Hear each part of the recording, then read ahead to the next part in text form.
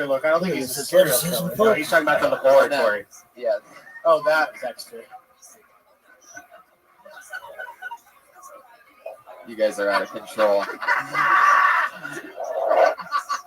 You're not on Twitter. They don't have Twitter in that part of Ohio. Get a Twitter! I didn't get what the fuck is wrong with you? Get a fucking Twitter. Computer? Are you on Facebook? Just until like the last few months, yeah. Wow, what the fuck, man? What do you do? There's something weird about There's something you're not telling us, man. Yeah. You moved to LA to keep it Ohio? I don't. Are you Tom from MySpace? I think it's Tom from MySpace. You're the guy that rode the horse. You seem like one of those guys that maybe like right before you came out to LA, you killed your parents. Right. But I feel like nobody even checks in on them. Like they're just still rotting in the house, and you're out chasing your career in LA while your parents' corpses rot. Am I close to right on that? Close. I should leave. Did you say? I nailed it. Tom Howard, everybody. Good job, Tom. There he goes. Stick with it, Tom. You can find Tom on MySpace, myspace.com/. Maybe that's why he's not on Twitter. He's that Tom. He's got a hot Friendster account. The next comedian goes by the name of Kyle McFadden, everybody. Here we go. Kyle McFadden. Yeah. Kyle McFadden, everybody. So I actually am Kill Tony's first Amish comic.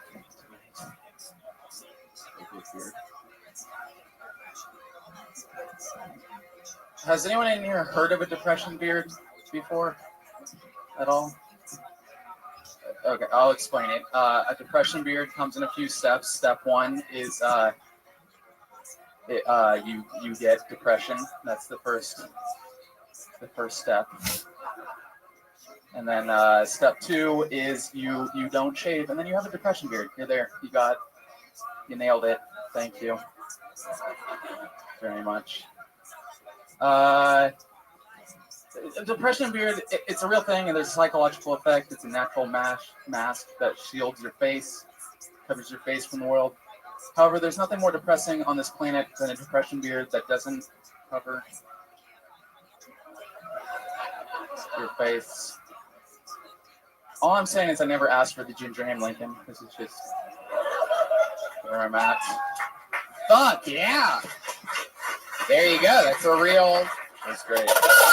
That's what a lot of people say is impossible to do on this show. But that's how you do it. Kyle McFadden. Yeah, I didn't laugh at anything you said, but I like you. I like you. I mean, I feel like a minute wasn't enough for what's going on with you. Yeah, I think you were the first guy tonight that had just a very clear, original voice. You seem like yourself up there. Yeah, it was like a mission statement. Yeah.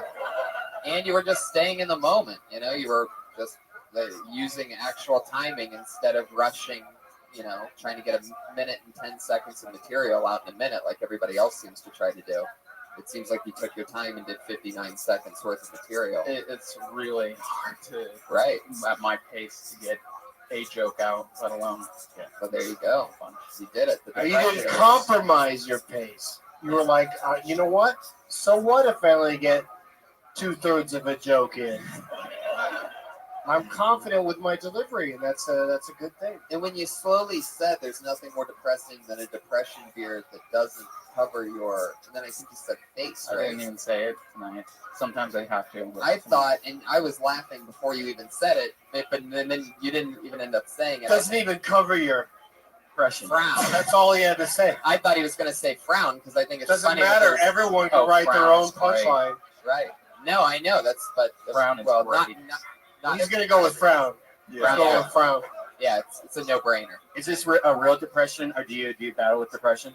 I battle with anxiety, and I just switch it for the day. When does the anxiety hit you the most? Right now. Really? Yeah. It's so weird, man. Like I don't get it here, but I'm just the weirdest at if I get out there like at a real place, like a Rite Aid or a fucking anything, where it's just like know I'm not like safe at all. He gets rock hard. Well, it's Yeah, I get a giant boner.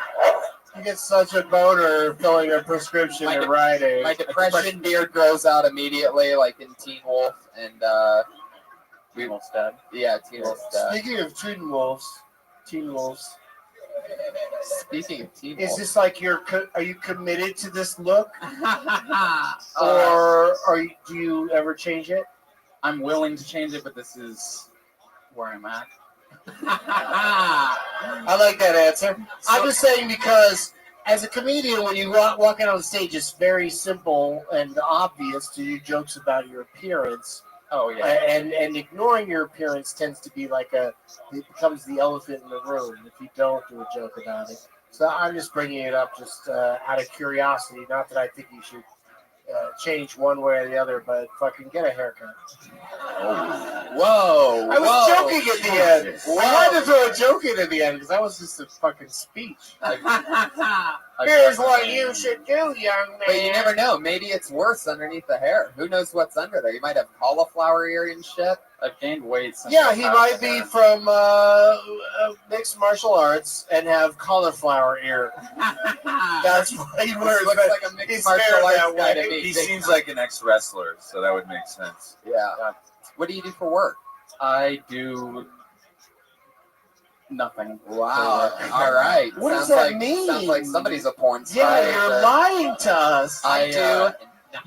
You're off the dole. You're just getting what do you call it? Uninsurance. Uninsurance, On yeah. the Are you getting? Are you getting unemployment? That's the British Yeah, on the dole. Yeah. I saved up a bunch of money before moving here. Oh, move from where? San Francisco.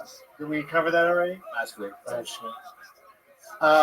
This is a big San Francisco. Why the style move from episode. San Francisco? I mean, why move from one expensive place to live to another expensive place? Because it is surprisingly way cheaper here. it really is. Yeah, like Okay. crazy All right. cheaper. I believe you. Yes, San 'Cause San Francisco. Francisco is an expensive place to live. I hear that every time I go there.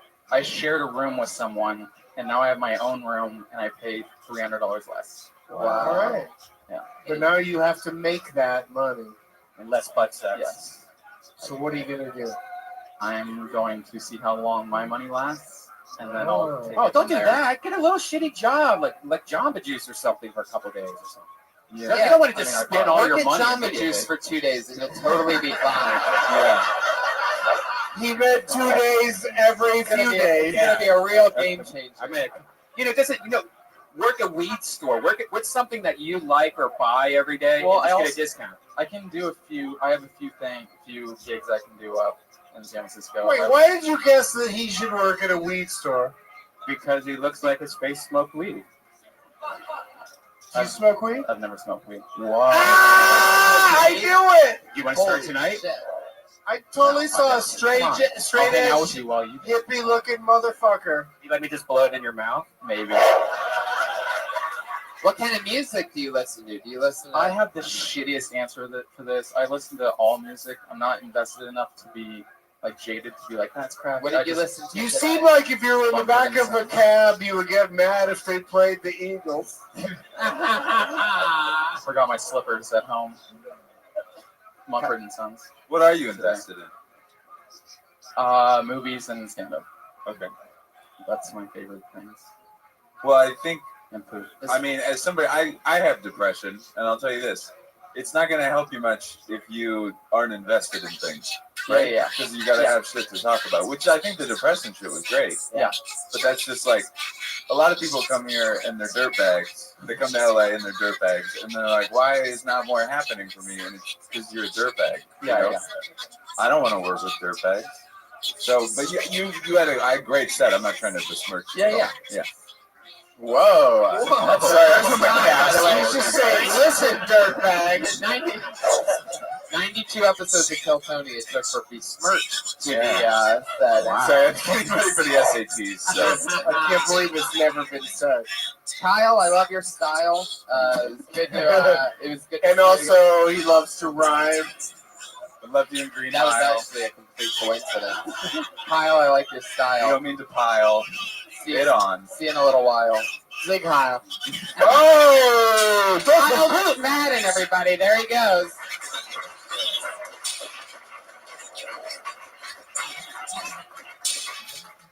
I love that guy. He's got a funny look, right? I mean, if he did work in a pot store, that'd be good because people would think they were wasted, like walking into the pot store. Also, if his beard hair fell on the weed, they would just think it was better weed.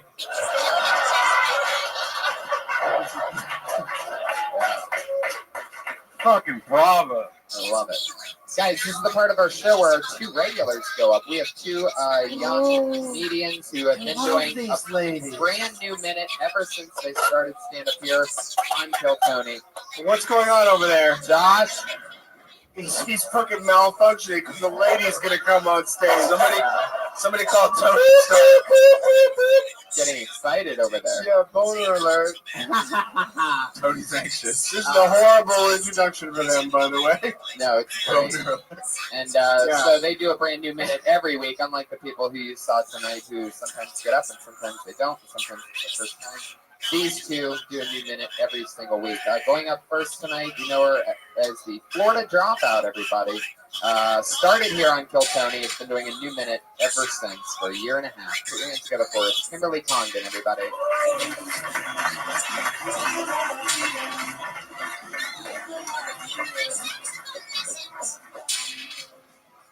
What's up, guys? Yeah, I'm kind of having a weird night because I came here and I just had to buy my own drink like an ugly girl. What is going on? I've been noticing some things. Like, have you ever noticed that only really ugly guys ask for hugs? Like, you walk by and you try not to make too much eye contact because they always turn on, they're like, I can't get a hug. That's like the ugly guy anthem. That's like what they say. Like, look around. None of the hot guys are hugging, you know? Girls are hugging them. What I'm saying is, everyone stop asking me for a hug. That's it. Wow. 52 seconds. Oh, wow. We're Bravo. nicely under the allotted that. amount of time, but seriously, I need a hug. Her joke's correct. Kim, I talked to you earlier, and you were like, I don't have anything for tonight. And that's so amazing. That's one of my favorite weeks that you've had in months. Thank That you. was really great. Congratulations. Thank you. Well, yeah, I was just sitting out front with Edie, and I was like, I have no idea when we were talking about stuff. She's like, just talk about something. She's like, and then we started talking about how whenever I come here, I see the same people every night. I'm here a few days a week, and I always have to give them a hug What's because the I'm a feel you're- girl, and yeah. I'm like, I don't have to hug you every time. You guys don't hug each other every No, time. that's a trick that we use just to feel your boobs No, I against know, our I chest. get it. I Yeah. know. You should throw out the fist bump right away. I do. And you know what? We talked about how sometimes we'll high five, and then guys will do that thing where they'll like, The duck. you know what I'm talking about? Like, They'll like clasp grab your it. hand and then lower it to your vagina. yeah, That's you freaky guys as are fuck. fucking weird. You got to talk about that. You should Another good flag thing to that go guy. into. Put those guys on blast if they're doing that. Don't let them do that. They Get should- them tangled. They should have to. They should have to report in like when you meet them. Like that's what they do. Like I'm the law says that I have to tell you that I am a hand grabber on high fives, Yeah. and I'm that creep. You should start wearing a baby Bjorn. What's that? It's like what you hold a baby in on your chest. And nobody will want to hug you. You could use the baby from American Sniper. And, Yeah. Yeah. I can't risk killing your child just to get in really tight. to feel those memories. Those are boobs for the idiots. But it's really an issue, the hugging thing. Yeah. I feel like it Yeah, needs to be I'd talked say about. try to stop doing it. Yeah, no, I try. What- I don't want to fucking hug Well, everyone what all the animals time. are forcing a hug? Everyone is always like, let me get a hug. And you can't be like, no, I don't want to hug you, smelly weirdo. There's Bye. a whole. I think hope at least one smelly weirdo's in this room right now getting the hint. I know. Like you please. shouldn't have to hug people every fucking time. You're in here but I and you're do. asking Kim for a hug. She doesn't want the hug, But right? I go up to people and I'll be like, yeah, you know, and I'll hug someone. So if I want to hug you, I'm hugging you. What if I do like a back hug from behind and hug you? Right. Ew. Okay. What is that? What does that even mean? What if I get on my You knees bend and I put somebody my over head in your something? crotch? Oh my And I god! hug you around the waist. I'd rather you eat more pork tenderloin than say anything like that. No, don't do it, please. I'm That's the sound of Brian eating pork tenderloin for you podcast listeners out there. No, I eat pork. Is there ever a woman on this panel? Does she have to put up with this every single week? Yeah. From Brian, yes, but Brian's the only woman on this panel who understands what you're going through. But great job. yeah, Thank you. Yeah. totally. Fuck yeah. What else? Anything else for you? I tried to wrap it up right there. Why are you trying to wrap it up, Doug? Because nobody else was. It's You still know, happening, haven't Doug. you watched American Idol? People take turns wrapping Oh, yeah, it up. you're right. Welcome to Doug Loves Kill Tony. Sit bait. There she goes, Kimberly Congdon, everybody. She's on Twitter. Yay! Kimberly Congdon. Great job. I could use another whatever I was drinking. Check out that ass. Josh. Did you say check out that ass that she walked away? Your final comedian of the They have night. to put up with. The only other regular. She writes another new minute every single week. Usually about something like small that you can find in your kitchen and blows it up into a whole big thing. But she's got her own very cool style. Put your hands together for It's Sarah Wineshank, everybody.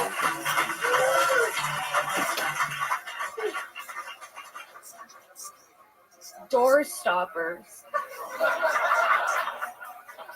Who's like, fuck, man, those doors, we gotta stop them. Fuck the fires, there's already the extinguisher. Fuck rapists, criminals, it's the doors. We gotta stop them. There's something bizarre about that. Because I feel like whoever invented the door stopper was like, you know what's an underserved population? Doors. There aren't enough accessories for the door. There's the lock, the key, the latch. But what's stopping them? And then they're like, oh, what could I use? What could I test as a door stopper? I want to got some springs around, a little piece of rubber. I want to make something happen. Okay. Fuck yeah. Yeah. Door stoppers, instant classic. Come on! What the fuck? I'm the guest. It's That's such great. a bad producer. But No, he just walked up and poured water. He was like, it was almost like it was a drink emergency. Like I might have died if he hadn't gotten in I here. got so anxious. He's done that before. Almost. He's done that before. He poured a shot of tequila on me one night. Yeah. Just literally just Did here you exact go. same Cool. thing. I appreciate that enthusiasm, but the thing I wanted to say Yeah, amazing on about the that door stoppers. performance was to be introduced. Like, here's someone coming out to do a set. They usually find minutia, like to be described so specifically before you come on doesn't generally happen in stand-up comedy. And then he said that, and you came out with door stoppers. Like, it was amazing. Yeah. Like, you set her up, and then she fucking dunked it. So Well, that's you know, all I that's have what to say. you know, the way I look at it is, since they're writing a new minute each week, like, anything that I could do to sort of, since it's just a minute, get the audience in the mind frame of what they sort of maybe expect, then that's how it will work in a longer set when they already know that she's established. Like, imagine But you had to being guess. What if you would have said, oh, she does these minute things, and then the first thing she said, let's talk about the UN. No. Like, suddenly you fucked her with the intro, but she's a No. pro, and she switched it up. 92 episodes, and I guarantee you, there's no way UN's coming from Wineshank. I know it too well. Maybe mayonnaise or like the dustpan. The dust fan. Anyway, I just wish you would have talked about the noise a door stopper makes. When you get the spring. Yeah. That's all I was missing. you can stretch out the front more. Stuff like that. That fire extinguisher thing. You lost me yeah. for a second. That's But Yeah. there's more about and I moved the back to the front on that too. So everything with the door stop's great. It's another new minute. And like, was that Congratulations. person angry? Slamming doors. Right. There already is a door stopper. We know There's this. something about a door stopper's there so that you don't have a handle-shaped hole in your wall. Well, yeah. I think there's something. Like a It was somebody talking about the doors and was just like, you know what? We need a door stop. Knob's been working double duty. Yeah. Yeah. You know. Yeah, because the rationalizing the Yeah. entire thing. Anyway, no matter what, it's another great new minute. I'm tired of Val Kilmer. We need a door stopper. Good job. Sarah Wineshanks on Twitter at Princess Shank. Kimberly Congdon's at Kimberly Congdon. Those are the Kill Tony regulars. Guys, we did it again. The three of us are all going to be on the 311 cruise to Jamaica. That's Together. right. Us and 311. Three of us on this panel. I wish Brian could go because he would certainly fit in with that situation. Yeah. But yeah, the 311 cruise from Miami to Jamaica. Yeah. Yeah. Are you going to be on it? Or now that I look at you, are you Jamaican? I think he was just clapping for Jamaica. Aren't you Haitian? You just like islands. All right, cool. He just likes clapping. He just likes loud clapping whenever the opportunity presents Doug itself. Benson on Twitter, guys. Give it up for Doug Yeah, Benson. Doug Benson on Twitter. Thank you. George Perez was the Patriot. What do you want me to promote? George Perez is George P Comedy. Yeah, George P. George P Comedy on Twitter. Andy Haynes. I am Andy Haynes. I'm Andy Haynes on Twitter. All right, guys. Live audience, thank you so much. We love you. Thanks for being here. Shout out to Cameron Gray, rapper extraordinaire on TMZ this Check week. him out on TMZ. Blue Kanye's Mind, at Josh Martin Comic, at Elise Lane, Stuart Thompson. Yeah.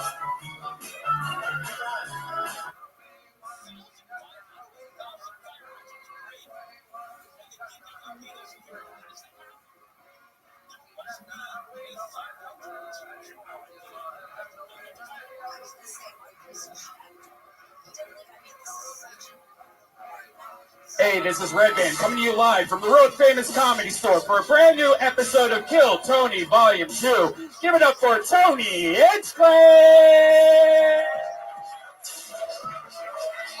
Oh, shit. Here we are. We're doing it again. Ladies and gentlemen, Brian Redband is here, everybody. Hi, guys. Right to my left. My buddy, old pal. We're so close. We'd like to say hello to both you, the live audience, and the hundreds and hundreds watching live on Ustream right now. Yeah. We are the only streaming podcast live at the Comedy Store. Welcome, everybody. Yeah. That's a first in history. It's true. Yeah. They've never done that before. Yeah. This is like technology meeting the oldest building in the world. It's very rare that both Wi-Fi signals and asbestos exist in the exact same room, but we're doing it. Guys, welcome to Kill Tony. We're going to have a lot of fun tonight. It's fucking crazy here tonight. I'm very excited. Our only sponsors here, she's Elise Lane. She's right over there. Gourmet chef Elise Lane for all your catering needs. She cooks us a meal every week, and it's always delicious. Brian always makes sure that I smell it. Really good. Tonight it's pork belly banh mi with pickled carrot, cucumbers, jalapenos, basil, cilantro, and Hassan aioli. Delicious. Stop that, Brian. Never again. Never again. I'll put you in a fucking booth like Robin Quivers. You hear me? Stop breathing on me. You want to end up in a fucking glass booth? She's at the girl with the pan and at Elise Lane on Twitter and Facebook and Instagram and all that great stuff. We got her work recently. She's now Russell Peters' full-time gourmet chef. So you might be wondering, I don't get it. Why does this idiot have a chef on as a sponsor? Think about it. Think about it. Gourmet food every single Monday, and it's always delicious. We love you, Elise Lane. Guys, let's jump right into it. Every week we have a brand new Patriot that comes and keeps us safe. It's always a very, very funny comedian friend of mine, and it's always just fun to have an extra pal on board the crazy ship. Put your hands together for tonight's Patriot. It's his second or third time doing it. One of my favorite people. We met on a Geico commercial shoot that we shot with the Caveman about 4 years ago, and we've been friends ever since. One of the funniest comedians, one of my best pals. It's Ryan Mervis, everybody. Fuck yeah. I love this look. Me too. It's like a lazy Sons of Anarchy. Oh, yeah. It's beautiful. How you doing, Merv? I'm feeling great. Feeling living. What have you been up to lately?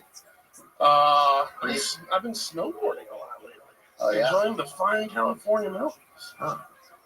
Interesting. Yeah. You snowboarding, huh? Yeah. Does anybody get on that lift with you? Are Are they willing to go on that diagonal ride of shame where they're just hanging onto a pole? Yeah. It's like a slingshot, you know, it Right. just flips right out. Yeah, I'd imagine that when you got off the ski lift, everybody would feel that. Like there'd be something, right? It's an added effect of fun on the mountain. Oh yeah. What's your second favorite thing about snowboarding? My second favorite thing is the view, the beautiful pristine view. Wow. Fuck yeah, Romantic over it's a here. real Oh, yeah. answer. A lot of people would have tried to say something funny right then, but not you. You just No. went right with it. Answered really honestly, straight from your gut. It's a big place to choose from. A lot of honesty in there. Oh yeah. Merv, I'm happy to have you. This is the kind of guy that we go on. We do our desert excursions. We've had a lot of fun together. We've been to music festivals, but we met on a Geico commercial shoot. We shot we landed a commercial. We shot it with the Geico caveman, and Merv and I got a little too high before the shoot. We thought we were all alone and that like nobody. We was up right before we got out of the car to go shoot the shit, and we thought we had time, but we smoked pot. It was really, really good pot. Next thing you know, we were stoned to the gills. It's like 2 seconds later, we're like, we got tons of time. Right. Like, We're okay, like, they this is call going us. to be forever until we start, have to go to hair and makeup or whatever. We smoked. We were blitzed. And then all of a sudden, we're in hair and makeup. I remember the lady at one point going, "Are you guys okay?" Because we were just like staring at each other, cracking up. By the way, the Geico caveman, if you're wondering what that was like, he pulled up to the shoot. Yeah, he showed up in full makeup. Left in makeup. The Geico caveman doesn't even go to hair and makeup. All right, fuck you guys. You don't give a shit? Think about that. That means that guy's out there driving that car. That's the Geico caveman. Oh, well. I guess some of this audience is too young to remember the Geico caveman, Merv. Oh, has it been that long? Jeez. I'm so excited about tonight's show. We have two of our favorite guests ever. This is the show where we watch comedy and talk comedy with comedians. These two guests have two of my most used guests, two of our favorite guests, two of the funniest people at it. I'm so excited to have them both here. What's that? What, Josh? What are you saying? What? He's saying that. Oh, yeah, that's right. Fuck. Thank you. Perfect. That's why you're there, Josh. Beautiful. Every week we have a musical guest that comes and debuts a brand new song every single week. Put your hands together for him. It's Pat Reagan. With special guests tonight, Death Squad super regular, creator of Thunder Pussy, Jeremiah Watkins. It's Pat Reagan and Jeremiah Watkins. Two of my favorite talents, another two of my funniest friends. Set back for more. This song, this is where Reagan and Watkins, guys, and this song. Hey guys, this is a song that we know how to play, and it is entitled "Sad Puppy."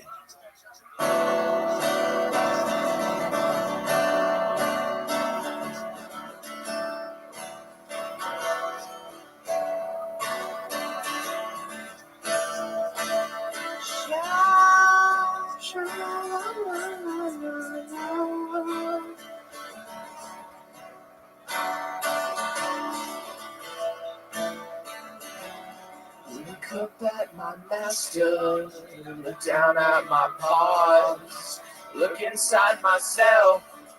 I have so many flaws, I'm a sad puppy. Sad puppy. I'm lying here just waiting for my life to end. Can't even get a flea to be my one and only friend. I'm too depressed to chase the cat, too gloomy to play fetch. Why to chop my balls off? I needed those for sex. I'm a sad puppy. Sad puppy. Hike up my leash a little more. I don't wanna breathe. Hike up my leash a little more. I don't wanna breathe. In a dark stream, I watch you there through the window and I stare.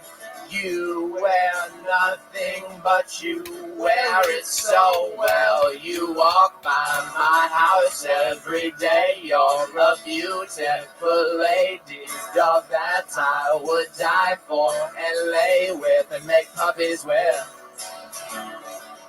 Make puppies with my bottom bitch.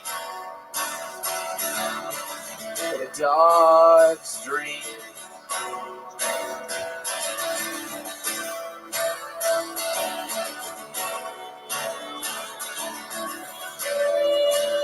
Jeremiah Watkins, ladies and gentlemen.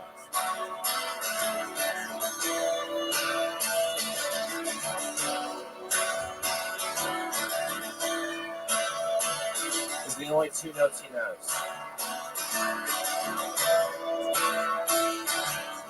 I had some tasty chocolate, but it just made me sick. Why'd you chop my balls off and just leave me a dick? I'm a sad puppy. The same two notes again. Don't apply. Sad puppy. Sad puppy. Perro. Do you stay? Wow. Unbelievable. Fucking complete awesomeness. Pat Reagan and Jeremiah Watkins, ladies and gentlemen, one more time.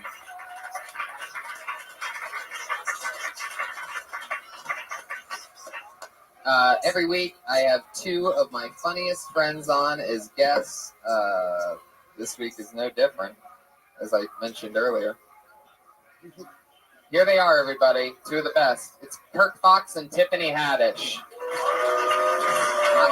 I could give their credits, but it would take absolutely forever. It would take forever. Tiffany from BET, Tyler Perry movies, Kirk Fox, host of The Taps, coming in late like a pro. Look at this guy. I love it. Kirk Fox, everybody. Woo! Tiffany Haddish, Kirk Fox. So Tony, I said I was in the green room, man. I told you I was there, and I love it. Then suddenly Josh is there. Like, where are you? It's like, I'm right here, man. Here I am. Good to see everyone. Nice to see you, sir. Tiffany, how are you? Hey, Kirk, good to see you. You know I'm trying to come on your show. You're trying to come on my show? Yeah, I was trying to get on your show. I Well, wanted somebody to you tell me seem the like truth. you would have been perfect for I that know, show. right? Yeah. I'd be like, tell me the truth. Tell me the truth. Tell me, is she? We'll be right back. That's what it would have been. That would have been my go-to. I love it. Well, Tiffany, we can do it anytime you want. If you want to be on the show, we still have cameras, and the stage is still set up. We'll get you out there. Nice to see you, cool. Brian. How you doing? You have a little casting couch left over, is what you're It's saying? more of an easy chair. Yeah. I just sit there and they dance in front of me. I'd love to see you on that show, Tiffany. That'd be Me perfect. too. What have you been up to?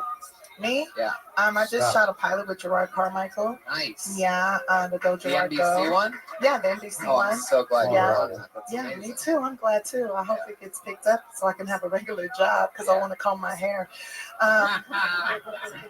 Yeah, you have a great hair look this time around. Every time I see you, it's different hair. It's either Predator. This is like Predator. Well, last time you had a Predator. What the fuck is Predator? Predator hair. I have braids. Oh, braids. Predator braids. Predator had braids. Is this all you? Yeah, he did. Is this all you? This is part of me. I mean, you could Is it slam me? your head into a wall. You wouldn't even know it. I know. I don't even need a pillow. It's so comfy. Oh my God. That's a Wow. calmed down version of it, right? Like when you first got that, it was a little bit more It crazier. was super big. Yeah, but like every picture, there's people like it looked like that. Does show. it get bigger when you're mad? Isn't there a lizard? Isn't there a lizard that puffs up a little? I think so. Yeah, the bearded dragon. I am that. I No, love I'm it. a unicorn. I don't know what the fuck you're I'm talking so glad you guys are here because you're two of my favorites to have on. This is both your like fifth or sixth or seventh time. You're two of my most used Way guests. too many. Our chemistry is so much fun. Every week, the Iron Patriot has a question for our guests on the show. So, So you're the Iron Patriot today? oh, Aren't they supposed to be in some gear, or is that Yeah. changed?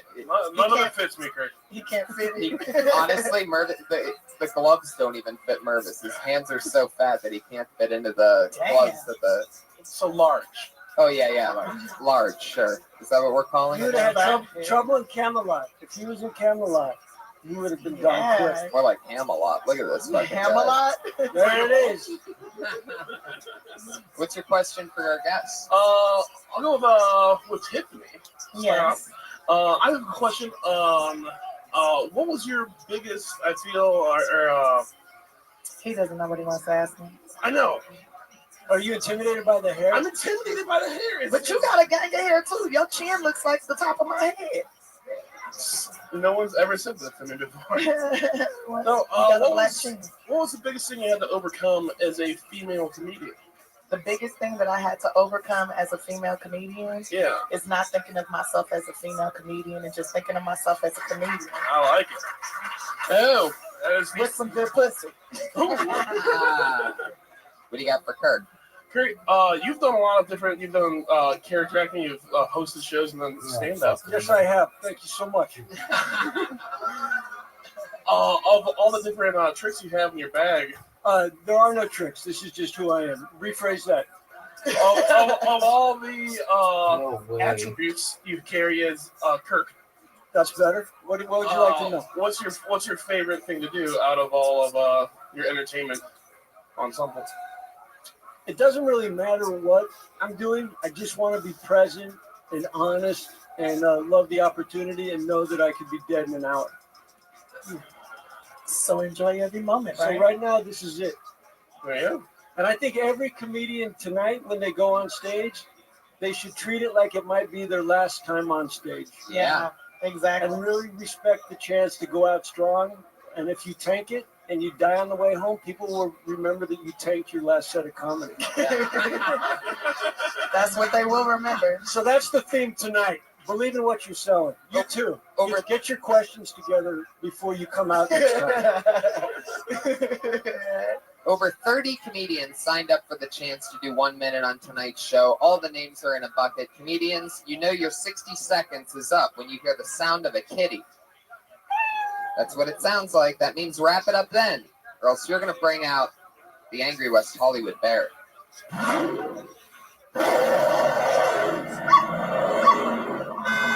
Oh, shit. Oh, traffic. Look out there.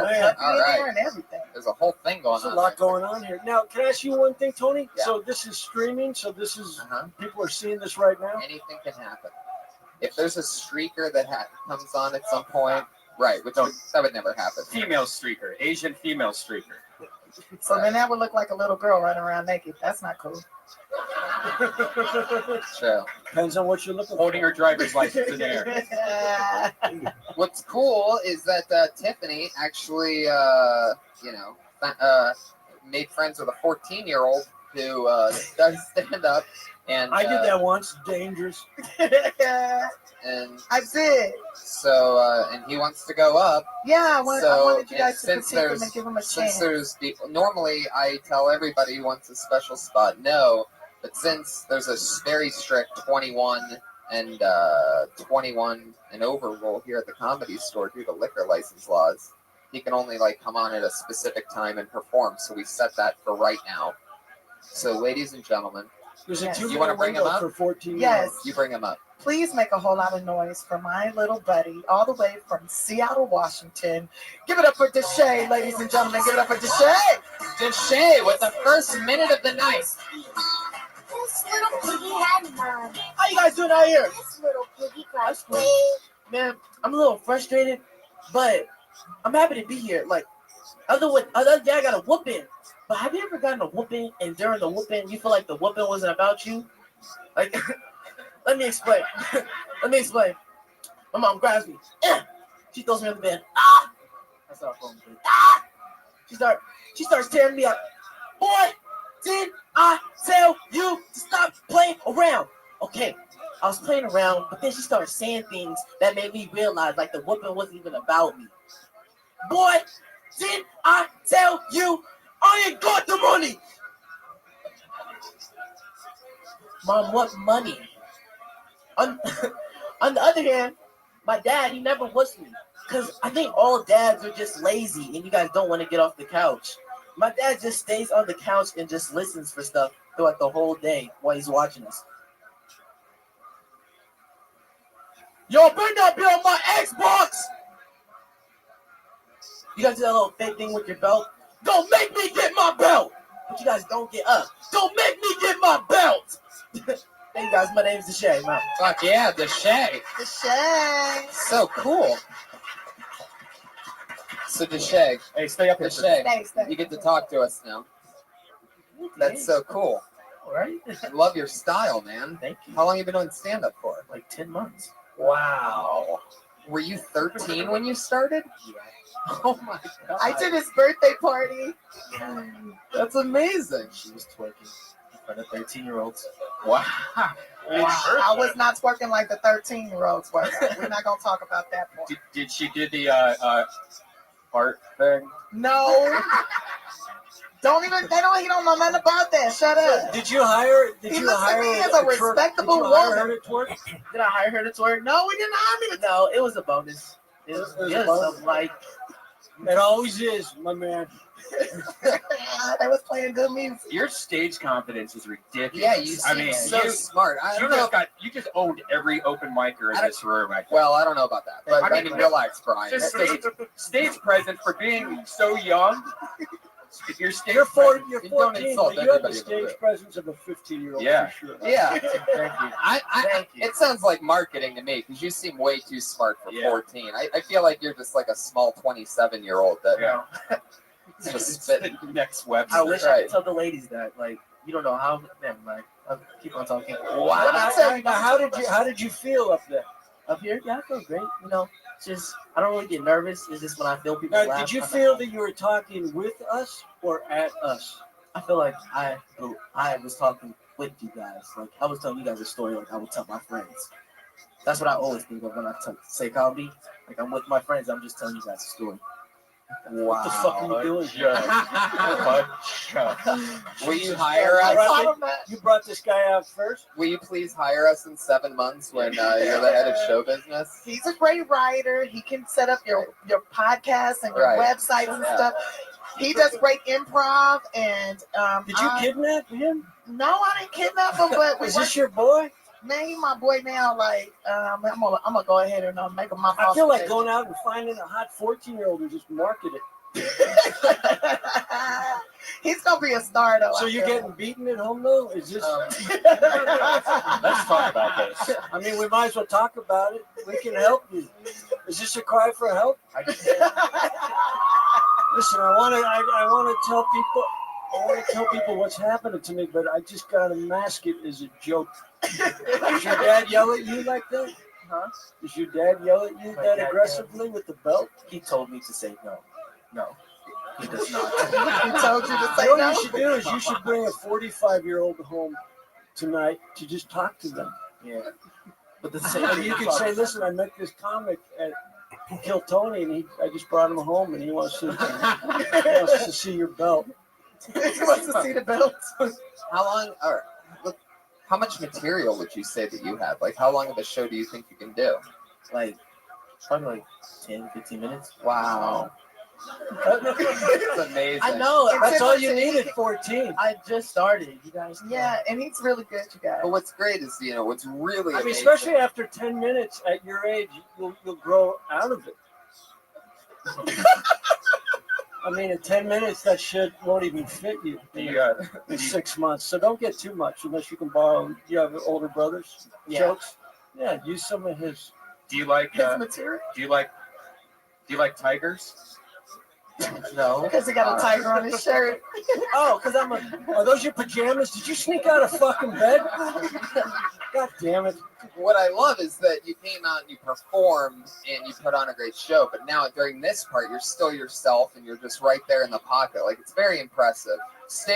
Keep your mind, stay sharp through it all. You're probably going to be a really big star, so don't go all. He will be a big star. Don't go all Michael Jackson on us, all right? Don't change colors. Can I make I will stay as dark as I can. Can I make one suggestion? Just at some point, when you go out on stage, at some point, do your jokes the way you're talking to us right now. Mm. With that kind of strength, if you came out just chilled, the room would freak the fuck out. Yeah. If you came out just like that and said, I'm having a bad day. I got my ass kicked. My mom, she hits me hard, and you just fucking start mirroring it, and you have that poise. You will destroy it because you were so animated and moving around so much that you blew through some of the laughter. Yeah. So if you could just kind of slow it down and take in the laughter, because you said you were talking with them, but you weren't. You lied to me. You were just attacking. And you know that, right? You were doing a goddamn monologue. Yeah. But it's funny. So imagine just slowing it down and feeling it. Because you say you have 10 minutes of material. I bet you have 20 if you just say it slow. Boom. On your first joke, you explained how you think your mom was taking things out on you, and then you kind of repeated it again when she was actually spanking you. You should listen to that, what you said tonight, and try to combine that into so you're not over-explaining that part. Like just one, just be like my mom whips me, like she was whipping me, and I think she's taking it out on. You could just do it while. And here's a good tag while you're in there. When she's whipping you, have her at one point say your dad's name. Yeah. Yeah. No. That is perfect. No, and then you're like, wait, mom, that's dad. He has the same name as me too. Oh, that's where it's starting to make sense. Yeah, there's something to that also. Yeah, he has a street name, so we don't call him by his name. His name's Snow. Snow. Yeah. You should call him by that. That's a good name. Why do they call it Snow? Because he's from Game of Thrones. He's a bastard. No, because he moves a lot. He moves a lot of cocaine. He might be white. We don't know. Don't yell at me with your hair. That fucking scares me. No, maybe just like the skate, Kirk. Come on. No, I think it's. My last name's Frost, though. Whoa. I just guessed it. I don't know for sure. He just said that friends called him Snow. I don't know why. You can find out. You can sit him down, take off your belt, and fucking beat it out of him. I've asked him for 3 years straight. He won't tell me. Like, he gets around it. He tries, and I just fall for it. Because he don't want to tell you that he sell that cocoa. Cocoa. I'm in love with the Coco. There you You're go. funny. You're funny, kid. Deshaun. Deshaun. Deshaun. Yeah. Yeah, I said that. Deshaun. All right. Don't correct us when we mess up your name. God damn it. Just be happy we're talking to you, kid. You're still 14. Anything you want to? Anything you'd want people to go check out or see or do? Follow on Twitter or something? What do you want? Yeah, you guys can check me out on Vine. Yeah. Deshae Frost. DESHAE. Oh shit. Frost. You already know.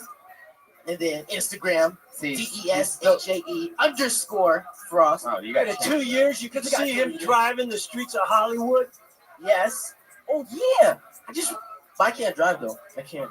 No, in 2 years, I said. I know. I can't. My mom's trying to teach me now, but like she don't I want. think we should have a cop show. We should have a cop show, just you and me. You know me? I'm gonna be Instead right. of Turner and Hooch, it's just like Kirk and Deshaun. Kirk is Deshae.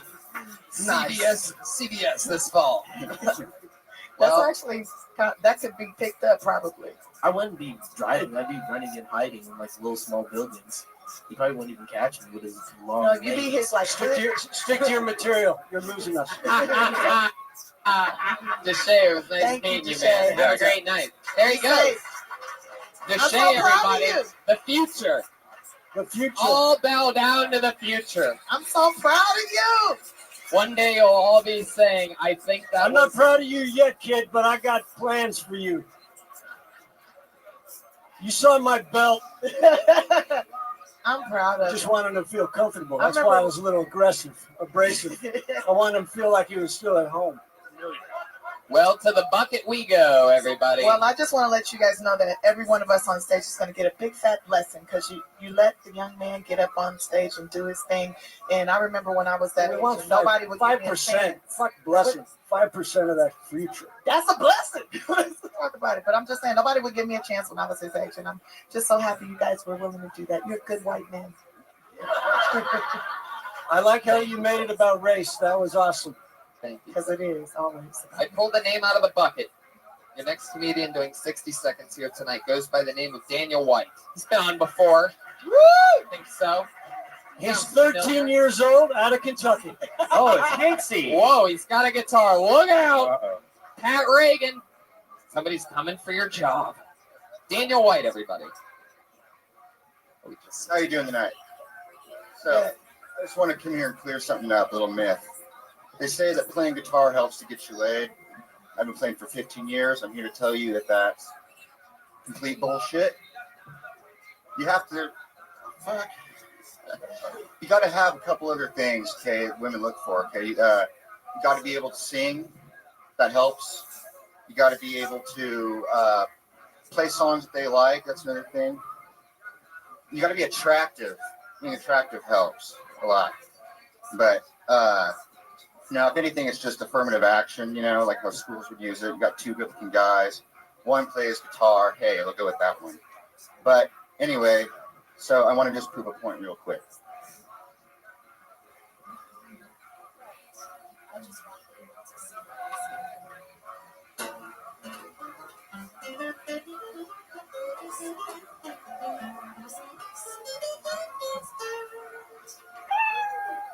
Now, who wants to fuck? Fuck yeah. Daniel White. I would have been more apt if he used his tongue. To play the guitar. Yeah. Voila. Because I could show you anytime. I mean, I can do that. Jesus. This guy just came in his pants over here. the way you said that made me even more dry.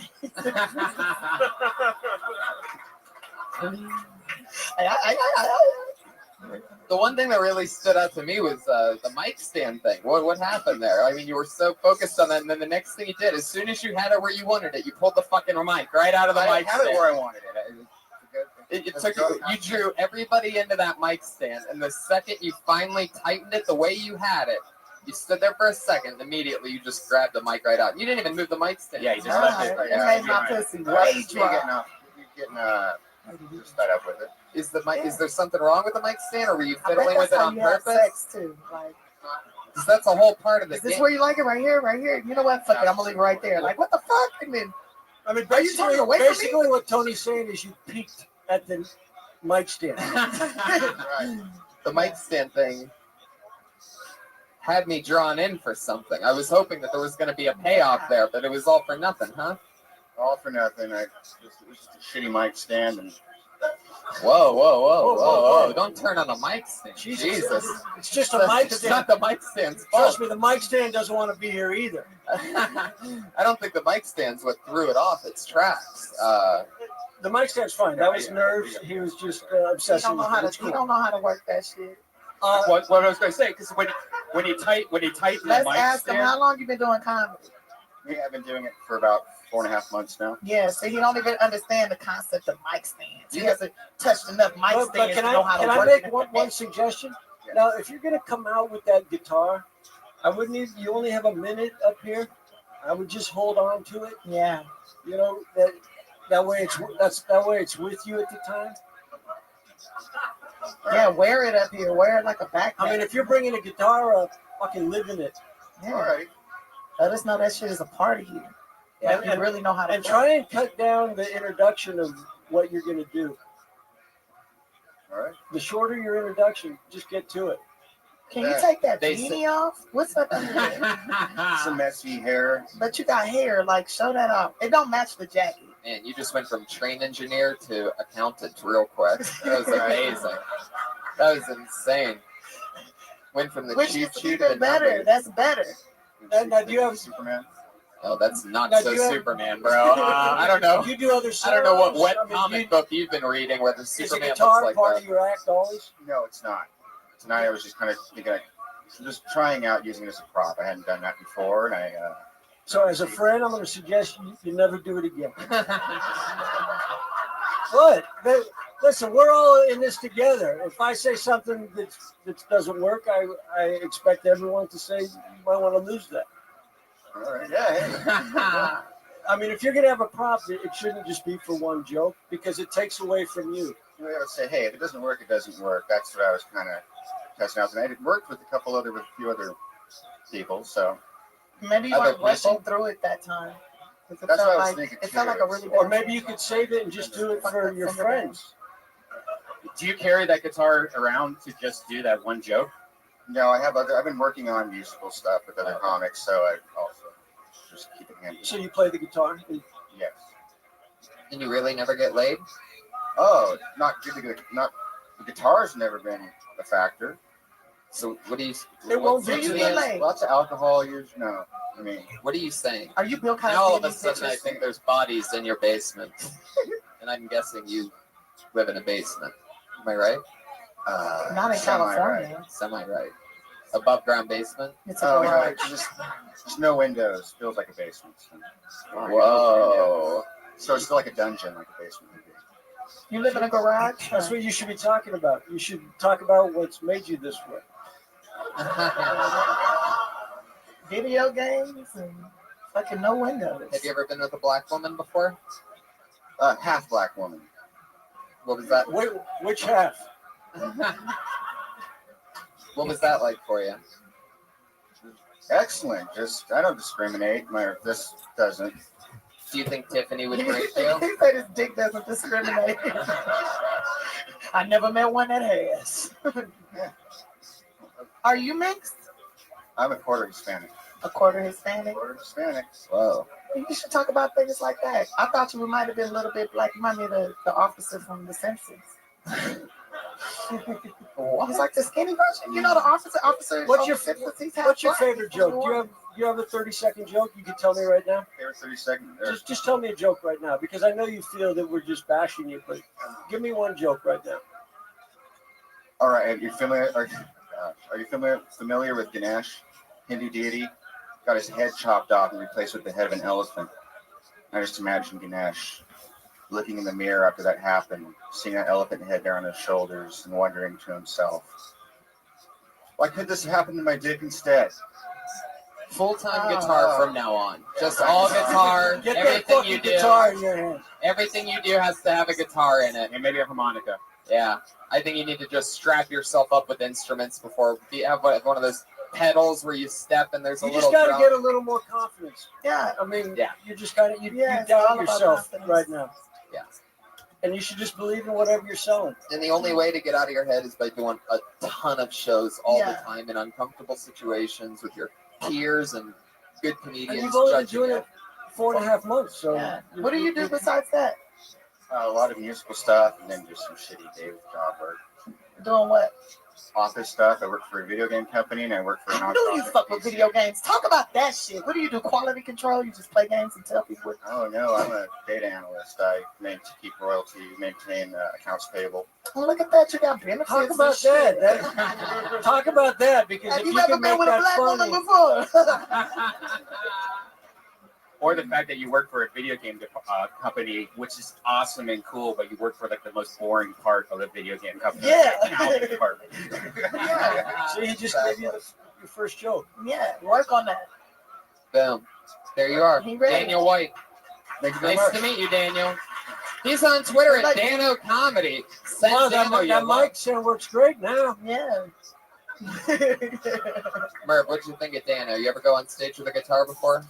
I went on stage with the mandolin one time, and it was a big mistake. What'd you do? I tried to sing a funny song, and it was a bad song and not funny. And Tell us how not funny it was. This sounds great. How bad was it? What was the song And then about? tell us what a mandolin is. a mandolin is it's a string instrument. But it's tiny, right? It's tiny, and I have giant hands.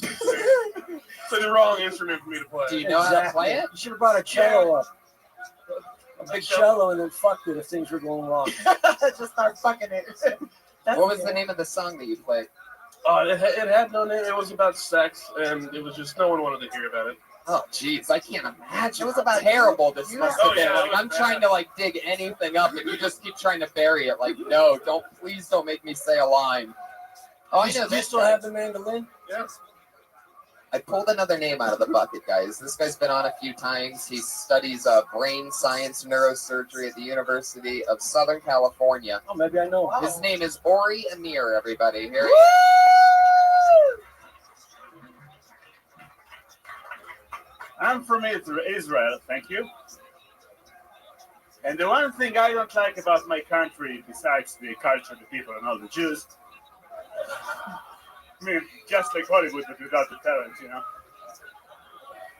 is that they didn't accept my love for Jesus Christ, which is what I named my FD.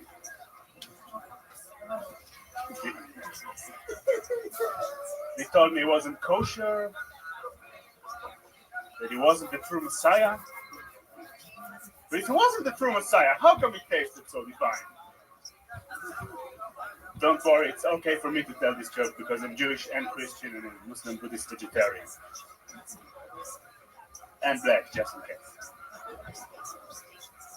My point is, I can say this crazy shit because I'm a foreigner, and you would assume it must be normal in my country. You say creepy, I say tomato. Wow, nailed it on that. Got it right on the laugh. And by the way, yes, that's how Ori actually sounds and talks. I know I probably should have said that in the short intro. My favorite thing about you is you preach peace. And show them the back of your shirt. What's your thing say? I actually don't know. It says war. Really? Do you not know that you're just wearing a sweatshirt that encourages war? It would make sense, but I didn't know that, no. He's just a natural Bond villain. I did not know there was a swastika tattoo on my back. I'm from Israel. Everyone thinks I want to fight. What am I? Is it something I'm wearing? But it's something adorable about you too at the same time. Impossible. Yeah. You're such a great villain. Yeah. Can you say I'm gonna fucking chop your goddamn head off? I'm gonna fucking chop your fucking head. Why do you say it with a smile? Yeah, that's what makes it even more fucking scary. Jesus, he's such a good villain that he's like, Tony, I'm I gonna didn't do think we this. Smile. Joker. I didn't think we'd have to, but we're gonna have to dub his voice. He's the Joker, man. Say it calm. Don't overthink it. Relax. Yo, Oh, fuck it. I'm gonna Jesus chop your Christ. fucking head off. how you living, girl? Chop your fucking head off. Very creepy. Okay. I remember you from last just time. one moment. You scared the I'll fuck do my out of best to me. answer. I'm just adjusting my computers. He doesn't creep me out. He's not my kind of guy. Wow. First go ever. Yeah, you're Really? Jesus. Didn't you say he was studying to be a It's not the first time neurosurgeon or Tiffany's something? been the first girl ever. How close are you to graduating at USC? And what? Couple of months. In a couple of months away. And what's your study? Neuroscience. Oh, what am I studying right now? I used to scan comedians to see what goes on in their brains as they improvise. Wait, that's how you would take their material?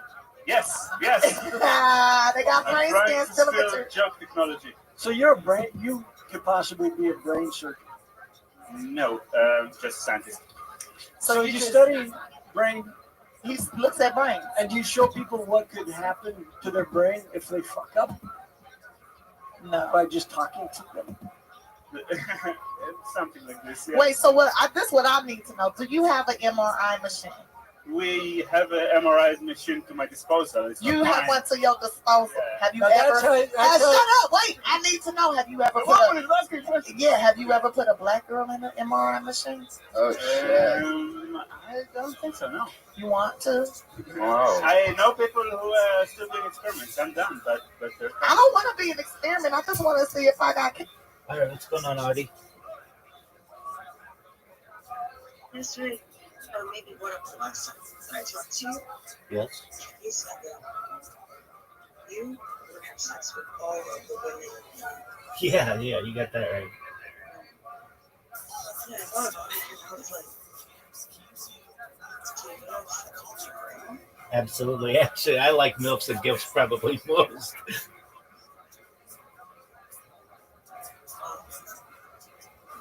Yeah, I mean, there's something I think really beautiful about experience and knowledge, and also you should know that, like, let's say, I mean, I don't know, you're only, but let me say, only if she's consenting.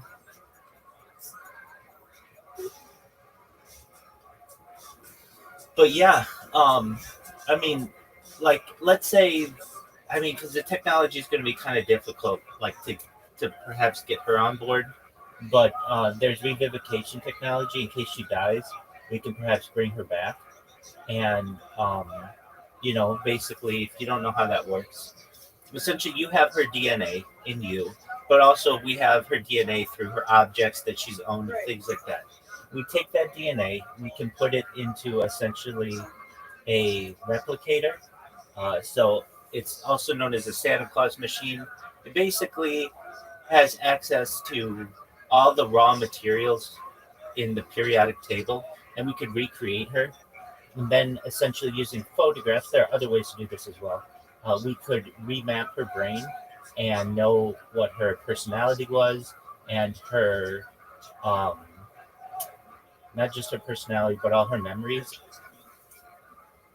Essentially, to be able to So what you're saying is you want an earlier version of her, is what you're saying. No. I mean, I've had sex with like women much older than I am, twice my age easily. She's 87. Hey, all the all the more intelligent than she is probably. Now, if she's unable to consent, then no, I don't want to have sex with her. But if she wanted to consent, and she were interested, let's. I mean, it doesn't have to be her, but another 87-year-old, absolutely. Age is just a number after consent. So once someone has a fully formed mind, essentially their brain has completed development.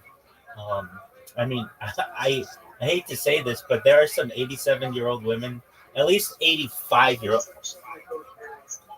There are some there are some 85-year-old women that I know who were like one in particular is a former television anchor, absolutely gorgeous all day long. She's a really beautiful woman. But especially if we were able to, That actually, go on, please. Yes. especially if life extension were a thing, really today's 87-year-old will be tomorrow's 200-year-old. And we might be able to scan her brain. I mean, it would 87 is going to be difficult, but again, we'd be able to revivify her. But in the future, she'd be able to have any kind of body that she'd want. So perhaps she's like 600 years old, but she has the body of a 45-year-old. Absolutely. If that's, or she could say, do you want me at an 87-year-old body on a normal 87-year-old? I may have the ability to have intercourse with all the women on earth, and at some point, an 87-year-old woman in an 87-year-old body might be something that's of interest to me.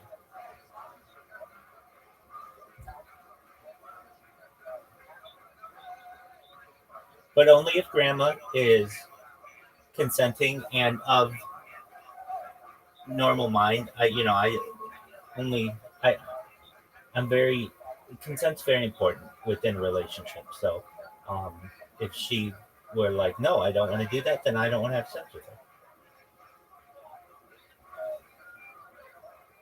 Very respectful. Well, I mean, that's kind of how I feel all relationships should be. But I really think if you really want to delve into my mind, that if I mean you're young enough, you're 28 years old, that if you want, and that's again, with pardon me, Right, just finish the statement. sure, if you wanted with life extension technology, revivification technology, and mind uploading technology, I think that you perhaps will be able to have sex with every man, not necessarily on Earth, but every man who's able to partake in revivification technology, if you wanted. Or I should say mind uploading technology. Yeah. I mean, if you're going to live a billion years, then you're going to get bored of just being with the same person all the time. There's other things to do than have sex. Oh, I'm in agreement with you. I'd want to play Monopoly with your grandma. I'd want to play mini golf with your grandma. I'd even play disc. What if we? I'm more of the type of person that in the future I'm thinking of like repopulating my own planet. Yeah. With somebody. Absolutely. That's definitely a Like, possibility. Just because for the humanity of it, I think that love is a human thing, and I personally don't want to forget about it because it wasn't. Never mind. I have to go. Wait, but you just mentioned I'll talk something. to you later. Absolutely, you mentioned something very important, and so I don't want you to forget it. The populating of your own planet. You'll be able to do that. So next time we talk, let's not forget about that. And you go take care of you. Take care, Oh, Audie. I wouldn't forget about it. Excellent. I care about you so much, and I need you to help me figure out something. It's not okay, and don't ever come weird at me again about who needs. Who, just this is important, okay? Okay, I what's really appreciate you, Brent, and I'm glad to see that you're doing well. Sure. I Okay, appreciate that. goodbye. Bye. You're welcome. Take care.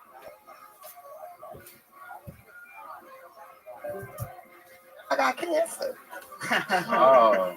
By the way, imagine that Sure. you go to USC to get scanned, and this scary fuck is on the other end. The only guy that you can hear when you're going into a little tube. And then suddenly he's doing all your jokes. I know he's got all my material. Just relax. Everything's going to completely be fine. And then he's on stage like, you ever sucked a black dick before? Because you're doing all my jokes and shit. What the fuck? What? I'm sorry. Maybe you do need an MRI. No, you don't have brain cancer. You might have hair cancer, but Well, MRI, I just want to be in one of those machines one time. I want to try it. It costs too much money to just do it on the fly. You know, it's like 800. It's better to Dude, have a how you living, professional Tim? do it. Good. You ready to lose 5 times in a row? Yep. How was work? I got a sale yesterday, but I need to get 8 a week. So I need to do 7 from here. I need to do about like 3 a day from here. All right, you can do it, man. You've got the charisma and the personality to be able to pull it off, and you're smart. How's your boy go for you? Really well. I expanded the average message that I'm sending to people from 1,000 characters to 10,000 characters. We just had a person come in here. She's a very nice individual who found out about me from my Twitter message. She was in Harry Potter Obama Sonic 10 Inu, and she knew about me from there, but she didn't. She got my message a couple days ago, and it brought her into my Discord. And if you're like, how did Who was that? this person named Audie, and Buddy? yeah, I think I've talked to him. okay,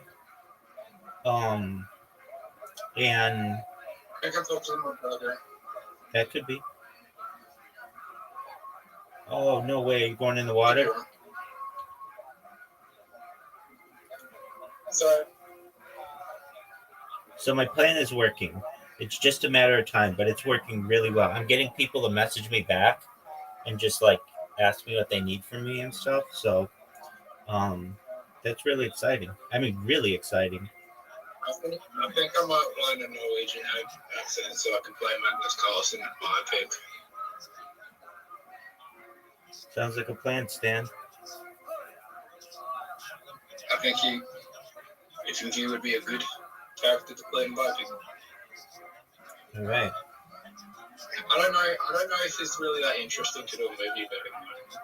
They made one about Bobby Fischer, so they might about Magnus Carlsen.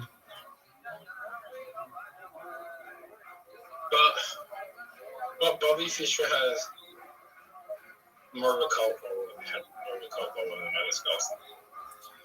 Well, Magnus Carlsen is still young. He still has his whole life to be able to develop that. Now, what is disadvantageous to you is you and Magnus Carlsen are pretty similar in age.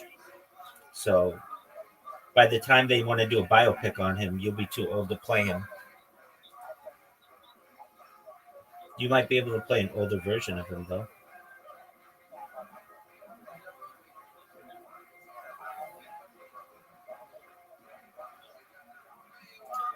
Were you aware that I am up 1 hole on you, and it's about to be 2?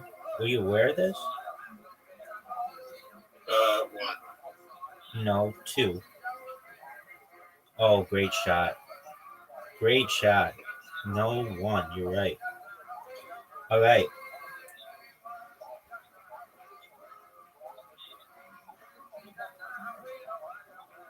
Look at this shot, I just know folks. that you know. Look at this shot. Oh no. I just know that you're not great at this one. But I did a terrible job. Yeah. It's perhaps better to just. Oh no. But Dave, Well, I tried, and the arrows are very key on this hole because there are so many of them. It can take your ball. I don't know why it's playing. We're both playing like shit in this hole. Because of the arrows. They're going a little bit like to the right and up, but because they're going up, it's causing us to hit it way too hard. I'm neither going very high or too low.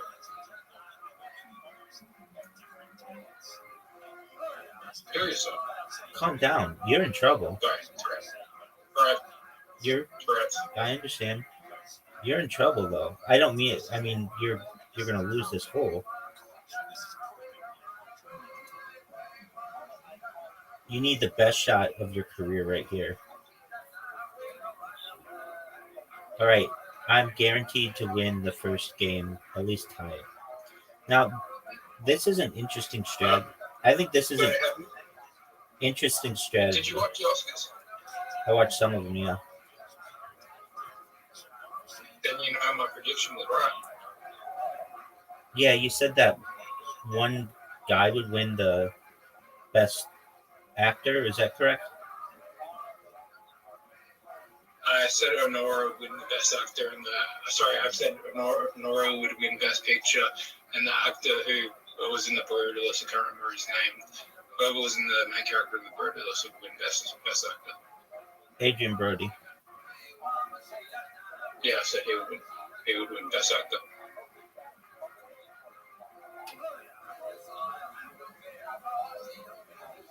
But in, like Wicked, it was nominated for 10 awards and only won 2, and they weren't any of the big ones. That was kind of a surprise to me.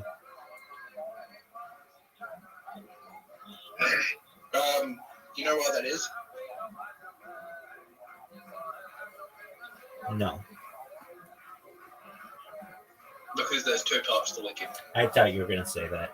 So do you think Wicked Part 2 might do better? Yeah.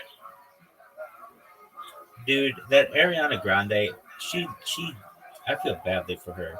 She's like, she looks sick. But I honestly think next year the Michael Jackson movie will clean up the Oscars next year. That could be. Just like I'm cleaning up this game right now. If it's good. I think it will be. I think it'll That's be. just what's a good movie. I think it'll be huge. They got the right actor. The family signed off on it. I like how they're not going to sugarcoat the allegations as well. They're not going to sugarcoat the allegations, and they're doing it all the allegations things as well. You know, if you make this, you're still gonna lose. Did you know that Michael Jackson actually had a deep voice, and he put on the high pitched voice as an act so he could preserve his singing voice? I know there's some interesting stuff about him. Did you know that? I never heard it. Perhaps he had that. Have you heard his real voice?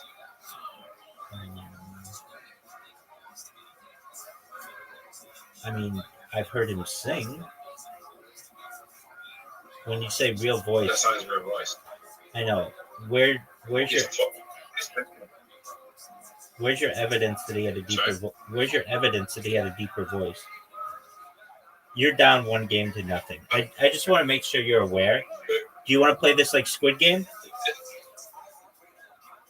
I can't remember this. There's a song, but there's a song on his last album where he sings in a deep voice, and there's also a video game he voiced character where he puts on a deep voice, but it's supposedly his real voice. Oh, no way. Look at your shot. Not a bad shot. Oh, what? Oh, boy. Oh, boy. Look at what happened to you. Now you have to make this, or you're going to be down 1-0 after one. You missed it. You missed it. Yeah. You went from easy shot to absolute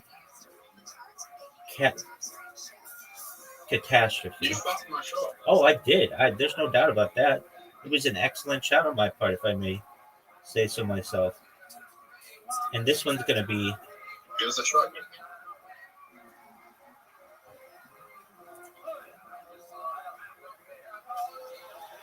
Yeah, but if you, I can't be fucked sending you the things. But like, if you go like research YouTube and watch YouTube videos of Michael Jackson, real voice, deep voice, you'll find what I'm talking about. Okay, what song does he sing in his normal voice? Is the name of the song? Is the name of the song? You're getting your absolute ass kicked in this game. Was that the name of the song? No, but it's on his last album. History? The one that no one talks about because it wasn't that good. It's on that album. Is it History? Sorry? Is it History? No, it's not History. Oh, Zoot, you know you should be trying to play to win, right? And you're just playing like absolute dog shit. You're down 2-0. You would need the greatest comeback in the history of this game at this point. You're just playing like dog shit. And I hit the best shot I think that you could hit on this hole. Look how far up I am. Let me ask you something. You think that like Michael Jackson, the voice that he was right out in public was his real voice? Like he actually talked about that? I mean, he always did. So, and even like in his behind the scenes videos, he talked like that. So I would say perhaps it's the opposite of what you're saying, that sometimes he could put on a deep voice. Yeah. Okay. Did you ever see... The people that met him said he had a deep voice as well. Okay, well, I mean, I've seen enough of his home videos that he does not have a deep voice. He might have been playing it up like he did. Hey, you tied. What if he was doing the opposite, playing it up like he had a high-pitched voice, when he actually had a deep voice, and he put that on as a character to preserve his high-pitched singing voice? That could be. He's an interesting individual. Did you ever see the Simpsons episode he was on? The Simpsons video? He was on an episode of The Simpsons. Yeah. What'd you think of it? Oh, you're right. He has a deep voice in that as well. No, he doesn't. Yeah, he puts on a deep voice. I mean, I guess, like, that's what I was thinking, if that's what you meant as his deep voice. Okay, if you think that's a deep voice, then okay, fine. I mean, there were all kinds of weird things that he had to do on that because of his music producers. Like, he wasn't allowed to like have his name on the episode, but everybody says that he was the person who was in that episode. And they sing. That's a good episode. Oh, I love that episode. They sing that song, Lisa, it's your birthday. Happy birthday, Lisa. Lisa, it's your birthday. Happy birthday, Lisa. It's beautiful. And it's actually a beautiful episode between Bart and Lisa because... Oh, did I fuck you? Oh, step. I fucked you. Well, you said you didn't like Simpsons. I don't like it as much as Family Guy. I like the old Simpsons, though. Well, some of them. And I do like The Simpsons. I just like, No one likes the news. yeah, I just like Family Guy more. And the reason why I like Family Guy more is because you can do more with it with art, because because of the cutaways. They can like play a part of a movie, or they could cut away to like a music video. They don't do that in The Simpsons, and because of the cutaway aspect, I think that Family Guy is better. I just think it's funnier as well. I do think that you're down 2-0. When I said I was just going to come out and punch you in the mouth, that's what I've done here. I thought you were going to play the Squid Game. I do think The Simpsons is better written as a better written. I mean, I could see that, and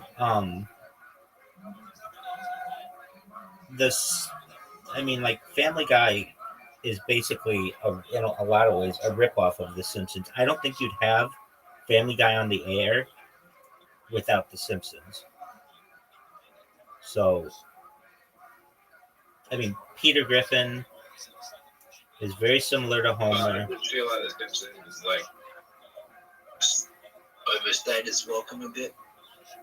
It just doesn't have as much ability to bring in pop culture because it doesn't do cutaways. Oh, what a shot, Zoot. What a shot. Zoot, that was... the same shot. No, not like you did. Dude, that was an amazing shot.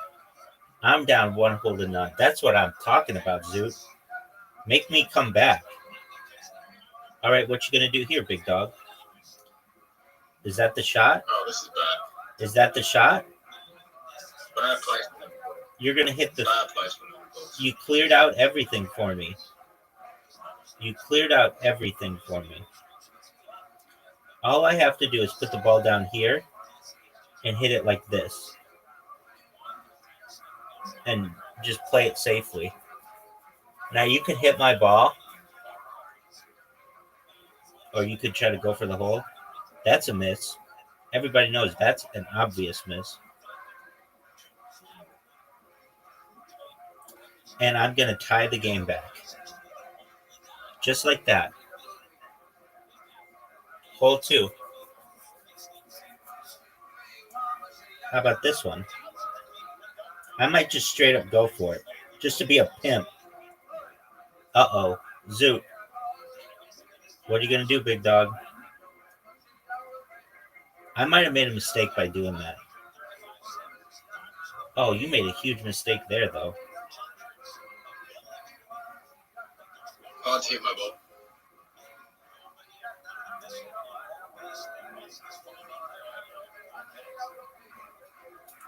I don't think I made a mistake. Oh, you made a huge mistake, son. No. Oh, for sure. Because I could make this shot. Let's see. If you make this shot, yeah. I could fuck you. But I don't think you're going to. No, you held me. Yes, I did.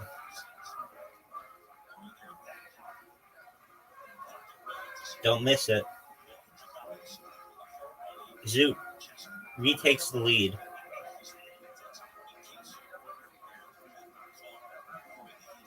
Let's see what you're going to do here. Don't mess up. Whatever you do, don't mess up. You messed up. Huge mess up. Giant. Way too hard. Now that's slow up. Too hard, too. Man, you really have to hit it.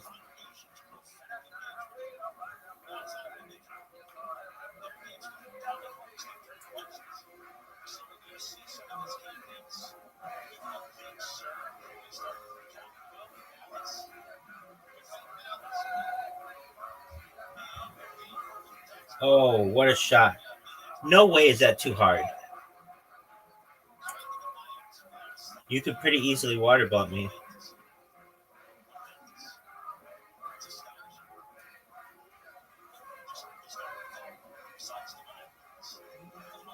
That tree's kind of in my way.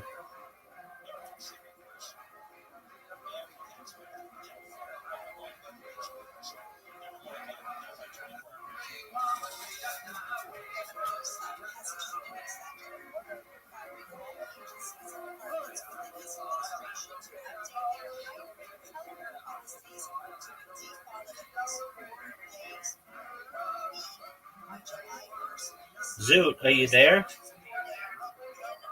Zoot, are you disconnected?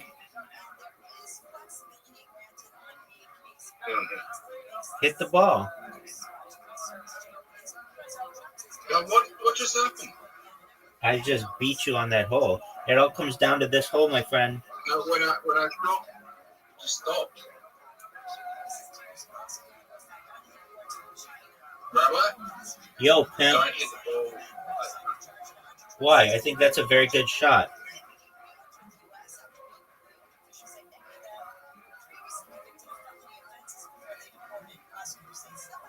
Dude, that's a good shot. Are you just gonna play water donkey?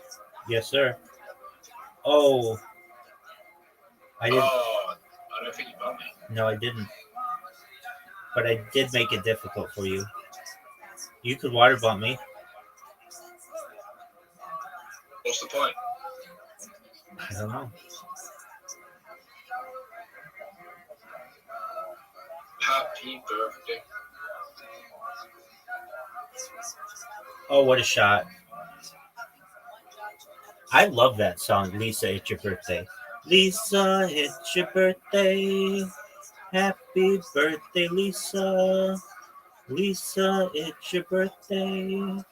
Happy birthday, Lisa. And then it goes something like, I wish you Merry Christmas. I wish you faith and joy. I wish you better than your heart desires and your first kiss from a boy. Lisa, it's your birthday. Happy birthday, Lisa. I think it's just a beautiful song.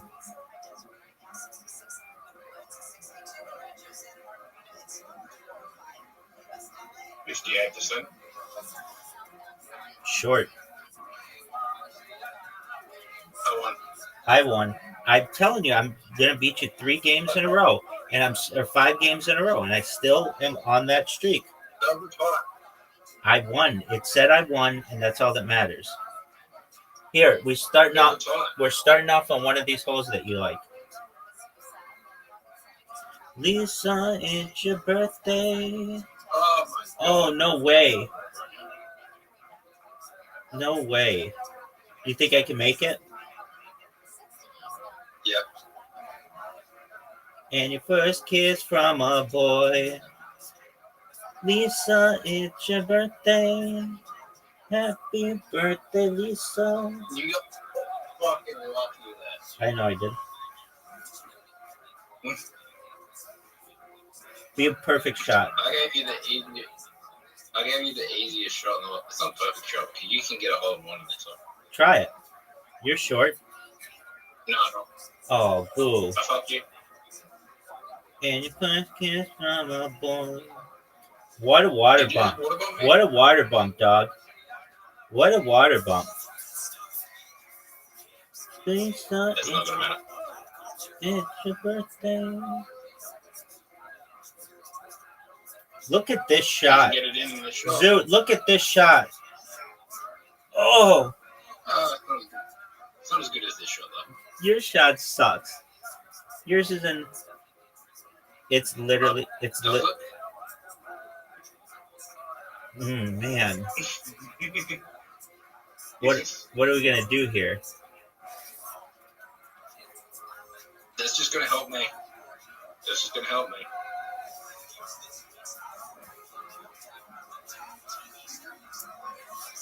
Now it's on.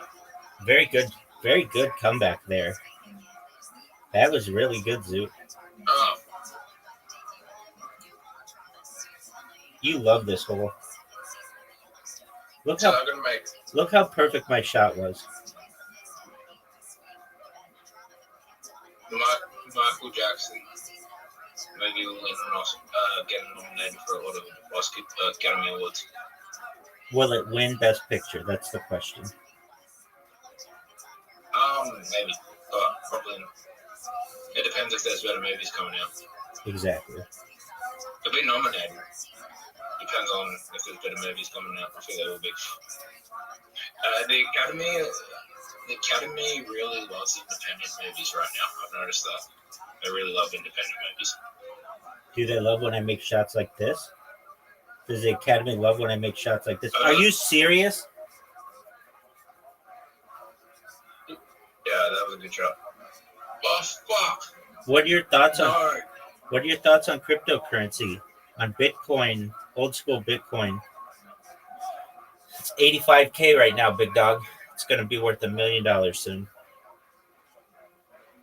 I think it's a good long-term investment. In the short term, it might go down. Yeah, I don't know. I'm in You agreement. can't predict short-term volatility. I'm in agreement with you on that. You can't predict short-term volatility. I'm in agreement with you on that.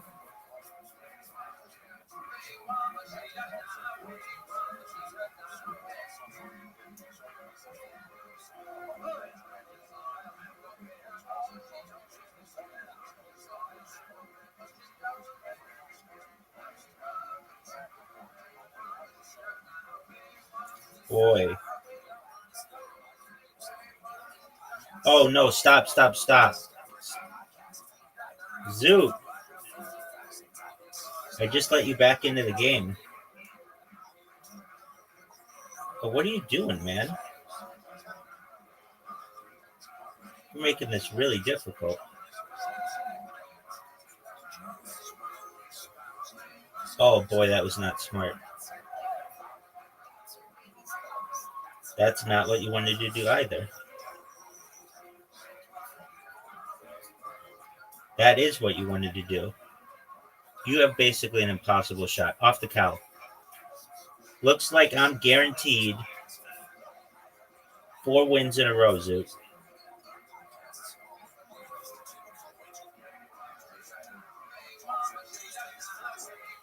I am guaranteed a 4th win.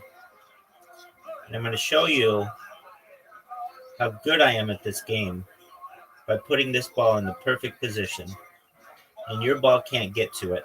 You're done. You're done, son. You're done.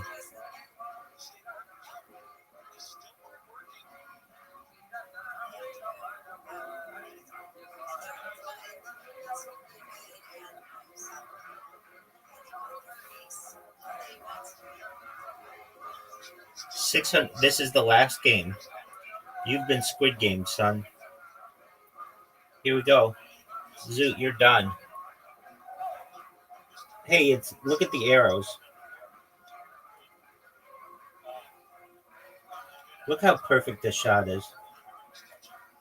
Oh, how is it that little bit on the arrows make such a big difference? You're going in the water.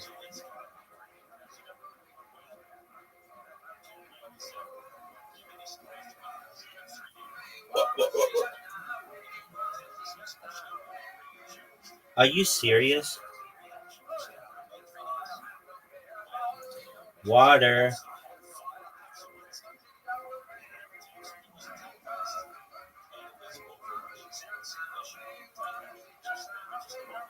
Dude, not good.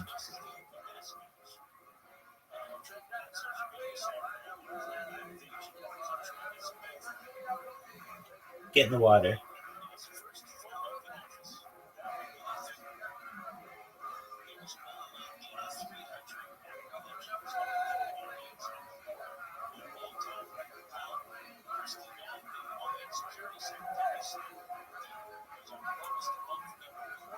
Water.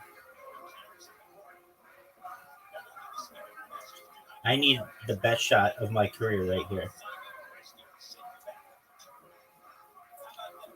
You need the best shot of your career right here. No, way too far. Way too hard. You knew to be better than that. Yeah, we did shit on that one. 100%. But look at this shot. Look how good that shot is. So I sent mail to someone in the U.S. today, and they got it today. They got it in the same day.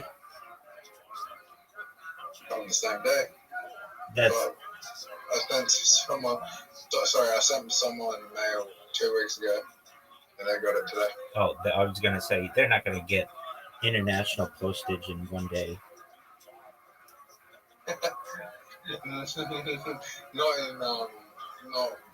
Not anytime soon, but maybe in the future. Well, yeah, I mean, there's like email.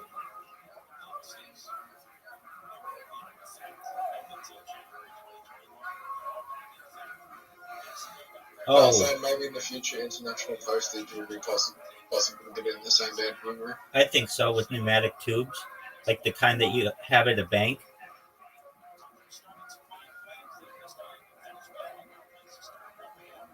Like Futurama? Yeah, exactly.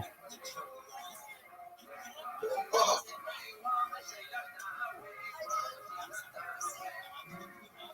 What are your thoughts on this shot right here, Zoo? I can't believe I didn't go in. Do you think those trees will be like, in future, we'll be able to go across the other side of the world for those troops? Yes, or similar. Essentially gravity trains. Or maglev trains.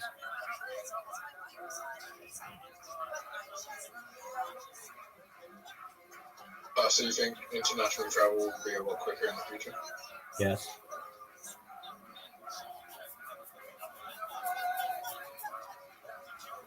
What do you think of my shot?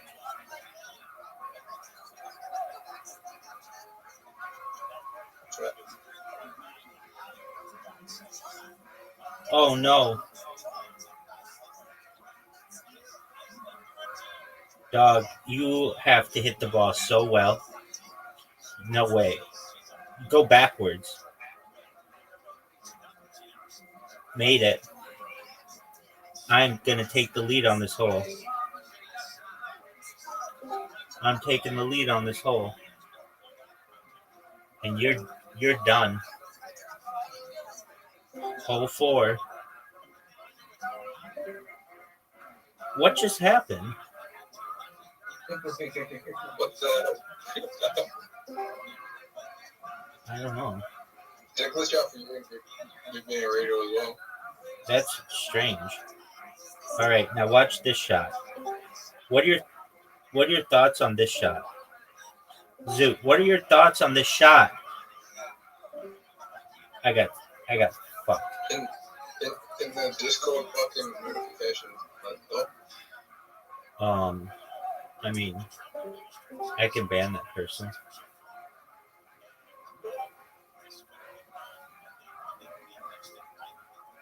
Okay, your shot is a fucking 7 out of 10, mine's a 5 out of 10. I'm in agreement with you.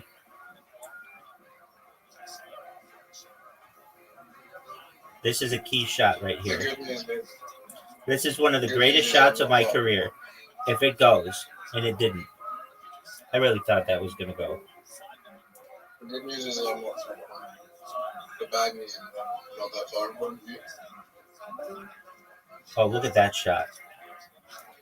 Not what I wanted to do.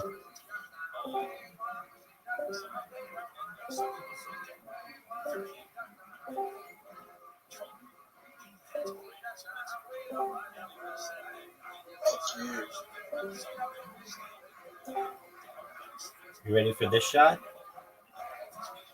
What'd you think of that? Put myself in a perfect position. No way. You ready for this one, Zoot? In the hole. You have to make this. Oh, no, I already won. It's game over. 5 games in a row, just like I said I would. You need to hit it harder than that. Zoot, it's been real. It's been fun. It's been real fun. But I beat you 5 times in a row. Rabbi, do you know any Australian movies? Yeah, Priscilla, Queen of the Desert, and Mad Max.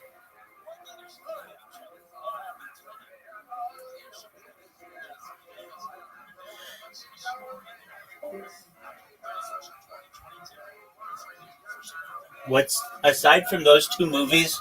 What's the next biggest one?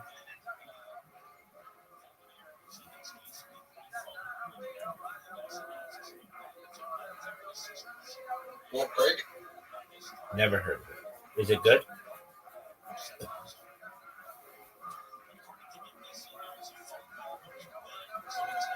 Is Wolf Creek good?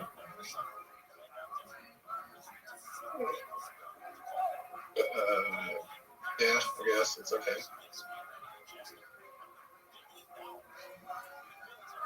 What's another big one?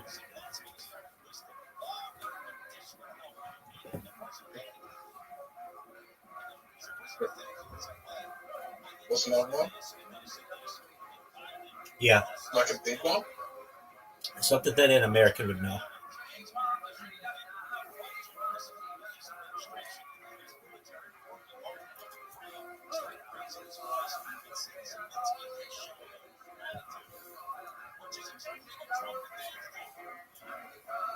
Take, no one's heard of that. Who do you think is the most who do you think is the who do you think is the most beautiful Australian actress of all time? Margot Robbie. Incorrect. Name another. Not Nicole Kidman. It is Nicole Kidman.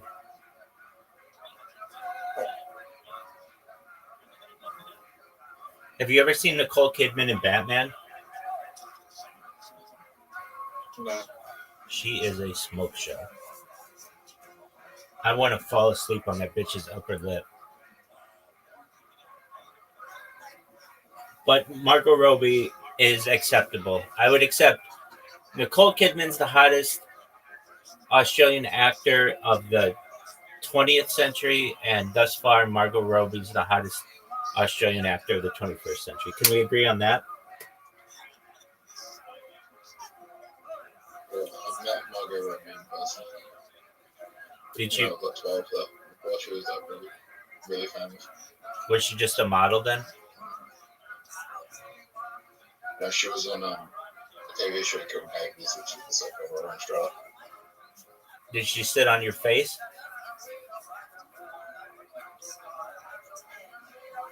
No, I was 12. She was 18.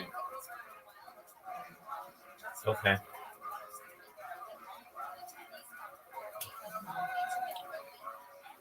Well, all I know is that I would let her sit on my face when I was 12. Or Let's not go there. hey, I was ready to roll at 12.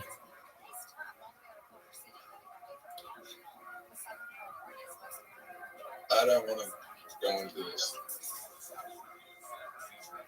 I'd let Margot Robbie sit on my face at age 12, at age 22, at age 32, most likely 42, most likely 52, most likely 62.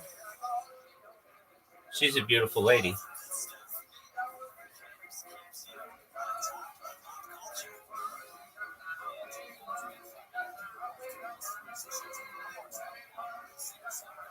All I know is that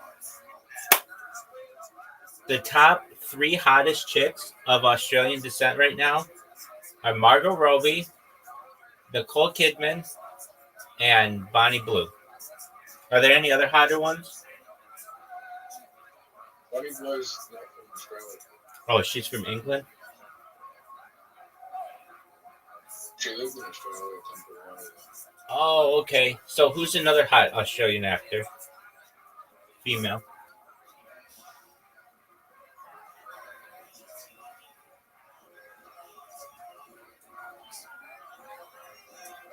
And Bonnie Blue isn't in the same realm as those other 2 chicks.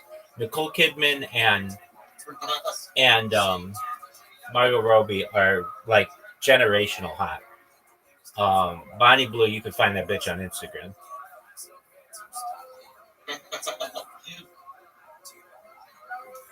Who's the 3rd hottest Australian actor? Female.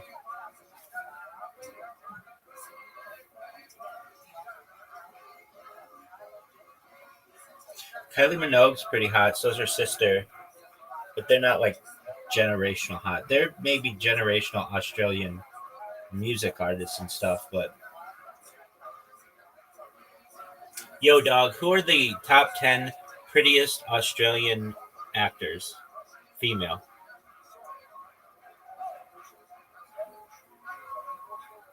All right. According to AI, actually IMDb. The problem that I would know. We'll do IMDb. That are like big in Australia. Okay, Melissa George, no. Rose Byrne, no. Isabel Lucas, maybe. Naomi Watts, she's okay. Hannah Griffiths. What about Angela White? What about Angela White? We'll get to her. Hannah Griffiths, she's a producer. She's still pretty hot. Teresa Palmer, Amelia DeRaven, I mean, they're hot, but like Holly Valance, okay, whatever. Oh, Isla Fisher. Isla Fisher's the third one. No doubt. Isla Fisher might give the other two a run for their money. She's hot as fuck. Abby Cornish, Nicole Kidman, Sophie Monk, that girl's pretty hot too. Gemma Ward, Nikki Whelan, Rachel Taylor, Phoebe Tonkin, Margot Robbie, Emily Browning, Tammin Sursock, Kate Blanchett. All right, if I had to rank these bitches, man, Isla Fisher's so hot. Okay, who did you say? What's this? What's this girl? Angela White. Angela White. This bitch better be so hot. She better be like the sun. Angela White. Oh, she's a porn actress? Yeah. All right, so let's see. She's got to be smoking. I mean, she's okay looking. She's pretty, but she's not like generational hot. She's like okay, hot porn hot.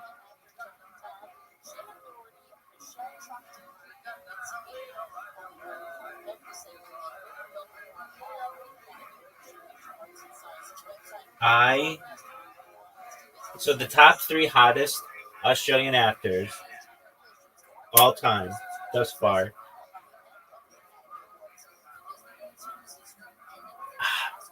Probably put Nicole Kidman. I don't know. Margot Robbie's hot as fuck too. That's a coin flip. And then Isla Fisher's in there too. She's hot as fuck as well. Those 3. Would you agree with those 3 being the hottest Australian chicks?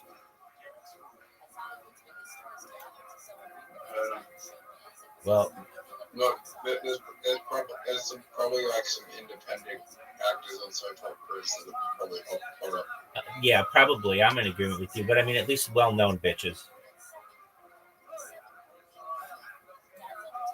All 3 of those bitches can get it. They can sit on my face at age 22, at age 32, age 42. What's wrong with me saying those bitches can sit on my face at age 22? Age 22, age 32, age 42, age 52, age 62, age 72, age 82, age 92, age 102, age 112, and 122 ad infinitum. Those bitches are hot as fuck. Shout out to them for being so beautiful. I'm currently exporting. Let's see here. What is this? Toyota Australia's follower list. They have 40,000 people following them on Twitter, and I'm exporting their followers. I've exported 14,000 of them thus far, and then I'm going to spam them. So if you end up following Toyota Australia, you might get my message. Hey, by the way, Friday night, Pacific time, I'm not sure, that's like Saturday for you, at 6 p.m. Pacific time, we're doing Harry Potter Obama Sonic 10 New Trivia Night. So feel free to do that. And then afterward, I think we're doing karaoke. And you have a good voice, so you should join. I already know what song you're going to sing.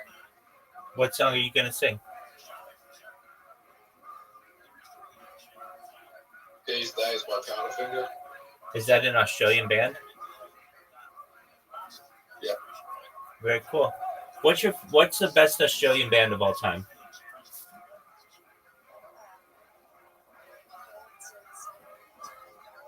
A lot of people would say AC/DC. Yeah, I mean that's tough to turn. If you ask most people, they would either say AC/DC or NSX. Yeah, AC/DC definitely. 2, the Avalanches. 3, Nick Cave and the Bad Seeds. 4, Crowded House. 5, Cut Copy. 6, DMAs. What you? Most people would either say AC/DC or NSS. If you ask most people in Australia, Dude, if you ask someone younger, they might say King Lizard and the Gizzard. I don't even know how to say King Lizard. It's definitely AC/DC. DMAs, Empire of the Sun. Gang of Youths is 8. 9 is Howling Bells. 10 is Jet. Jet is actually they have a really good song. Are You Gonna Be My Girl? 11 is In Excess. Jet? Yeah. That song is amazing. Yeah. Okay, In Excess. Yeah, the first album is good. The second album is notorious. They're famous for their second album because Pitchfork put out an article, instead of giving it a 0, they had a monkey pissing in its mouth because they thought it was trash. Wow. Murderfinger, or Midnight Oil, Pendulum, Powderfinger, Regurgitator, The Saints, The Sleepy Jackson, Tame Impala, The Vines, and Wolf Mother. Wolf Mother Australia? Yeah, Wolf Mother was formed in 2004 in Sydney, New South Wales. I like Wolf Mother.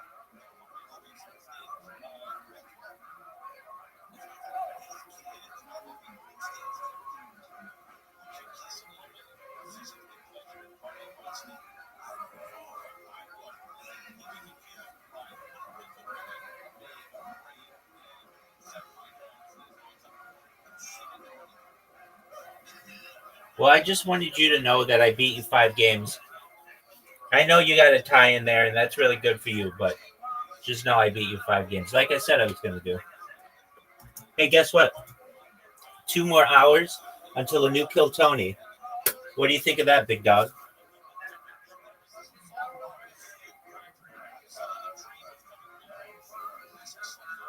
Don't get too excited.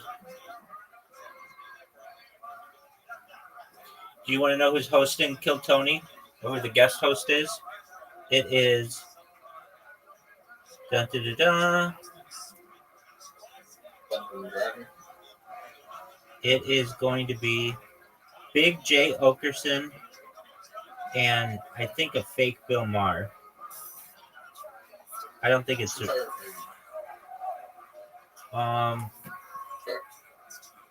Religulous, which actually is a Bill Maher movie. I mean, if you don't count like a documentary. AC/DC without a doubt. I like AC/DC better than those other 19 bands that I named combined. AC/DC is one of the best bands of all time. It's like a top 10 band for me of all time. They do arena rock better than just about like any other band. They're amazing.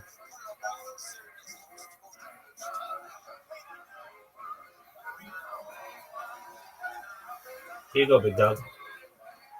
Enjoy. I got all my dental work done by students at USC. I have access to an MRI machine if you really need. I can slide you through. I was almost a doctor. Really? For real? Yeah. You would have been a great doctor. I still can. Really? You do What do you mean you're almost a doctor? You were up for a role in Scrubs or something? Like, what are we talking about here? Med school, my friend. Really? Really? For real? Holy shit. I got this pain. So do I. I have an ache. Maybe we could kill two birds. Let's do it. I love it. Obamacare, hard at work. People just go into anybody with any classes that they may have taken. Like, I am really sick. Can you check this thing out? This is what it's come to. Or do you find MRI machines are expensive. Yes, they're $1 million Tesla. Yeah, I want to be in one. I want to A Tesla or an MRI machine? I test drove a Tesla. Test drove a Tesla. That was nice. I'm gonna get one of those too. I think you're funny. You definitely believe in what you're talking about. No one knows what it is. You're very kind to my people. Would Mervis fit into an MRI machine, or would you just have to like scan the top of his forehead? Yeah. He'd fit in, but he'd be shot out like a torpedo. You can get him in, or they can't get him out. You'd be constipated. Live there forever. Yeah. Oh well.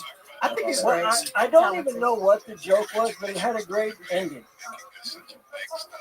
You say bababa, I say tomato. Something like that, right? You say creepy. Right. Yeah. I say tomato. I'd open this stuff. Yeah, that is a good opening. Yeah. It's actually no, I'm creepy at this point. Oh, they know you're creepy. As It's a gift you and I both have. It's interesting because every time you come on the show, you have this really big story. Like one time you brought a dildo on stage or something like that. Right. He had his Daniel White experiment with the guitar, except his was a dildo. Yeah. You had the dildo in your pocket, right? Not now, today. but you did that one time. Have you ever done that since that night? Once. It stayed in the chamber, huh? You kept it around just one more time and stuff? How did it go that night?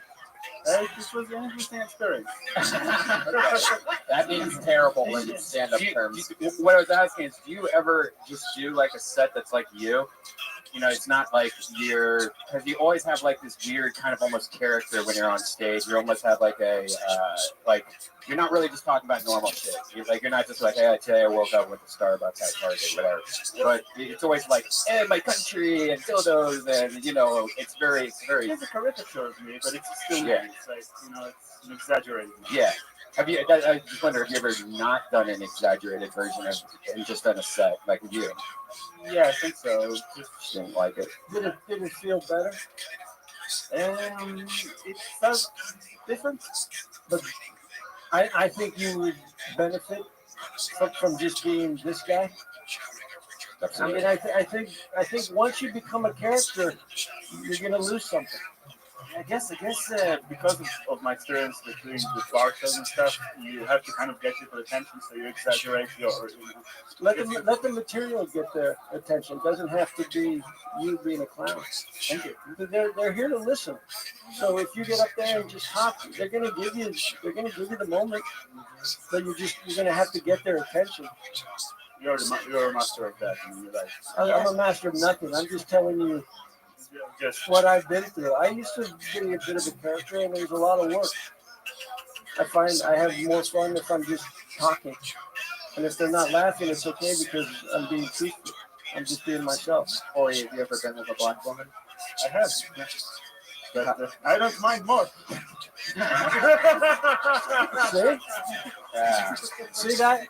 You see that? That was you. That was honest. You were a little animated because you really were. You were excited.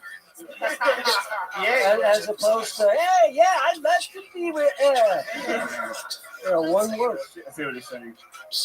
When you were with when you had this night with this. No shit, I'm not here for my looks, fucker.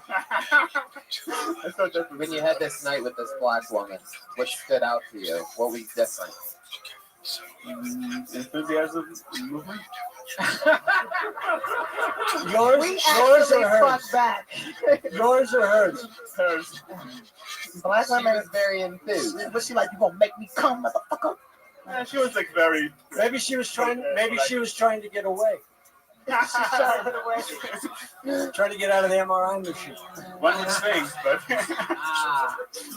she had so much movement. It was crazy. I had to hold her down. What kind of movement are you talking about? Can you describe it in any way? Yeah, pelvic basically. It's like public movement. Perfect. Oh, okay. Perfect movement. Pelvic. Oh, pelvic. Only in Israel do they use the word pelvic. Where did you find or meet or buy this girl? Just at the campus. At USC, huh? Were you At USC? Yes, yeah. Yeah. now? Were you 'Cause a that's in South Central. were you a character, or were you this charming gentleman with the twinkle? You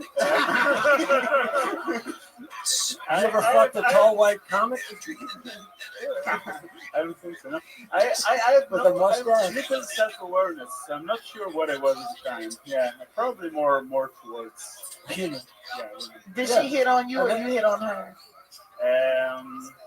Sort of combination. But to wrap it up, the point I'm making is you got laid because you were just being you.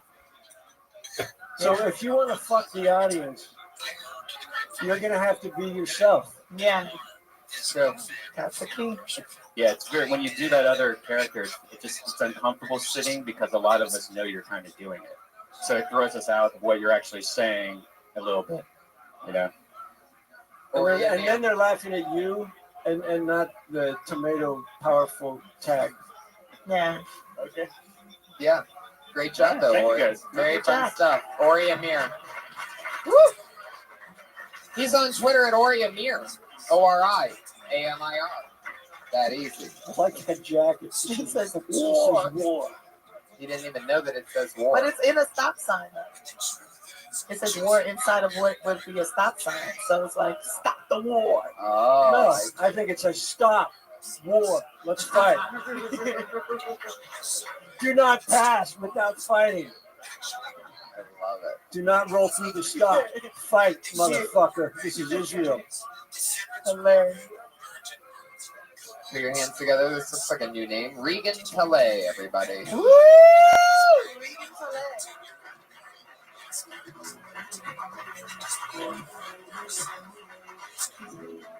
Regan Calais, everyone. Come on. Yes. Hey, it's Reagan.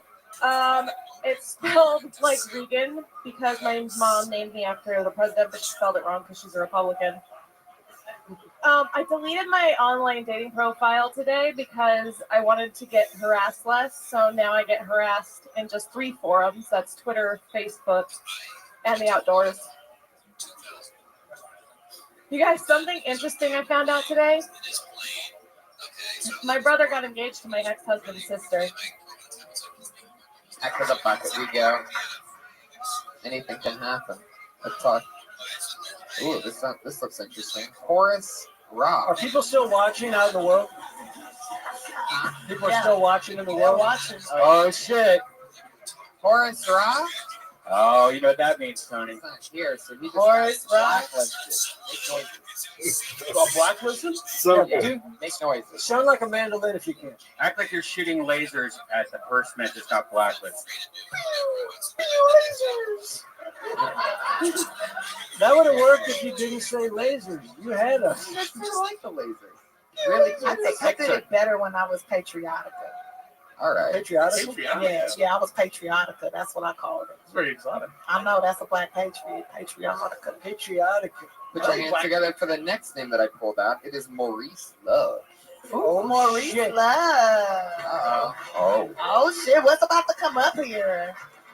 Sounds Maurice sexy. Love. Maurice Love. There he is.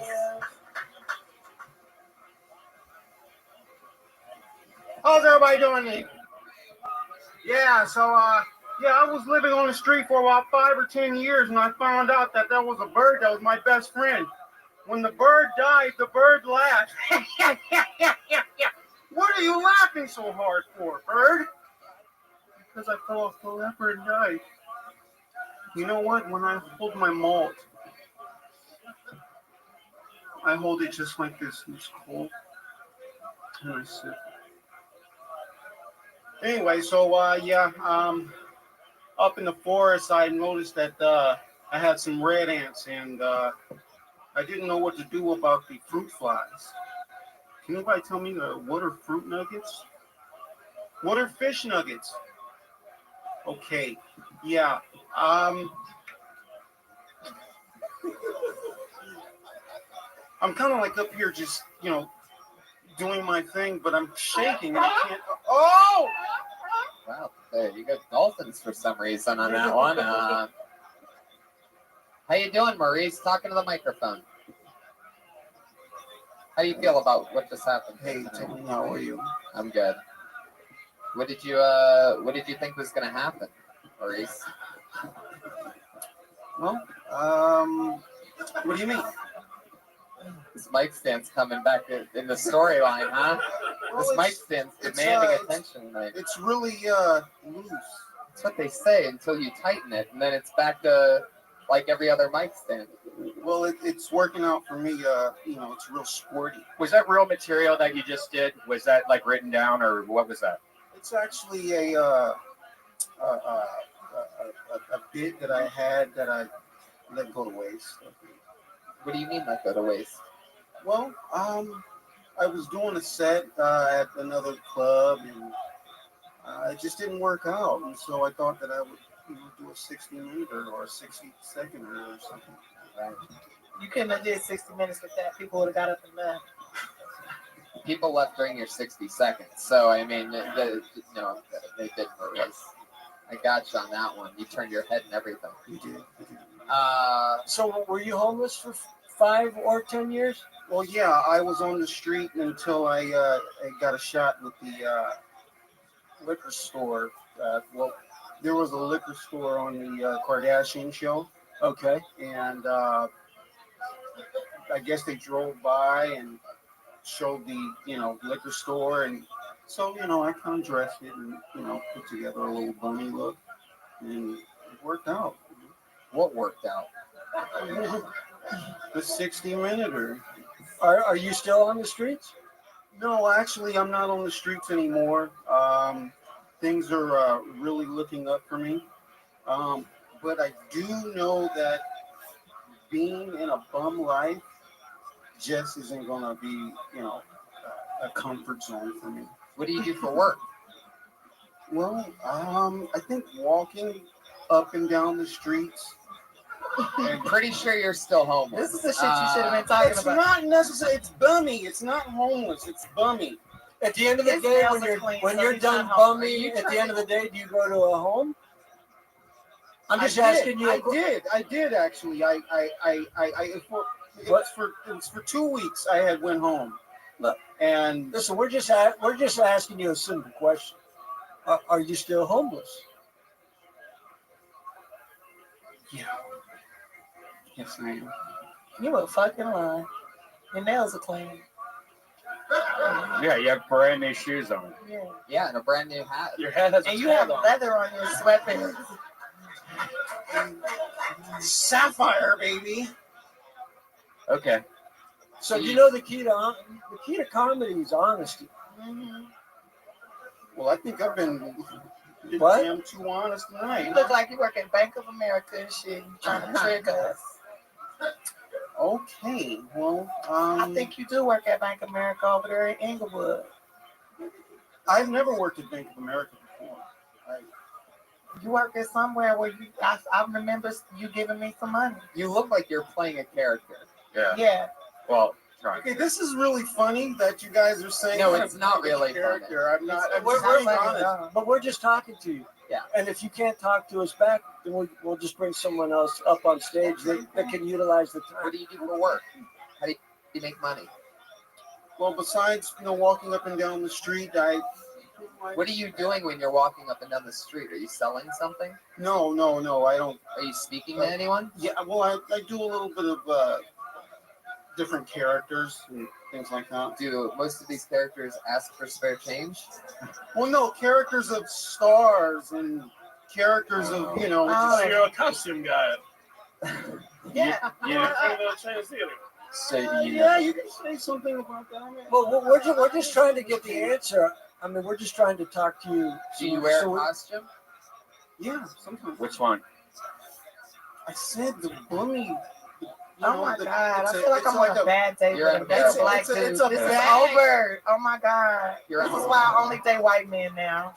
Maurice, you're out. Maurice, you didn't utilize your time valuable. It was valuable time up here. We could have helped you and talked about your jokes. I feel like I'm tripping on acid right Correct. I now. thought that I put on a good joke for the night that I'm not. Well, then we could have talked about it. I think he a Jehovah's Witness. High highs It and was- low lows here on Your Soul joke Food. was that you were a bum? Yeah.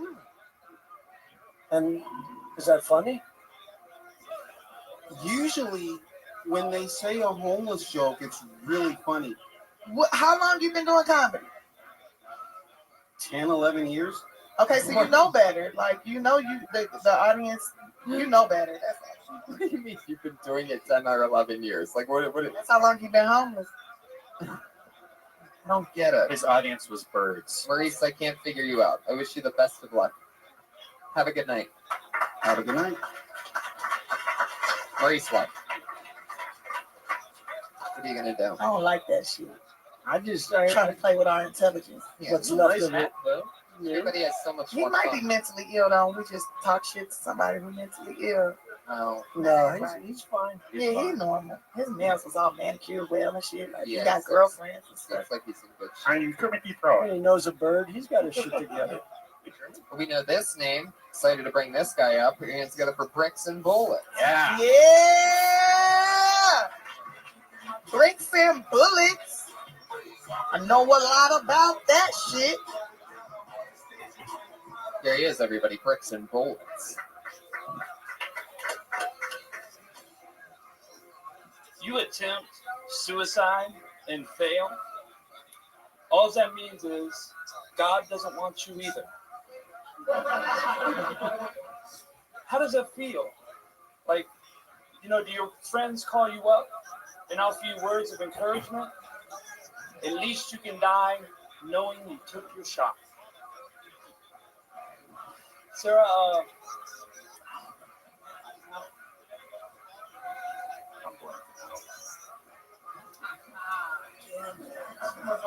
That's all right. Just say isn't suicide just like a really, really late abortion? Minus your mother's guilt? That's all I got. Bricks and bullets. I love it. Bricks and Bullets. That was so funny. You really lost it so hard. We could almost all see it in front of you. You were really trying to picture it. Yeah. You were trying to picture suicide. And you got it back. Earlier in my life, yeah. I mean, I thought you were good. Yeah. Yeah. You have a really funny take on it. Thank you very much. Have you been doing? How long have you been doing stand-up? Well, last time I was here was my first time. I've probably been up 5 or 6 times since then. Wow. And you have some stuff that's not suicide based? Oh yeah, absolutely. I tend to laugh at the more extreme stuff. Me So too. to help with my confidence, I just go to what makes me laugh. Mm-hmm. I have a suicide joke I've never done. Yeah. I say, suicide is against the law. What's the sentence? Life. Right. That's That's great. I like that one. I might work it in. Tony's good. I got to do a joke. Yeah. I like that. Yeah, your writing's great. Yeah, it's all just time, stage time. Thanks. Thank you so much. Kurt. Sorry. I thought we were talking about that joke. No chill. No, really. I mean, you were great last time. You're great this time. Of course, that always happens. You forget a fucking. I have that happen. You should have something to go to, like real quick. That might be a little silly. That you can use while you're thinking of what it is. But that's just like something that you'll get in your tool chest eventually. Why are you dressed like a landscaper? I like his outfit. Last time I was here, Moses told me I looked like an early 90s battle rapper. Well, it's good that now you're a late 90s battle rapper. And, you really stepped up your game. And I'll say this, one thing that you can kind of work on is having the feeling of the joke that you're talking about. That way you're not locking in the words. It's because that's funny stuff and you're funny. So if you talk about that stuff with the feelings, it's going to sound more like a joke. More like a longer joke, more like a story, as opposed to a knock-knock joke. Yeah, and that's something I've been working on, but you're all confident until your name gets called, and then. But that's great. But that's why we're here. We're all just trying to get it. But you can string those 3 jokes together, so it'll seem like one joke. Yeah, that was the plan until I lost my shit. That's all right. Stretch it out, break it down. Think of the note. Think of different things. What else would you do? How would you do it? Bobbity bud. Try to stay in that pocket and write out a whole thing about it. That's all you have right now on suicide is that chunk? Yeah, no, You I've can got stretch all that out. Yeah. The whole trick to writing is just asking yourself a ton of questions about the subject. Okay. How would you do it? What would you do? How would that And feel? then you weave them together. Yeah. I mean, a lot of my stuff used to just be a one-liner, and then I connected 3 one-liners, and then suddenly it's a longer story. Yeah, I've been doing a ton of writing, and I find that I wrote a lot when I was younger in school, college, and stuff, and I've never experienced so much failure in writing. You know what I mean? Like 90% of the stuff that you write when you're writing for comedy, in my experience anyway, is like throwaway stuff. You know? Yeah. But I'll tell you something. There's no failure ever in writing. If you're writing, you're creating something. You're stretching that brain. And you have to write things to see that this doesn't work, but then you can build onto it. You can never look at anything you're doing creatively as failing, ever.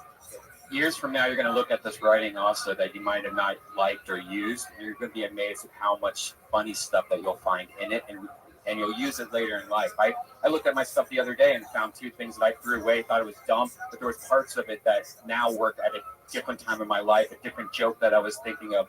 So keep all that stuff in and keep it, safe, because you'll use it in the future. And 2 pages of writing that get you to 1 gem. Well, how can those two pages be a failure? Why do you go by the name Bricks and Bullets? It's something that I wanted to do, a project that I had started years ago and didn't complete. So I got on Twitter, not having any intentions at all. I just got on there and I use that as my name, just as a reminder if I'm going to do something to follow through with it and keep going. Because that was a project I had on the side. The Bricks stop bullets. What's your real name? Yeah. I'd go with that. Yeah. Yeah. Just a little less aggressive and just who you are. Just be who you are. I thought he was gonna come up here with some 8 Mile type shit. You know, Right. I've never seen him before. It You looks know like, what I mean?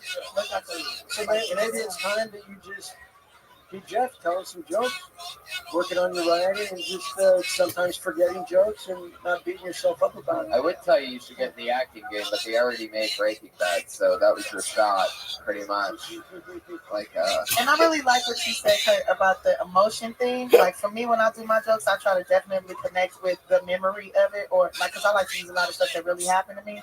So I try to connect with the memory, and that way I never forget the joke. If I have the feeling, then the joke always comes. And if I don't have that feeling, then whatever the feeling is, that's what comes out most of the time. And you might also find that your new words are funnier than what you thought the joke was going to be. Yeah. So don't lock yourself into anything. And that was my intention, was to come up here and try and do a little more emotional connecting, and I just... All the best writers write a ton of garbage. And the draft that people end up seeing of anything, of a movie, of a book, of anything, it's like the 11th draft. So, plus everything else that they write that's dog shit garbage. Everybody writes dog shit. So now that you know that Stephen King and every great writes diggity dog shit at times. Yeah, we all take it shouldn't be that big of a problem for you. Yeah. There's no such thing as writer's block, by the way. What the fuck is Good job, Jeff. It's a psychological. Thank you. Yeah, Jeff, what's your last name? Are you like a wanted criminal or something? No, Carruthers. Jeff, what? Yeah, exactly. Okay, Bricks and Bullets, everybody. There he goes. Jeff Carruthers, Jeff man. Carruthers. Jeff Carruthers. Guys, I love it. Character from the show. Jeff Carruthers. Did you hear what happened to Jeff Carruthers? Yeah, he killed himself after his son. Yeah, he did a. You know when it he was said a cry that for joke- help. He did when he 4 said that joke, it suicide reminded jokes me of my and then blew childhood. his brains out in the parking lot. Jeff is talking about writing. We're talking about writing, which is the perfect time for this part of the show where our 2 regulars who write and perform a brand new minute every single week come on stage. They've been doing this since the beginning of the show. It's so much fun to have them here every week doing new, fun, crazy stuff. Performing the minute first this week, University of Florida dropout, started here on this show and has been doing comedy in LA in every episode of this show ever since. 3 years together. They're very funny. Kimberly Condon, everybody.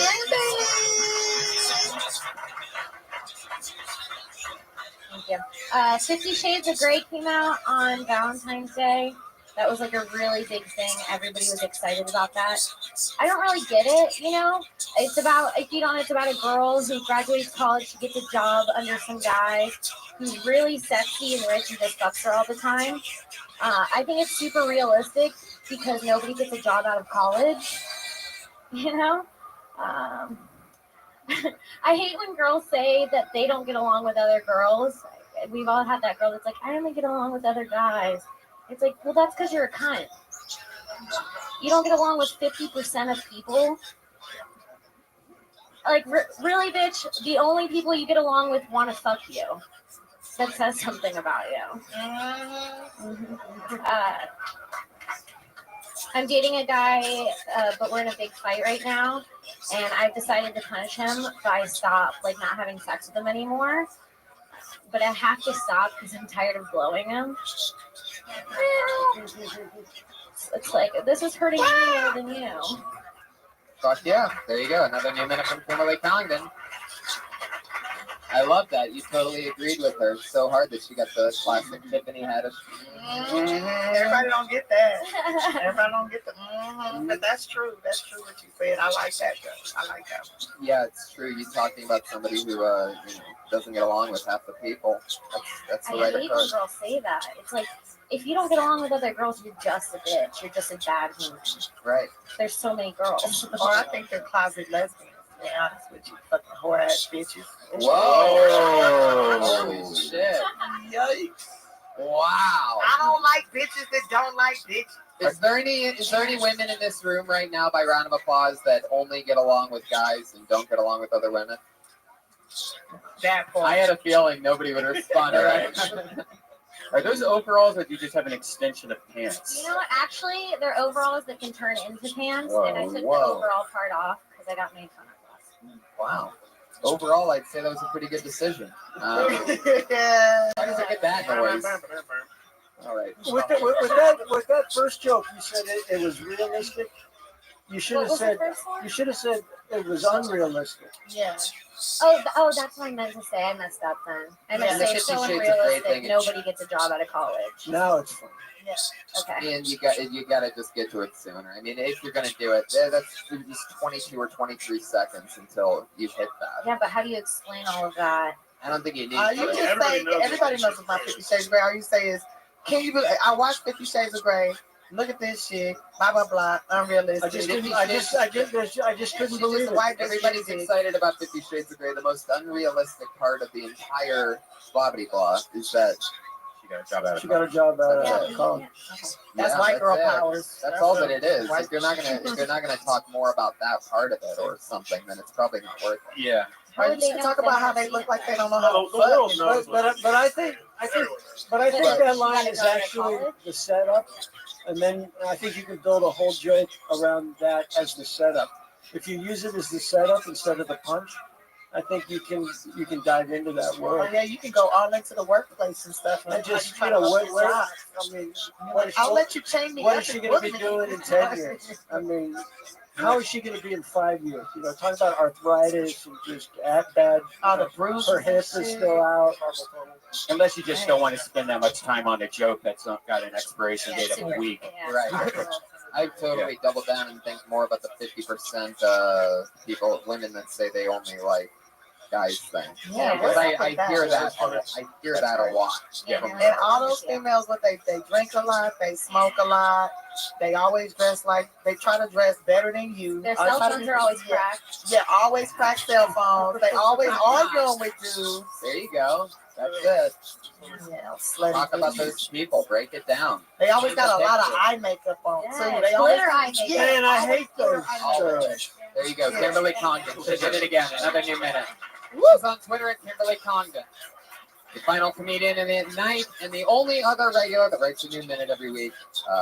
Super goofy, wacky. Always takes a small inanimate object and seems to stretch it out and talk about it, make it funny. Put your hands together for the stylings. The great Sarah Weinshank, everybody. Sarah!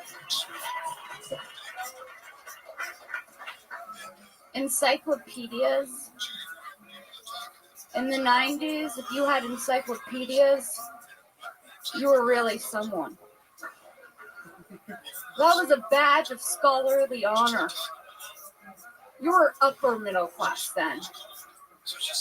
Because if you didn't have encyclopedias, life was just harder. if you were to write a book report or study something, you'd have to carry around 2 books instead of just looking it up online. If you were a dude and you had encyclopedias in the 90s, the world was at your fingertips.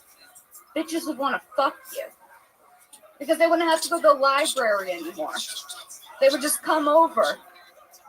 Can I borrow K?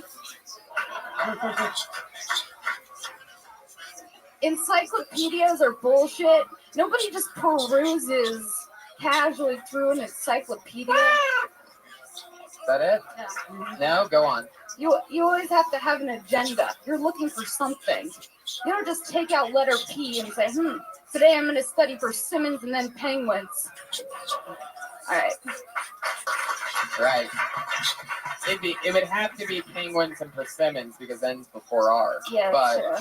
I mean that's just math. Did you ever do an encyclopedia joke in the past? No. I've tweeted it. I love that, but an interesting part is like when you said if in the 90s you didn't have encyclopedias, what'd you say?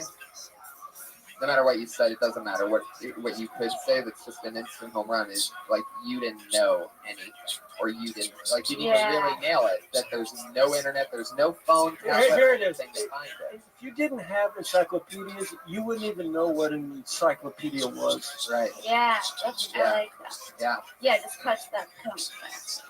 Well, my grandma thought she made me feel like we was rich because we had like 3 or 4 different brands of encyclopedias. Like if you got the Britannica, you know what I'm saying? And you got the World Books. And then you had some friends that were poor, they were missing letters. Right. But they It's knew like, it. wait, this isn't a complete set. But Kirk, Where's MN? Which, by the way, I remember that being a lot of my childhood. And those they're always missing one. And those people were just really smart at like aardvarks and apples, but they had no like knowledge about like spiders or trans. They could only start at the A's And then eventually they just started being used for doorstops and just fucking coffee tables. Put shit on. Eventually they were just gone. My grandma used to talk shit about people that had old encyclopedias. If their encyclopedia was more than 10 years old, she's like, they don't even know how to stay up with the times. Not relevant. Yeah, the fact that they were constantly updated. What a money machine. Like, not much changing in the encyclopedia. I miss them. For whatever they found that year. I miss those books. Well, that's it. We did it again. Great new minute. Sarah Weinshank. She's on Twitter at Princess Shank. Sarah Weinshank. And Sarah, I noticed that you were so surprised that K joke got that big of a laugh. That was hilarious. It's great. The laugh was so big it scared you. When the girl came over, when to not get late at the library. Oh, hey, You said you got K? You got K? Yeah. And the laugh was so big that it threw you. It was cute. Yeah. Hey, you got that penis coloring book? Come back to damn. All right. This is terrible. There you go. Sarah Weinshank, everybody. I got a coloring book coming to Michigan. We got a feather on the mic or off. Ryan Mervis, we did it again. We did it. Hey, team. Thank you, Ryan. You were great. Where can people find you? No, I just felt safe. I felt like you had our backs if some shit went down.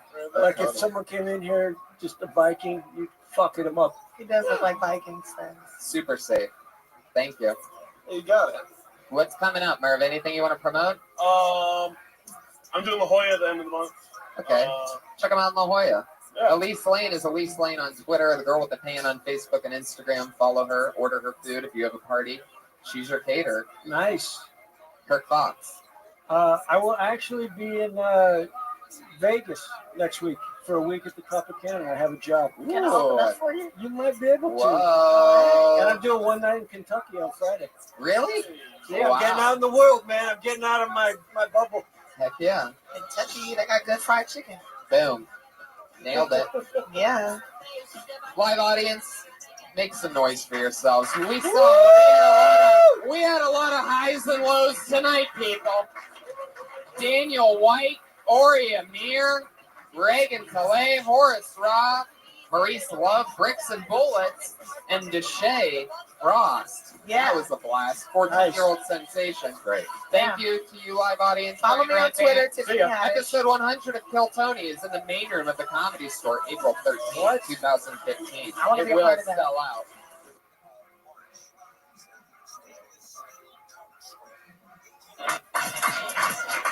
Yay, everybody. It's another episode of Kill Tony. How you guys doing tonight? How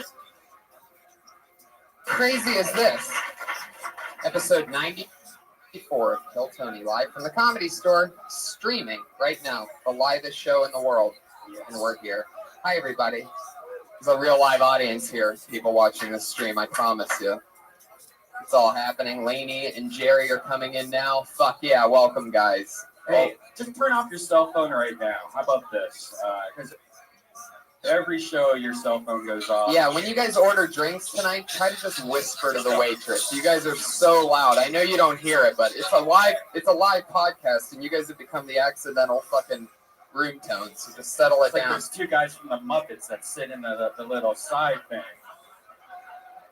It's true. You guys are loud as fuck. You need to settle down over there. But we love you. They're here every week. Put your hands together for Jerry and Lainey. Basically, Kill Tony's grandparents. So good. All right, settle down, Jerry, you fucking animal. What the fuck Jesus Christ. You're that guy. I got it. From now on, they'd have to wear ball caps. Like, and then ball caps. Wouldn't that be awesome? That would, no, it wouldn't be. That would be so creepy. Those two with ball gags in their mouths. Give me a break. Especially the little ones. All right.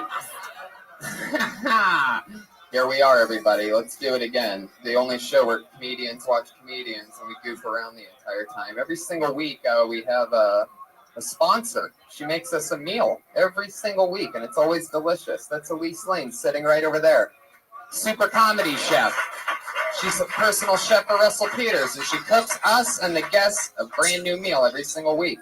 Tonight, it's oven-roasted garlic herb chicken breast with Greek-style pearl couscous, hummus, and vegan homemade falafel for me and Moshe Kasher. Because we're vegans and we're healthy as fuck. Settle down, Brian. This is such a horrible part of the show where you grab food and fucking breathe it on me. It's so weird. It's a joke that will never catch on. It's the most random fucking thing. You really don't have to commit to it, I promise you. It's chicken. Guys, every single week we have a patriot that keeps us safe. He used to be a man in a $5,000 Iron Man suit, and then he left the show telling us that he was irreplaceable. So to show him how irreplaceable he is, we've replaced him every single week with a brand new person, basically doing the same thing. This week it's no different. Yeah, always, because now we have comedians doing it. This week is a return comedian, one of my favorite friends, one of the coolest people, just wrote on Gerard Carmichael's NBC pilot, Go Gerard Go, one of the right-hand man to some of the best comedians in the game. It's the one and only Willie Hunter, everybody. Here he is. Wow! Fully committed. Just with the shoulder pads tonight. I love it, Willie. This is a good look for you. You gonna commit to the mask the whole time? You have such a likable face. There he is, Willie Hunter, everybody. Look at him, isn't he cute? Keeping us safe. He's fully prepared. You've done this a few times. You excited about tonight's show? Or something not on? Is it his mask? Is it the mic? Something like that. John, you just have to go to that mic because you don't have the speaker box on. There it is. We're all over it, guys. This is podcasting gold right now. What happened to the speaker box, Josh? Speaker box. It broke. How do we? This is my second speaker box that I've ever. You know it's not you know the podcast isn't crushing when you hear a dog bark at the Comedy Store. Let's just throw that out there right now that I'm aware that the show has started a little bit slowly. We're all fully aware of that. Let me just acknowledge it so we can move on to the next part of the show. Willie, you're excited about our guests, right? Oh, who are the guests again? We don't do that on this show. Just say yes and we move on. Yes, I'm excited. Me too. It's another two of our favorite friends. They've done the show a couple times before and they are back again. Another two of the best for you, everybody. It's Moshe Kasher and Jeffrey Ross. Yeah. Live and in the flesh. Can you believe it? Here they come, because I'm sure Josh Martin is all over it. Hell yeah, perfect. Jeff Ross bringing 2 meals. Oh yeah. Rocking it. Got the lunchbox, the food, Moshe Kesher's in the house, coffee. Well, it was a long show. I wanted to carb up. I love it.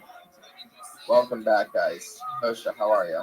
Good. I'm still thinking about Jeff carving up. This is carved down right now. You are, right? What'd you do with your falafel that was made? Did you already eat it? I felt like it was anti-Semitic to offer a Jew falafel, so I went the other way. And did what? I put it in my ass. It was good. Oh, perfect. Yeah. So the Department of Homeland Security stuff. I love that. Every single week, our Patriot asks the questions to the guests. So go ahead. I have these guys write. They have a week to prepare. Okay. Is Tom Brady ashamed to show his face in home? I can see your head spinning right now looking at me. What are you thinking about me, Jeff? You look like Jeff Goldblum's stand-in from The Fly. I guess my first question. You look like you're about to play football at Comic-Con.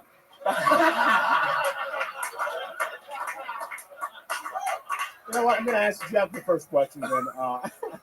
You've roasted a lot of people. You got the Bieber roast coming up here pretty soon. Give it up for that, everyone. My question to you is, besides roasting me, who's been the weirdest person you've roasted? Like maybe famous or not famous? The weirdest person? Yeah. Wow. Well, I roasted Richard Branson without him knowing it, and that didn't end well. It was a prank. He's probably the only person ever to get mad at me. It was a prank. I've told Tony this story before, but you should never roast somebody unless they volunteer, because his friends put me up to it. It was in Canada, and he kind of laughed. They were laughing so hard, and he wasn't really laughing. And he got up at the end, and he pretended to give me a hug, and he poured his drink on my head. Serious? Yeah, so fucking where he lives, which is in a $1 billion mansion. What was your reaction? What did you do? Like, you just... I mean, we both kind of were. I had to be a good sport. Who am I, of all people, to try to get pissed off about something? But it hurt. It made me realize you have to roast people who volunteer, and also no one over 85. Because Jerry Lewis had a heart attack once on the flight home. Was there? What do you think there was a specific joke that probably upset him? Upset him. Richard Branson. And you roasted him that he would. I can't remember. Do you think I blocked it out like it was a rape. Do you think he thought he was being funny? Yeah. And then afterwards, his buddy says, "Oh, he does that all the time. He's done that to a lot of people. Wow. Pranks, and he doesn't like to do it. You can't prank powerful people." Right. Yeah. Our first piece of advice here tonight on Kill Tony. For these young up-and-comers. By the way, Up-and-Comers is also one of my favorite porno series. What's your question for Moshe? For Moshe, it is. Somebody remembers that one? I have a question for you, actually, Willie. Oh, sure. Go ahead. When you were putting the weird, like, Jason future pedophile thing on, did you make the choice to tuck your T-shirt in?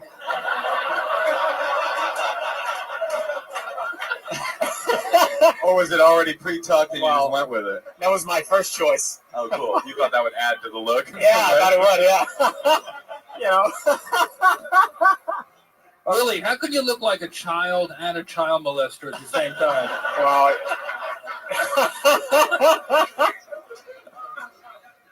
man, my question is, first Terrence Howard gets fired, then Don Cheadle. They're really fucking going low in the bucket. All right. You recently you post a lot of like hate mail you get, and recently you had one in Miami, I believe. Do you secretly love hate mail? It's got to be powerful to know that someone took the time out of their day to write you something like that. Yeah, no, I like it. I'm into it. I elicit it. I have a section on my website that's for hate mail. And so if anybody out there wants to talk some shit, and you want to get schooled by a sort of foppish-looking hipster, well, I'm ready. I love that. So haters are welcome with you. Haters always welcome. I love that. You invite them right in, and then blast them. Just fucking straight up blast them, dude. Did you ever get offended off any hate mail? Like you're like, oh, this is. I get offended on every single piece of hate mail. It hurts every single time. But then I think about you in that costume, and it makes me feel really good about my Okay, career. all right. I think it's time for the show to start. Willie, have you ever gotten hate mail? No. All right. Willie, have you ever gotten an email? Have you gotten any mail whatsoever in your life? Has anyone really confirmed your existence, Willie? No. Okay. Well, good luck with the game, whatever you're doing. Thank you, Jack. And keep that shirt tucked in. Everything's going to take off. Let's get this party started, guys.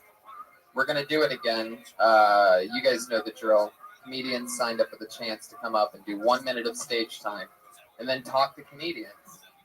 And that's how we do it. Comedians, you know your 60 seconds is up when you hear the sound of a kitty. You better wrap it up then, or else you're going to bring out the angry West Hollywood bear.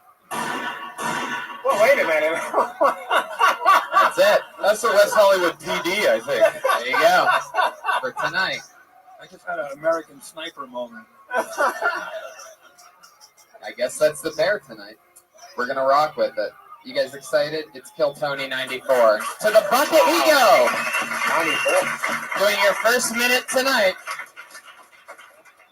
The comedian that goes by the name of, oh, we know this guy. It's Fang Chow, everybody. Yeah.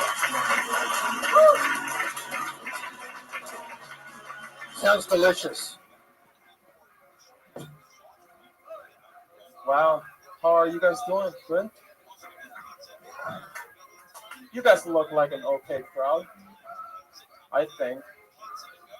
We'll see. My Chinese name is Feng Chao. I got 700 points on my SAT test. Just for the name. Should have been everybody laughing. It's a smart joke. The other day, my buddy Jake asked me for a favor. He said, dude, I need you to leave a message on this Chinese girl's phone that I'm really into. I said, sure, look at me. I'm a gentleman. Here is the message that I left on the phone. To whoever this is, Jake is a douchebag.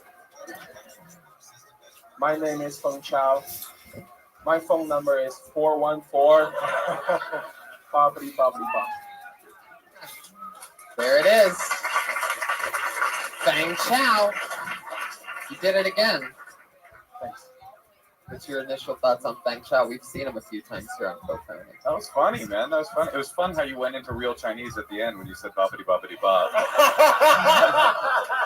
And it's Well, I tried to learn English, trying, but I thought like I didn't want to give out my phone number. Of course. No, I got what you were doing. I was doing a racist joke. Now, Fang, you actually are from China, right? Yes, Beijing, China. How long have you been in America? What have you been doing in these years? I went to school, but I quit school and I moved out here to do comedy. I moved here last year about, I want to say, May. Does China know that you quit school and you're just doing stand-up comedy in America? They know. They kicked me out because I'm not really good at math. They were like, yeah, we're going to deport you. I was like, fuck you guys, I'm out. Too many people there. Like, I look. Where was the school? UW Milwaukee. Oh, God. I know. You went straight from China to Wisconsin? Right. Finally, a cold, gray netherworld that's worse than China. Yeah. Wow. Was there a direct flight? I'd be curious.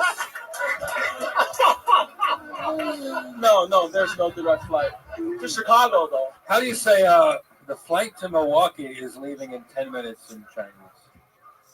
航班要飞到米尔沃基，将在10分钟开始。 Wait a second. What part of that was Wisconsin? Did you say Milwaukee? It made me hungry. I don't know what it was. Oh, Milwaukee. That's right. Did you learn English in China? Yes, I did. Oh, okay, because you're pretty good you're pretty good. Thanks. I feel like a I piece get of it. It's shit. a compliment for my English. Yeah, I mean it's a bad compliment. I'm not good at that. I should get back to insulting you. I felt like you stole Margaret Cho's thing that she does about her mom with your accent. That was a little joke. I forget it. You know, That's I one joke that I didn't get, but they all get it. They all got it. You know, in America, sometimes when a crowd really likes a joke, they'll be completely silent. Did you start in Wisconsin or did you come to LA to start? I started in Milwaukee, Wisconsin. Wow. You ever visit Comedy Cafe? Yes. Yes. Do you know about that place? It's like owned by the mafia, and they'll kill you with they'll like pay you with a gun on a stack of cash when it's time to pay you. Wow. It's a really scary place. It is pretty scary. A lot of white people. Yeah. I guess in that way, every place in America is scary for you. Anyway, Feng Shui. I hope you're not offended by the decor at all. Yeah, I think that's like Japanese, isn't it? I don't know. The Japs. The Japs? It's different. And you thought I was being racist? I thought we were in the same place to talk about shit.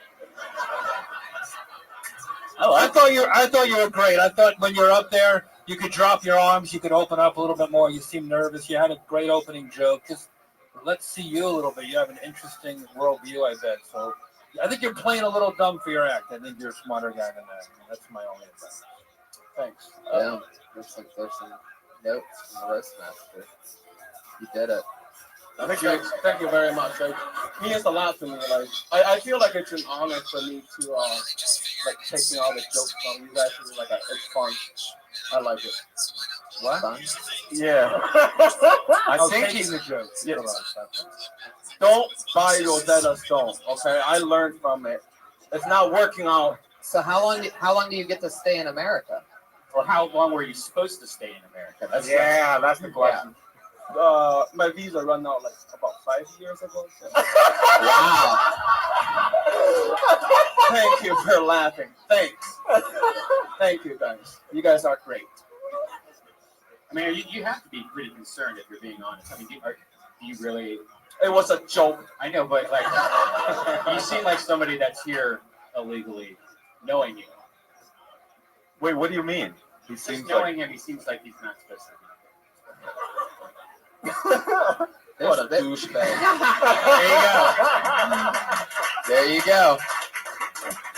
You nailed it, Fang. I thought you were funny, man.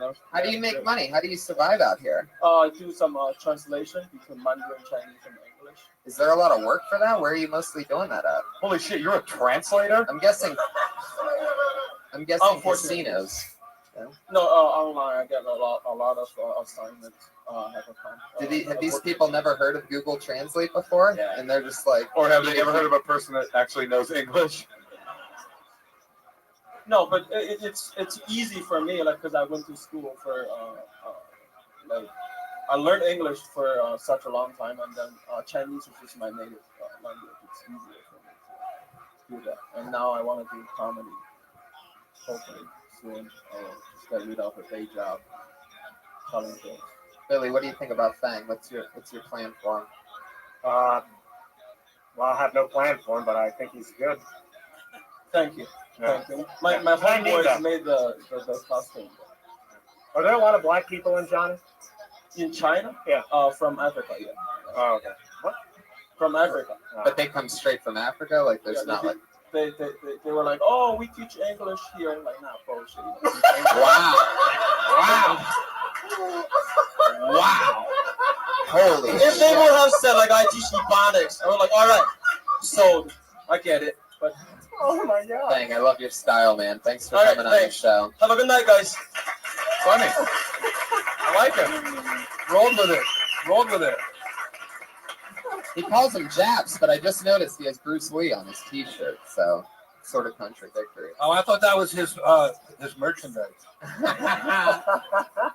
Follow Fang Chow on Twitter. He's the only guy with the name Fang Chow 8080. So if you're wondering who that was all this time, that's that guy. This is fun, Tony. When do we start? Do you remember something that you guys did when you very first started comedy that you can't believe that you did? Yeah, I spoke in an extremely thick Chinese accent when I thought I dropped that. You know, I did speak in an very heavy New Jersey accent when I first started doing stand-up in New York, and it stuck out. So you work through it. I mean, it's endearing at first, but everybody sort of loses it after a while. I did too, actually. Not a New Jersey accent, but I had growing up, I was like super into hip hop, sort of Oakland, thought I was black style, and that went away as I got older. And then I started comedy, and it came back when I first got on stage. It was like some kind of weird, sort of defensive wall that I was building between me and the audience. And then eventually, when I got comfortable doing comedy, that went away again, which is good because it doesn't match my current looks.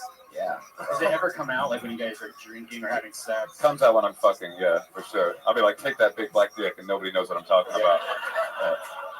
I have another friend who's white that sounds blacker than he sounds black on stage. It's Willie. Oh no! Wow. Come on. The whitest black guy in the world. And if you don't believe me, look how deeply that shirt is tucked into his pants.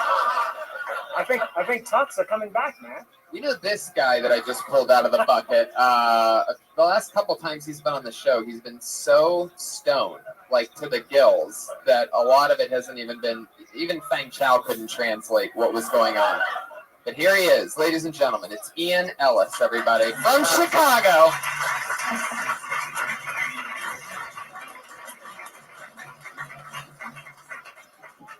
Hello. The Transformer is blackish. I was on YouTube today. I wanted to know why countries hate us. Seemed like a conversation Surrey wasn't ready to have. The number one reason is our decadence. You know who the most decadent people in the world are? Arabs with oil money. Jay-Z wishes he could ball so hard. We buy a lot of shit we don't need. They buy people. He's not working it up. Number two reason, because we're a Christian country. Italy has 2 popes. They're 3 popes shy of forming megapope. That's how the Inquisition got started. Another reason is they hate us for our freedom. We're 7th in freedom. Ireland has more freedom than us. Nobody hates those potato monkeys. We're trying to blow up those porch gingers. Wow. You need some weed, man? I got some. This is you sobered up, and it turns out you're just an angry fuck. What did you just gave him weed for real? Yeah. What was the first thing that you called a potato monkeys? Wow. That was wild, man. Did an Irish girl an Irish guy steal your girlfriend or something? Like what? How much do you have to hate Irish people to get to potato monkeys? Oh Jesus! Oh. Well, you lost me at hello. Yeah. You say hello, we say goodbye. You know what I'm saying? It was interesting. Your whole act seemed to be, I mean, just this minute of it seemed to be based on like facts that were not in any way public information. You know, yeah, we are 7th in freedom. Arabs buy humans. What was the second thing? The word discrimination. Well, you said something else though. Oh, we're 7th in freedom. They hate us for our decadence. Yeah, I didn't know any of the facts that you were. Yeah, so that was interesting. I mean, comedy in some ways about relatability. How long have you been a black Israelite? How did you find out that we were 7th in freedom? What did you rank that yourself, or? There's Noam Chomsky, man. He looks like he should own some Noam Chomsky books. I mean, I know who Noam Chomsky is. I don't try to incorporate him into my stand-up comedy act, though. You should work on that. No, Chomsky is some funny shit. Halfway through, you commented how bad you were doing. That's probably not a good idea, because then the rest of the set, we were all noticing really how bad you were doing. Oh, I remember 2 popes in Italy. What? Yeah, he's right. There's 2 popes. There are? One's still alive who retired. It's ridiculous. Oh, that's who you met? Everything you said made sense on a certain level, and a lot of it is, honestly, some of your jokes were brilliant. The ideas behind them I thought were brilliant, but you have this timing of the suicide bomber.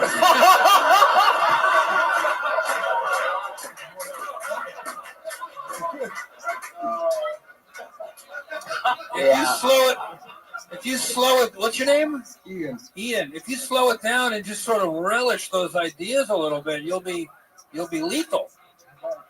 Not just look lethal. You're great. American Gomer Pyle. You gotta stop trying, Ian. Stop trying, or else you're gonna bring out the angry West Hollywood bear. You don't want to do that tonight. It sounded like gunfire. Whoa, he's ready. Don't do it. All right. Well, I kind of like that you have like that stoner laugh, but that you cited Noam Chomsky. I think that's kind of Noam Chomsky. Yeah, I feel like at some point you got high between your set and right now. That pod is seeping through his hand right now. Yeah, you get the flop sweats plus a bud in your palm, and you'll get high as fuck. Fuck yeah, Ian. What are you doing what's happening in your life? You moved here from Chicago how long ago? I came out here in August. How's that going for you? Got an apartment on Sunset Strip. It's been great. Apartment on the Sunset Strip? Yeah, the Sunset Wow. Strip, huh? You know, Sunset Strip's one of the best places to buy cattle in Los Angeles. You might want to do a bit about that. And as far as, areas in LA, it's got like the 18th most freedom. Absolutely. Yeah. It's like really awesome in the freedom category.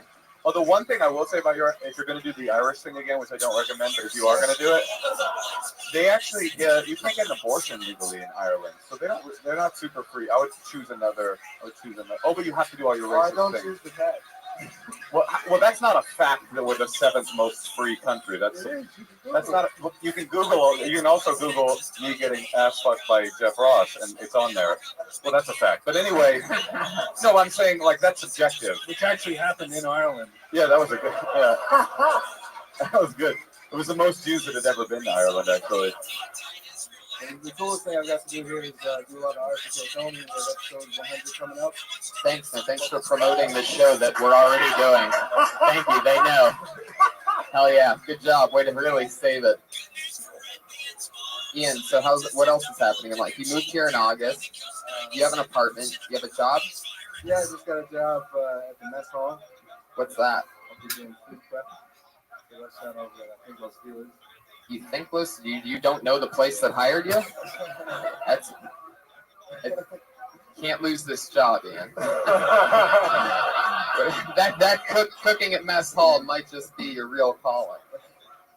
It's a good restaurant.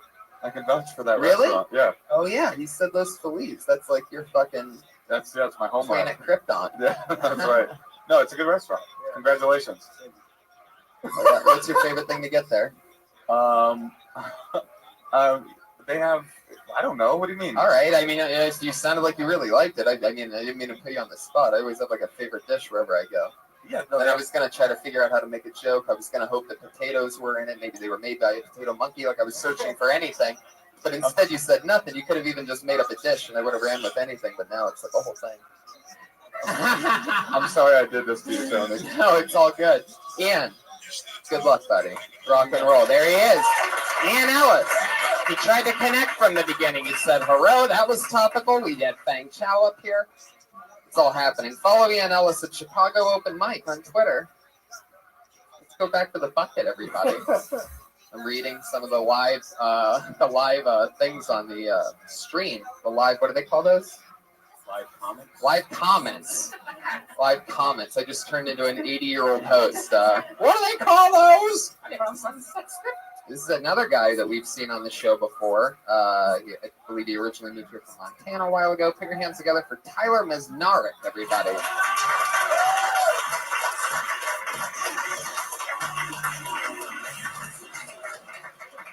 What's up? Hey, I was watching a Beyonce music video on TV, and my grandfather walked in. He just starts staring intently at Beyonce. So then I get up to leave before he say something racist. Yeah, I didn't make it. And he just grabs me on the shoulder. He spins me around and says, "Hey, who's that girl? She looks pretty good." You ever notice like 80-year-old men always touch their stomachs and say creepy things? You know? He said, that's what Beyonce. He's like, oh, we used to have magazines of girls like that back in the war. The magazines were called Tan. Because she's mulatto. Which, as far as the racist things go, like mulatto's not that bad. Like, it doesn't sound as much like a racial slur as like a refreshing drink. Like you get at Starbucks, Hey, what's up? Can I get a tall mulatto, please? Oh, actually, this drink's from my grandfather. Wait, I always love that. I want to hear the end of it, though, even though the bear came out. Right. It's so close. Actually, go ahead. Actually, this mulatto's from my grandfather. Can you tell him like 3 minutes? He doesn't like when it's so dark. Okay, I think the bear saved you on that one. So, did your grandpa really say that? Yeah, he actually really did. So what did you really say when he said that? Did you laugh in his face? Like, what happened? He actually followed me like out of the room into another room to finish telling me about that. And I just kind of looked at him like, wow, that's crazy. And then I went back to what I was doing. It really, like, I don't know what you say to like an 80-year-old man when he says something like that. I don't know what he's trying to do. I think he'd say, bust out that dick and let's jerk it together, Grandpa. That's probably what she said. That's true. Yeah, you're not Jewish, huh? No. That's how we do it in Jewish families. With a phrase dirty Jew. That's right. Yeah, your grandfather invented the phrase dirty Jew. I like the rubbing the stomach part. I don't know, the mulatto thing. I could reword it or make it a little bit more. I just don't see where you're like, instead of making it like that's really where you want to go. You could always do that, but I just think there's more to the genuine him actually saying that. And I want to know more. Like, what happened then? What did he follow you to tell you about the Black magazine? This sounds so entertaining. Like, there's no show where there's just some crazy 80-year-old man that is actually just saying whatever comes to his mind. Well, like, he lives at my uncle's cabin. He's in your uncle's cabin? Yeah. This is the most Montana story of all time. It's like weird porn and racism and cabins. Yeah. But like he sits there and he watches like sex. Yeah. Oh God! Look at that! Wow. Show the camera. I think I could be on the cover. Willie, how'd you get on the cover of this magazine? All right. Okay. Kill that magazine. It's a great headshot, Willie. You should use that as a Twitter avatar. Fucking lovely. Wow. So that's the real thing. It's 25 cents. I like the what are you called? The caption. Headlines. Yeah. What a fool I was. How I was a fool. Love across the color lines. Oh, it's not a porn magazine? No, it's a gossip magazine? It's basically like 50 Shades of Black is what it seems like. It can't be a porn magazine like this person. Right. It's a gossip magazine is what it says. That's crazy. Your grandfather was essentially reading like Ebony magazine in 1920. Yeah. You painted your grandfather being this racist. He's a fucking progressive. Yeah. Oh my God. By the looks of this magazine, I'm guessing your grandpa gets a boner when he sees a bottle of Aunt Jemima. So now that was racist. See? Yeah.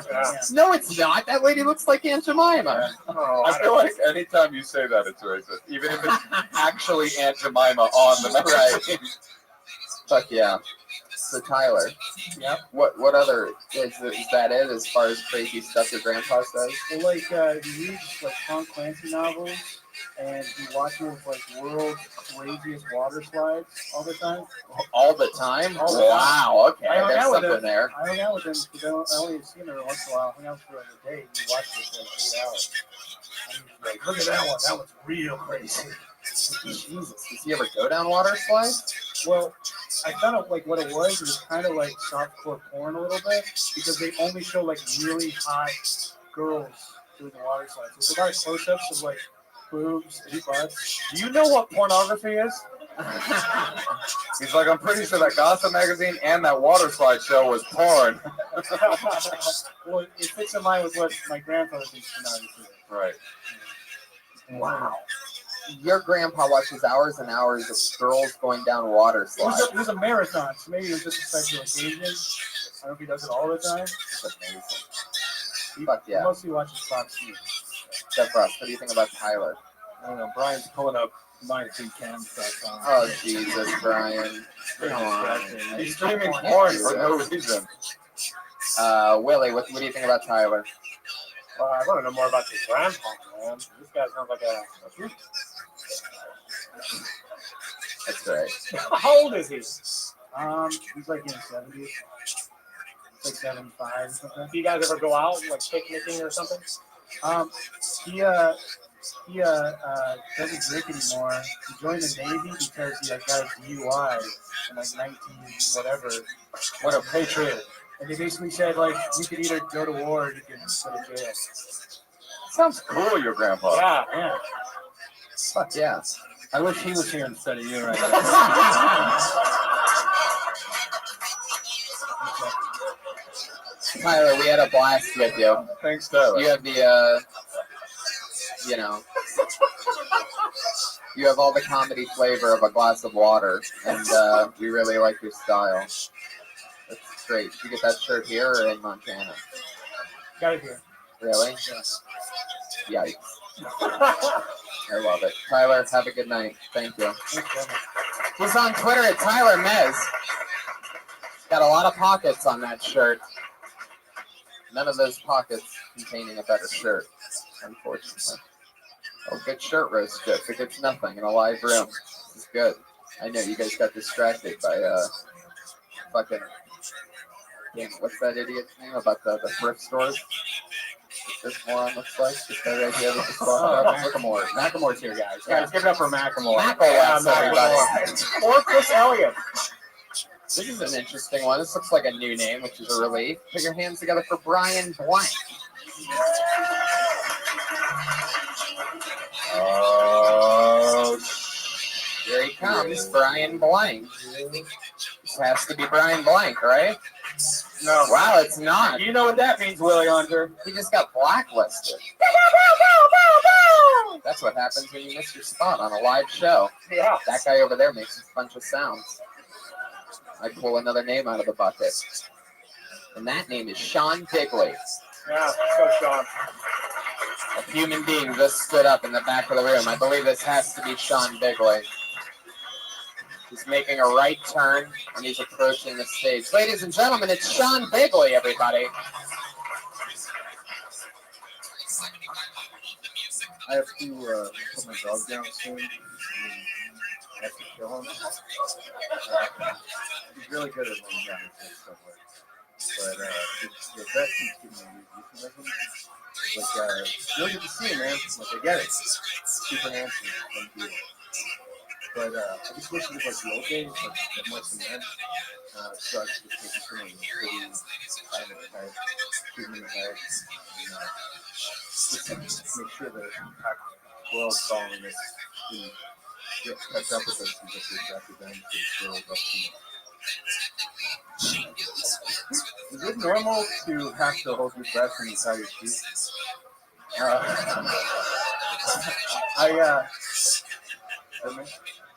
There you go. He did it. A lot of heavy breathing during that set. It's a long walk from the back of the belly room, huh? That 25-foot walk gets that heart pumping, huh? I like your style. You do not fit in the clothes that you're wearing. Do you know that? It's new. Did you just gain 40 pounds in the past week and you just haven't gone shopping yet? Wait, did you say it's new? Yeah, I just gained a lot of weight. Oh, the weight is new. Because there's no excuse with that sweatshirt being new. I just don't want to buy new clothes when I'm still fat. And Right. skinny again. Yeah. No, it's Fat Kevin Crispy, ladies and gentlemen. It's Kevin Crispy.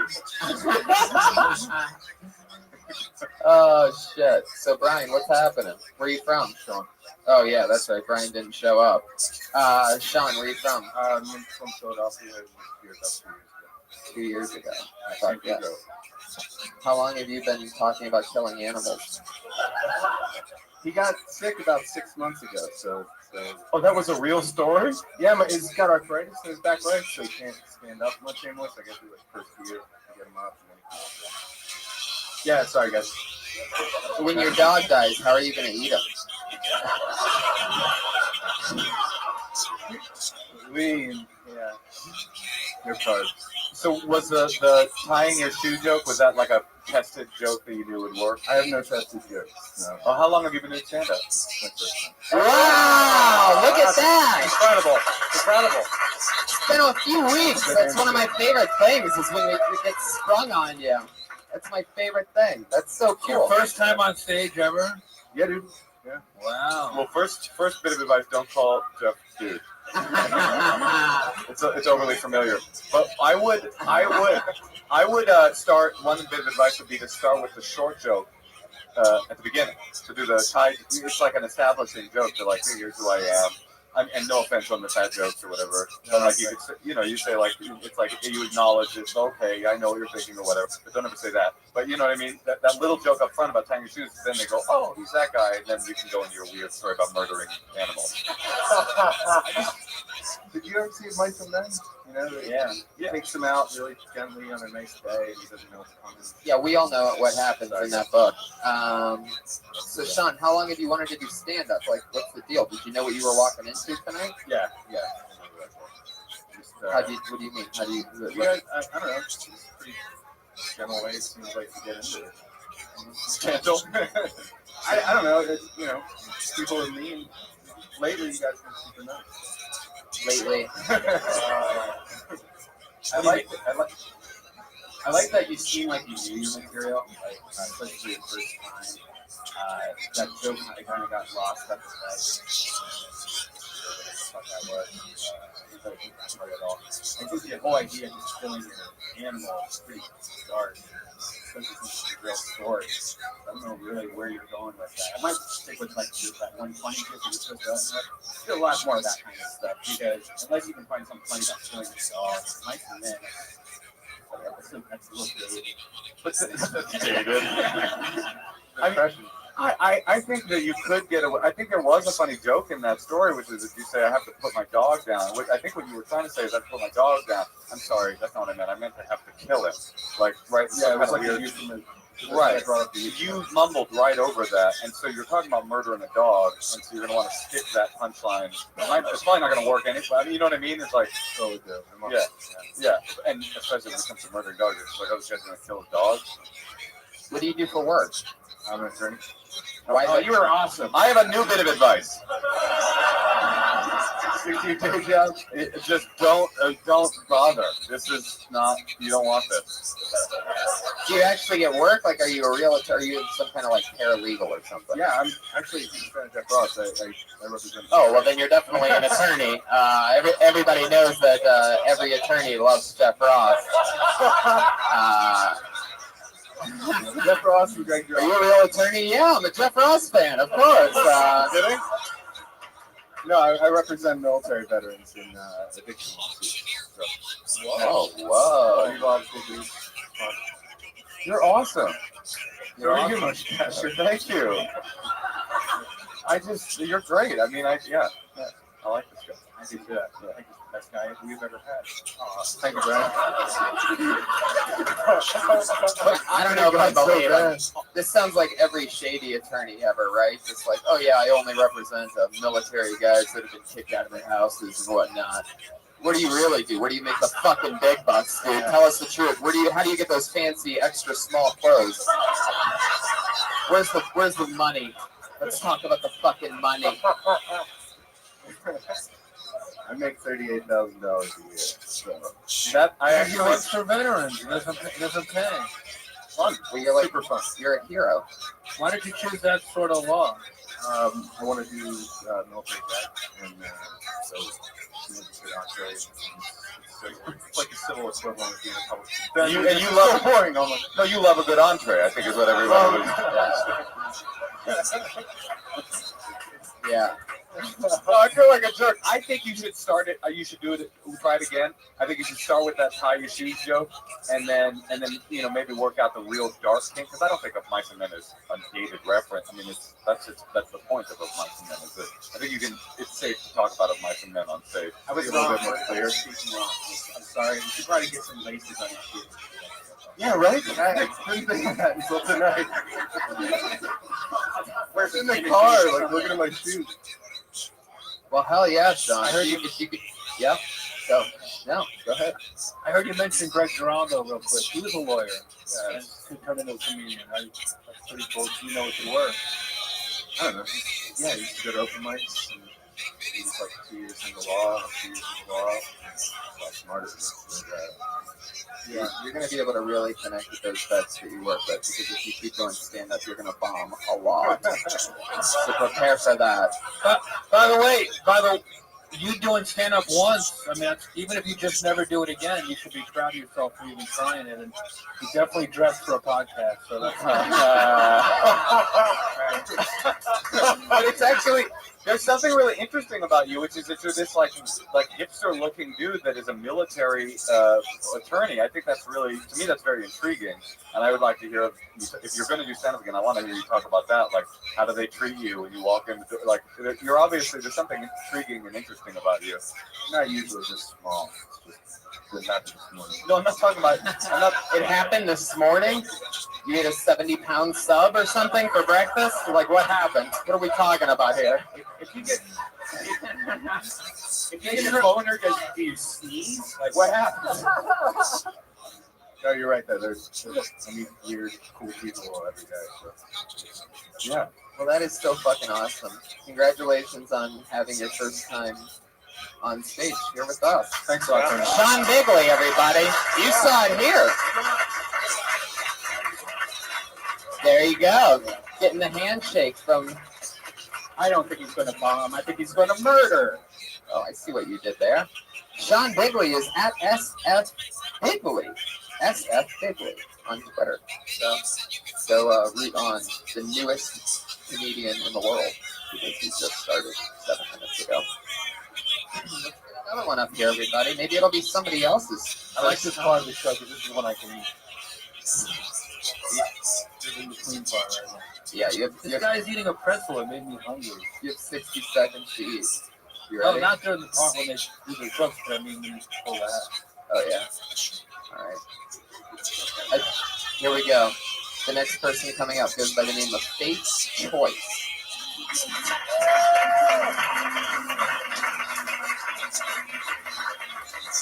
Here she comes. Faith's Choice, ladies and gentlemen.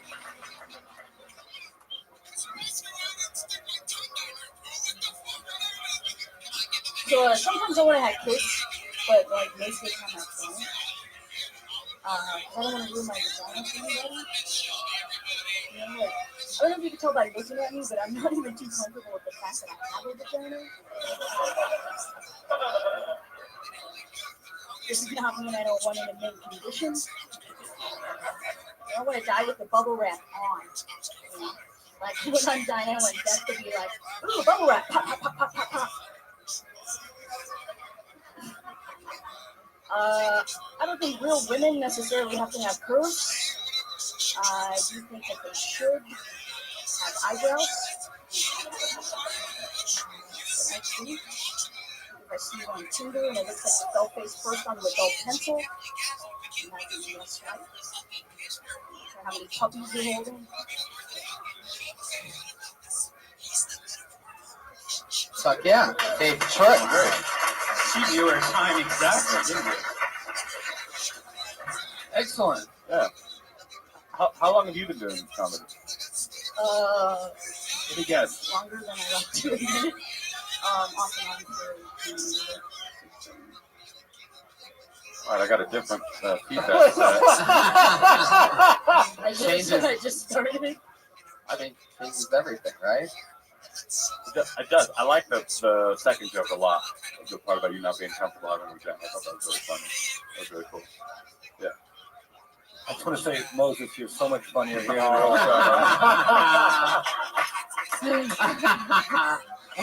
I didn't get the bubble wrap thing at all. Oh, yeah, I should have told it. Really. What do you mean?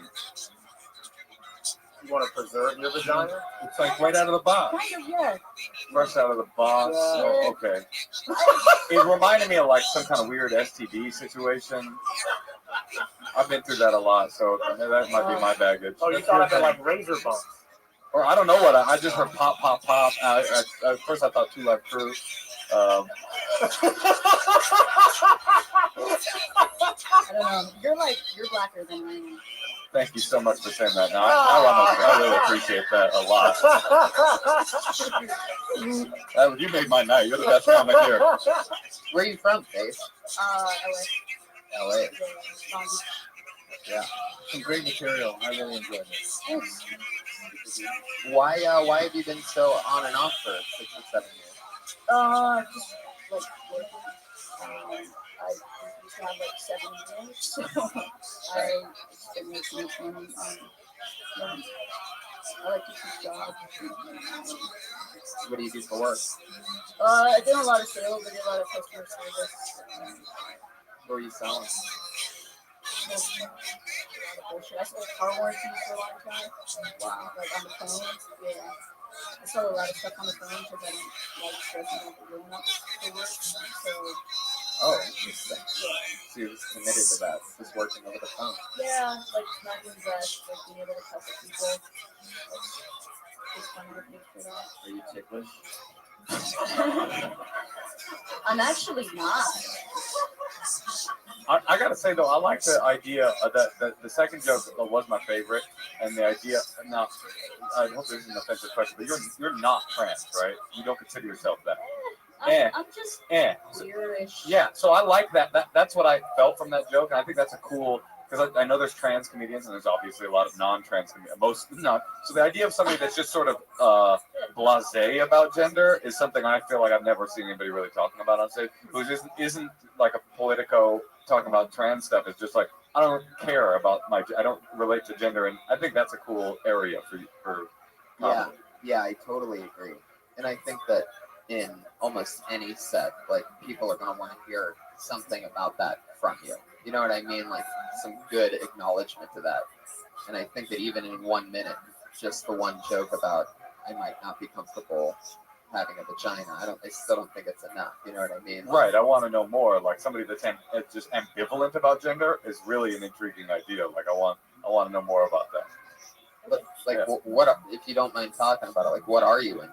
Like, what's your thing? I mean, if I have to if I have to like write it out, someone asked me, I'm like gay, gay.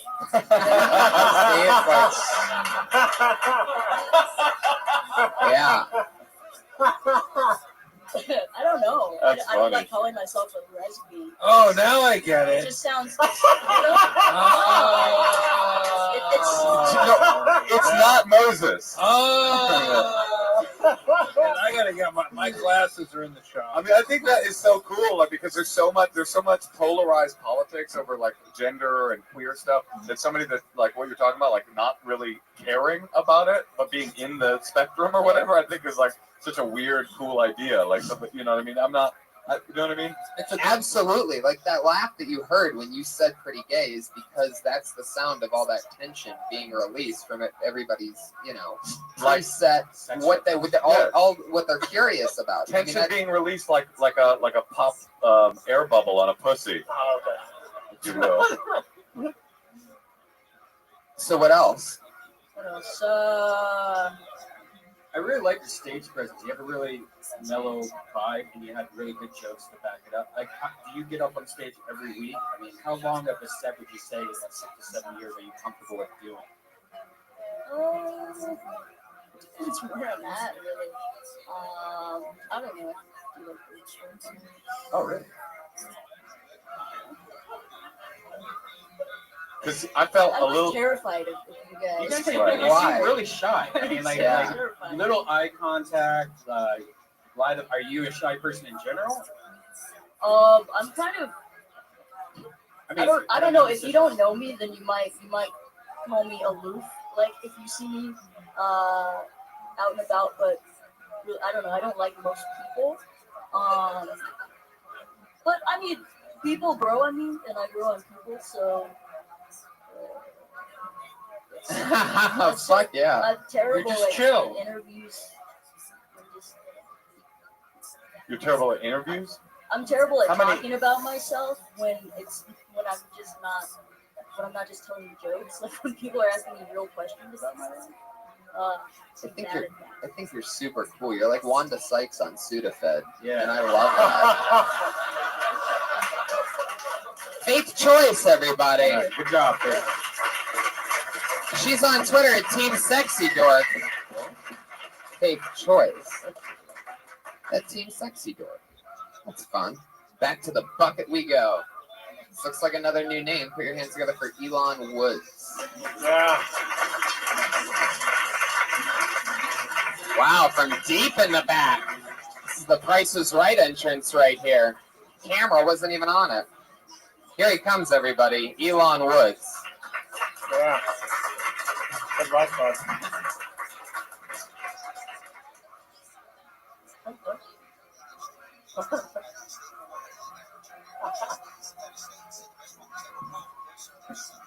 Start now. 10 seconds, yeah. I suffer from dyslexia, so when I masturbate, I actually put my hand over like that.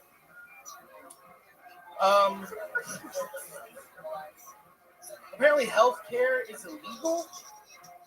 I can get healthcare this year because I'm on a job. Like my friends, fucking dining room. I want to see the government try and stop me from fucking sneaking Butterfingers into my bedroom. Because I've been doing that for 27 fucking years. My mom hasn't seen it yet. So they can't make me get healthy. Apparently Hemingway claimed there was a limitation to how many times you can ejaculate. So I started a bucket list for my games. Katy Perry's on the top of that list. There's nothing worse than being homeless in this world. I can tell you this because I have been homeless. This is a true fucking story. It sucks. And I will stop that story. Wow. You want to finish that one? Yeah. All right. So as I want to see if this is the one that like wins everybody over. Basically, I was homeless and I was contemplating robbing a bank. Basically, I decided that if I was in prison, I would at least have a roof over my head, food on my plate, and every now and then someone would fuck me. But when you're homeless, no one will fuck you except for life, and you will get tired of that giant fat dick in your ass. Oh, there you go. You can really connect with that crowd at a homeless shelter sometime with that joke. I had some other jokes I couldn't get to, and I was really not nervous over there. I bet that's what happens when you only have 60 seconds to do jokes. I like that you have a mechanical pencil behind your ear. No, it was dope. No, don't do No, that. please keep everything on. We want you as covered as we could be. Settle down, Elon. Bring the energy down a bit. I know your blood pressure is thumping right now, but just breathe in through the nose, out through the mouth. Everything's going to be okay. Yes, Brian. Belt is undone.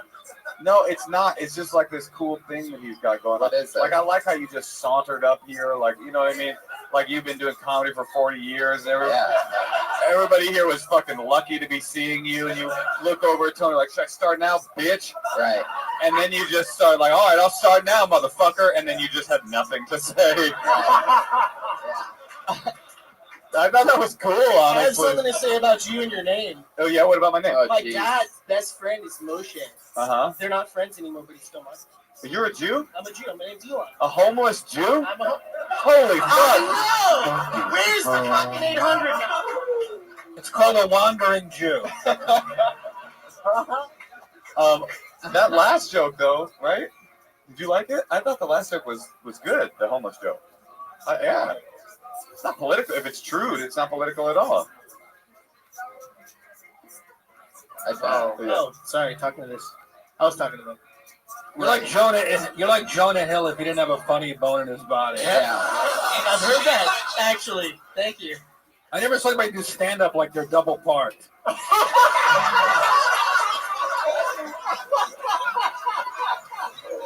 You looked at your notes 5 times in 60 seconds. Are you okay? So the first time I did stand-up, it was at the Caves in Santa Monica. And the next, I did really good actually. People laughed. I was the funniest person there, but they actually shut down the club the next week. Oh, you were that good, huh? True story. Wow. What? Was that on a Tuesday? It was on Tuesday, and I swear to God, it was on a fucking Tuesday. Got the club going up on a Tuesday. Oh, boy. How long have you been doing stand-up? This is my second time on stage. Wow, so you did the place in Santa Monica and that closed down. Yep. And you just had your next spot at the world-famous Comedy Store. What if open since 1972. What if Polly ran in the back and was like, we're closing the place down? Dude, everybody's gotta go. We just got word, right? So, like, I'm sorry, but, like, we have to do it right now, okay? I don't know, but, like, we gotta get everybody, because they're about to turn it into something else. That's it. I have a Pauly Shore joke. Nobody wants to hear more of your fucking jokes. What are you trying to tell us about? No, it's not. A great joke? It's a great It's a great joke? Who wrote it? I wrote it. No, okay, so let's talk some. Wait, what do you mean it's a great joke? But wait, the other jokes, why didn't you do the great joke? Yeah. Those are all serious great jokes. Oh, everything you told in that was a great joke? They're all great. Do you even remember this great Pauly Shore joke, or do you have to look at us? Very well. It's one of the first jokes I ever. Yeah, he's cocky. I love this. Yeah, I want to hear the joke. For a guy that writes his jokes on the fortunes inside of cookies, he's one of the best. What's your Pauly Shore joke? Yeah. So I was walking down the Hollywood Boulevard and I saw Pauly Shore's star on the fucking sidewalk. And it was right where the curb meets the street. And I wonder if the fucking mason worker knew that his career was going to go straight down into the gutter just like this guy. Do you hear that silence? Yeah, it's a bad one. Well, hold on. I'm trying to look up great here. Do you know what great clips? That's the place where you get a good haircut. Great Big Bear. You have no right to be goofing on Pauly in Pauly's club. No. I actually love Pauly Shore. He met me once at Newsroom Cafe. I had long hair like the fat guy from Lost. Oh wait, this is a great story. This is a true story. This is not a joke. This is a true fucking, if I see Pauly, he'll remember the story. He called me to his fucking table and asked me how I was doing. Right, because he thought you were somebody else. Exactly. He thought you were Sandy. The only thing great about you is your size. That is true. Yeah. That is very true, Jeff. No, you're adorable. Thank you. You're adorable. Good luck with your third time on stage. Take your jacket off next time. Memorize your shit. Maybe you'll do And better. put your belt on. Your belt is literally off. Do you know hanging that? off on two sides. Why is your I just took a piss before I came up here. What? Hey, can that Veterans Affairs lawyer come back and help this guy? Oh, Jesus. Don't ever do that again either. Where are you from originally? I am originally from Miami, Florida. How long have you been in LA? I've been back in 87 pounds.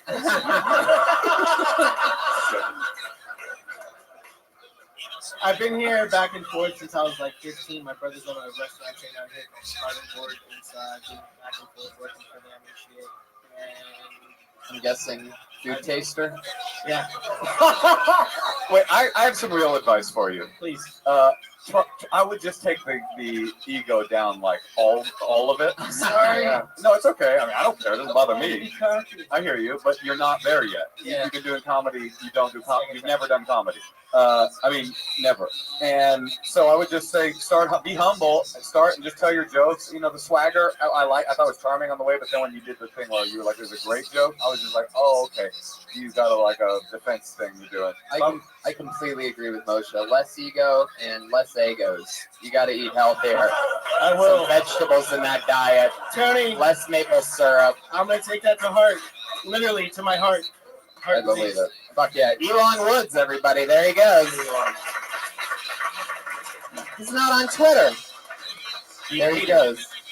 He's not on Twitter. It's the only thing I like about him. Can't afford Twitter.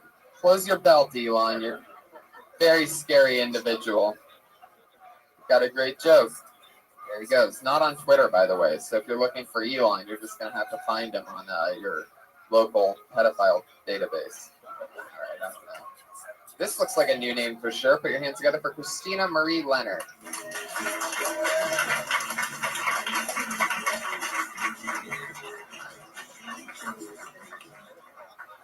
Hey guys, so I've always had a lot of guy friends, and lately I'm trying to like make more girlfriends in my life.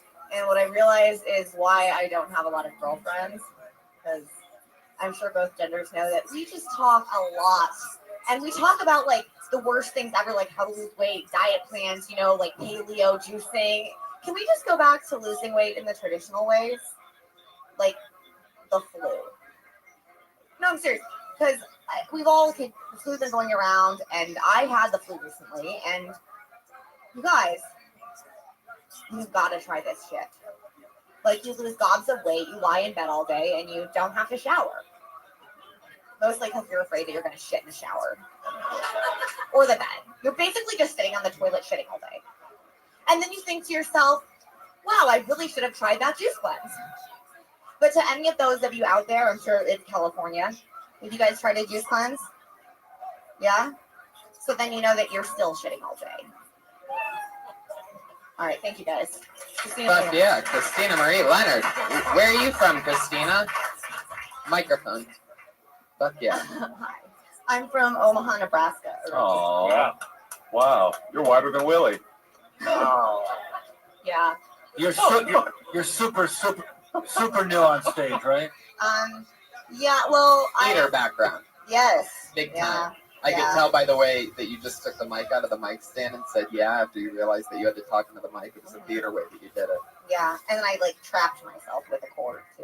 Yeah. Like I once ended up on the rafters during Oklahoma. Like I got stuck as the curtain was coming up. Wow. Yeah. I bet Oklahoma goes over huge in Nebraska, huh? Except for when it's football. How long have you been on stand-up? About like a year and a half, but I've really been focused on it for like the past 6 months. That's cool. Is that all here in LA? Year and a half in LA? Yeah. How are you enjoying that? Yeah, I really like it. Like it at first I was like, oh, I'll try this, and now I've fallen in love with it. Ooh la la. Yeah. Are you ticklish? Terribly. So that I have elbows, so like if you tickle me, I'll kill you. Wow. Not on purpose. Jesus Christ, Brian. There you go. Every episode, there's a part. Yeah, coming up here, Elon Wooding all over the stage. Oh my God. Well, you did a couple things, but just to give you some real feedback, you did a couple things that I just like, I are little pet peeves. Like you asked the audience a question and then you wait, like you were like, you needed them to answer you before you continue. Like, why do you need to, what good is them going, yes, I've been on a juice cleanse. You're like, finally, I can tell the rest of my joke. Just fucking tell the joke. You know what I mean? I hate those rhetorical questions. I hate, but also waiting for the answer. It's like, I don't get that. I did that for a long time, way longer than I should have. I used to always think, and like even when, you know, my first year or two, when a couple good to great comedians told me like, you know, you don't need to ask questions. Even I was like, I don't know, I think it's part of my thing. And you know what I mean? I just try to fucking rationalize that. It never ends with that until you just realize that mathematically just plow ahead and everybody will go on the trip with you. Right. All the power. There's nothing ever funny in the question. Right. I've never seen the question being the funny part. And it never changes compared to the answer. You're going to say what you were going to say next anyway. The question thing is sort of new, so I'm happy to. Right. But that goes for like everything. You'll notice with other things. You'll notice. Yeah, you guys know about this? It's like either they do or they don't. So you might as well just move forward. The other thing I would say is you could have cut the entire first 30 seconds of your act where you're talking about the girlfriend. There was nothing there. You were just trying to get to the flu. Right. So why not just like start with, how come everybody's dieting? How come we don't just, what about the old way, the flu? And then now we're talking, now I see the diarrhea dribbling down your leg and I like it. You know what I mean? Now I'm on board comedically. I see you in the shower. It's a brown shower. I'm in. Thank you. What do you like about LA that wasn't in Nebraska? Everything. Yeah, I tried to escape several times. Like I dropped out of college the first week of my senior year, and then I was broke, so I was like, well, might as well. But it just, the billboards, there's like entertainment here, not just a CVS, you know? And is stand-up your overall goal, or are you still doing a lot of acting and stuff? Both now, yeah. That's fun. Yeah, I have a web series, or like just trying to. You sing too. I do sing a little bit, yeah, alto. By the way, took the mic out of the stand like you were about to bring the house down. Are you going to sing for us tonight? I don't know. Yeah. Oh God. Yeah. Okay. Yeah. All right. If you want me to sing, I'm not like a singer, but I'll sing for you. I'll do a little Chicago. Is that okay? Hey, I don't want to pull your leg or anything. Jeez. Yeah, I'm not a singer, but I'll sing Chicago. Come on, babe, why don't we paint the town?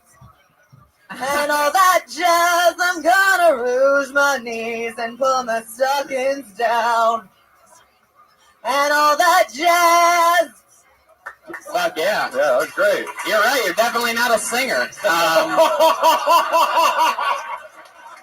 I warned you. But you're so ballsy, and thank you, and thanks for being part of the show tonight. Christina Marie Leonard, everybody. Guys, thanks for putting up with my singing. All right, this is the part of the show where every single week since its inception, we've had 2 comedians come up and they write and perform a brand new minute each week. These do not come out of the bucket. They are already, they do the same spot each week. So they're always preparing a new minute once a week, which is pretty crazy. And this week's no different. Going up first tonight, Florida Dropout. She had her very first time on stage in this room on a Kiltony, just like you saw motherfucking Sean Bigley do tonight. And she's been doing it every single week since.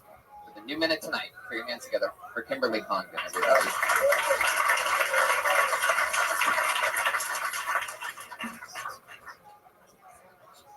Yeah, it's really hard being a college dropout and a struggling artist, because every time I get a phone call from an unknown number, I don't know if it's a callback or a bill collector. I never know if I should answer. I wish that any of my relationships were as committed as Sally Mae is. That bitch is persistent. She calls every morning. I feel like she's checking on me too throughout the day. And she even gets sneaky when I don't answer. They start changing the area code to where you're from. So you answer unexpectedly and you're like, damn, let me live. Like, I shouldn't have to be scared of answering my phone all the time. That's it. Fuck yeah, 50 seconds. I don't really know that Sally Mae thing. What is that? Well, it's just like a student loan. I have no idea what that was. Do you guys know what Sally Mae is? I know what Sally I Mae did, is. yeah. Wow. I did. Fuck yeah. I had a little idea for a joke in there, which they changed it to your home area code. It'd be fun. Maybe it's like your dad, you're like, Dad? Yeah. Right? As opposed to just something, you're like, Dad, you've never met your dad. And you're like, no, it's Sally Mae calling. That's funny, 'cause I don't know my dad. Oh, that is funny that you don't know your dad. I find that hilarious. Yeah, there you go. Wow. That's how it happens. Oh, you're blacker than Willie. No! I am the blackest person in this room. All right? I love this runner we have on Willie right now. Who, by the way, is not a runner, which is one of the things that's not black about him. Willie is from Alabama. Willie's a perfect combination of like a beautiful blonde Alabama country girl and Bill Cosby doing a one-nighter. Fuck yeah. In 1985, I'm guessing. Young Cosby. Raise the roofie, buddy. Raise the roofie. Kim. Willie! I'll never. The first time I met your mama.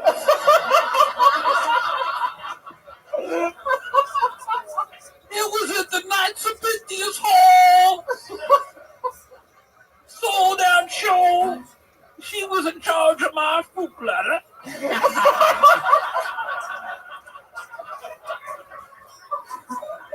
She wanted some career advice. All right, well. We were just going to let you go for as long as you would have gone for it. Now, Camille and I are very disappointed that you turned out as the Iron Patriot. Kim, What's your advice for Kim? I'd Bill like Cosby? to see you in my dressing room. After the show, I got some decaffeinated coffee. Oh, the decaffeinated part is the creepiest part. I don't know why, but it Use the coffee making her sleepy. I put the roof in the pudding. You do a great Cosby. Oh, thanks. Well, actually, Jeff, I think that is the proof to anybody that is new that wants to do impressions. I always think that an accurate impression is less funny than a funny impression. Like, it's not about accuracy. Is like, wow, you're a talented juggler. Who made you the comedy expert?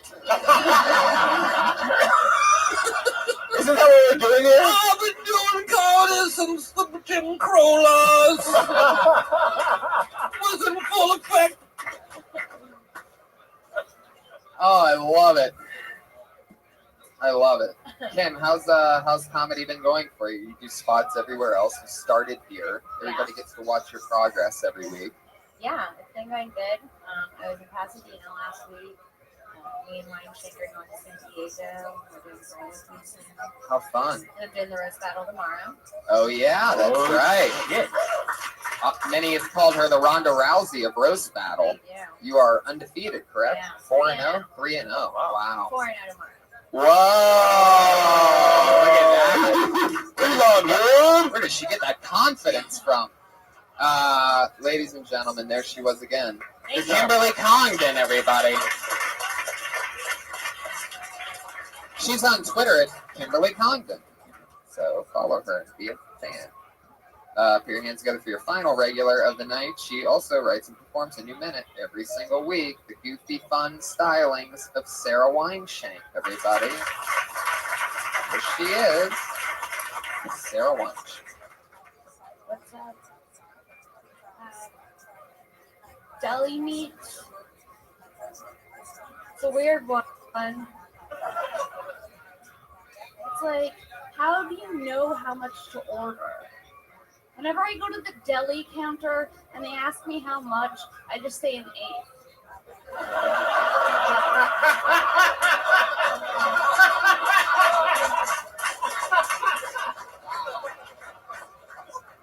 Yeah, can I get an eighth of that boar's head? Sausalito turkey. And it's the only place where you get a ticket with the counter and the behind the deli doesn't match where you are on your ticket. It's like, I'm number 76, the counter says 4, and there's only one other person here. What the fuck is going on? I don't know how. Okay. You want to finish it? Nah, I'm good. Okay, perfect. Fuck yeah. I love that. Maybe one of your best sets you've ever had. That's a great joke. Really funny. You should chop it off though, right at the end of that on the 8th. You don't need to do that other. The other part takes you away just from killed it. Yeah, Or you could tag it with something else. But either way, you know what I mean? Like, an eighth is, I think it paints a great picture of exactly how much deli meat you're getting. You know, if you're throwing a party, you ask maybe for a half ounce or, you know, an ounce of. Yeah. Yeah, or if you just want to sample, you just want to taste. Just get a sweet taste. Get a sweet taste of that roast beef. Is this podcast just grooming people for sexual assault for you? Brian is not with this one. Why do you need to bring the? I thought we were friends. Sarah. What the hell were we talking about? Lunch meat. That's right. Fuck. How has Spots Other Places been going for you? Good. They've been good. I don't know. Is that vague? I mean, they've been good, yeah. Okay. I'm excited about it. All right, cool. The ice house is good for me. Yeah. I heard she destroyed. I didn't get to see it, but Kim's just fucking spot. Yeah, didn't. Thanks, Kim. Wow. Kim did great too. Well, Kill Tony girls. You did well. The ice You guys have a hell of a work ethic. It's pretty crazy. Most comedians don't attempt to write a new minute each week. It's been paying off.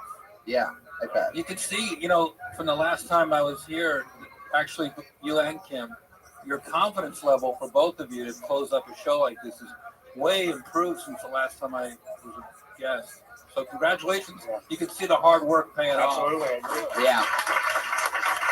Super cool. Super fun. Sarah. That joke's just great. I mean, Yeah. that ape joke is so much information too. It's like I like that joke where there's backstory that is never told. You know, like you're high at the deli. Like you don't have to say that, but we all see you with your half shut eyes buying the deli. And you know, maybe you could even stretch out the end of that ticket joke longer too by, you know, maybe there's more to that. Like, where are these 71 people in between the ticket and the ticket that you have? Maybe they're in the back lot smoking some of that ham or something like that. Right. Corned beef hash. Yeah, corned beef hash. That's great. Yeah. Maybe just a dab of the corned beef hash. Well, Sarah Weinshank, so much fun. Another great new minute from Sarah Weinshank. She's on Twitter at Princess Shank. Follow her and Kimberly Congdon. 2 regulars of Kill Tony, crushing lately. So much fun. Guys, that's episode 94 of Kill Tony. It just happened right in front of you. A little painless needle. You didn't even feel a sting. It happened so quickly. Thanks for the food from the lovely Elise Lane. She's great. She's at The Girl with a Pan on Instagram and Facebook. She's at Elise Lane on Twitter. Willie Hunter is Willie Hunter at Will Hunter Show on Twitter. He's the best. What's coming up, Willie? Promote your new podcast. All right, so Willie Talks this Wednesday. We're going to have Sovereign Sire, Porn Star, yeah? Fuck yeah. Hell yeah. Yeah. I'll be there for that. Thank you for listening to the live stream here tonight. Yeah. Yeah, hey, I'll be in Salt Lake City this very weekend. So come see me at Wise Guys. Salt Lake Moshe, City. yeah. Moshe Kesher. Follow him on Twitter. Catch all of his dates on his website. Jeffrey Ross, the Roastmaster General, has the Roast of Justin Bieber coming up in 2 weeks.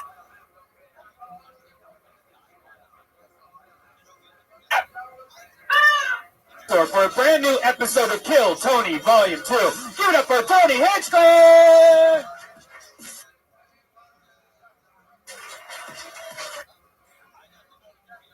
Fuck yeah. Hello, live audience. This is it.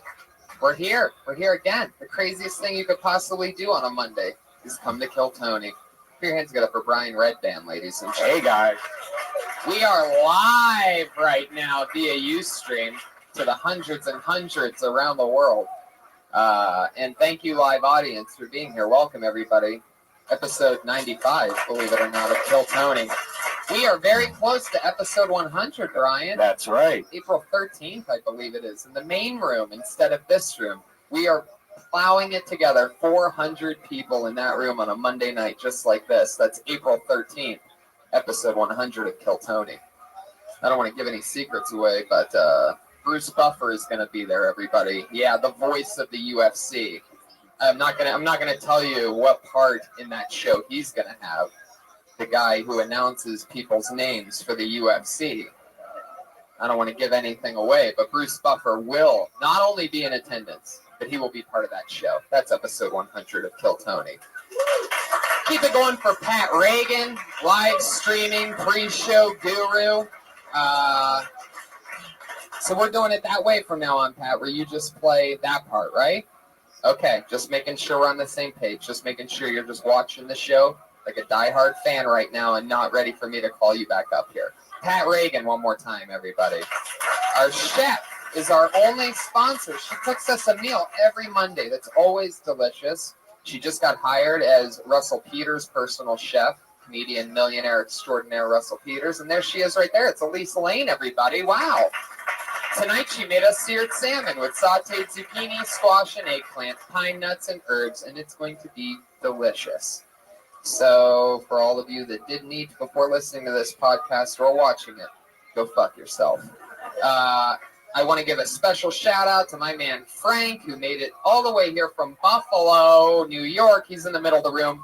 Guys, he gave me the WrestleMania anthology. No big deal. Oh, yeah. Just showing his appreciation for a free podcast that's streaming around the world. He knows I love professional wrestling, specifically older professional wrestling. And now I have all the years between 89 and 94. The years that I love the most, Brian Redband. It's like he knows me. My virginity was lost on disc number 1. Really? Actually, disc number 2. Number 3, 1987. 1987. Wow, Yeah. I was 3. And I'm so happy about that. Oh, another thing, which reminds me, guys, tonight, guess who's on Carson Daly? It's me, everybody. I'm on Carson Daly tonight. So for those of you watching the live stream right now, why not grab your remote control and set your DVR so that you can see me on Last Call with Carson Daly. You could set your DVR because I don't expect you to stay awake until 3:45 in the morning, which is when I will be on NBC. But it's just me on NBC for those few minutes. Is this where they like record you and then they have like a cut in with you like reflecting about life? Yeah. Where'd you do that at the Ice House? Or the show was at the Ice House, the home of many Death Squad great shows. One of my favorite clubs out in Pasadena. And cool. but I do I give a shout out to the Comedy Store in it, and Youngstown, Ohio, and most importantly, the words "Kill Tony" will be heard on NBC tonight. Everybody, the show you're at. You realize how cool you motherfuckers are? You're at that show. All right, let's get this thing going.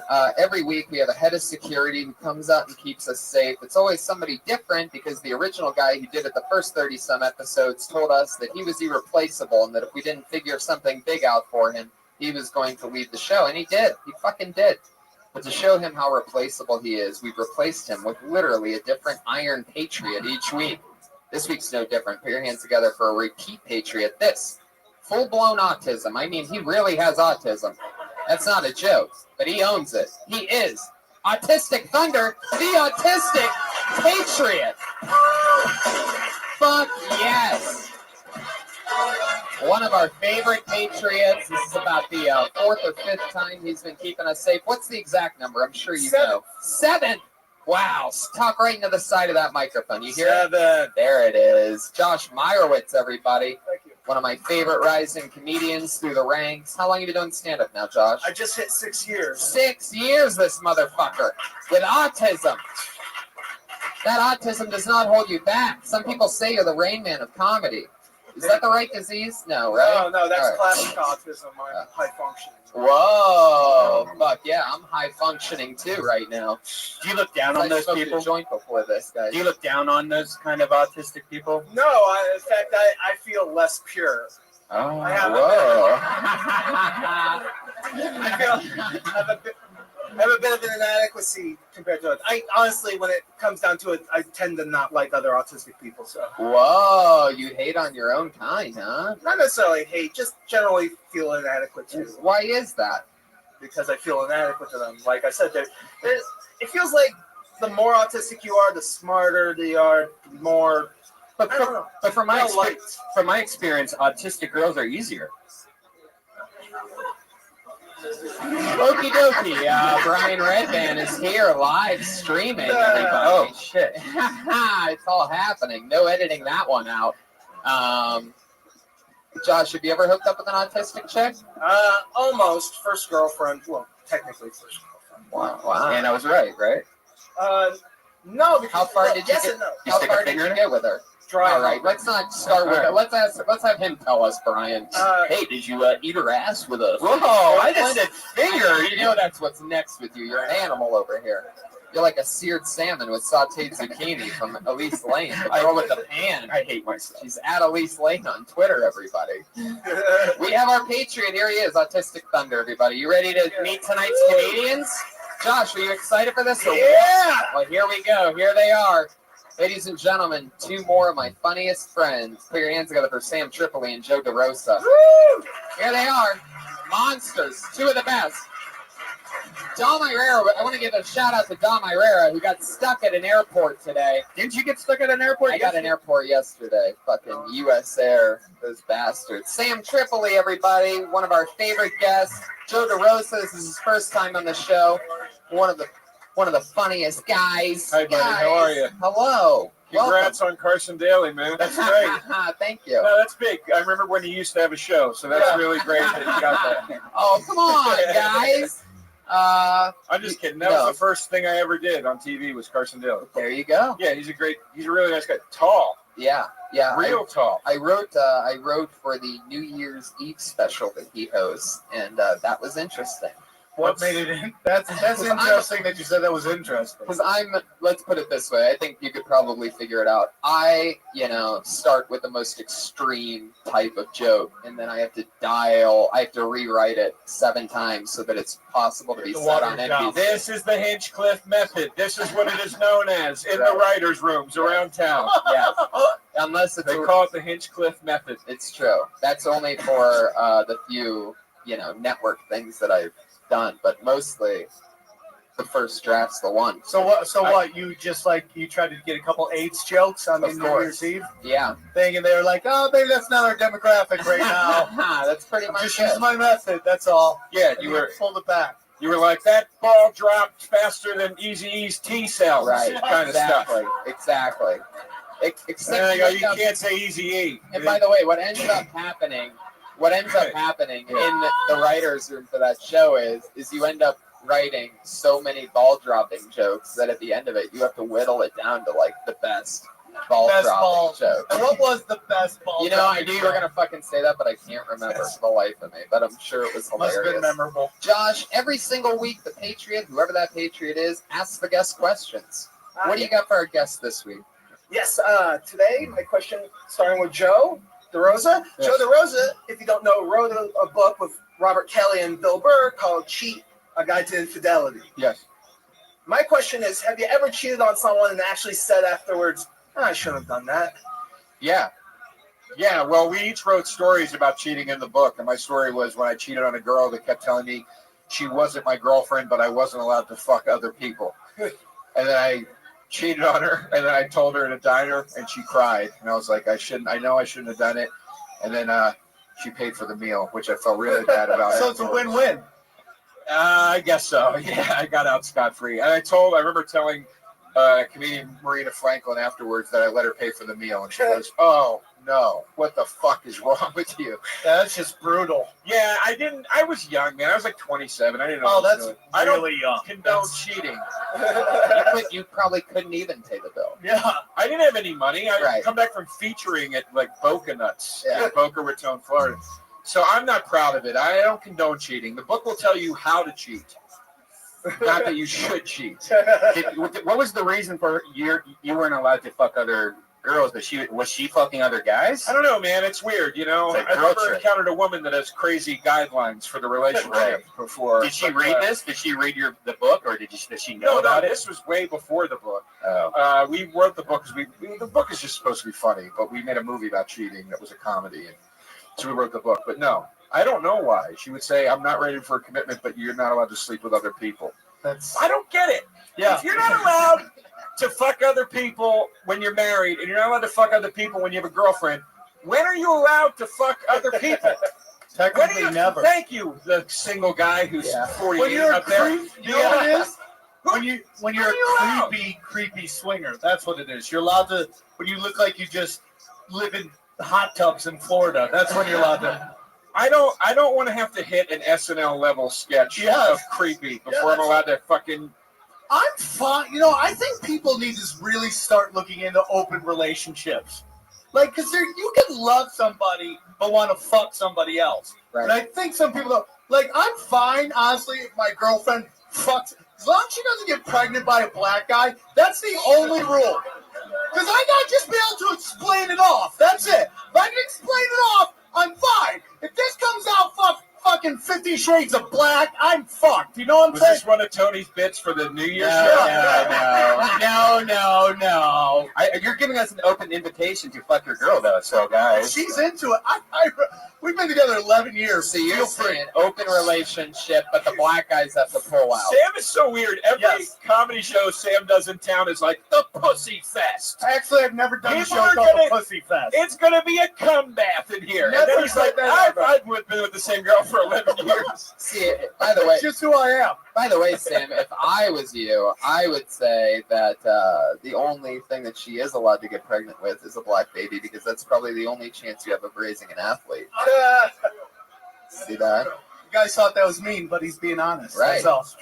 Hey, when's the last time you saw an Armenian on the NBA Dude, I court? just boxed. You boxed? I was What, a vegan. pizza? What the fuck are you talking about? What did you box exactly? Oh, funny, You funny. son of a bitch. Speaking of sex, I like when Brian was like, "Oh, I lost my virginity to disc one of this in 1984." Yeah. They didn't have No, these discs in Disc- 1984. No, disc 3, what was on it, which is number 3, WWF 3. Oh, it's wrestle. Okay, I really thought that was going to hit hard. It got nothing. Yeah. I thought Explain the Biggie romance DJ. of this. Oh, God. Explain the lead up and the romance and how you finished the job fucking during WrestleMania. Were you fucking during the WrestleMania, It or was- were you just saying that the year was... It was homecoming. It was on pay-per-view. My friend and me double dated. He went upstairs to fuck his girlfriend that he had already fucked while watching WrestleMania upstairs. How old were you? Freshman in high school, Wow. I think. And then I went downstairs to his basement, which was a mattress in a basement. Oh, shit. And you thought you were mean to chicks. This Yeah. guy's.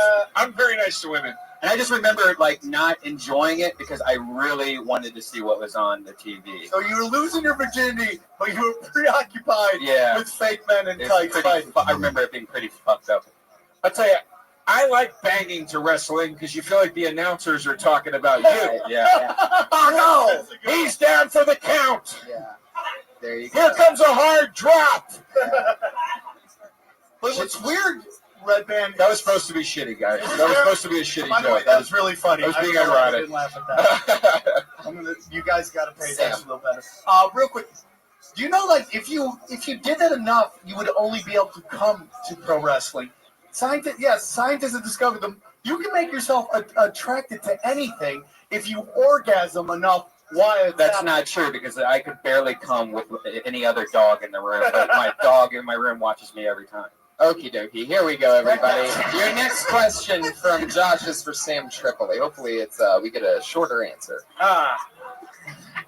Well, actually, you have no question. No, I do. I'm getting into it. You don't have to interrupt. Much love. Whoa, you just got fucking autistic blasted. Truth Machine is so mean to me. Fucking straight from the gut. He must have autism because he just got in a fucking weird challenge with me. You just got autistic, bro. Yeah. Come on, guys. I love it. Seriously. You're killing. You really are. These are shit jokes on purpose. Oh, come on. All right. Josh, what's your question? Fire What's up, it out Sam? there. Live podcast, baby. Yeah. My question for Sam is: Sam does a show called The Naughty Show. It's a stand-up comedy and burlesque dancing. Have you ever done something that not even you? Has anything ever happened on The Naughty Show that you got in trouble for? Have I ever gotten in trouble for anything that happened in The Naughty Show? Oh, yeah, man, tons of times. The first time we did a show at the Improv, this isn't necessarily funny, but it's one of my favorite moments of the Improv. We had Belladonna, this adult film star. She was pole dancing, and out of nowhere, she pulled out like a 10-inch black dong. And as she was pole dancing, she deep-throated the whole thing and did pole work. And the Improv didn't appreciate that very much. And but it was one of the greatest moments of comedy of all time. Fuck yeah! Also, there's a follow-up question. Well, autistic follow-up. Yes. No, because you mentioned about your girlfriend. Not hate to be a creep, but can I have sex with your girlfriend? Let him do it. If she fucked you, I'd break up with her. That's all I gotta say. She can fuck anybody else but you. I've seen your autistic dick. It's not pretty. It is small, yeah. Is it? Yeah. Yeah. It's pretty bad. Really? Can we see it real No. quick? Real quick. No, come on. No. Show Beyonce over here your dick real quick. No. No, Sam. Why do you want to see so much dick for? I'm not your fucking Somebody goes, Sam, stop. What is this turned into already? I don't know. This is partially my fault. See, like this type of thing, the show your dick thing, that would not fly on the New Year's Eve show with Person. My apologies. That's why I only write for basic cable. Hey, Sam, I love you. Thank you, bud. Yeah, I there he appreciate is. that. Guys, you know what this is. This is the craziest show in the world. 60 seconds is what comedians get. Guys, you're surrounded, realizing it or not. There's comedians all around you, smack packed in the back of the room right now. They all signed up for the chance to get pulled out of this bucket, have their name read, and they come on stage and do 60 seconds. And then we talk to them about anything in the world that we want to talk to them about. Comedians, you know your 60 seconds is up when you hear the sound of a kitty. Aw, so cute. Wrap it up then, or else you're gonna bring out the angry West Hollywood bear. It's like stay back. Okie dokie. That was a really lame one. You guys have done this before? I need to get Yeah, this. I was just gonna say, West Hollywood Bear used to be a bear, and slowly over the last 30 episodes, it's gotten stranger and stranger, and just now it's just unrecognizable and pretty annoying. Was it a bear, like animal bear, or like gay Yeah, bear? it was just a bear. Like a bear. Roar, and then it was really loud. And what was funny was the volume of the bear would interrupt the people, like the performer, if they kept trying to go along. I like that. And it gets a hard laugh every time. But now there's just like a button. The bear's bunch gone of sound Bollywood. effects. Well, you know, that's the second rule of comedy: is if it works, don't do it. Don't keep doing it. Right. Yeah. Just change it up. This is a hot crowd tonight. No, man. no, it's tell good. you, It's good. there's an electricity in this room. Did all of you drive from Buffalo to get here today? Jesus Fuck yeah. Christ, Oh, also, some people from Georgia. Give the guy from Georgia a round of applause. Georgia! We're in Georgia. Where in Georgia? Atlanta. I'm going to be at the Laughing Skull in April. Wow, look at that. Come out and watch me rock 50 people. Fuck yeah. You guys ready to get this thing started or what, everybody? Here we go. This is what you're here for. The whole cast is here, everybody. Put your hands together for your first comedian doing 60 seconds tonight. He goes by the name of Steve Benetier.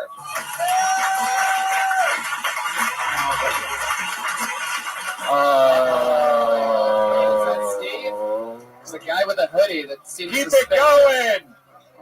No, he went the other You know what way. that means? Wow, that means you just got blacklisted. Whoa, you're done in Hollywood. Let it happen, Sam. Go suck yourself off. That's what happens when you get blacklisted. The autistic guy makes sounds. Your next comedian doing 60 seconds goes by the name of Rab. Rob, 2 A's, R-A-A-B. Fuck yeah, everybody's scared to death right now. Nobody wants to go first in front of the crowd. That means you just got blacklisted. Go fuck yourself. Are you going to change it at some point? Or you're going to stick with the go fuck yourself? And you can just leave the helmet up if you want. Oh, I do it so sporadically that I figured I don't need to change it too much. You are the most adorable 250-pound man I've ever talked to in my entire I love you life. too, Tony. Put your hands together for your next comedian, Kip Hart, everybody. Kip Hart. This could happen. Anything could happen. We got movement. Here we go. Here we go. We know Kip. It's been on before.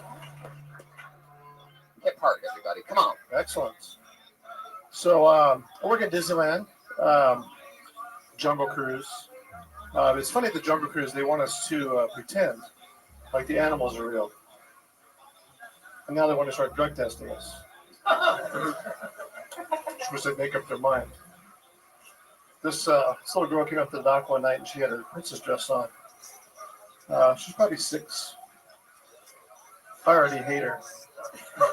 And she has her dress and she's swinging along and she looks up at me and she says, I am a princess. I looked down at her and I said, no, you're not. Your parents just dress you up to make up for the love they can't give you. And you know what else? There's no Santa Claus. Is that 1 minute? That should be about a minute. It's 51 seconds. Oh my goodness. You got a 7-second I anything? blasted through that. All right. I'll Yeah. take my time. Fuck yeah. Wow. Nice. So you really work on the Jungle Cruise, huh? I do, yeah. So what, you go to prison at some point? Do like do No. drugs? Well, how'd you end up at Disneyland?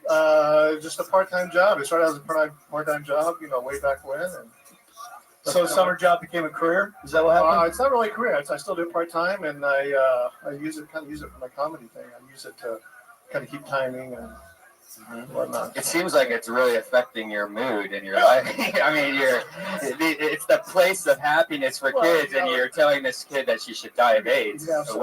You have some anger inside. You got to get it out, I love it. You're full of rage. That's nice. Do you like the job? Oh, I do. Yeah, it's fun. It's actually very easy. What kind of hours are you working there? I do about 30 hours a week. That's part-time? Yeah.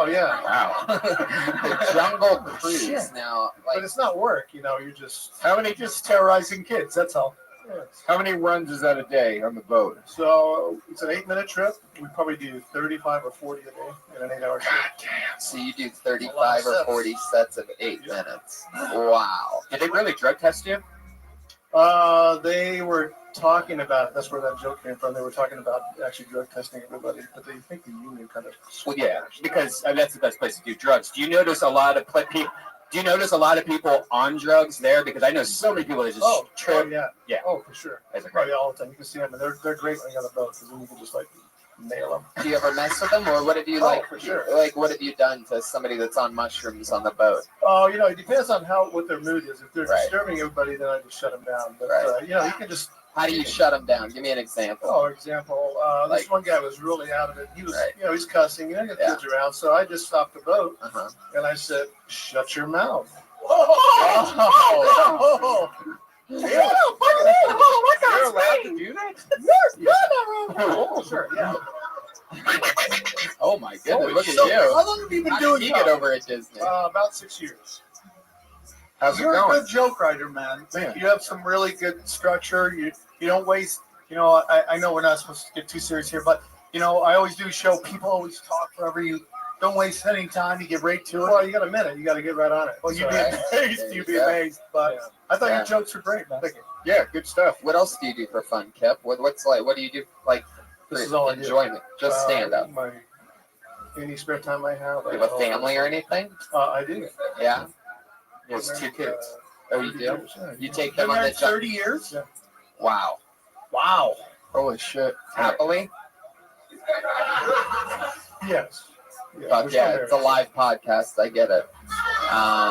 She could be watching. Did you ever cheat? Right now. No. Want to know how to? Look, I'm looking up for used copies on Amazon right now. All right, good. So, there's plenty. Trust me. Kip, what else? How long have you? Go on. I just like how you got into a little later. What were you doing before you did this? Before comedy? Yeah, just work. That's how we talked about this before. That's how I got into comedy. Was a friend of mine put together a show with just Jungle Cruise skippers. There was a Jungle Cruise skipper show. Yeah, it's called Skipper Stand Up. You're called a skipper. We do stand up, and he asked me to do the show, and I'd never even thought about doing comedy before. And I wrote 8 minutes, and it worked pretty good, and I kind of got hooked on it. So then I started. Who's the biggest asshole at Disney? Like Mickey Mouse? You're gonna get fired, man. Yeah. Talk about shit like I that. can always do Uber or something. Okay. Well, then I want to know how much Nazi sympathizing goes on behind the scenes. It's all over. We have to give the Heil Hitler when we walk in. Wow. No, it's not. It's really not prevalent. Gotcha. Fuck yeah, man. Well, I think he's a good writer. Yeah. He answered it seriously just to keep his job at the very end. He's like, no, it's not very prevalent. Yeah. No. It's like, no, we're just being truthful. No, I know. We're just kidding. How long have you been doing stand up in LA? The whole time? Well, I live in Orange County, but 6 years. Yeah, Gotcha. It's great. Craziest thing you've seen on this cruise. Yeah, what is the weirdest shit that's gone on? Oh, man. They have this one called Bats Day where the emo people dress up, and they get all their stuff in the bat ears. Oh. And I was actually at Big Thunder Mountain one day, and I was grouping people onto the trains, and this girl walked up, and she was in a black garb, and she had a leash, and she said, I said, how many in your group? She goes, 2, and she turned the corner, and she had a guy on the leash with a collar, dragging him back to the back of the train. Can I just say something? Yes, sir. I love that right after you said there's no Nazi sympathizing at Disney World, your next story, the first thing was, I was grouping people onto the trains. We didn't have coals, so we had to use 2. Rarely phrased that way outside of Nazis. Yep. We love you. We're rooting for you, buddy.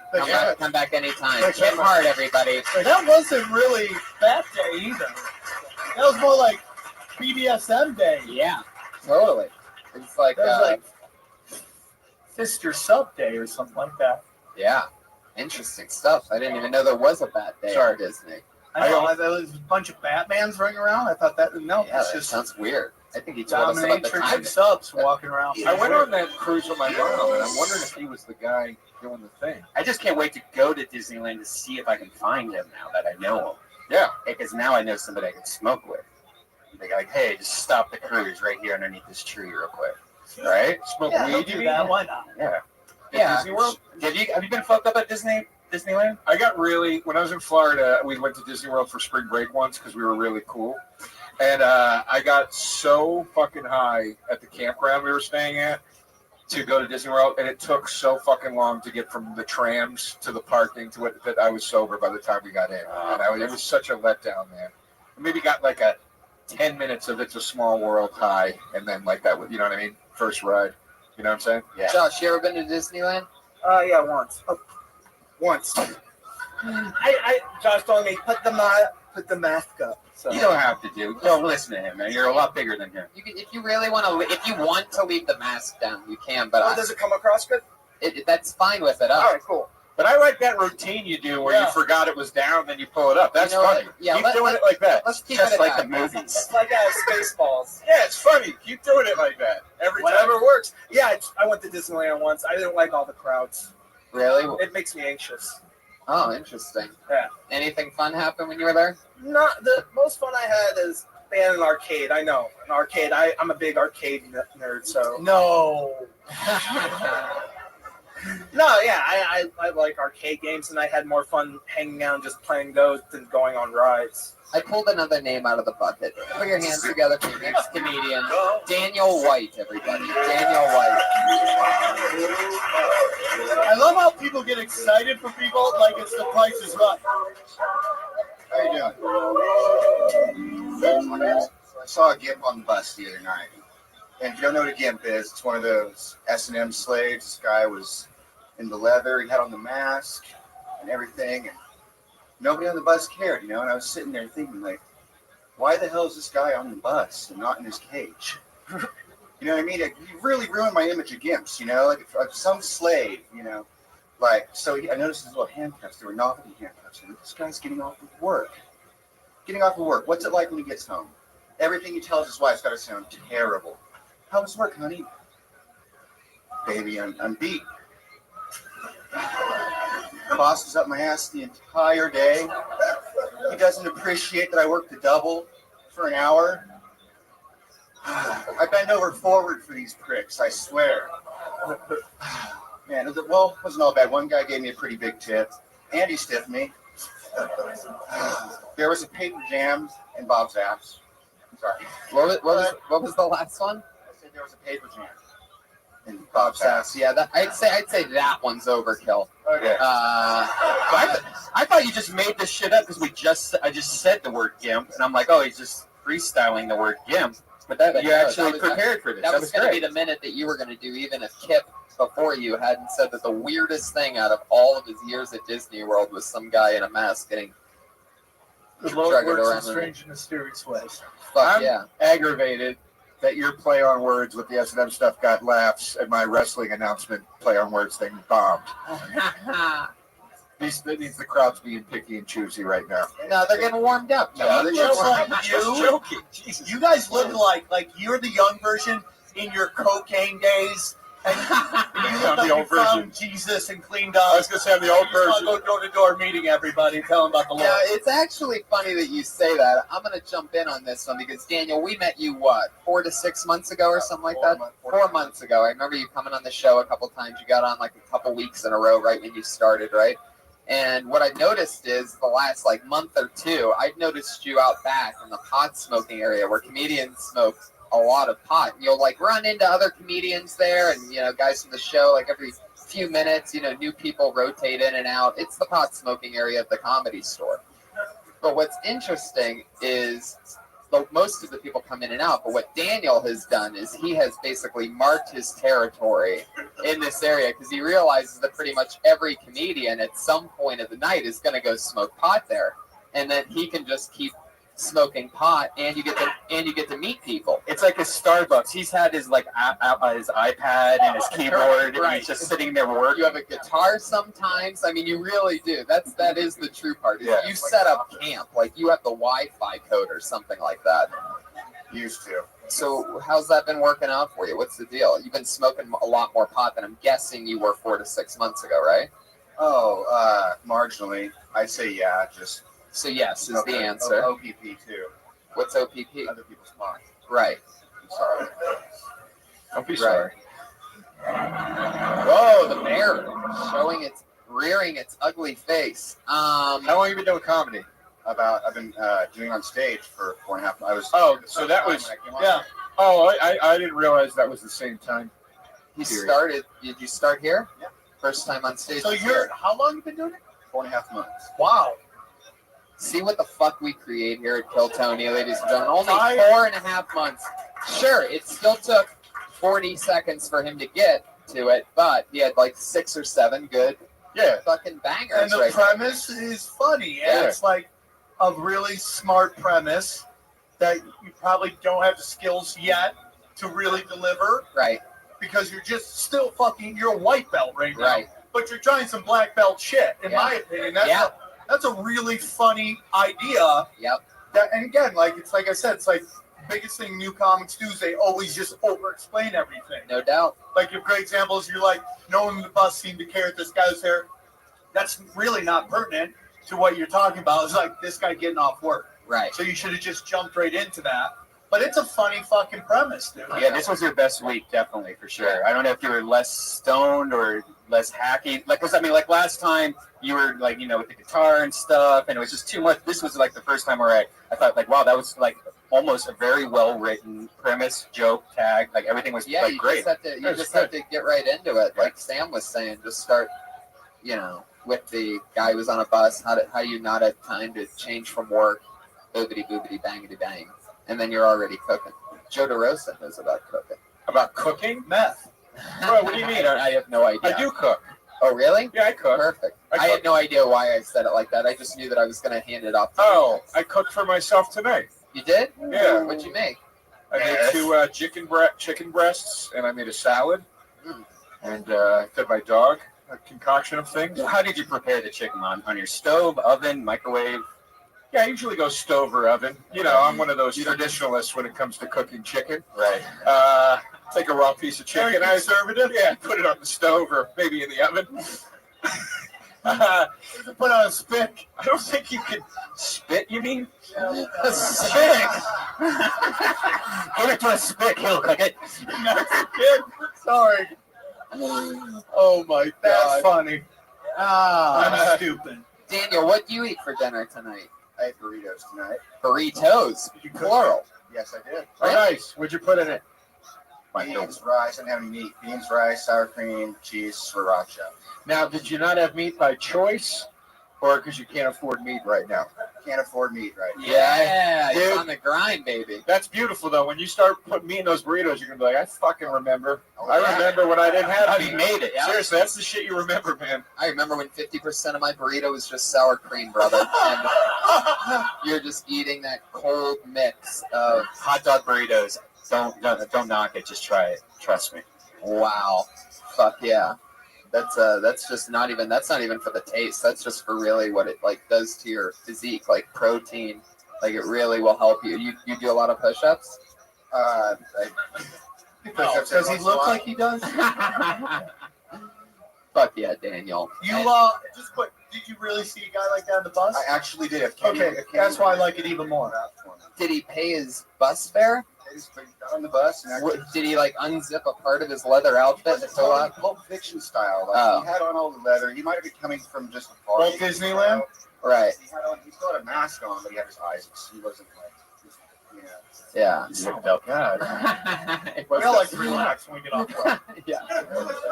And but what's funny is that I remember, when I first started stand-up, I was taking the bus a lot around town. And in LA, it's so hard to sell those jokes. It's so hard to relate to riding the bus in LA for audiences. So I remember chiseling away. I probably have written 8 to 10 minutes worth of riding the LA bus jokes that just never went anywhere. But that's probably a good one. A second bus bit on this show, too. Wow, look at you. The bus boy himself. I like a bus bit. It's not really a bus joke, though. It's more, you can still tell that joke. You guys walking down the street and saw the guy. It doesn't have to. Yeah, you don't even need the bus. I would just say that guy well, it doesn't matter what I would say. As you can see by my 50% success ratio tonight, I know what I'm talking about. Overthinking it, dude. Yeah, you're really breaking it down. No, I like to self-deprecate. This is the DeRosa humor. Oh, I love That's it. his I love it. thing. I said the word spick. What do you want, man? It's like, it's all good, dude. You're doing all, you're killing it. Put the chicken on a stick. His name is Jorge. Daniel, what else? Where are you living that you're taking the bus this long of a distance? I'm living in East Hollywood. East Hollywood. Yeah. Yeah. What I didn't even know there was an East Hollywood. Yeah. It's where I live. Where's that? Gay Mexicans? What is that? It's, pretty much. It's over kind of by Barnesdall Park, Sunset, Vermont area. Nice. That's where I'm at, brother. A lot of tranny hookers that way, huh? Well, a whole bunch. You ever just celebrate one night, just get a nice $40 blowjob? Can't even afford meat. They got meat. They'll fuck that burrito, bro. Fuck yeah. It'll look like sour creams all over the place Yeah. after you hook up with a good tranny. Oh, God, Tony. Come on, see what I did there? I went back to the Tony, sour keep cream. it clean, man. I went back to the sour cream. I thought that they'd be with me. All back. This is my brand of humor. This is what you do. Dial it back for Carson Daly. Daniel White, I had so much fun with you. Daniel's cool. He started here. Good job, Daniel. Thanks, Daniel. Daniel, good work. You get a job at the Comedy Store. I'd probably be good for him. How old are you, Daniel? 20, almost 28. You should get a job here. I think that would help your comedy. I think it would too. I love that. Keep it up. You're funny. You're very much. Take care. There you go. Bye-bye. Gotta be honest with you. Two really good guys right in a row. I know, and that's, it's amazing because obviously I'm positive that Daniel didn't have that many punchlines 4.5 months ago when he started. So it's fun to watch everybody grow. At this point, someone will be like, It is. can we get a girl on stage? No. Well, you can't. Tony, I never noticed you say everything with zero emotion. Yeah. You're like, I had fun with you, Daniel. Thank you for coming on. Yeah, it's very It's fun to watch people grow. Yeah. You sound like the sounds of the lambs. it's like a robot that they're still working on the emotions chip. Yeah. Oh, yeah, that's me. What is that? Oh, that's you. I speak emotionless. I over enunciate, and I'm really good at it. And what the whole happened thing. to you? You're like a gay robot. No, I just never learned to not speak perfect English. I don't know. It's like there's no real accent. Dude, I'll tell you something about Tony, man. You could put Tony in a room with like the Pope, Obama, whoever, Steve Jobs, all these things, and he would feel like he should be perfectly with everybody. Like, yeah, we're all winners here, right? Absolutely. I think they should fucking know. Right. It's like, oh wow, this guy. I've always said that. That's why he's gonna go really far because he always thinks he should be in the room. I do. I think those guys would fucking love having a piece of the future of comedy, which is a really big deal. They say it's only the best medicine. Why wouldn't Barack want to? He's having health care issues. Listen, why not have the best medicine, man?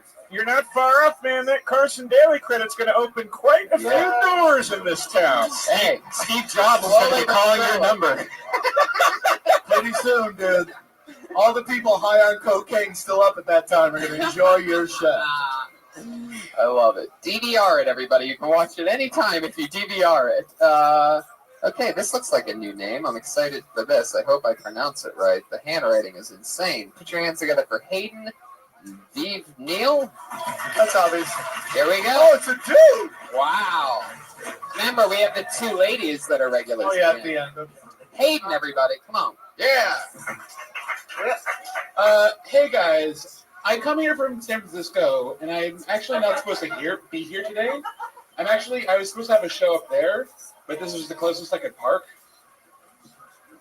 No. Guys, I love dogs, though. Dogs are like my favorite thing in the world. I realized recently that I treat dogs on the street exactly the way you're not supposed to treat women on the street.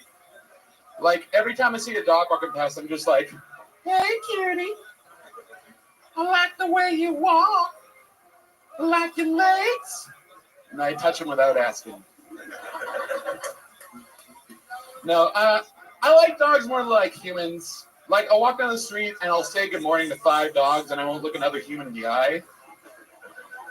Like I should basically only tell jokes for humans at this point, for dogs at this point.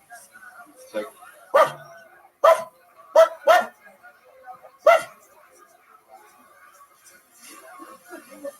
you see, the reason you guys didn't like that joke is because that joke is for dogs. Whoa. Fuck yeah, Hayden. Hi. I love your style, dude. Let's get into it. I love the dog thing. I mean, that seems like it's what you came here to talk about. I like it. Did you open up your set right with a San Francisco joke in Los Angeles? Yes, I did. Very astute of you. Interesting. Yeah, but you guess what he didn't do? What? Say the word spick. Oh, all right. Okay. Should I have? No, I'm making Yeah, fun look of how Sam. well it went over. I'm making fun of Sam. No, that was interesting. No, yeah, yeah. Thank you. How long have you been doing stand-up? 2 years, 2.5 years. 2.5 years. All of it in San Fran? Yeah. There's a black guy in the back of the room. What's your name again? Haiti, that's right. That just finds it hilarious. Your voice or something like that. Haiti, what's going on back there? What are you cracking up about? Is that what it is? What do you like about his voice? I had a feeling that's what it was. I think he was. Hey, you guys, dick hard. That's what happened. I love it. Haiti. No, yeah. We know what feminine means. Fuck yeah. Fuck yeah, Haiti. This is a mixed nuts, man. I love it. It's like Haiti's sense of humor is still locked in 97, where the sound of a gay man is just like, oh my God. I couldn't believe it when I heard that. Like, I like your style, man. I think you're onto something. I think it's just going to take time to develop. Yeah, you should man. hit some of the, I don't know if you already do, but hit some of the independent rooms, man. Like, I think some of those coffee house shows might do you well, where you can feel a little less pressure on stage. Just kind of get into something a little weirder, because I think that's probably what you're trying to do, and then bring it back over here.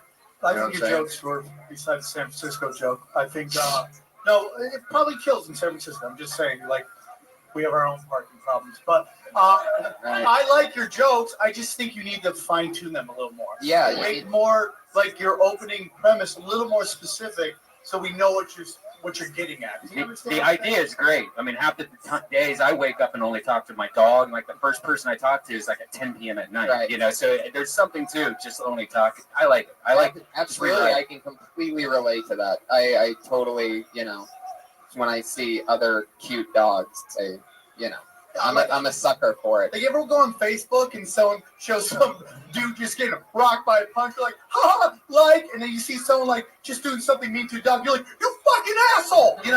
I totally relate to that, man. Right. Like, I have a soft spot for dogs, man. I totally get what you're saying. It's just fine tuning it so everyone understands what your punchline is. What's the reason that you like dogs more than humans? Bigger dicks, right? Bigger dicks. Because they're. You think dogs have bigger dicks than humans? Some got big old dicks. Really? Yeah. What kind of dog dick have you seen, Sam, that's bigger than a I've been human on the being? internet. Really? He's comparing it to his dick. Yeah. I've Searching. seen some weird shit. Wow. It's like a lot. Or back to your question, it's harder to alienate dogs in social situations, I think. Right. That's interesting. What do you mean by that? Can you give an example? Like, what do you mean by alienate dogs in social situations? Dogs aren't weirded out when you just don't have anything to say to their question, and you just kind of stare at them, and you're like, "Hi." Yeah. They don't judge me when I'm fucking. So that's why I like them. I'm not judging you, dude. I'm just trying to give you a little bit of advice. Oh yeah, it's great. No, Brian said judging. Brian's totally judging you. Yeah. Yeah, I'm not judging it. Yeah. No, Brian said the word judging. Right. He didn't say it. Yeah. And then you responded like he said it. Yeah. The whole thing went off its tracks, and now we're in the woods. Yeah. Sam's thinking about dog dick right now. I just didn't want him to Sometimes it feel goes a little off bad. the track, and I just fucking give it a little power steer. That one was we're going backwards right now. Hayden. What's your last name? Greif Neil. Wow, that's what you wrote here. Do you realize? German? Do you know you have bad handwriting? I do. Yeah. You're not working on it. You're It's, done. it's diagnosed bad handwriting. What do you do for work? I do customer service And for what? for a online shopping app in the San Francisco. Yeah. Yeah. What's the online shopping app? Wish. It's called Wish. I think I know about that. Yeah. That's Do you? Yeah, it's a weird one, right? Where it just like it says like it's cut down from this price and now it's this price. It That's does that say one. that. Yeah, I know that one. I know. Staring at each other pretty intensely. Well, he's on the show and I'm hosting it right now, so that's like a part of it. You want to go sit back with Haiti and be a homophobe, Sam? Section. I have an app called Wish that I invented too, but it's for dying children to fulfill their wishes. But no, you did the shopping one. That's just as good. What'd you say? I said you invented that. I invented it. What do you do for fun, Hayden? Yeah. This. Stand also, up. like in video games, I guess. What's your favorite video game? Minecraft. Oh, wow. Jesus Christ. Hey, listen to that laugh he's been holding in. Wow. That's your favorite? Yeah, it's the best one. Why? What? Because it's like Legos, but a video game, and there's also zombies in it. And Did you not know Legos suck in real life?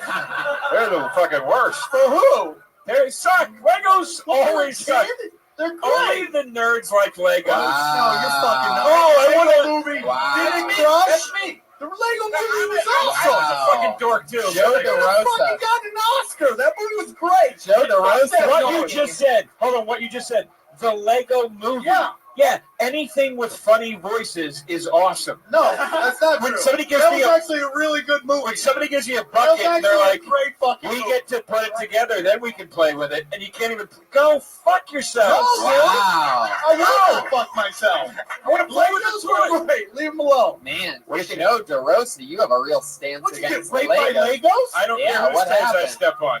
Dude, Wow. If somebody shoved Lego guys up your ass when No, you it were just a kid, always bugged me because you'd go over a kid's house to have fun and he'd take out a bucket of fucking Legos and you put the thing together and then you just stare at it. You couldn't even do anything with it. It was like assholes that like yeah, but model you're like planes. 3 years old. What do you want to do with it? Wow. Cook I have math? built Like model seriously. planes. You liked model planes? Yes. I Thank you. swear to God, I could have. I would have. Jesus. I only wanted to put together to smash it over my dad's head for giving it to me in the first place. You never liked Legos. No, Wow. Did you ever have your own Legos, or were you mad because you'd only go with No. I'll tell you. You never I'll got tell you what. Legos. I'll tell you why I didn't have Legos because I was smart enough to ask for real toys like Down He-Man and GI Joe that I could play with. Yeah. Oh, okay. And fucking a card. That's great. With no, Yes, that's way better than Legos. Fuck you and your G.I. Joe. Wait, are you saying Legos rock? Are you saying They come with Batman. They come with all the Avengers. Sam, Star Wars. calm down, Sam. Let us stop. Like, are you saying GI Joe is you like Legos better than GI Joe? G.I. Joe's. Yeah, Legos fucking whoop. You are a fucking spick, dude. I'll take that. You a spit. I'm fine with that. No, I mean, I can't believe, Joe, you're anti-Legos. That's just insane. because his parents could only afford Lincoln Logs. Jihadi Joe over here, this fucking asshole. Hayden And over by the here. way, you can't play Legos when you're 3 because they're too small. You play when you're like 6 to 12, and they fucking suck. They don't. Those suck. are the years where you're like, I want to blow shit up. I want to see fucking. I want to make cars go fast. I want to, that's. I'm what's glad fun. you weren't my friend when I Yeah, was a kid. seriously. How about that? If I was your Because you know friend, what you would have done? You would have blocked me. no. I would. I would have shown you a different way, and you'd be even farther in this. You could go to your second Carson. How much do you like? tonight? How much do you like Legos? What was the last thing you want, DeRosa? How much do you like Legos? Do you like wait in line for the Legos at the Lego stores? Are you that big of a Lego guy right now? No, I have Minecraft now, man. Right. So you don't need it. Yeah, I buy Minecraft once. I don't have to buy them every time. Do you have Minecraft on your phone also? They are very. You come here with a bunch of people, like drive down. I came here with 3. Okay. And you Who did are they? very German, by the way. Yeah. Came here with 3. I know. I didn't know this was weird until Inglorious Bastards. Right. Yeah. I was like, this is just how I do 3. You've been always doing that. Yeah. And you're not from Germany. No. Why not? Are you this? German? Because this is more comfortable. Are you German? Do you have German blood in you? I do. It's like Jewish German blood or something.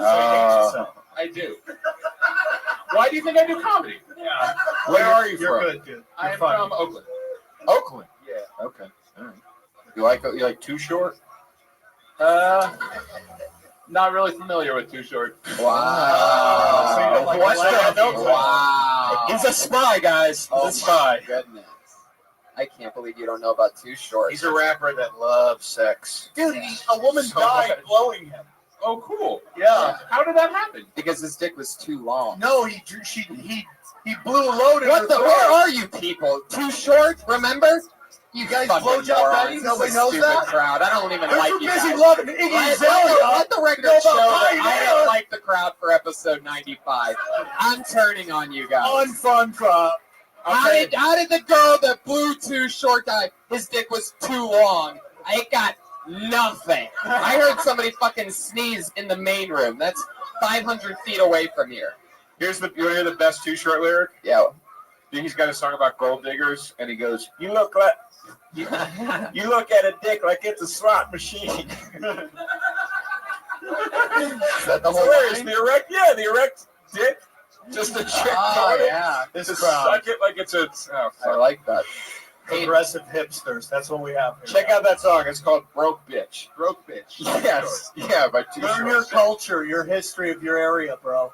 It will help your act. It was fun to meet you, Hayden. Hayden, Yeah, you keep are it up, gay, dude. right? Seriously. Hayden, you're gay? job, Hayden. Are you out of the closet? So, no, I'm not gay. Really? I know the process gay. Like, everybody's like, Who cares? Then we are not done with Hayden. Sit back down, Hayden. Hey, No! All right, Hayden, everybody. Yeah, I love you, Hayden. Great job. good job. You're Be whoever you want to be. raised by Play women, right? Minecraft. And, 1 and 1. yeah. 1 and 1. Mom and a sister. Oh, mom and a dad. Oh, I thought you had Really two not gay. I mean, I get it all the time, but I'm just double checking. I'm just flamboyant. That's fine. Wow, that's awesome. You're theatrical. Fuck yeah. Amazing. Be Hey, who you want to be, dude. I love it. San Francisco, too. But, okay. San All right. Francisco, dude. By the way, West Hollywood way more gay than San Francisco. Right.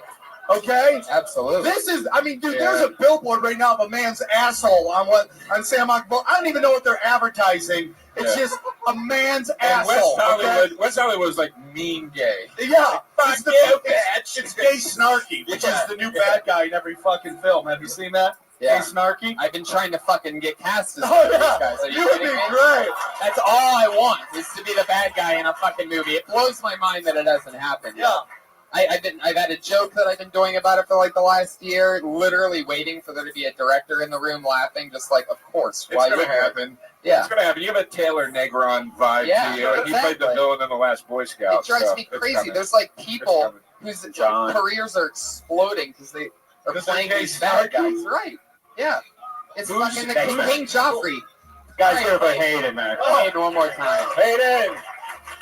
Hayden Graff Neal is on Twitter. Just did the walk off. He's the Moth Prince on Twitter, and Daniel White is at Dano Comedy, and Kip Hart is at Kip_Hart. By I the way, find it funny that you just immediately thought he was gay. You called him gay like 3 times during his interview. I mean, Oh, yeah. for somebody that gets so much right? shit, I I completely assumed, just like I assumed that Haiti is black, that Hayden from San Francisco was gay. Was I the only person that thought that? No, I didn't think he was gay. Yeah, but I don't care. Do I Now we're sound like making a an crazy issue. person? Yeah, I don't. 99% of the don't time, care. the person goes, "Oh yeah, gay as fuck." When I ask that question, they're like, "Just dick." But Just no, I don't know. he dude, doesn't it's want to just- talk about it on a fucking I big get podcast. it. I mean, I think that was pretty obvious. It got weird, and Well, I mean, I think it's just weird because some of us just don't see gay or straight. We just see people. The human race. you're so full of shit. You're so full of shit. By the way, I don't get a. You're really throwing me under the. I don't get a. You're really throwing me under the gay billboard on that one. I don't get a gay vibe from you at all. I get a vibe of like a guy that stuffs animals in his basement. All right, you son of a bitch. Son of a I see what you're doing. How dare you say I stuffed animals? Your next comedian goes by the name of John Gammon, everybody. Here we go, John Gammon. Hey everybody, how's it going? My girlfriend she moved in with me, right? And for the 3rd time recently, she quit her job. Fuck my life. I just got done dealing with one dude's fucking bills. I got to deal with two people's bills now, and it's just crazy. I wake up just out of my mind, like there's a fire in the house. Like, whoa, what's going on? Dude, it's 8 a.m. And that's how I wake up, like every day now. I walk down the stairs. I like sit down. I watch her shoveling breakfast food into her mouth. All this breakfast food that I bought for the both of us, right? And I know it's a mistake, but I just wonder right out loud, like, did you possibly? I wonder right out loud. Did you? What exactly is the reason you quit this job this time? And she goes, John, I'm a boss. And I'm just like, dude, why are you saying that? You know? Because I fucked that up so bad. Keep going if you want to finish. That was terrible. It's oh no, she's Chinese, but she's really black. But I love her and all this fucking rant bullshit. How many times have you been on stage? A good amount. Really? What is that You're number? fucked. I guess my barometers are just off tonight for everything. You need to break up with that girl immediately, by the way. There's not even a joke there. That's just you hating your girlfriend. You just totally used this as a minute of therapy and just bounced it off 150 therapists at once. Yeah, the arrangement of the joke is completely wrong. Yeah. Do you know, it's like she just moved in. That's just a joke right there. And you're like, and she quit her job. Now you've moved on to a totally different premise. You'd be like, she just moved in. Every time I come up in the morning, she just eating breakfast. There's a joke. Now you want to sit on that for a couple fucking minutes. Yeah. Do you know what I'm saying? Like you introduce like 8 different premises with it opening up, and then you start trying to get the punchline. So I totally like fucked up the phrasing of it. I'm like, my girlfriend who lives with me. It sounds like you have a lot of shit going on in your life, so let's find out about it and let's just let the jokes rise to the top. Let's break this shit down. You ready? Can I ask a question? What part of that joke is true? Because it doesn't sound true. Well, that's all. The second time she. No, but I mean, is she really black? Is she really Asian? Oh yeah, she really is black. She's black. Does she really talk like that? She told me that actually today. I wrote that joke today. All right. So it's just coming off. It was just coming off. She's not a boss. She's not even an employee. How is That's she a my boss? joke I was trying to get to. I was like, she can't even handle being a fucking employee. But I fucked it up. Wow. Doesn't even handle. You don't even have to say handle. She's unemployed. Was she not even an employee? She's not even employed. Yeah. Was she serious when she said I'm a boss? Was she really being angry? Or was she she joking? was really serious. I would get into all that shit. I would get into like so much yeah. more. Like, How what- long have you been dating this girl? A year. Wow. Where did she work? Sorry, moved in. You moved in. You love that pussy, huh? Just watching her shovel cereal into her mouth every morning while she tells you she's a boss. It was like fucking arugula. So she's going straight up like buffet style. Yeah, she expects that shit from now on. That's expensive. Wow. So where'd you meet her? Yeah, you can't keep giving her the queen princess treatment with all those eggs. No, You're gonna have to put your foot down at some but point. they're free range. You got to remember. They're Yeah, good. okay. I got you. But yeah, I mean the situation was. Where'd just you like, meet this chick? Tinder. Wow. Wow. Tinder was out a year ago? Yeah. Man, time flies. By the way, dead.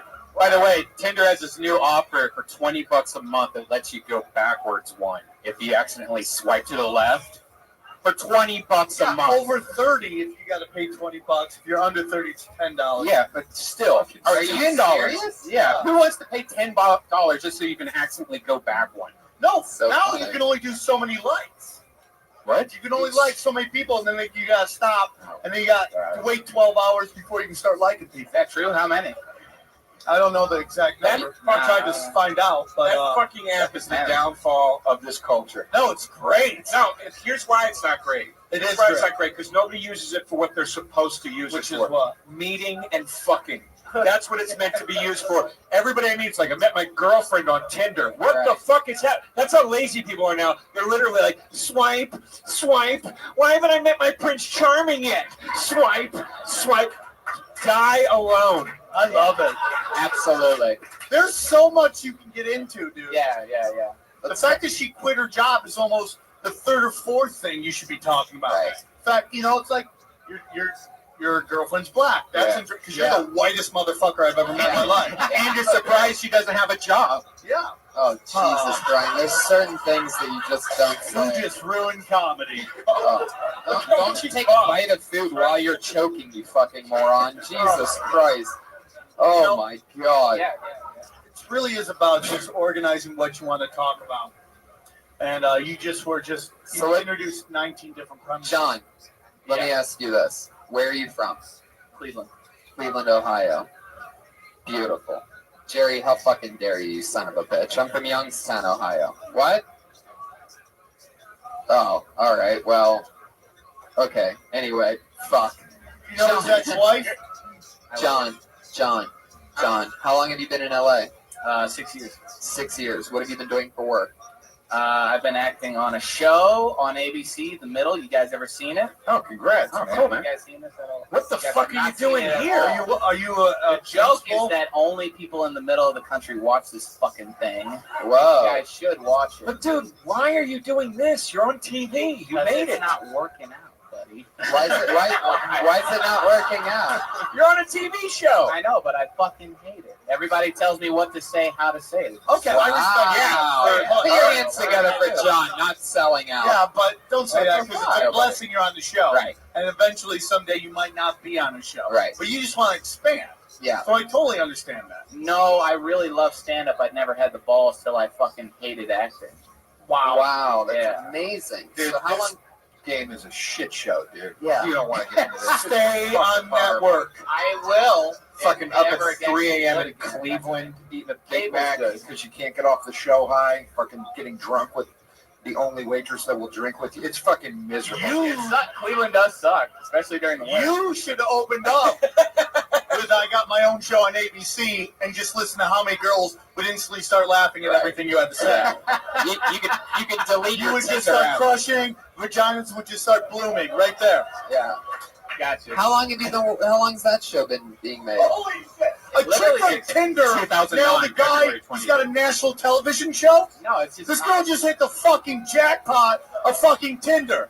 She's a nice Are you wearing condoms or are you just blasting away in that No, purple no. pussy? I wish I drew blanks. It would be the best. What? I don't know. I wish I drew blanks. So you're blasting away. So you're gonna make this horror story work. Sam, he said he's wearing condoms. Yo, my Calm down. flow game is fucking strong. Jesus Come on. Christ. Yeah, Just that's trying to say, I feel like we should do an intervention or something. We're talking to him. We're all talking to him. I John. think you're a ranty comic at I- heart, yeah. and you're not letting yourself rant. So what you need to do is you need to figure out why you feel the way about these things, what's really bothering you about these things, and then get on stage and rant it out. And put your anger into it. Put your angst into it. Now don't be a lunatic. You can't get up like I've been carrying this fucking whore. You can't do that, right? Yeah. But like just put your annoyance into it. Be annoyed, not angry. That's what everybody used to tell me. 'Cause I'm a ranty guy. Yeah. But and then when you're not feeling upset about that anymore, that's when you know you move on. You don't care about it anymore. Move on to your next thing. What season You is know? the middle at? Started. Season fucking 6. You've been employed for 6 seasons on an ABC What show? are you gonna do? Get the fuck out of here. Same John Gammon, everybody. There he goes. Come back again soon. I love you, John. You're an amazing person for How not do you just... know I have to kiss your ass? This is crazy. It's amazing. 6 Jesus fucking seasons Christ. on network. He's coming to the attic of the comedy store trying to find himself. Get the fuck out of here. Calm down, Tony. Tony, 6 seasons and not one person in this is room like- knew the show, though. But it's ABC money. That's what's crazy. Is the Yeah. money. Patricia Heaton stars on that show. That's money. Yeah. That's a money show. Yeah.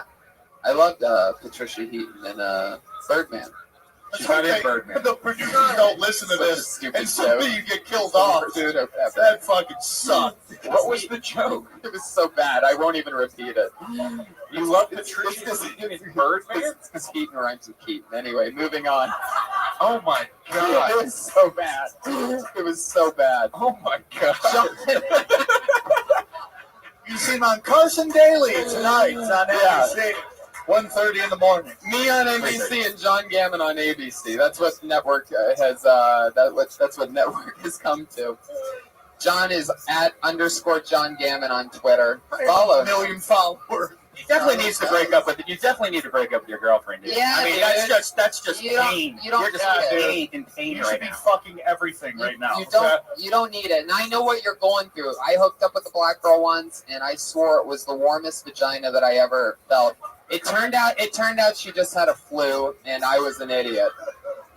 Nothing on that. All right. you NBC's fucking- Carson Daly tonight, All right. 1:30 in the All morning. right. 3:30. That's John Gammon. You fucking sons of bitches. I can't believe you turned the Carson Daly thing into a fucking runner. You asshole, Joe DeRosa. Look what you fucking did. I love it. You son of a bitch. Do we have to do everybody in the bucket? No, we don't do everybody in the bucket. I got nervous, man. Don't get nervous. It's all Churning good. around in there. I know, right? Michael Perkinson. That area is killing it right now. We know, Michael. Fuck yeah, I love this guy.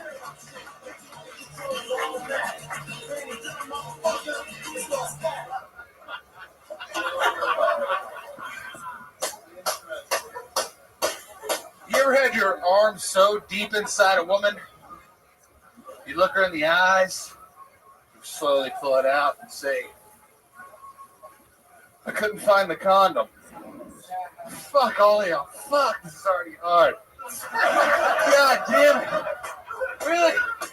That was a fucking tester? That one went well. I like to leave Cheetos in the street to teach birds about risk and reward.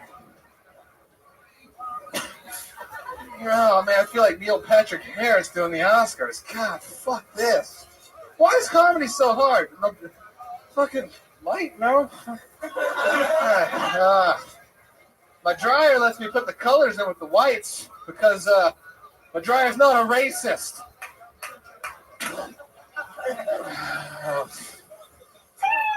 Fuck yeah. The stuff you do in between your jokes is hilarious. It's unbelievable. It's amazing. It's like completely backwards. It's like his jokes are commercial breaks. Yeah. In between. I would love just to hear all the middle parts edited together in one album. Just like, oh, By the way, I think this is what, your third or fourth time on the show, and every time it goes like this, and you're one of our favorites. It's unbelievable. You have perfect comedic timing. Your act matches your look. Yeah. Guy wearing shorts in March is You come up, you throw the empty cup with confidence, which is my favorite thing that I've ever seen anybody do upon arriving to the stage. Just blatantly taking one last sip of drink because he planned it and then throws it into a meaningless corner, just littering just littering at one of the most, and another classic comedy clubs in the world. Just fuck this place, and just. Then after the first joke, you start panicking. Like the confidence of the guy that throws the empty cup and the confidence that you had after that first joke were like two completely different people. And the fact that you can make that switch in 17 seconds is incredible. Like I feel like I almost couldn't say anything unfunny enough other than maybe making a Patricia Keaton, Michael Keaton rhyme that would possibly make me lose that much confidence and panic that quickly. But it's great. You're so good at it. I've been screwing it for a while. So when you thought about your act you put together, and you said, okay, I got to open with something that lets them know who I am, and you said, I'm going to open up with my fucking classic fist, I can't find the condom joke. It really set a tempo for this act. What were the other jokes that maybe didn't quite make the cut to open with? Well, I'm running out of jokes. So I'm trying to keep it new here. You should run from all your jokes, by the way. Was that a true story? Did you really have to find a condom in your... Like I fucked a girl. Here we go. I fucked a tampon into a girl once, and 2 days later she got really sick, and I had to try to do the same thing, put my hand in there, try to reach it, and then I got the thing from the oven, like the thong thing, and I pinched that little. It was just like that. That's called saving you. He just took all the fucking focus from you. But here's what I don't get. Another successful actor comes down to do stand-up. You were so good in Wolf of Wall Street. Yeah. Why waste your time doing this right now? Super bad rock. Yeah. Are you from Philly? Yeah, right. You look like you should open a restaurant that's next to Fat Sal's. Oh, Jesus. Let it go! I was going there. That's the Fat Sal's Keep going. It was this bad before. Keep going. Call it Skinny Joe's. And then I don't know. We dress like hipsters. Fuck it. That's a weird. No, that was bad. You complimented me with And that. by the way, he's done this before. I want Michael's first time on the show. I lit his ass up, and your second and third time on the show. And when you make fun of him, for some reason, he does this weird thing where he goes, "Oh yeah, well you what? You're huh? Oh, here we go." Well, he's been. By the way, whatever you're about to hear, he's been thinking about for about 3 weeks. I have. That's when his last appearance on the show was. So here we go, everybody. Let's see. 3 weeks of writing. Michael Perkinson's Tony Hinchcliffe joke. Here, just catch your breath, Michael. Wait. You want to grab your empty cup and toss it again so that you have some momentum going into this? Go ahead, Michael. Tony. Oh shit. There's the setup. I've heard that before, Tony. That's right. You sound how Justin Bieber looks. He looks great. What are you talking about? Justin Bieber's notoriously. It's all reverse good-looking compliments. I thought he was going to. He pulls fat Sal's on me. I thought he was going to go even fatter something. Right. He goes skinny. Yeah. Joe. Right. Dressing nice, kind of. Yeah. All around. Do you understand the insults? The saddest thing is that I know this guy will be on television. That's exactly Within a year. That's Okay? Exactly what I've always He'll said. probably be on the middle by the end of the month. Yeah. I noticed that you wear shoes this week. This is like the first week you didn't wear flip-flops. Because it's fucking cold outside, Brian. Why don't you wear pants? Because I fucking hate pants. You really want to know the truth? Yeah. I'll let you know the truth. I'm the band of 6 boys. All right, every time I wore pants, I wound up getting pushed down on the ground, wet grass knees all day. And I'm traumatized for life, brother. There you go, fucking 4K cameras. How's that look? Want me to go talk to a therapist? John, David, can we work something out together? Like you said that, you just did it again. Your style is incredible. Like you try to be funny, and then when it goes bad, you just fucking panic, and that's so funny. I would almost tell you to write better jokes, but you know what, man? I think that's your fucking thing. I think you're the guy that people are going to go, I'm going to take you to go see this guy, Michael Perkins. We're going to heckle the fuck out of them. It's going to be great. Yeah, he's going to fucking panic. When you tap into it, it's going to be amazing. Yeah. Right now, you don't know how to tap into this retardedness that you have. Yeah. I have good days. I kill sometimes. Yeah. So you don't wear pants because your younger brothers push you older on. brother. Older brothers Oh, push yeah. you down on the ground, and you got dirty knees. Wet knees. Wet knees. All Do day. you think you're going to get wet knees now? Do you think if you wear jeans right now, I'm that going to fall down more times than I did then. I like to party, Brian Redman. How about you? Huh? You like licking asshole? I'm licking an asshole or two. I'm not fucking shy. you, dude. I do like you. Come on, man. You know? There we go. Did I go out tonight thinking I was going to end up licking an asshole? Same thing with getting wet knees, Brian Redman. I could watch Michael Perkinson bomb all day. Here Like, we go. it's so beautiful. Here we go. Yeah, that was funny. It happens, and you fucking hate the fact that it happened after you do it. I love that you said that. That's funny. I'm serious. Write that down. I'm being very serious. Write down Can I licking an ask asshole. you, will you remember any of this tomorrow? Oh, yeah, man. This is nothing. This is nothing. I got 2 more mics. Before I just completely black out and fall asleep with a handful of jizz and fucking in and out. Why are you holding the jizz? Who's jizz? Why aren't you throwing it? At this point, who gives a shit? It's L.A. I'm fucking over it. Oh, Hey, my how's it God. going, guy? You want to I feel go like out? you and Hayden are going to hang out after the show. Yeah, totally. Oh, dude, rabbit out of the hat. Hayden's gay. Come on, Hayden. Where you at, man? Come on. Yeah. Come Let Hayden on. be Hayden. I don't know. Why he pranced up here like a goddamn fucking rabbit? Oh my, Jesus Christ! He's gay. Come You're on, like Hayden. a Chris Farley character. You really are, man. I'm going to turn this around. Where's your van? Down by the river? Seriously. Hi, I'm Peter Griffin. I like to stick my. Oh my God! All right, Oh, sit Michael. back. Stick my penis. Michael, that's it. You are one of the funniest lesbian comedians I've ever seen in my entire life. There he goes, Michael Perkinson, everybody. He's on Twitter at MC Perkinson. But no. Here we go, guys. Your final part of the show. We have 2 lovely young ladies that do a brand new minute each week. We literally, like, every week. They write a new minute. That's 52 new minutes a year. They're the only comedians that we know that even do that shit. And they do it every week here. We watch them get better and better, and it's always fun. Going up first this week, from the Dysentery podcast, really fun. She always, sometimes she'll take a small topic, like an inanimate object, and rant about it and break it down. And it's always fun and goofy and wacky. It's the one and only Sarah Wineshank, everybody. Here she is.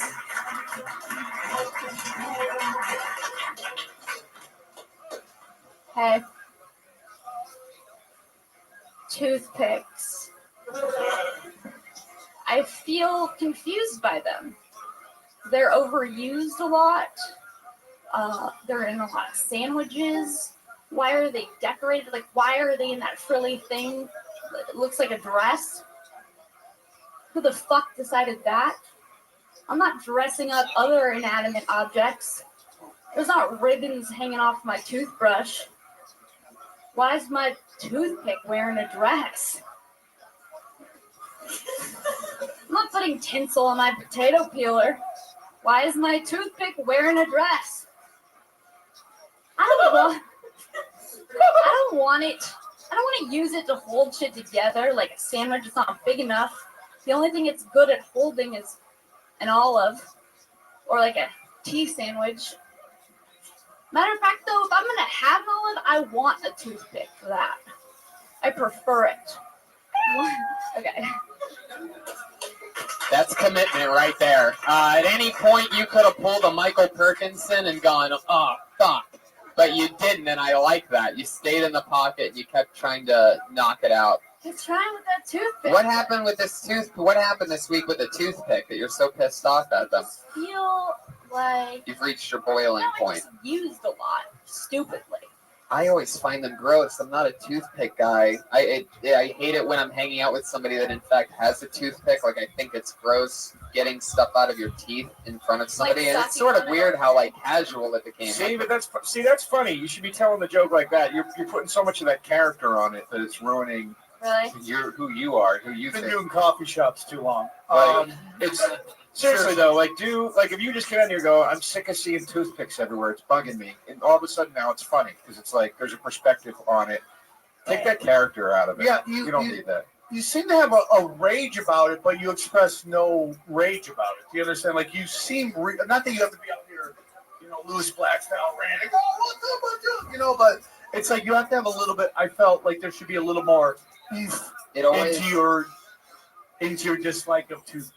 The funniest thing that always happens with your style is when these inanimate objects become humanized or talked about how it affects you in a human way. We pretty much just heard about how toothpicks are dressed up, and we didn't apply it too much to anything that affects you. Is there somebody that uses a toothpick that you dislike in particular? I mean, I'm a toothpick guy, unlike Tony. So, is there a reason you're pro toothpick too? You guys both toothpick guys? No. What's wrong? Why are you not a toothpick guy? I've never heard somebody go, I'm just not a toothpick guy. For what? For picking your teeth, for keeping club sandwiches together, for fucking cleaning out holes and pipes. I believe them. I believe in them for the sandwich thing. Absolutely. I like toothpicks for that. But to be clearing your teeth publicly, it's just not my thing. Just be you. That's the key. Like there's just be you doing it, because when you're you'll get into your real emotion about it, and then suddenly you'll be if you're approaching it from the idea of this character, then it's just everything's going to be that's a low ceiling. Everything's going to be kept inside of that voice. It seemed more like it needed more tags. Like the dress thing I like, but then something else should have happened. Instead, you used dress twice. You should have been like a prom. Are you kind of deadpan kind of delivery in life? Are you always like that? Yeah. Yeah. You're always I'm just like talking right now, like to you guys, so I sound like cool and normal, but like that's kind of how it goes. Yeah. Okay. But even talking like this, you're still deadpan. You're still a little monotone, but it sounds natural. It sounds like who you are. Yeah. This is still good. This works. This is what you should be doing, delivering the joke. Yeah. Yeah. Instead of just purposely trying to pump the brakes so much. Yeah. Yeah, I don't think you need to hit them quite that hard. It's hard as shit. I mean, this is stuff we all still struggle with. It's not an easy thing to do. Day to day, I struggle with drugs and alcohol. Day to day. Well, I'm pissed because I wanted to talk about how like I always feel like it's like on the brink of disaster when you like encounter it in your food. Like you're on the brink of hurting yourself. Like Right. on the brink of puncturing my mouth and getting a wound. Right. And that's what I wanted to say. That, Exactly. I've actually done that before, where the top part broke off and the rest of the toothpick was in the sandwich I didn't know about, and I took a bite right in my tongue and in the top of my mouth. But it sucked. Terrible. Yeah, it's a very sharp object. But I still like toothpicks, man. I have no problem. It's made of wood. Toothpicks made of wood. Made of wood. Well, there you go. Chip away at it. Toothpick. Sarah Weinstein. It's funny. They ever come back? It's another new minute every week. They have to do the minute. Can they be like, oh, I did this minute 6 months ago. Here's how it's worked. They do the minutes that continue to work for them in their other sets that they do that are longer other places. You know, this is just where you get to hear it first. It's like the you get to hear it. You get to either hear it first or you hear it last. You know what I mean? Like it works out. Right. They take a new angle or they don't. Right. They've been killing. Your next and final comedian of the night just won her, I believe, 4th or 5th roast battle in a row. She's undefeated in roast battle. She dropped out of the University of Florida after her first time on stage here on Kill Tony. Ladies and gentlemen, the one and the only Kimberly Congdon, everybody. Go Gators!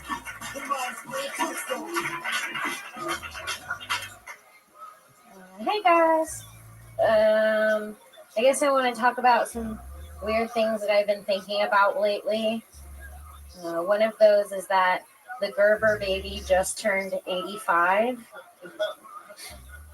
which means she's most definitely eating Gerber again.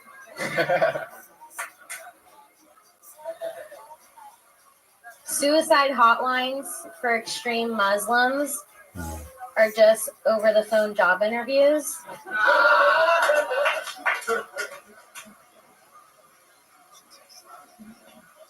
Every single one of our grandmas have fucked. Thank you. And Penny is a really bad name for an orphan. Okay. I think I've been thinking of these things because I smoke a lot of weed, but it's for a medicinal purpose. I have chronic living. Kimberly Congdon throwing out some quick jabs. I like it. Six fucking hard-hitting one. All grown up. I loved the, that was great. I especially loved the segue of, what was it again? It was like, all right. So like she was just checking off laughs like it was nothing. Very funny. Thank you. Very well-written joke. Yeah. That's usually how I tell them either. It's weird. Well, it was interesting because it was very natural and it just works well.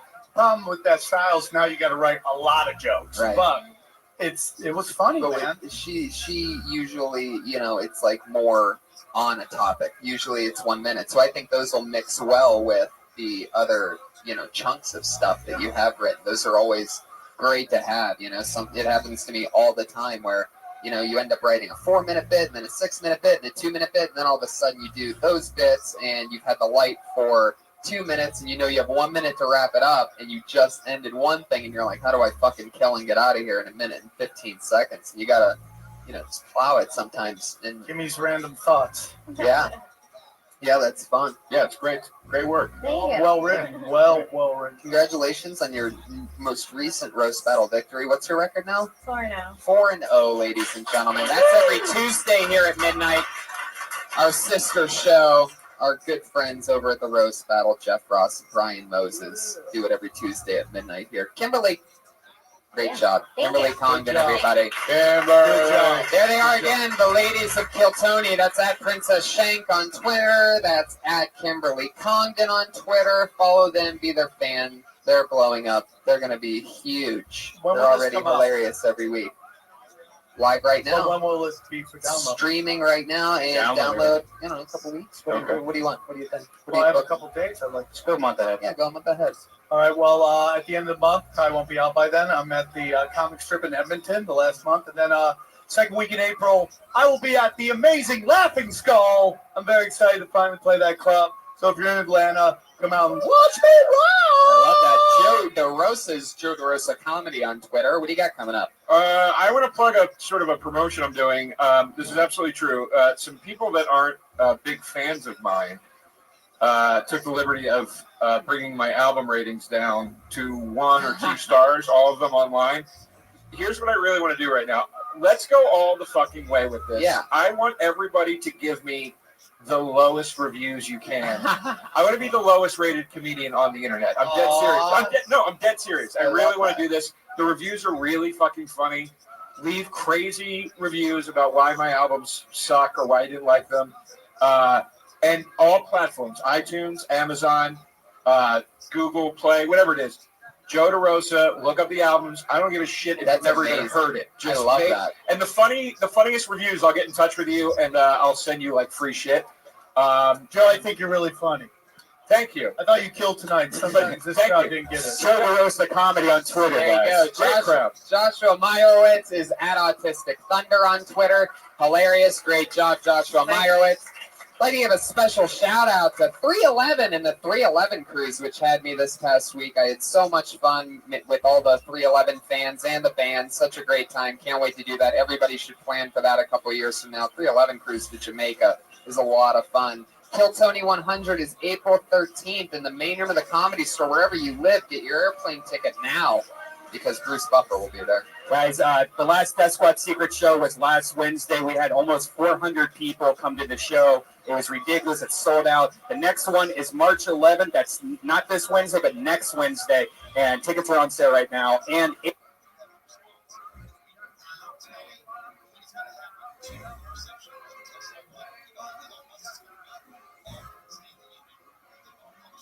Comedy Store for a brand new episode of Trill Tony Volume 2. Give it up for Tony and Square. It's me. Hi, everybody. Keep it going for the great Brian Red Band. Hi. And how about one more time for the music stylings of Pat Reagan, ladies and gentlemen. Love that guy. Here we are again. Well, Tony, it's another crazy Monday night, everybody. So excited to be here. I've been working on the Comedy Central roast of Justin Bieber all day, everybody. How exciting is that? That's March 30th on Comedy Central. it's so funny because you've been working on it so much every day. That's all you've been thinking, dreaming, like Bieber. We were just outside, and out of nowhere, he's just like looking down. He just goes up and goes, Bieber, like for no reason. I have like Bieber Tourette's right now. Why did you do that? Did you even realize you did that? No, I was thinking about another possible angle of making fun of him, and then I noticed that I was doing it, so that was me going like, Bieber, like he's got me. It's crazy. You know, it's a really fun thing. Luckily, he's a fun target to have, and the dais is really, really, really, really, really great. It's like the greatest roast ever. So I'm really excited. It's exciting. Congratulations to you people, because it's going to be well written stuff. Why did only girls laugh at that? Yeah, Did you hear that? I love writing jokes. All right, made it weird for everybody. Good to be here, guys. Episode Who Gives a Fuck. Yeah, and I am trying to get Bieber on the show, if you're wondering. And there's rumors that maybe next week he'll be here. No confirmations, guys, but just rumors at this point. Why are you even saying that when you know he's in the back of the room right now? Ladies and gentlemen, Guys, give it up for Justin Bieber. There he is. Okay, you know what? If you guys aren't going to pretend like it's Bieber, then I'm going to send him back. Don't come up, Bieber. Yeah. Stay there. Put your shirt back on. This cold-blooded crowd that doesn't even get excited. What if we did that with the Patriot? You guys don't even have hope. That's what you're lacking right now is hope. So let's pick it up a notch. Here we go. We have our one and only sponsor every single week. She makes a delicious meal for our guests, and I know one of our guests has already eaten some of this, and our other guest, I think, is going to be very excited because this sounds right up his alley. Those are carne asada tacos with cotija cheese and fresh pico de gallo. It's from Chef Elise Lane, sitting right there, everybody. She's a gourmet chef. Cooked a new meal from us and the guests every single week. Always delicious. Currently working with the great Russell Peters because she's a professional chef. You're going to be hired for all your catering needs. Hey, maybe you live in LA and you're having a big party. You want to impress people. Why not have a professional chef instead of making hot dogs and fucking it up? You know what I mean? People aren't going to want to be your friend. If they really like the food, guess what? You can move up in this fucking town, people. I don't care what you do. If you're a waiter, you could be the restaurant manager. Every week it's delicious. She's at Elise Lane, the girl with the Pam on Instagram and Facebook. Welcome, Monday audience. It's a Monday night. You guys are in a crazy show right now. She's streaming around the world live. The only streaming show at the #1 comedy club in the world famous Comedy Store, everybody. Every single week, to play with me and Brian, we always have a Patriot, someone to keep us safe. This is this guy's 3rd or 4th time being the Patriot. Very, very funny guy. Always a great human being. One of my favorite rising comedians. One of my favorite pals just to write jokes with as of late. A hilarious mind. Put your hands together for Hormoz Rashidi, ladies and gentlemen. It's the Iranian Patriot. He is literally, I think he calls it Iran, so I'll call it that. It's from Iran. You gonna sing along with us? You wanna sing us the national anthem? Do you know it? This is the Islamic Republic's national anthem. But I don't know. Oh, that's a different national anthem? Yeah, this is the new government. It's like Islamic Republic. Oh, you only know the old one. I only know the old one that's not the Islamic Republic. Wow. But I'll sing that. I'll sing the one I know. Is the one that you know the more dangerous one? Josh, by the way, come look at how you just fixed his microphone. Like, I give you the stick. There's no way that's the right angle. Here it goes for Josh Martin. Really? Yeah. How come I still can't hear him? It sounds like he's talking from across the room. Can we do a test of any kind, guys? There we go. Great. You got to talk like that from now on. Three hands together for the great Josh Martin, everybody. He's on Twitter at Josh Martin Comment. Hustling and bustling. Now I can hear Hormoz. Hormoz, are you excited about tonight's show? Oh, very excited. You've been on this show a few times. You're one of our favorite people. Thank you. How's everything been? Anything crazy going on? I went on a hike yesterday and got bit by a dog for the first time. Wow, congratulations. You've become a man. Yeah. What kind of dog was it? I don't know. It was a mutt, but it was a big one. And the guy was keeping it on a short leash, but not short enough because it just fucking snapped when I wasn't looking and bit my thigh. Wow, it went right through your thigh. Huh? Yeah. The ranger was right there too, and I was like, dude, I'm not gonna tell the ranger because I don't want your dog to be killed. But get the fuck out of here with your mean ass dog. There's kids around. And that guy was really heated. You know, like you go hiking, you all been there, you go hiking, you're on mushrooms, and then a dog bites you. Thought it was like a gyro or a Zankou chicken. Did you feel like the dog knew that you were on mushrooms? You know, I used to think that like when I was on mushrooms, animals could like feel it and like know that I was a piece. I don't feel that way.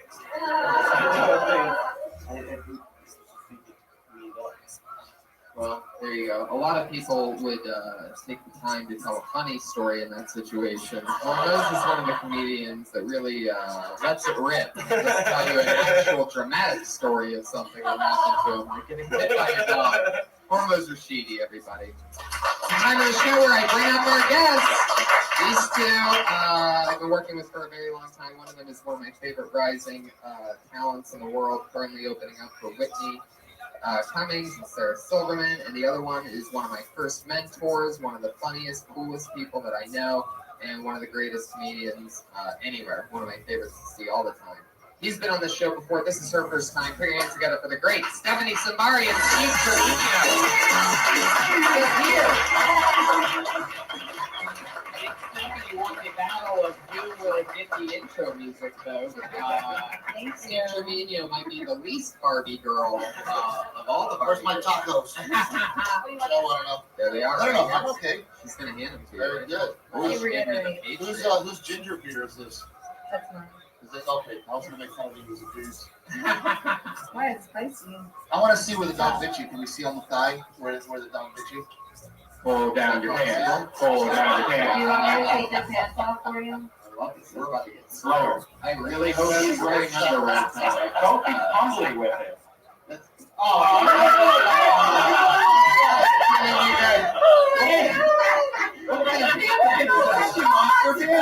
Guys, I got bit by a big It gets covered up by one baby-sized bandage. It broke skin! I was picturing crazy, but It was a butt, but it was big. How good were those mushrooms that you were on? Or you thought you had a serious dog bite? I mean, I didn't think it wasn't that serious. I kept hiking for like the next 5 hours on it. But then you were like, I can't wait to tell everybody that I got bit by a dog. Well, it was the first time I literally got bit by a dog. Well, then you haven't been to my house. I've been to your house. It is true. Dogs Steve love me. Trevino has the scariest My dog has bitten more comics than any other dog in the The last dog that bit me, without a doubt. Yep. Steve's dog. I remember when you called me up and you go, your dog found a loaf of bread. Yeah. And I'm fucked. Yeah. No, it's true. I was house sitting for him, dog sitting for him at one point, and this dog was pure evil. Like, it made no sense. It's like I mean, it's good around its master, but what he doesn't know, because he's never there to see it, is that when it turns evil, He knows what it does. pure evil. I ended up on the phone with you and had to knock on the neighbor's door, and she helped me. The neighbor had to come over because the dog is more bonded with her. That was one of the scariest points in my life. Did you have to get a Band-Aid? I also think hormones did not get bit by a dog and was on the Right. With a cat. like a tree. You just sit down near a bed and What kind of dog is your dog, Steve? He's a blue healer, like Australian. And you know what I learned after dog sitting is that they call them a healer. Not because they make you feel better. They'll heal you. Because they are known for biting your heels, your spine, or whatever it is, right? Like animal heels. Yeah, like Saleh. But I have the legs of a sheep, so it just went right after me. The ankles of a sheep. So you guys know how it works. We sit here, we talk to stand-up comedians about anything in the world. Maybe we try to help them out. Maybe we with something, like if we have an idea. Or maybe we just talk to them about something else. Maybe see if there's something else funny they could possibly talk about in the world. And we do it all on a live streaming podcast. Comedians, you know what the deal is. You get 60 seconds of uninterrupted stage time if I pull your name out of this bucket. You know your 60 seconds is up when you hear the sound of a kitty. Aw, how adorable. Did you guys hear that? Listen just one more time. Listen to this. Listen to this. Oh, how cute. That means wrap it up then, or else you're going to bring out the angry West Hollywood bear. I love that. Yeah. It is bad, and it sounds angrier than ever. I just love the fact that like last time I got a gun. Last time I was here, Tony, you guys had the outfit, you wore the mask, and I come back several months later, it's like, fuck it. Yeah, this is the just how they do it. Wear the gloves and those lights. It's a more casual page. There you go. Okay, make an effort. You know, budget cuts. Big budget cuts. When we started going streaming, that's when we had to pawn off the original Patriot costume. So guys, let's get it started. Audience, are you ready? Live streamers, are you ready? Your first comedian tonight goes by the name of sure. Oh, I got it. Marcus Martinez. It's Marcos Martinez. Oh, not Mexican. Marcos Martinez. Are you in the room, Marcos? That means you been got blacklisted.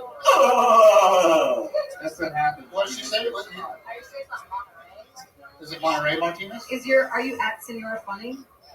You signed up and your name is that close? What's your name?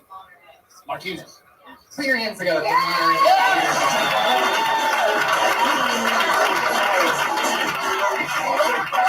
We're keeping the theme with the tacos and the Mexicans.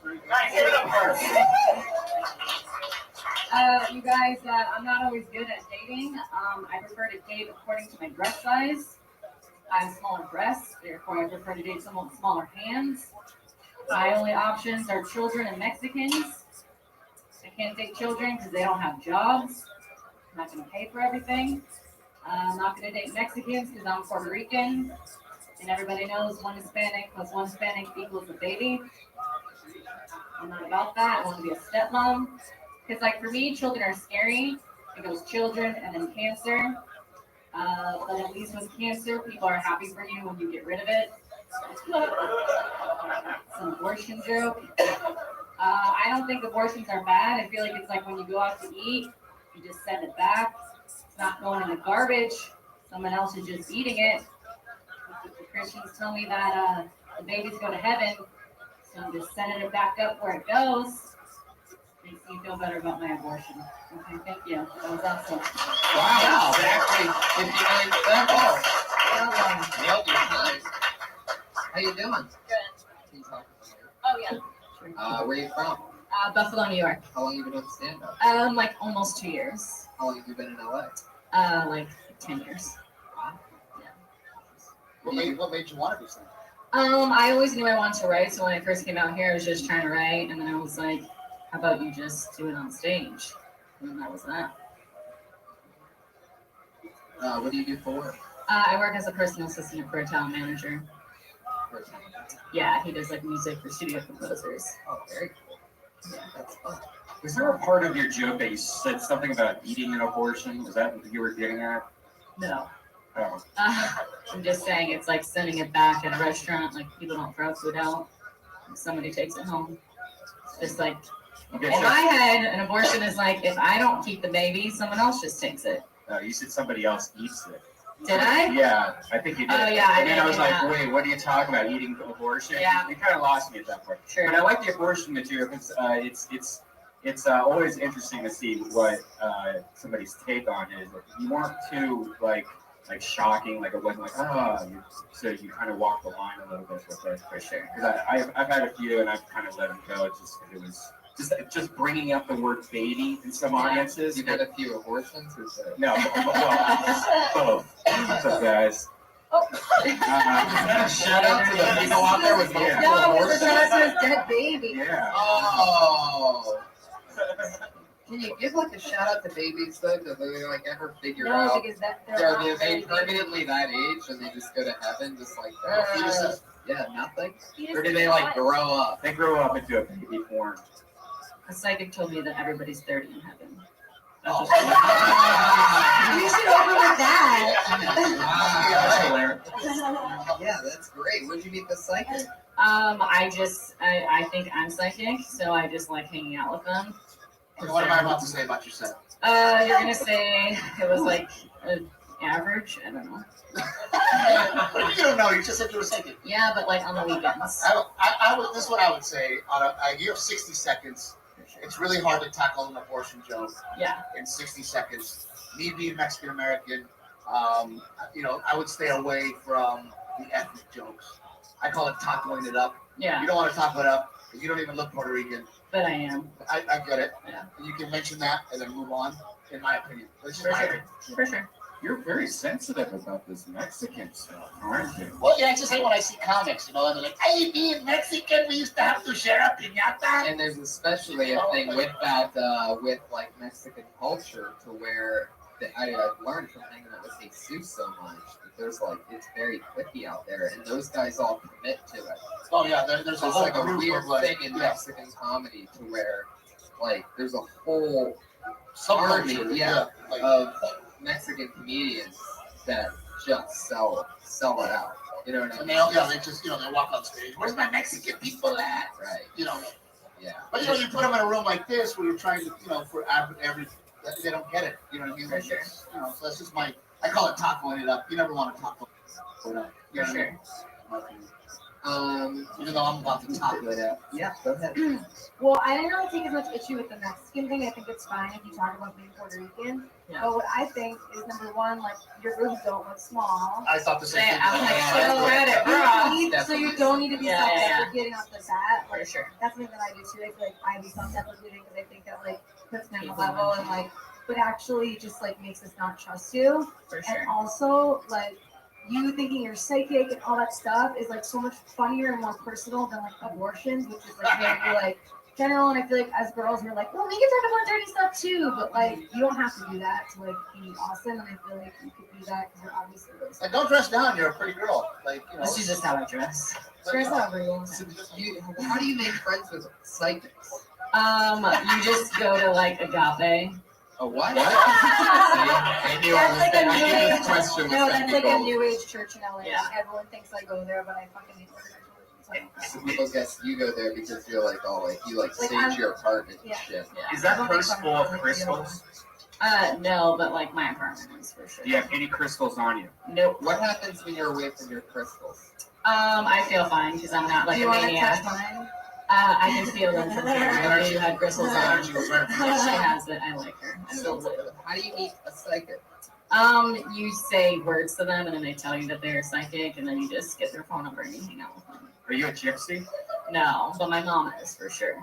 Like, that's funny. So your mom has crystals too. Your mom Yeah, literally my mom did thinks this she's a thing. witch. I think you're right. Like, get into that. Yeah. witchcraft Like, what and all makes that, you like, you is know. cooler than the fact that you can kill a baby? Yeah. Were you born in a crate? Because we can all do that. And no, not that I know of. Yeah, anybody can get an abortion. Yeah. Well, not any- Okay, exactly. Not me. Except for you guys. No, You can pay for them. I put my babies in a sock every night. They're expensive. Are they? Yeah. Oh, really? Yeah. How do you if it is an abortion? I'm gonna go with my abortion special consultant, Stephanie Sigario. Well, little known fact, I've never had one. Okay, but how much would one be? It's $350. How much is it, you know? Mine was 700. You had one? Yeah. $700. 700. You just paid for $350? Yeah, hangers are so expensive now. Yeah, I don't know. There's no reason to go to Thank the you, bar. buddy. You heard me right now. Yeah. This crowd's a little weird. But it must have been a wooden hanger. You guys all laughed at the same time at once? No, never. Very bizarre crowd. My ex-girlfriend just started her period. That's like that's like a $350 value right there when you start a period. I could just go horseback riding, cheaper. True. What do you miss about Buffalo? Just people. They're just like down to earth, blue collar. You have a lot of friends there? No, everyone You ever moves. go back and visit? Like every 2 years. Every 2 years. Yeah. Your family there. Yeah. And they stay in Buffalo. Yep. How old are you? 28. Are you ticklish? Depends. Don't Oh. fuck red band, whatever you do. Top 3 dicks you sucked up. What was that? Top 3 dicks you sucked up. Top 3, like as in are they famous or? I don't know. Just like I know mine. Right, man? I think you did a great job. By the way. Yeah, no, really. You came up with material, and that to me it says a lot about you. You're right. And by the way, I would never want to do this, so really good job. It's a lot of pressure. That's fine. I just. I like the way you were like, that's kind of my name. Yeah. I was like, Right? Like, good attitude. That's kind of my name. Yeah. Can I go up? Hormuz, Iran is the Puerto Rico of the Middle East. That's true. Any thoughts on Miss Martinez? I thought she was funny. I appreciate a girl who has pedophile jokes. Usually it's just boys, and I like that. Is it okay that her face is not covered? Would I prefer her to like not look like such a whore?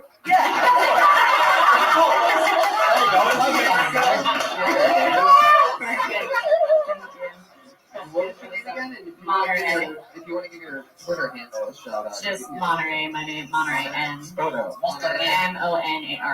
My dad does drugs, and that's what you get. That's a great name. Yeah. All the facts, a gypsy mom, a drug addict dad, like, And that's what's just up? what you get. Yeah. Yeah. You get a comic out of that. That's what For happens. sure. What's your dad's drug of choice? Heroin. He's sober now, you guys. He's sober. Give it up for Monterey's dad. you guys. He's cool. There she goes. Thank you. Great job, by the way. Monterey Martinez. Well, she said small boobs. I had a side boob. Me actually. too. I was like, Those are small. I'm like, those are like a C. I've seen small boobs. Did you have questions for the Well, when guy? you mentioned heroin, I just wanted to bring down the audience real quick and mention that Iran is the #1 heroin addiction country in the world.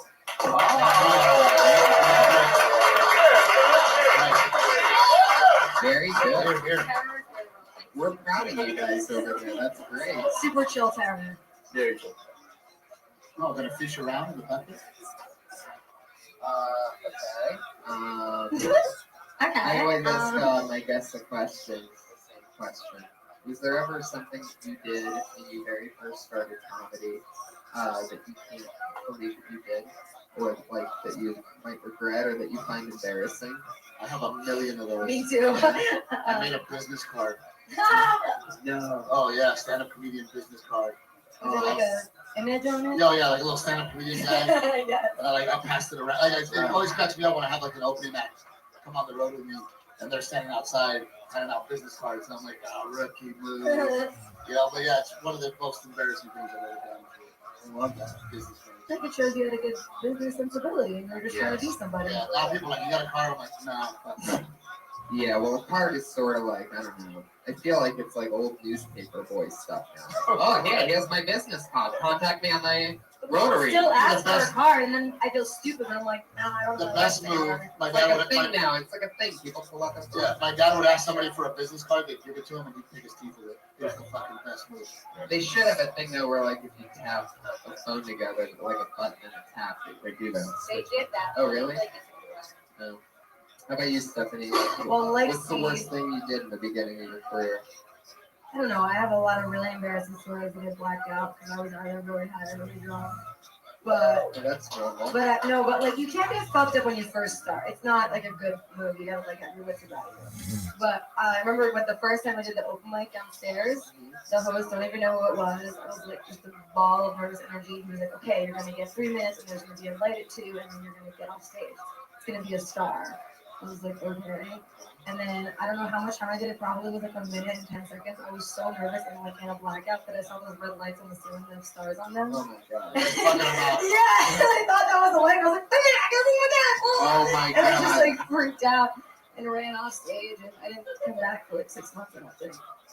I've still never done one with the open mic. I always love over 6 years ago. Again, like when I have an opener that like walks on stage with like they're doing a guest spot at my show and they'll walk on stage with a beer. I'm like, what the fuck are you doing? You have to. You have 5 minutes. You're gonna stick with beer? What the fuck are you doing, man? Oh, it's my thing. You don't have a fucking thing. You suck.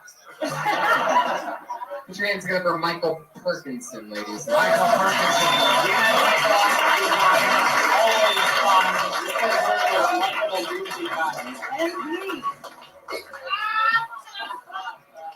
Shut the fuck up. Oh, pit bulls. Everybody wants to have a pit bull. It's not how. They're not vicious. It's just how you raise them. Look, motherfuckers, you can raise a border collie to be vicious, and it's still just gonna gnaw on your fucking baby's neck like a dentabone, and nothing's gonna happen. It's not about it how you raise it. It's the fact that at one point, its whole fucking 8-year life decides to fucking do something stupid. It could fucking kill an antelope. It's a fucking pit bull. There's no other dog we fear.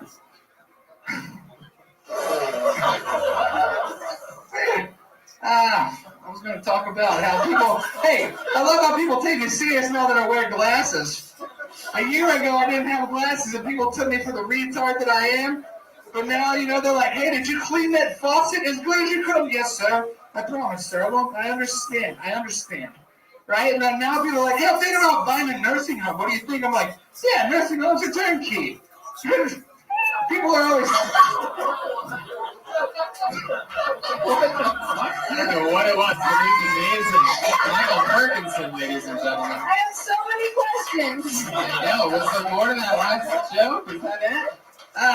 Nursing homes are turnkey. Let's fucking leave it on that. I think people are writing the joke in their head. So fill in for you guys and for some of the listeners that might be seeing Michael for the first time. He's been on a few times, and what we've learned about Michael is that he's funnier in between his jokes than his jokes are. Like when he's talking about how bad that just went or whatever, like in the middle of jokes, he kills.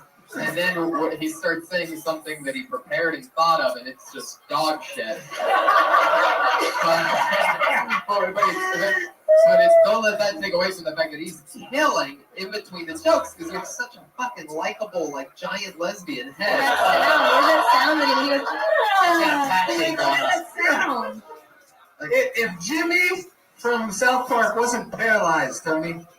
Are you talking about Timmy? You Timmy, stupid God fuck? damn it. Are you trying to roast me right now? In a fucking bathing suit? You're trying to make fun of me? In your swim trunks, guy? And a firm? All right, come on. Fucking flip it on the strong. What were you gonna say? First things first, you gotta lose. Oh my god. What were you doing in those shorts? I know it wasn't working out, you fucking fuck. Piece of shit. How dare you call me Jimmy from South Park, who isn't even a fucking character. But he's so fat that that shirt never comes off, even if he's in the pool. Oh yeah, He's a keep the shirt on kind of guy. Oh yeah. Jimmy is actually a. What is that on your arm? What is on your forearm? Hey, did I too? It's his set. What's on your forearm? It's my set. What does it say on your fucking forearm? Well, Read the words. all right. Gummy, Avatar, Pac-Man, Risk and Reward. What happens? You 1 minute on stage, you prepare all that shit on your arm, and you just fucking rattle off nonsense about border collies to be like pit bulls. Listen, guys, why would you use a Sharpie, guy? You got a spin. You want to talk about use a razor blade if those are the jokes from Michael can handle it, you softy fucks. Let's see you guys watching and we'll see how his reaction will be. He's been in the war zone. It's you pussies first. You want to talk about a bad day? Whoa, is he okay? You want to talk about a bad day? I didn't get drunk, so I did some dance off for the O-Dream. Oh, did you win that? I won it. I won the fucking. I lost all self, whatever you call it. You lost out when you showed up. Never gonna try to get on the fucking stack. Get on the stage, but I knocked the title out. So there's some manager who kind of looks like Andy Dick's younger brother. There's some guy's like, you just knocked the title out. I don't think you know what's happening right now. What did you just try to tell a little story or something? I go into another set. I just killed the OG room, but when I got off the stage, I was like, the OG room. What's it called? I don't even know. Yo, son. No, it's I want the OG room. Oh, they're real. Holy fuck! All right, but you gotta get some shoes. Yeah, why are you dressed like a middle-aged vacation? I'm sleeping on the couch. I've been sleeping on the couch. Just because you're sleeping on a couch doesn't mean you have to wear what you're sleeping on the couch. And you can get off the couch and put on a fucking adult outfit. Maybe pull out a straightening iron and straighten that hair out. You know, I mean, I like how interested y'all are in how old are you, honestly? I'm 29. You're really funny, man. Like, you're a funny dude. Like, you really are. You're a funny person. You have the right to save your fucking life. You're a funny And you know what? Sometimes some people don't need to, you know, in certain situations. Like we've said this every time he's been on, is he's a ticking time bomb to be, you know, the next Jonah Hill type in some fucking whatever. I mean, look at him. Look at his way older fucking than head. Jonah Hill. How can you not love that? He's better than Jonah Hill. Jonah Hill's gonna lose out on roles to this fucking guy, and they're gonna be casting a Jonah Hill type, and he's gonna book it over Jonah Hill. Because you're like locked in Jonah Hill at his best. Jonah showed us that he can actually, like, you know, control himself, and you couldn't do that, but it's perfect. You stay at this perfect, likable weight, and it would be awesome. I just want to say that just because you're funny though doesn't mean you don't need to keep doing like a lot of sets, because like you're only gonna get funnier if you don't write good by getting out of the lot. I'm a one-liner, but going to these open mics repetitively made me start. You're a one-liner? Yeah. No, you're not. Well, give me one line. Go. I leave Cheetos in the street to teach birds about risk and reward. Do one that you haven't done on the show before. Read one of the fucking things off of your. I think you're not a one-liner comic. What's the Pac-Man one? Okay, first of all, you have to write fucking risk and reward on your arm to remember that bullshit. Just write Cheetos. I just smile and keep looking, guys. That's all you do. Just smile and keep looking. You write the joke. I'm gonna write a joke about risk and reward. Six stones can bring you bones, which words can make me want to kill myself. Oh, not really. You're not really. I'm not suicide. You would never ever kill yourself. Let's face it. I'm not too hungry to kill myself. What's the Pac-Man joke? Okay. This is ridiculous. All right. I like to run through grocery stores eating hard-boiled eggs till I find the fruit section, so I can pretend I'm Pac-Man. Holy shit. That's funny. I still think you're not a one-liner comic. No, you're a guy who gets on stage and has fun. It makes noises. Yeah, it makes noises.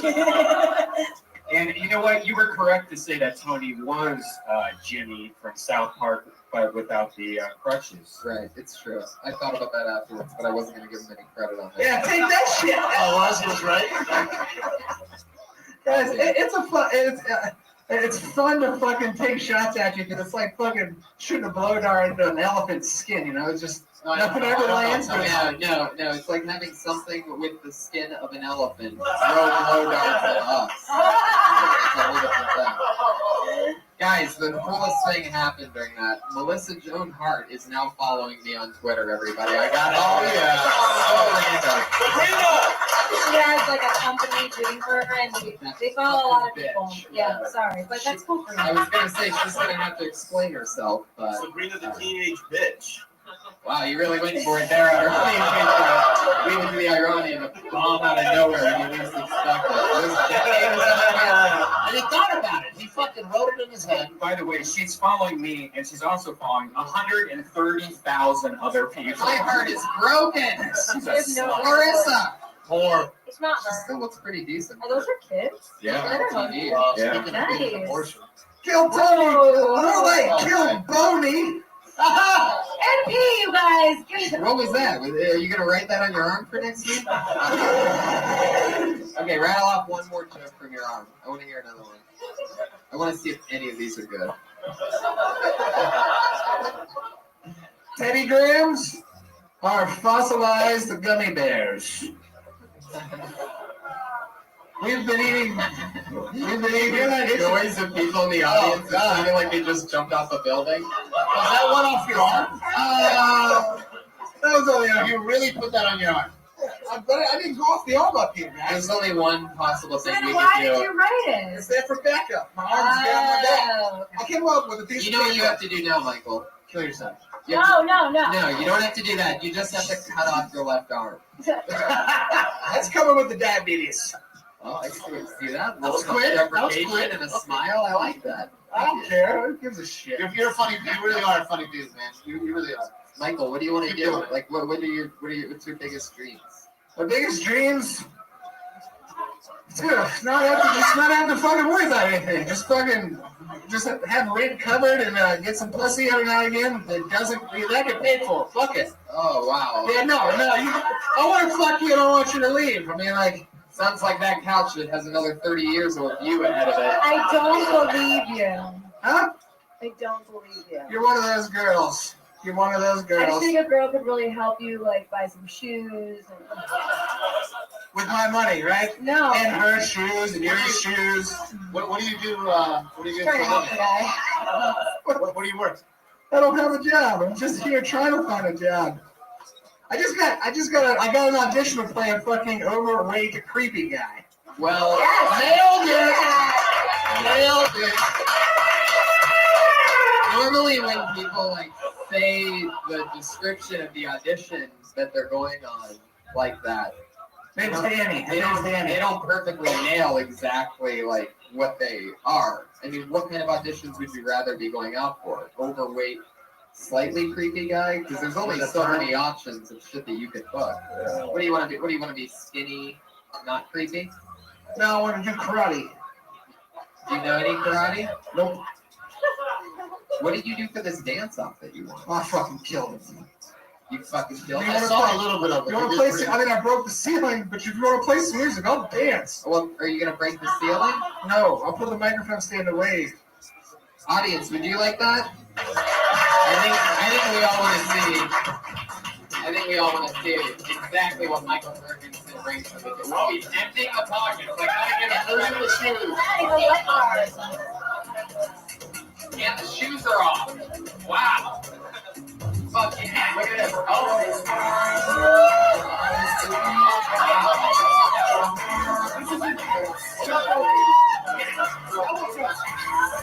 Obviously the dance sequence, you realize that it's still on board the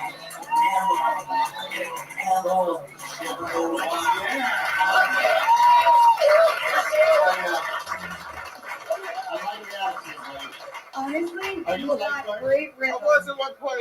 You were a lifeguard. What do you call those dance moves? Like the high cholesterol, or what is it exactly? I used to strip right in the laundromat. Yeah. Man, I just did a dance audition. It was so fucking funny. Hey, I'm a professional dancer. This dude had an iPad. He was chasing me around chasing me around this basketball gym, just. Oh wow! So when the blood gets rushed into his head, it creates a disaster. Not 4 cents tonight. I think you woke up the beast. Can you put that stuff in your pocket? You got that? What's going on over there? You gotta be careful of those mesh pockets. When's this audition? Built-in underwear. Which audition? Do those have built-in underwear? I cut it out. I'm free ball. It feels good. I like it. You ever powder up? When you powder up and you're free ball, it just feels fantastic in this weather. Just fantastic. Round of applause for free ball in this weather. Yeah. I think I opened it. Can I dismiss myself? I really. I'll dismiss you. Real quick. When's that audition for Overweight Creepy Guy? Oh. I just responded to it today, but man, it sounded like I'm not even auditioning. They just took me from the picture. You think you booked it straight off the picture? I think so. Oh my god! I got this picture where I'm like, yeah, fuck y'all. Just kidding. No, I think we have the future Brian Holtzman. Dude. I don't know. I've never heard of him. Say somebody I know. I think in the future. Yeah, there's definitely something to you. You're very, very likable, and we love having you on, Michael. You're a real wildfire. So, good luck at your audition. Pretty sure you already booked it. Oh, guys, you see who just got in the room? I was in 10. Dean just showed up. Hey, Dean Gilmer, ladies and gentlemen. Former GM of the Comedy Store, one of the guys that, I worked for. One of the last bosses I ever had. The last boss I ever had. It's not counting these crazy right gigs, but well, what can I say? This is an interesting one. This isn't written on a normal piece of paper. Is that a fruit, Josh? Do you know about this? So somebody just dropped this in earlier? Well, then I shouldn't read it, right? Because that makes it an unfair system, correct? Right. All right, perfect.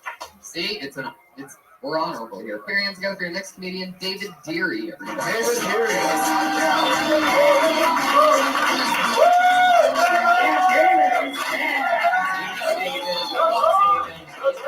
David Deary. Thanks, guys. I just got back to LA. I was visiting my parents for 2 weeks. I never realized how much I hated my parents. I also never realized how loud masturbation actually is.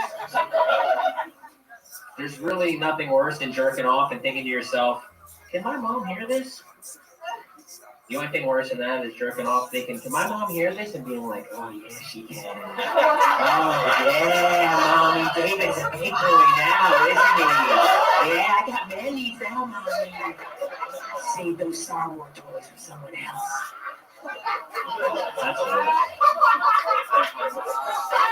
The only thing worse than that would be jerking off thinking, can my mom hear this, and getting excited about it, and then there's a knock at the door, and it's my dad, and he's like, what are you doing? Oh, you're jerking off to mom? Cool, bro, yeah, do this shit.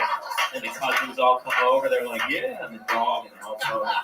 I don't like that. Thanks, guys. Thanks a lot. Wow. 59 seconds across. David motherfucking Deary. Wow. With perhaps, I will say, one of my favorite minutes I think I've ever heard. Yeah. I kept it on one thing. And One of? I think that's definitely, if not the best minute I've heard on the whole Come show. on, guys. Come on. He weirdly looks a lot like David. I know. Stop with that. Come on. I got 3 with David Cross. This has been 20 years of this, guys. That's why he did so. You see this? Are you wearing a sky? Yeah, we see it. He doesn't have disguise. He doesn't have that. You're a pedophile forever. I know. His publicist in Vegas stopped me like a long time ago. Like this was like Mr. Showtime. Like he was, oh my god, do you know David Cross? And I was like, yeah, I live in New York. I'm cool. I've been getting it a lot. I've been getting it a lot. Like seriously. Another story from David Deary. David Cross. David. I loved that. That was amazing. Thanks. How long have you been doing stand-up? About 5.5 years. 5.5 years. And you're from? Well, I'm originally from Philadelphia, but I spent the last 10 years in Europe. Europe? Doing stand-up? Yeah, doing stand-up. I started in Europe. Where at? In Berlin. You started in Germany. Yes. What's your nationality? Crazy. What are you? My mom's Jewish. My Get dad. the fuck out of here. That is amazing. No, you that's- started in Berlin? Yeah, and yeah. You're Jewish. Oh yeah. That's awesome. I got it back, bro. Incredible. What's your dad? My dad's Italian Irish. Hey, we're the same. I'm a Chelsea Peretti. Like we're Chelsea Peretti's. She's also Jewish mom, Italian. I thought you were. I was That's why I very thought he was impressed, hot. man. Thanks, man. You did a Thank great you. job. Thanks. Really good opener, strong. There's not a lot of comics in Germany. You know what I mean? I get a lot of time. What's some of the differences in European crowds and here? I performed in Sweden, and I can tell you one thing that I noticed. What's that? Is that they don't laugh like Americans. Americans laugh more like gluttonous. Like when we think something's funny, we let it rip. Like, oh, you know, we all have our own goofy laughs that we do, and we push it.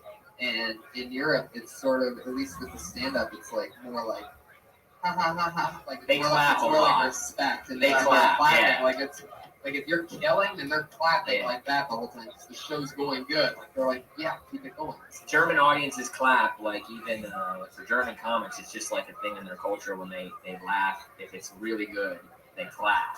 So Right. it's hard, and it's hard to, like, they don't, I guess they don't have the culture of like joke, slam, you know, and get a rolling, you know. Like Bobby Lee when he made perform out there, because people would just be like, oh, that's funny. Oh, and it's just like, no, that's a big I idea. did it with Joe Rogan, and that's pretty much what we did. It was like these people were clapping their hands together for pretty much, an hour and a half. Yeah. Not to mention the half hour that I destroyed. Oh, yeah. Going up on Killing it. maybe, no And it's big probably deal. hard to keep your timing. Like I only did comedy in It Europe, was so super weird. We did two Yeah. sets in a theater in Sweden in one night, and I did 30 and he did an hour and a half. In the first set, I spent the last 10 minutes of it only being able to talk about their responses and the fact that they could clap. Like I had this weird epic sort of set for the people that were there, where I was realizing what was happening and also thinking that I wasn't doing good, because I'm like, why are you guys laughing? And they were laughing at that. They were clapping at that. And I'm like, what is going on? Like I almost felt like it was a giant prank. And then I made the adjustments for the second set and just kept going. If you just keep going, they'll stick with you. They can't believe it, because I guess people just aren't that funny in Europe. They're it's still just on, not. They just don't do it. It's like the same reason we're not good at soccer. We just don't care. They don't care about it. David, that's it. That was a. They don't give a shit about it. That was a complete bit, right? Like that. That's, Yeah, you I've done it a few times. How much material would you like? Is it comfortable?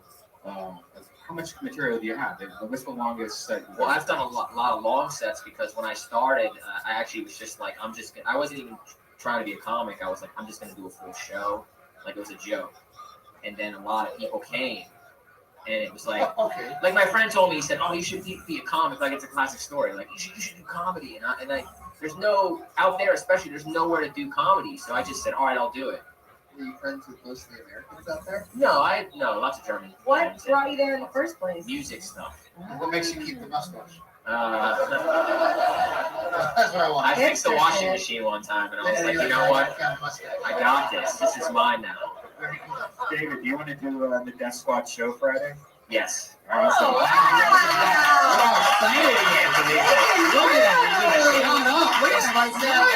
Oh my god. Wait a second, I just got word. Yeah, Michael Perkinson just jumped off the comedy store. He's dead now. That's Hollywood, baby. Did I just say I've signed up for this podcast like 20 times, and I'm pretty bitter about it? And today I was like, I feel like I'm going to get picked today because Pat Reagan was talking about dead cats, and the crowd is angry, and I'm going to do horrible, and then no one's going to like me. But Oh, you are a comic. Now it worked out. This is a miserable fuck. Thanks, Brian. You're welcome. That was really impressive. That was my first man. I'm much happier now than I was in Germany. So Yeah, I've known you for quite a while, and you've helped. I know that you've helped Josh, set up and help us out. Thanks for letting me do that, Tony. You're a great guy. How old are you? I'm pretty old. You're like the cool dad. You know what I mean? I'm the cool dad, yeah. The skateboarding Hey, dad. Dad, wear this hat. Okay. I'm 41. How long were you in Europe for? 10 years. I know, I blinked and I was just like, what were you doing over there? Well, I went over there doing music stuff. I used to do a lot of music stuff. And dude, me too. When you say music stuff, Why that you might be the most what were you doing? You had a Walkman and headphones? Like, what are you talking about? You were I've doing been in music bands stuff. and I produced music, but I went over there DJing for some hip hop kids from New York. and then just kind of fell in love with Berlin. So did she? You went with? So I got. Did you go to Europe with kids in a van? David, did you drive a van across the Trying to hide my past area. I mean, your past is intriguing me. I was a DJ. The $1 million Not for question. DJs. The $1 million question is: how did you get your pedophile van across the ocean to Europe?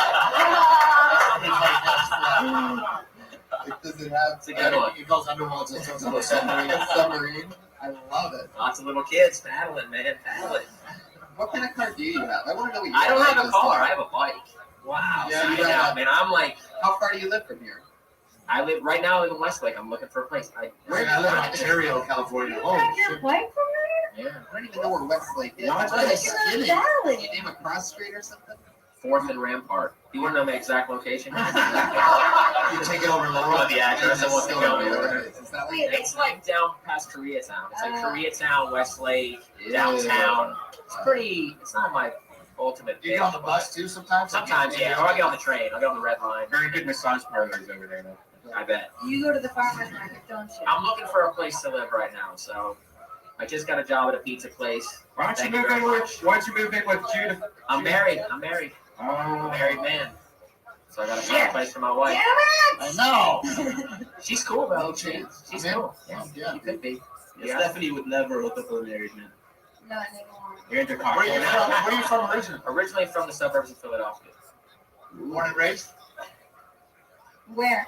Close to Thank you so much. What's your deal? Did any European girls break your heart out there? No. It's Did nice. you get out there. one It's little good. fight and your mom got scared? What's that? Well, David, we love having you on. Thanks, man. Great fucking. You did a good job, buddy. Nice See you Friday.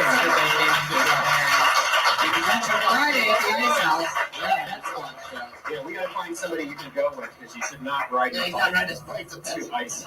Take the train. Oh, take the train. All right. And Mr. David Deary. Oh yeah, you can take the red line to the gold line. I know that one. Yes. I did that before on my way to the Rose Bowl.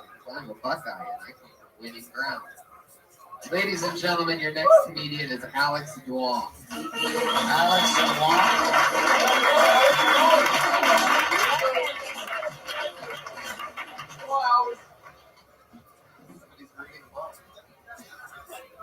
I've been sex long enough that my friends bought me a pocket pussy. Like, it's funny and it's weird. It's funny because I know now he owns a sex toy. Because you don't just go around buying sex toys for people. Like, you're a consumer, you're a believer in that product. It's weird because I know after he used this sex toy, he was like, oh, you know who could use one of these? Alex could. Happy birthday. But I took it because it's a gift, you know? And I get lonely, guys. I get lonely. So one night at home, I'm looking at the pocket pussy, and I'm on a Hugh Grant marathon. And it's like, hey, Alex, let's go. Don't know white English. But come on, let's go at it, mate. I'm like, no, I'm just like mad at Sandra Bullock. Like, come on, Sandra, give him another chance. He's misunderstood. Like, come on, it's either this or 2 weeks notice again. I'm like, ah, fuck it. What do you do? Is that it? What? Is that the whole thing? There's a couple more like stuff. Don't do it, please. Does it come after that? That was it, or did you just know your minute? No. There's like a couple more like lines to a couple more tags. I bet he fucks the pussy. I take the pussy, yeah. Take the pussy? Yeah. Did you try it? I did try it. Does it actually fit in your pocket? Yes, it does. It's compact. It's an overhead. Did you take it? Never know. Did you take it to a public place with you and then use it for like what it's worth, or did you just use it at home? I used like it a real pocket pussy. I used it in traffic. How happy are your parents right now that you do stand-up comedy? They're miserable. I know. They're Asian. I know. Yeah. Your dad gave you that pocket pussy. No. Are you? What kind of Asian are you? Are you Korean? No, my mom's Vietnamese, French, dad's Chinese. Oh shit! That's so much. Sexy Asian. That's where the lips come from. You want some smart They're so Asian supple. You want some sim babies. No, he's a comic. If he was So, smart, well, look at his bone structure. This is he what we doesn't have think strong about. bone structure.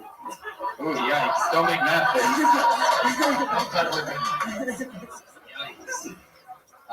So when did you use it? How did you use it? What was that? Why do you want to know this? Because this is where the fucking material happens in head all the time. It certainly ain't. There's nothing funny about him staring at it, wondering what the fuck he's gonna do the whole time. So when you fucked it, what went down? Well, I was like, there's like a little like thing of lube that comes with it. Did you use that lube? Like, yeah. all right. Like a ketchup packet? Yeah, like a. Did you read the ingredients? No, it's probably bad for me though. But it works. It works. I'm like on the 405, and it's like bumper to bumper track. Her to O. So you're from LA. He's Like, already can't drive, and you're using the pocket pussy. yeah, and Come on, God. You'd and never I'm be in able a Prius. And a Prius. You'd never be able to explain yourself. So seriously, when did you use it? At home or in the car? It was actually in the car because I like to test myself. I like to challenge myself. Are you trying to make a joke? Or you Yeah, I don't believe he used it in the car. I That's used it in the car. You Have broke you it out. photos of that? What's that? Have you fucking the pocket pussy in your car? I have. It's You just have like photos? yes. When you see me. Yeah. Shotgun. You really took a photo of yourself? No, I did not. I'm not that It's narcissistic. so much multitasking. You're driving, fucking the pussy. Right. It was like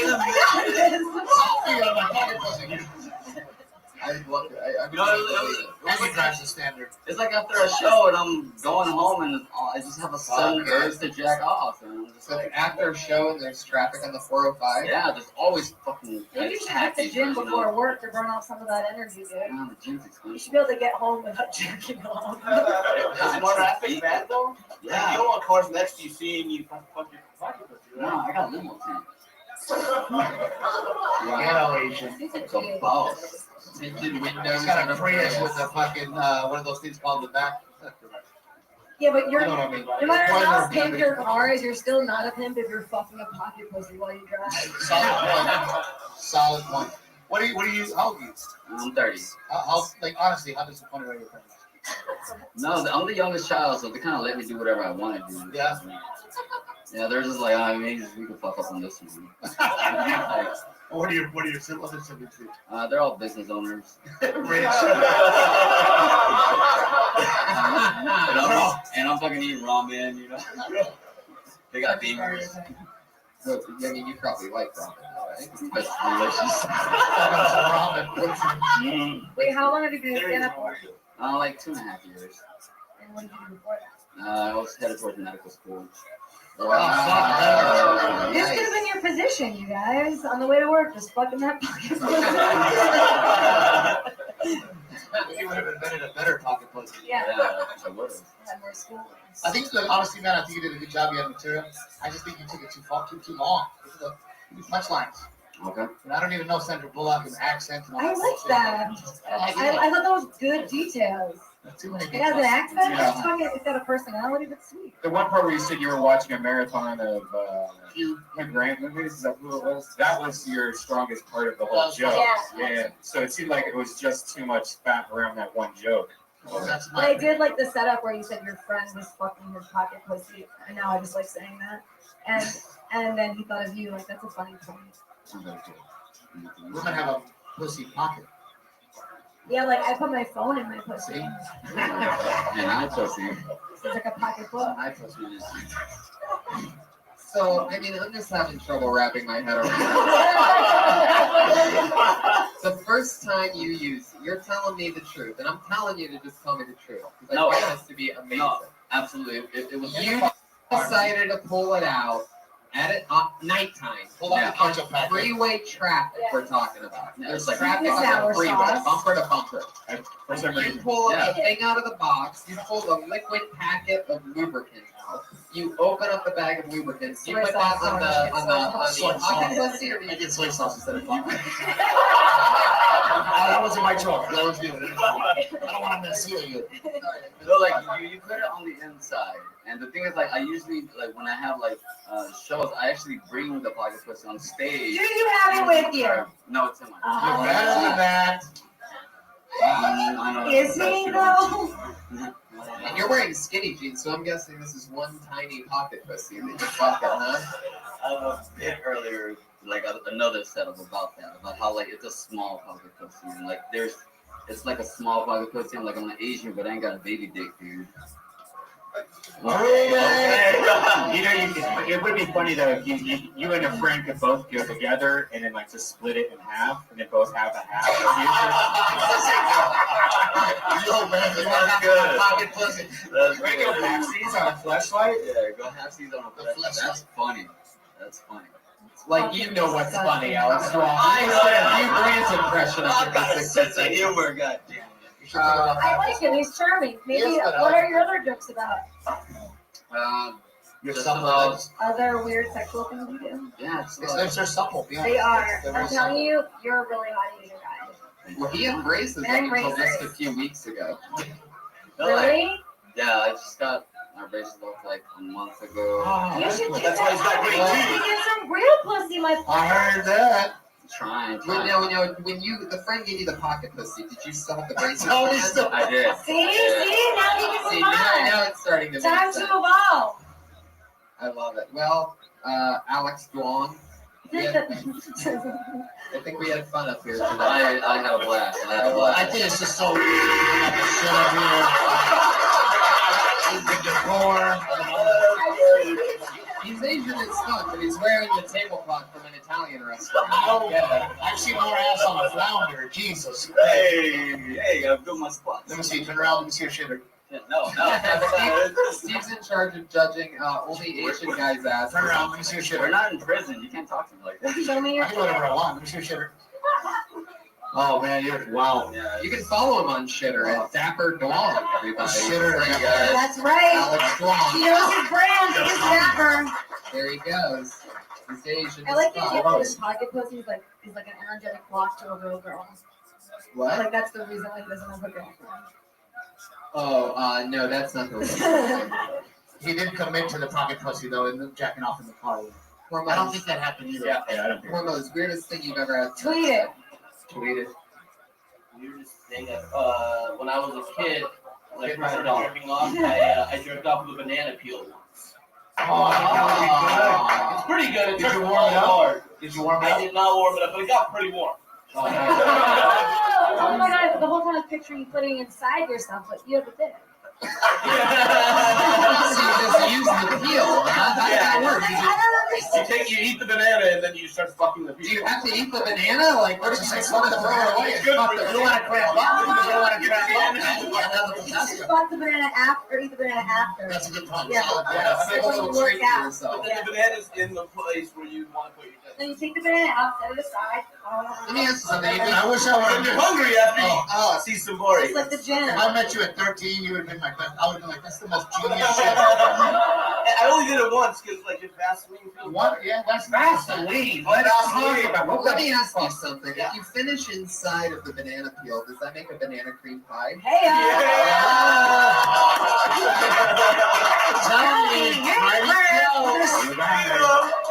I just put something else down. That's why he's hired by the best. I just put another thing. Wait, you just said Vaseline, which is something I've talked about before. About that does not. It's thick. It's how are you masturbating with Vaseline? That's like a. once you start getting worked up, it becomes liquid. He doesn't actually have Vaseline. He's an Iranian, so he just produces it. It's what we have. They have Vaseline. It just comes out of their Are you talking about the Vaseline breaks down, or are you talking about pre-cum mixes with it? No. All right. It's not too weird. Right? No, stop. We're moving on. We're in the presence of ladies. God. Frank used the word pre-cum, so I'm pulling another thing not to fuck it immediately. We're gonna get together for Marty Ward.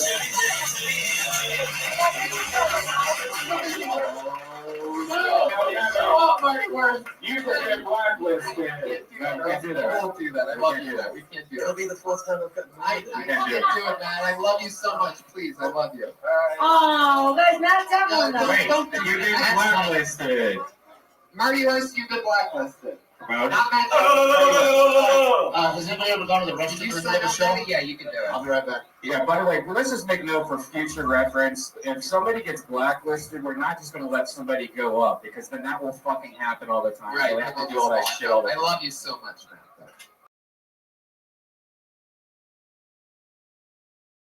Is this? Nice. It's so crazy. Why is that? Wait a second. It's so random. Put your hands together for Rusty Hayes.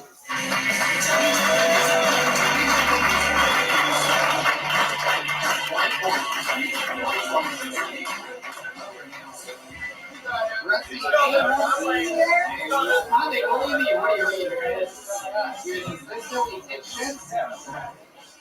Oh, here he is. Rusty Hayes. Former athlete. Fuck, I just walked 5 people before I got on stage. Goddamn. This is nice. I'm in town from North Carolina and come from a really conservative Christian family, and this is like my mom's nightmare that I'm gonna make, like meet an Iranian patriot, and he's gonna teach me the Islamic anthem, and I'm gonna go home changed. So before we come out, every time she makes me go to church, and I don't do church anymore. Like, we were raised up. It's different though than it was when I was a kid. Like we decided to go, it'd be nice, and it was a communion service, and the preacher comes out and he says, before we dispense communion, I would like to let everyone know that we do have gluten-free wafers. Yeah, gluten-free wafers. For those of you that want to worship but are allergic to the body of Christ. I found out this weekend that I like a low-calorie Jesus. All right, you guys, that's my time. I have a joke like that. You do? What's your joke? Yeah, How does it go? I like to ask if the body of Christ is gluten-free. In the context of another joke, and you just answer that for me. You've asked that question in one of your jokes. I'm sorry. You know, let me do something really quick. My wife went home yesterday. I'll fucking take your ring off. Relax. You have great stage presence, like immediately. Do you do comedy back home or? Yes. How long have you been doing it for? About 4. Where at? North Carolina. What part? Raleigh. The sexy part. There's no other part. Yeah, yeah. Is that brick building comedy? Good nights. Yeah, good nights. Yeah, good nights. Yeah, that's my club. That's cool. How many other like local comedians are there? In Raleigh, working comics, and fucking, I should put working in air quotes for myself I because mean, like the people that live there. That's pretty much. the people that do it regularly, that get work, I guess I would say about 30. You see the same group of guys and girls everywhere. It's the same group in Greensboro, Raleigh, Wilmington. They travel around. You find shitty one-nighters, and then You run into Alex Moore at all? Did you live out there? Is that where he is? I think I'm sure. I don't believe so. He's 7 feet tall, 500 pounds. No, I wouldn't remember that. I wouldn't remember that. Do you do any Dane Cook impressions? No. I have an audition for my brother. Yeah, god damn it. Dane Cook. Yeah. What were you gonna say? You said you had an audition. No, I was being a smartass. Yeah, to play as Does a anybody yeah. have an audition of like Dane Cook's younger brother? That's what I'm saying. One of these days. She's casting it, so. I'm just saying, he could make it in this town. He's good looking. Nobody's he's even got casting biceps. Dane He Cook. looks Why like- would anybody be casting Dane Cook? Yeah, that's the fucked up thing. Everybody started hating Dane Cook, then I started doing comedy. It's like shit. I'm blacklisted before I started. Maybe if Dane Cook had a hot younger brother, they would start casting Dane Cook. You think he's better looking than Definitely. You're out of control right Is he better looking than Dane Cook? Yes. Yes? Who said yes? I didn't even have to say it. Yeah. She did. You say he's better looking than Dane Cook? Yeah. Yeah, Dane Cook. From what I heard, I mean, I don't know anything from anybody. See, now I don't even care that my set didn't go well. He's not the leader. That's a solid point. That's a solid point. He doesn't have the hair for it. But Raleigh's a pretty like metropolitan place, right? Because that's where the colleges are. Yeah, but it's relevant. I'm talking about being married. I do. I had 60 seconds. I do more long form stories, and the gluten-free joke is one of the quicker bits that I have. So I figured come in and get it in and out. I thought it was good. It's a good joke. You a big Dane Cook fan? I mean, I respect him. I like his early. Shit, I can't say that. I like his earlier stuff. I thought Retaliation was a great album. I thought Harmful as Follows was great. I don't know his albums. Oh, my bad. Didn't. But yeah, when I was in college, don't want to learn. You could just when I was in college, I you could loved his just watch stuff. Louis C.K. and get it from the beginning. And I will tell you this is that you could avoid. I'm not. It's an interesting note, but I mean, you can really avoid the Dane Cook thing. Probably by changing your hair immediately. Honestly, right? I didn't even I mean, think isn't that. the thing? Is it the hair that does it? Yeah, you have the same amount of product that he wears in it. I could tell that's a crew pomade, maybe. Did you guys think that about Jane Cook when he came out? You did? I did it when he was on stage. When I walked up. I just was like, look at those black stuff. Look, you just have to repeat your punchline like 4 times. Maybe if I just animate myself a little bit more. Maybe more product, more animation, and then just pretend to be him and just. I don't want to talk about Jane Cook all the time. It seems like we've got like this vicious circle. Yeah, Mr. I don't know his albums. No, I love it for Circle because it inspired me. I saw it in Youngstown, Ohio before I moved out here, and it showed me that I could totally come out here and make it because it was such dog shit. That look at the parade and do this. I'm interested. So you just came out here without your wife? No, she came with me. She flew back this morning, and then I'm gonna be in town for a few more days. She had to go back to work. What are you coming down for? Just actually, I'm hoping to move out here. So I come out every few months or so, and then once I find a day job where I can sustain her mandatory minimum level of living, then we'll transition. What does she do? She does sales support for a tech firm back home. It's a standard, office job. So can't she get a job? She can. I make more money than she does by day. So if we took her salary out here, What's your job there? it's a typical sales job. I do government contracts, office products. Basically, I sell paper clips to the Army in North and South Carolina. Wow, you're that guy? Pretty much. That's boring. Yeah, absolutely. So, can you give us a little example of what you would say to pitch us to buy your paperclip rather than the other paperclip? Can you give us just 15 seconds of that? I'm a paperclip. When it comes to that, I don't really use something. I'm like, you know what, you can get. I just set it up for that stuff. Yeah, show me this blueprint.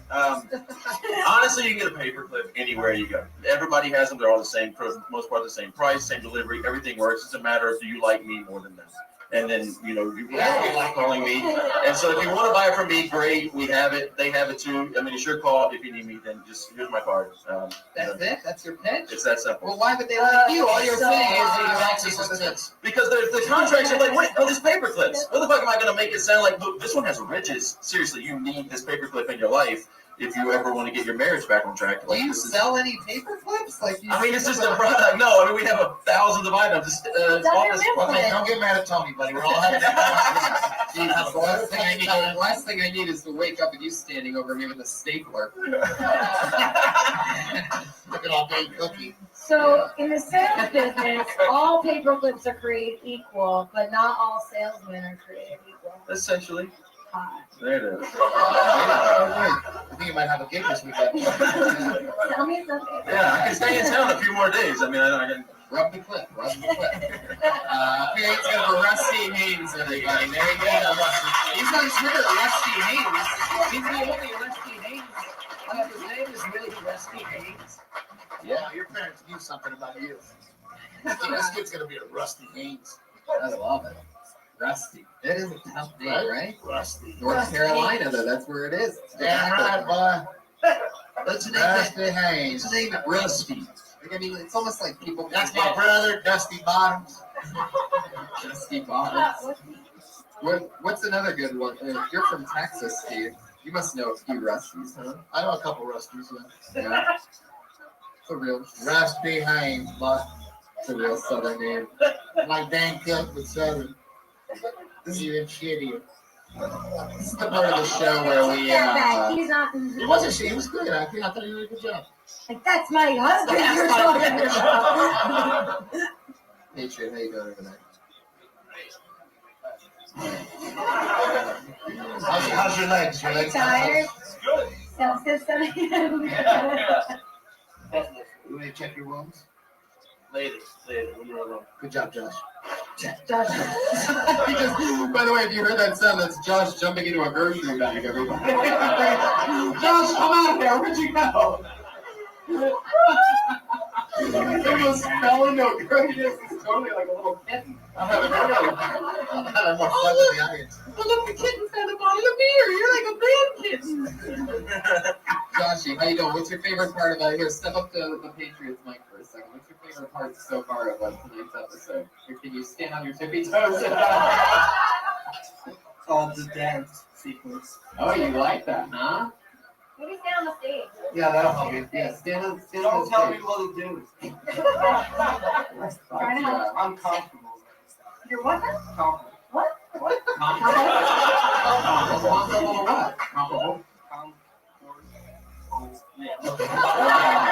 I try to bring it down with silver. Your shoes are good. Can we get a look at those shoes? You know, Josh, if you use some wet sneakers by Nike. Yeah, for all you podcast listeners, the shoes are purple. What would you call that, Josh? How would you describe the purple and pink? They're blue. Bowling shoes. And the Pharrell. What are they called? Pharrell. And you got the What are two Pharrell? on them. What are Pharrell? When you buy Pharrell shoes, is that how you got your hat hair? It was a reach, but it's quick. Yeah, Sometimes that's how you gotta write the diamonds, people. You gotta throw them out there. Sometimes nothing happens. Stop trying to kill it. Let's get this going. Josh, wait, come back and say it again smooth. If you're gonna say that shit, You're gonna trying to say- kill some time, and we should probably just What are you keep doing? the show I moving. didn't know. We do whatever we want. Tony does whatever he wants, guys. Yeah, what the fuck are Josh you? is the Wait, producer. are you He leaving does a it in his Twitter YouTube comment bio. in the middle of this episode right now? Like, what the fuck? And also, I just realized I left my Oreos on the table. Those are Oh, you're those are mine. disgusting. Josh Martin, get back to your fucking Oreos.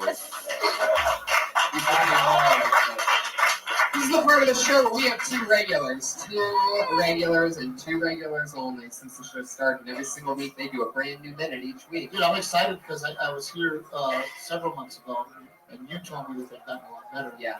And they were already good. Yeah. To be honest with you, they were already good when I saw them. So I'm really looking It's forward. always fun to see them add a new minute or at least try it out. It's always fun. They take chances and they have a place to do that here every single week on Kill Tony. Going first this week, you know her because her very first time on stage was on this show. After that, she dropped out of the University of Florida and decided to keep doing stand-up comedy. It's now been a year and a half. Every single week, a new minute. This week's new minute, right now. Kimberly Condon, everybody.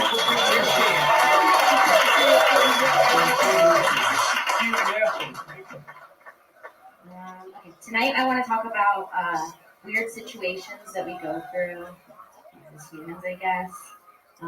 You know, like that awkward moment where you're sitting at a light pretending you don't notice the starving homeless man walking by your car.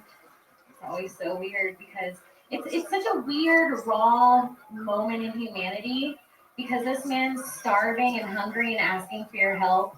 And I'm in the car like, oh my God, I love this fucking song. Nobody cares about them. There's lots of them. It's true. I mean, you know, some of us care. There's just so many. They're like Armenians. They're everywhere. And I felt bad up until I saw his sign. It said homeless vet. And I was like, oh, of course you're homeless. You're spending all your spare money on animals. That's it. Yeah, Armenian. You say Armenian once, and Armenian Beetlejuice appears. Everybody. He just appears. Somebody say Armenian? I watched him just materialize in the back of a taxi cab on Sunset. Sam Tripoli, how you doing, bud? I heard some Armenian jokes. Fuck yeah, Kim, that was another fun new minute. Thank you. One thing that I noticed, since like, you know, we try to figure out how to make things maybe a little bit smoother, is the word weird is a weird word. It's a hacky word? It doesn't really, it's not even hacky, it just doesn't give It is your like real, basic, it doesn't give your real feelings on it, you know what I mean? So people use weird because they don't have other adjectives. Right, like if you think of the next best adjective, however it makes you feel, it's just going to be better than the word weird. They always scare me. Even uncomfortable. That's true. I'm always really scared because even though they're just like look weak and frail, they look like at any moment they're just gonna fucking freak out. Right. Shit on Frightening their is a car. fun word. Yeah. I gotta say, man, you look like a professional comic. You took the mic stand, you moved it, you were confident. The only thing I didn't like is the vet joke. You're way smarter than that. Mm-hmm. You know what I mean? Why, did somebody say that to you already? Yeah, we talked about it. Yeah, so you know that. I mean, you know, for me, the way you speak, the things that you say are very intelligent. So when you say that, it's like that's not in your character. To not know, you're fucking great. Thank you. And one more note is you're going to compare the homeless people at intersections to Armenians, I would say that you could, instead of saying, there's a lot of them out here, they're like Armenians, you could say, there's a lot of them out here, there's a lot of them out here, and they're not. It's not like that anywhere else. Like when you move from anywhere else in the I would use country Mexican. and you move to LA, all of a sudden you find out what Armenians are. It's pretty much. Yeah, I would say that before the other part was it. She said it after. Okay, that would be better than the sense. Because she said the whole thing about like you come to your car and like this No, whole yeah, I and then totally she see said what you're saying. the Armenian thing. I think it would be better if that was part of Everywhere. the They're everywhere. I would say Mexican though. Or whatever. You know what I mean? Because Mexican translates all over the country. Because we're fucking everywhere. Right. But I feel like Mexicans, I could take Mexican to travel with me and use Armenian locally. Yeah, that's exactly what you do. Yep.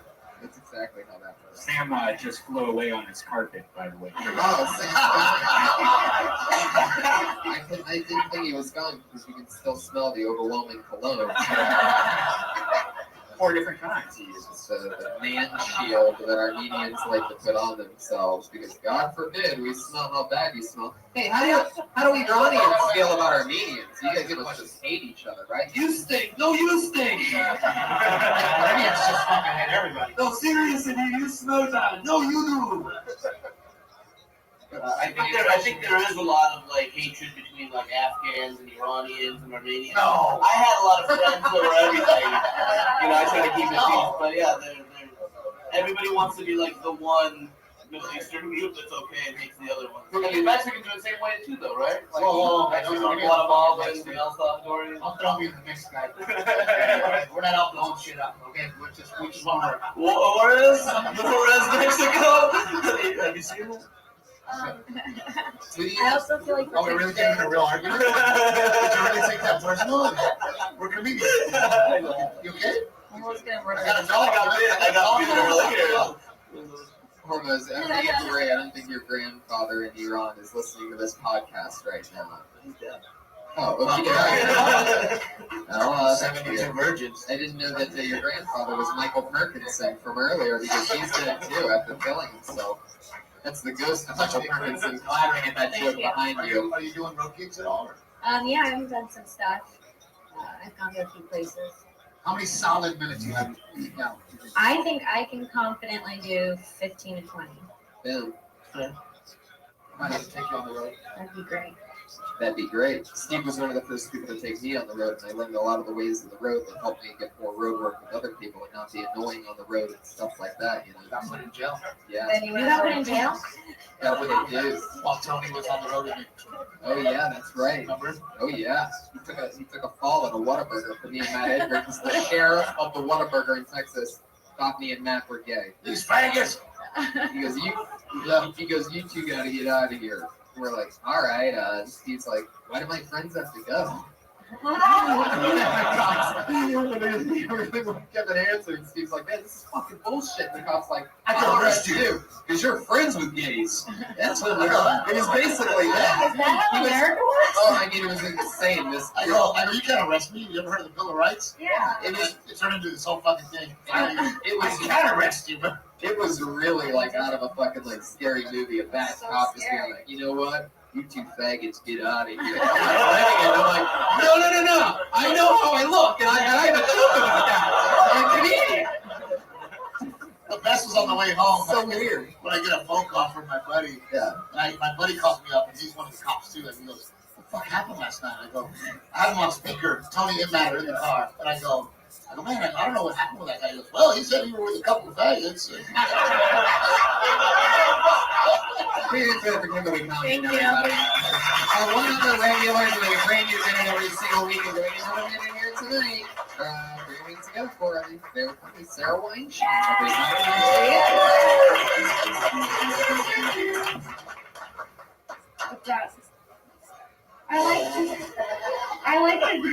I like to judge people based on what they label their stuff.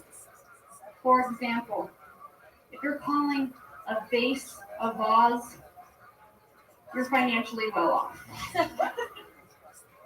I just look for bottles, empty bottles, to put my flowers into. If you're wealthy and you need something to put your clothes in, you're looking for an armoire. I'm looking for a hutch. If you're calling a couch a sofa, fuck off. It's a couch. I also feel like labeling stuff can dictate how much money you're looking to spend. If you're trying to buy a sofa, you're financially well off. You're making a fucking investment. Okay. If you're buying a couch. Yeah, but if you're buying a couch, you're just looking on Craigslist. Yeah. The laundry basket thing, I think a lot of us were like, what the fuck's a hutch? Laundry Oh, yeah, I didn't know what a hutch was. Yeah, I would say maybe the floor or a bag or something. Yeah, a bag. A hutch. Like I'm looking for a hutch. Like something to throw shit in. No. Really? Or what's an armoire? You're financially I off. thought you were gonna say hutch. An armoire sounds almost the same as a hutch. Like it seems like rich people would have hutches. You could even say, I would just like to have a hanger. Yeah, that's better. You know what I mean? Or a hook. Or Yeah. a floor. Yeah, a hook. Yeah. There you go. Very funny new minute. You had everybody from the beginning with your What's up? Great. So much fun. That's she sort of does that. Do you guys hang out together a lot? Me and Kim? Yeah. Yeah. You guys dress very similar. Yeah, I was gonna say, did Tony tell you guys to wear the same cut dress? Right. Well, no, Yeah, I told all three of you. You're wearing the same fucking thing. How dare you? Mine's striped, but not the same. Tights. Yeah. Girl comics have swag. Yeah. We're trying, yeah, But I think that happens when you hang out with somebody a lot in comedy. You kind of pick up like them as well. Well, like I don't feel like Kim's channeling me or I'm channeling. No, you guys dress very similar. Yeah. I feel like. Yeah, like I hang around with Red Band and Steve, and all of a sudden, He's smoking pussy. I started wearing double XL T-shirts, and it happens quick. You just start dressing. Like Well, you gotta have a couple Where's your hat? So we're gonna wrap it up. This is the end of the show. Princess Shank on Twitter, Kimberly Hawkins, Kimberly Hawkins, Hill. They did it again. Hormoz Rashidi is at Hormoz Rashidi, HORMOZRASHIDI. Mr. Steve Trevino. You on Twitter? Anything else coming up you want to promote? Yeah, my special Relatable is on Netflix, and my podcast is called The Process. Love it. Listen to everything, Steve. For me? Stephanie Simbari. I'm at Steph Simbari. You can watch me on the Oxygen Network on April 7th Wow. on Funny Girls. And April also 7th. Funny Girls. subscribe to my podcast at That's So Retrograde. Subscribe to that. Thank you. Follow her on Twitter at Steph Simbari. Guys, Tony no, Punch nobody Club. fun. We did it again.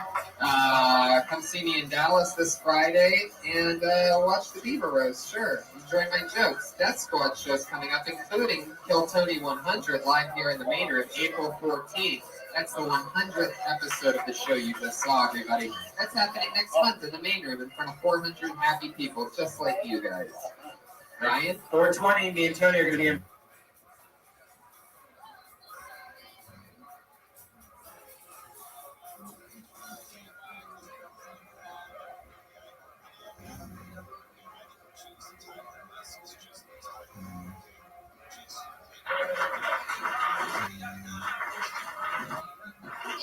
Yeah! Everybody, we're here for another crazy Monday. I have the one broken chair in the room. That's great, Josh. Put your hands together for Josh Martin, everybody. The man responsible for everything that you see here. And I get the wobbly chair. Fuck yeah. And better yet, he goes all the way to the back to get another chair. Meanwhile, little does that amazing producer that sets up everything, and we give so much responsibility to know that there's a fucking chair right here. Josh, too late, buddy. And now he's getting a chair for an invisible audience. For anybody who wants to sit between two live cameras that you can't touch at all, there's seats right there that we don't want you to sit at whatsoever. Welcome, everybody. Happy Monday to you. It's obviously a live show. Anything can happen. I'm sitting in one spot now. I'm comfortable. Put your hands together for Pat Reagan, who just played his heart and soul out for you while you were being seated. The great Pat Reagan. Pat is going to be our co-host tonight. Yeah. He's just going to be hanging. He's got his guitar. Want to say hi, Pat? Hey, what's up, guys? You're really concerned that mic's not going to Thanks work, for huh? having me. It's a tricky one, huh? You don't believe in the mic. No, it's good. It's just a different style of mic. This is sort of a mic you feel like on a drum or something. No, actually, that is a musician's vocal singing mic. You should be. Well, Brian, sometimes they have a pop screen in front of it. You hear that pop. I get it. They don't have Radio Shack. There's that Radio Shack. I get it. So welcome, Pat. It's fun to have you here, and we're very excited about tonight's show. Catch you up with our lives in the past week. I did I wrote for the roast of Justin Bieber, everybody. Yeah. The biggest roast of all time. I've been writing on roasts for a few years, and it was an absolute blast. Got to meet Justin. I invited him to this week's episode of Kill Tony, and as you could tell, he had other things going on. But it's been an amazing week, and I'm very excited about Kill Tony 100, guys. It's happening in the main room, April 13th, I do believe. That's going to be insane. Episode 100 of the show that you're at right now is in the main room. Tickets are going fast, so for those of you watching, and hello to the people watching via Ustream right now, the Comedy Store's only streaming show, you're at it right now, everybody. A building that was built in 1932 has live streaming capability now, so that's some interesting shit. The internet might no, it's not going to be affected whatsoever by what happens here tonight. And we're also doing Vancouver, guys. Yeah, 420 Vancouver. Tickets are going on sale this week. Hopefully, it's gonna be a lot. I think we were there last year. It sold out last year when we did a 420 show. Same place, same theater, and we're going to sell it out again. So get tickets for that immediately because that's how we roll. Yeah, and it falls on a Monday. We should probably try to figure out a way to do a Baby Kill Tony there maybe before the show. Figure out something. So there won't be a show here on 420. Yeah. Anyway. You guys won't remember that anyway. Let's get this puppy started. You guys ready to meet tonight's guests? Oh, yeah, you are. I always have two of my funniest friends come on to talk comedy with a bunch of comedians, and anything can happen. This week, two of my favorites. They've both been on the show before. Two of my favorite comedians who I work with all the time. Two of my favorites to watch. Two of every comedian's favorites to watch. Put your hands together for them. It's Steve Simone and Rick Ingram, everybody. It's going to be a good one tonight. I know when I book this thing perfectly. That's what it's come to, is now I'm like a fucking chemist, and I know that if I get the right two people up here together, this is what we would call good cop and bad cop, I do believe. Steve, notoriously one of the nicest, most smiley, happy family figures, and Rick is, hold up, that's not my reputation, the dark lord of everything evil. So it's going to be fun watching you two bump elbows tonight. Welcome back, guys. Thanks, man. What did you think of Pat Reagan's performance earlier? I loved it. How about you, Rick? I don't think guitars and comedy should go together. Oh, and that is something a lot of people think. A lot of people believe that. I mean, if we got them like maybe it was You could talk to me. comedy duo. You could talk directly to me, Rick, if you're talking to me. Well, we were actually talking about you, not to you. Just for the record. I have a reputation to uphold, sir. Yes, right out of the gate with that. Yeah. Pat, how you doing? Are you falling asleep on that mic? What's going on over good. there? I'm good. I woke up at 4 p.m. today. I had some cupcakes. Oh, good motherfucker. Right. You don't. Cupcakes. You want to tell the crowd? I have type 1 diabetes, motherfucker. So you don't look like it. The only thing he hates more than comedians with guitars is comedians with guitars with cupcakes. Yeah. Which, by the way, sounds like the worst That'd be spin-off of Seinfeld show ever. The best podcast of all time. Comedians with guitars. And everybody in Silver Lake would watch that. I'm so excited about tonight's show. Over 30 comedians signed up for the chance to do 1 minute in front of us. Pat, do you have any questions for our guests? Is there anything that you've always wondered about these two, by the way? Normally the co-host always asks one question. Yeah, so Rick. Rick, how does having a negative attitude affect your day-to-day life? Well, probably in the best way. I mean, I wake up every day knowing that other people are shit, and and from there, it's pretty much spend all day going, nailed it again. It was exactly as expected. So yeah, it's a good thing. How about for Steve? You have a question for Steve? Yeah, I got a question. Hey, Steve, if you could have any other first name, what would it be? Larry. Wow, I love that name. You do. You have Yeah, that right so away. ready. Yeah, Larry. Is that the Three's Company reference? Like Yeah, a creepy Larry? Dude, there's never been a Larry that wasn't up for laughs. That was so quick. What about Larry from U2? I don't even know there was a Larry. I think there's a Larry. It's Bono, the Edge, Larry. Larry's one of those Valky. names. It seems like no matter what you do, you don't have your shit together. If your name's Right. Larry, like You're always Larry. late. I'm sorry. Larry lost his keys again. Exactly. What an That's a idiot. great name. Well, let's jump into it. Like I said, over 30 comedians signed up for the chance to do 1 minute of uninterrupted stage time. And then we talk to them afterwards. Comedians, you know your minute's up when you hear the sound of the kitty. Aww, that's adorable. That means wrap it up then, or else you're going to bring out the angry West Hollywood bear.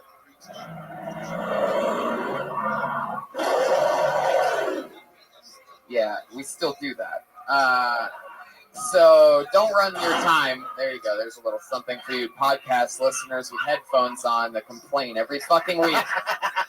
Every week. Fuck you. They tag me in your complaints. You don't need to tag me in those. That's directly Red Band. He's the only one with his hands on the board when that happens. So read at Tony Hinchcliffe out.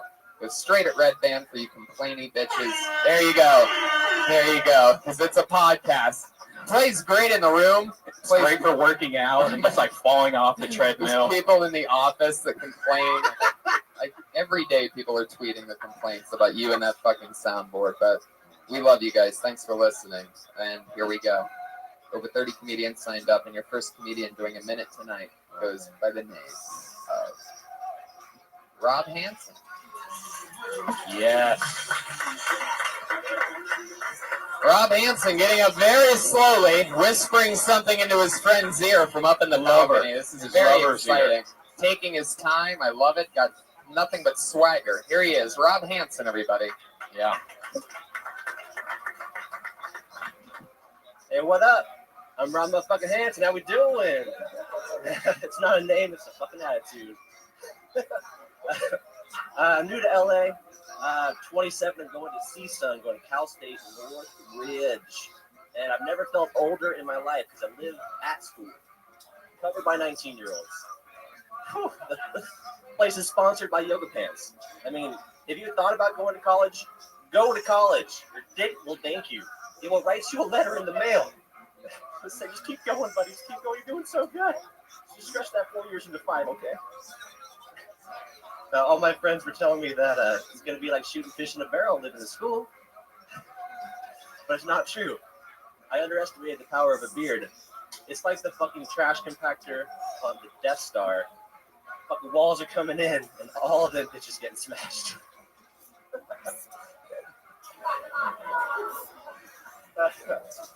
There you go. Straight to the bear on that one at 1 minute and 4 seconds. Rob. Fuck yeah. So are you saying that you are getting pussy or you're not getting pussy? I don't even understand what you're saying. Very confusing. You can still fuck the smash pushy. It's okay. It's okay. Still don't know. Yeah, No. I mean, Bad joke. I have a girlfriend. there you just got bonus points on that. Congratulations. That's never happened on the show, that sound. So, I mean, you did something special. I don't know what. He offered to buy me a drink earlier, so. That's right. Was this your? How long you been doing comedy for? Like 6 months or so. I've done like 2 open mics. Get right into that microphone. That's number one. Because I had turned you up to 11. Yeah, he's up to 11 right now. Damn, man, thank you. See how much? Oh, you have a soft voice, huh? So scared. So scared right now. You're not that funny. Thank Wait, what was It's all that, right, it's all Steve? right. You're gonna make It's that all right. noise? You're gonna make that noise No, sitting it's next all to me? He was asking me We're earlier. just getting warmed up, Steve. Come on. He sees the effort. The effort. The Yeah, effort's there. I love your style, Rob. My favorite part of that entire thing is when you said, hey, if any of you are thinking about going to college, you should go. You realize that most of the people that you'll always be performing in front of at a stand-up comedy club either have gone to college or at least have already committed to their decision of not going to college. Yeah. Are you planning on doing a lot of high schools or something? Like where a joke where, you know, that would... Motivational speaking, for sure. That sounds good. Go to college for the pussy. But I have a girlfriend. She goes to UCSB, and what does she think about you comparing your beard to a trash compactor on the Death Star? By the way, Death Star references in general, such a good way to get pussy. Right, totally. Just really let the girl know you have no idea what you're doing with the vagina. Almost automatic. Specific Star Wars scene. Well, that one keeps going on. It's like I talk about C-3PO ain't gonna save you, and even the dryer pussies by the second. Do you do any comparison to that like one pit with all the tentacles that comes out at all? I do the comparison with the snake thing with the little eyeball that pops up. Yes, It's like yes. even he's getting pussy. Right. Yeah. All right, I can feel the people turning off their iPods right now. Rob, where are you from? From the Central Coast, from San Luis Obispo.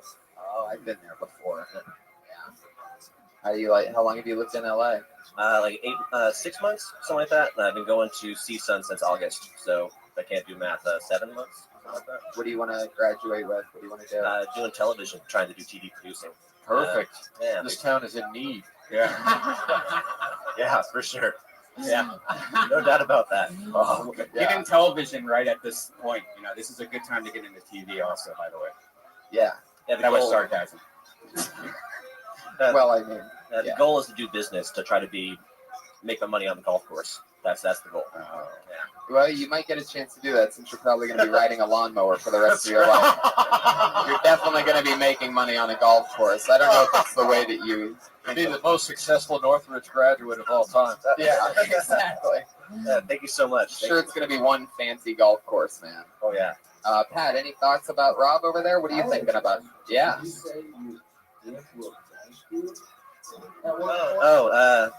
Well, that's true. Your dick will thank you. It'll write you a handwritten letter in the mail.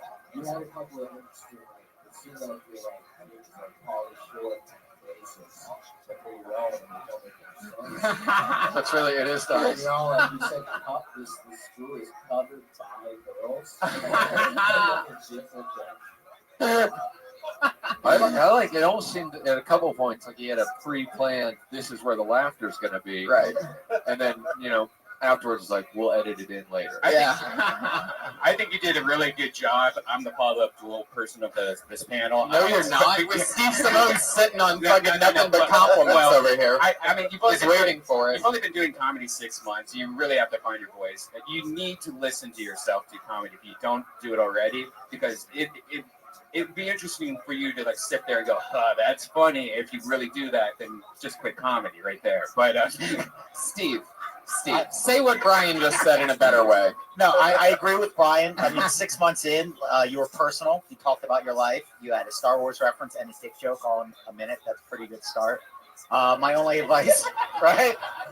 Dick joke, personal, Star Wars in under a minute. And I think right now, like, your focus is just learning on how to get laughs. But I would recommend just being more you. Like, if you're doing a whole joke about banging college chicks and then the first thing you tell us is that you have a girlfriend, talk about your girlfriend and what she thinks of you in college surrounded by those girls, or what you really think. Just get more honest, I guess is what I'm saying. Yeah, I'm sure she'd appreciate that. Yeah, definitely. Well, it gets to a point when you do like a fake story where it's almost uncomfortable to do as a comic, and when you hit that point, you understand it more. But I used to do the same thing, like oh yeah, I came home, this guy was on my porch, and I made up this whole thing. It's like mine almost, and you can kind of tell when you're a liar. So it's harder. It's harder. No, it's harder. Like anyone, if someone's lying to you, it's a little bit harder to tell. But like this audience could easily pick up if it's not true or not. Right. Compared to if you're telling a real story and you're excited about it, you can find a way to put tags in it, then they're going to believe you more and be on board more instead of like, this did. So what he's saying is, don't tell stories about getting pussy. Yeah. Tell the truth. Talk about the dick shit.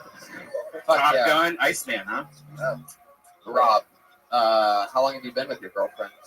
3 years, actually. Do you have any material about her? Not really, actually. Like, it's hard to think funny about your relationship when you want to respect it. But yeah. That's not true. Yeah. Maybe when you're lying to yourself like this. Yeah. All right. Well, how's that going? Do you guys live together? Oh, it's going well. We lived together for like a year and a half, and she goes to UCSB now, and I go to CSUN. And so, where's that at? How far is that? middle of the valley. Like it's like maybe an hour and a half. How often do you guys get to see each other? Like every 2 weeks, something like that. Like, so pretty often. Still pretty often for being that far apart. All right, well, great. Well, Rob, I guess that's it, huh? Hey, well, thank you very much. Thank you very much. 6 months, huh? Where do you perform at? Open mics at the school, and that's about it so far.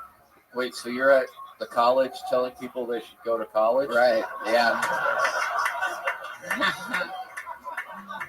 Rob, best of luck, buddy. Yeah, thank you guys. Thank Rob you. Hansen. He's on Twitter at RobMFN Hansen. He really is committed to that Rob motherfucking Hansen thing, and that is not good. But it goes perfectly with your trucker hat and half beard, so that's exactly what we would expect from you, Rob. The soft-spoken guy for being sort of lumberjacky, you know? Yeah. I liked him in all the not liking kind of ways. Yeah. Do you guys remember anything that you did when you first started out stand-up comedy-wise that you can't believe that you did, like, or said, or anything like that? Like, were you just always amazing, right? Yeah, I was just killer from day one. When I started, I did impressions, which is just as embarrassing as humanly possible. Right. So, what was your main ones? Just pretty much anything that Will Ferrell was doing at the time. I just kind of ran with that, and just was crushing the Kansas City comedy scene, which it's like L.A., New York, Kansas City. Those are the big three. So I moved out here after doing comedy for like a year and a half, and pretty much everyone at the Comedy Store was like, "You got to stop doing that shit. It's fucking terrible." And so yeah, I stopped doing it, and my career has been awful ever since. Steve, how about you? This most embarrassing one I can think of was when I was a kid. I remember watching a Howie Mandel special. I thought it was hilarious, and he told this joke about smearing a candy bar in his hand and then going to a bathroom stall and putting his hand and going, "I'm out of toilet paper over here." So I saw that when I was like 11 or 12. So I did it to a teacher at a middle school dance. Like Mrs. Chandler. Yeah. Oh my God. Yeah, I came out of the bathroom. I was like, "Mrs. Chandler, we're out of toilet paper." And then I licked my hand. And she was like, "Jesus!" Right? Because I was like a chubby fat kid that just wanted attention. So then before I got to the Comedy Store, I probably was on stage 20 times. And 4 or 5 out of the 20, my big closer was telling that story. But I would smear the candy bar on my hand. No. It was so bad. I'd be like, "Oh shit, I gotta go buy a candy bar," and then go up on stage. Did you ever forget a candy bar and use something else? No, it was terrible. All right, let's go back to the bucket. Now we know more about our panel.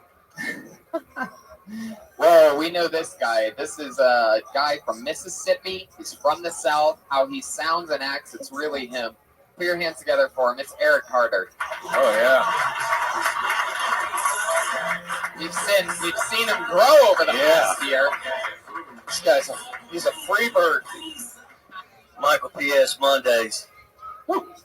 But being a Southern man that knows how to live off the land, I get a laugh when I'm in these coffee shops out here and I hear these hipsters talking about, "I'm going camping. I'm going camping. We're going on the canyons." Bull fucking shit. You ain't fooling me. The closest these little peckerheads came to camping was overdosed at Coachella.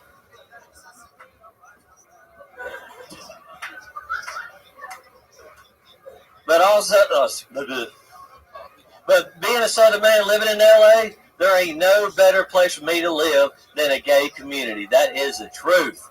They're clean. They got nice shops. They're all rich. I mean, like, they ain't gonna want to mug me. They don't want to steal a flannel shirt. It's a gay community, not a lesbian one.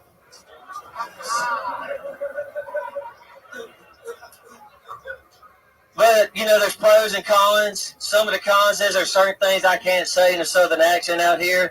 Like, I can't refer to non-white males as boys. I can't compliment a girl's mouth or her smell. Wow, Eric Carter. Good job, buddy. Look at him, the look on his face. Oh my God. What? Somebody's been practicing that minute in the mirror. Jesus. Holy shit. God, you're hard as a rock, too. What the? I'm just ready. You got him to look. That's a fabulous free bird right there. You really got him to look like he thought his dick could have been hard. Working again. Man. Eric, that was awesome. You did. That was your Thank best you. set you've ever done on camera. Thank you. That's amazing. Can you talk? Oh, to the yes. mic? Yeah, I can talk in the microphone. Hell yeah. It just has been a minute since I've been on here. Will you, And will you please talk for the rest of this in that voice you were doing earlier? Which one? The guys in the hill voice. Oh, Yeah, the rest of that. No, don't talk. No, I can't do that. You're the Fucking- only person on the entire show with a funny voice, and of course Brian tells you to sound like everybody else. That's amazing. I mean, yeah. No, stick with that white trash Billy Goat fucking thing you got going on, please, because it's gold for podcasting. Rick, what do you think about this specimen? Well, I know the gentleman, so that makes me enjoy it a little bit more. But as dumb as he sounds, one of the smarter people you'll meet. Like, he's the only guy from Mississippi who can read, as far as I can tell. He knows history. It's always crazy. But what I do like, you have pro wrestler attitude when you're telling comedy. Yeah. Like, you were literally picking out what dude in the audience you were going to kick the fuck out of. Yeah, it was like jokes. a promo. It was a promo. Yeah. Very intense. I enjoyed Thank you. I don't remember why I haven't watched wrestling. One of my earlier memories. Wrestling. So good. I was about 4 years old. Holy I remember my shit. brothers and my cousins watching wrestling. I just remember the Warrior shaking the rope. Sure. And that's one of my first memories. And then from there on, we got SummerSlam on VHS and God, that's beautiful. He means One right of my now. favorite memories. Wrestling memories. Now, when you say memories at wrestling, you got to know you're doing that, right? Like, doing what? I mean, you're overdoing it. Right? saying that I'm doing? Let's look at you. I ain't never doing shit. This is how I talk. So you go on a date. Wait, turn it up a little bit. No, You turn it up 10%. no, I'm cottonmouth right now. talking about? No, I'm cottonmouth, and it's affecting my So voice. you go on a date. You don't turn it down a little. You just go full on, like, hey, welcome. We're going to go to the Applebee's. Like, Yeah, because going on a date's like performing in front of people. That's exactly no, what I mean, like, do you when you're with a girl, like on a date? How do you talk? What's that? What would pretend like you're on a date? No, I'm not going to pretend like I'm on a date. You're being. Pretend like, come on, you can pretend. It's okay. We're performing right now, Eric. All right. Say that me and you were out at a dinner date. Like, how would you Okay, talk to me? I'll I'm play a along. beautiful girl. I'm a beautiful girl. Talk to me. His hands What's underneath your his name? face, stroking you. Thank you so much. Oh, My what's name's your name? Tanya, and I'm so glad that you brought me to Applebee's. It's okay. So what do you do for work? What's your life like? Well, thank you for asking, Tanya. I'm a successful comic. I've been featured. Well played. Yeah. Good. I mean, at that point, he's getting a blowjob at Applebee's. You know what I mean? Just Stay for 20 and appetizer. Yeah, Well, you you don't mind get if the I whole suck deal. your dick for the rest of this night? Thank you for asking. That's the least you can do. The ladies never ask those questions, so I mean, you found a good girl with Tanya. Yeah. She cares about you. That's exciting. It's not just what you do. Where would you take Tanya after the? Where would you invite me afterwards? Let's say we're this. So, boy, that sure was a delicious meal. Thanks for paying for half. So, what do you want to do after this? We're going to go to El Segundo.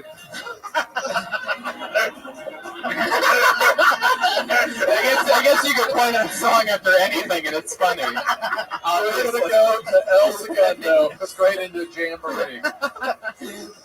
El Segundo. Oh, what are we going to do in El Segundo? Oh, I'm so excited. Please answer my question. You're making Oh, me that's when the nervous. fireworks are going to go off. That's where we're going to make some babies. Damn. Okay, well, I guess. Hear that guitar? That's the cue. That's when the going gets good, you know what Yeah. Okay. So that's what you'd really say that to a girl? Go make some babies in El Segundo? Is that what? Absolutely. Works every time. How often does that work? About 11 out of 10. Damn. All right. Mississippi mathematics. It's on fire right now. Okay. I don't even know what I feel like I could ask you anything and it's going to kill right now. Well, ask away. What do you want to do? Didn't even see what I said. I didn't even ask a question. So good. You want to go to Ace Hardware or something? I go to Lowe's. I mean, he's got the kind of pride that makes you think the South won the Civil War, which is really exciting. We learned a different version in my school. Now you're from real. I mean, it's very clear you're a real Mississippi, guy.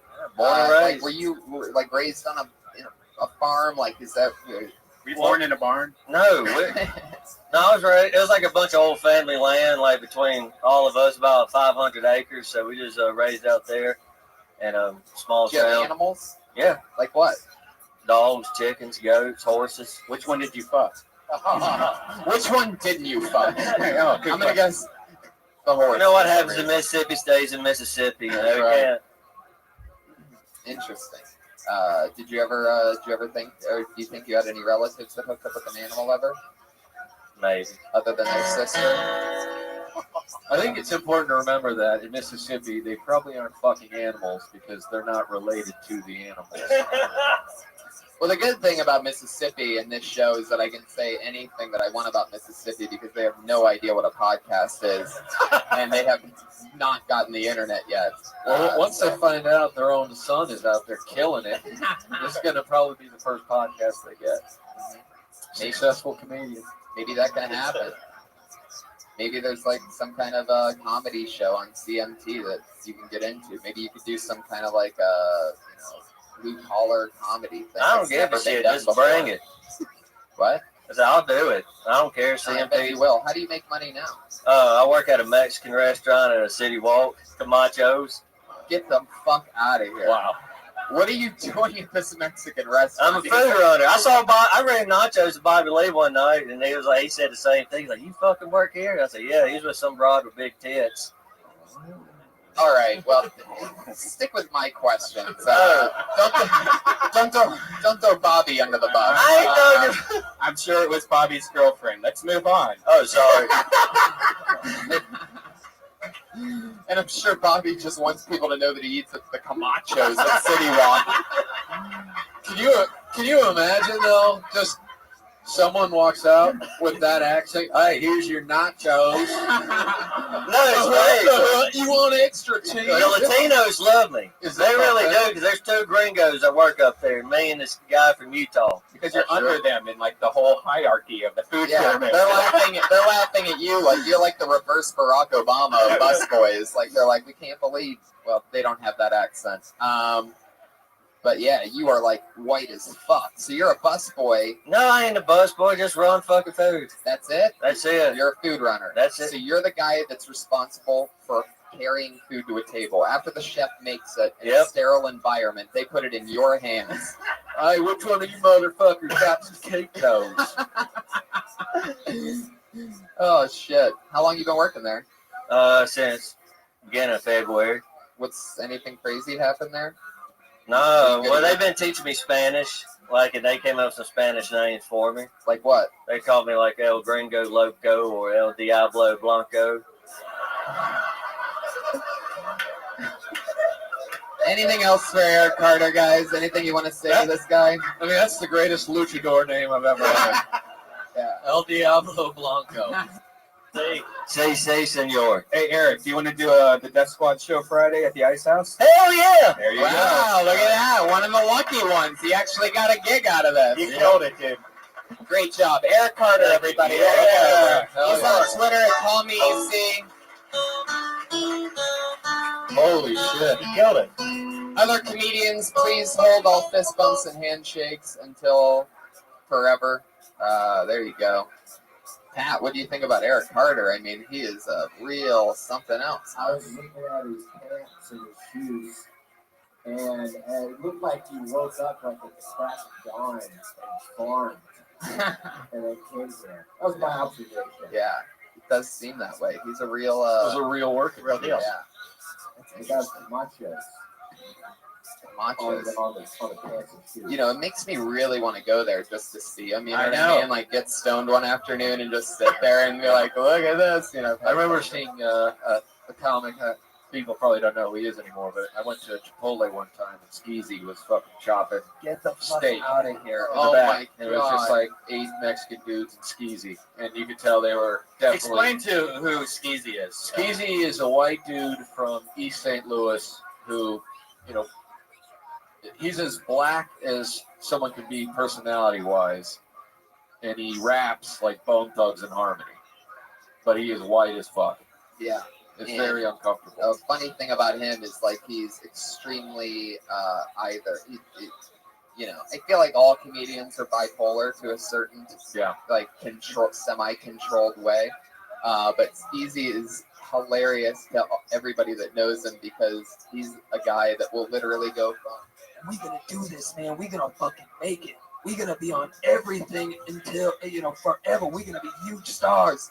And then 10 seconds later, like he'll go to the restroom and come back and he'll just be, "Man, I'm telling you, like, I can't believe it." Like, it's really hilarious. He'll just be, you see the toughest fucking rapper, thug friend. Yeah. Just crying more than anybody else back and forth. Did he punch you one time? Yeah, he punched me in the face. Really? Yeah. Only time I was punched in the face here. What? Like, did it hurt? No. But he did get me with an interesting like upper headbutt. But it didn't hurt here. He got me right under the chin. But when my teeth clanked, I had a dental implant at the time. Like I chipped my tooth on a scooter when I was a kid, and the next day that fell out, which is a real problem. Yeah, when I was a little kid one time, this is how white trash I was. I could have turned out like Eric Carter, fun fact. Like, I could have. Funny. Had my mom given the fuck up, I totally could have been Eric Carter. Did you just make that noise again, Steve? Let them make it. I can't have you making it right next to me. Steve, just, Before we started, he was like, "So what's the deal? They do comedy and then we just give them advice?" I'm like, "Yes." Yes, that's what we do. Steve, are you ticklish? No. Get out of here. He's laughing. Get out of here. Guys, one more time for Eric Carter, everybody. Let's move along to our next person. This is so fun. All right. Put your hands together for Rodney Peterson. Oh, yeah. Yes. Yes. Yes. Microphone is how it. Okay, hi.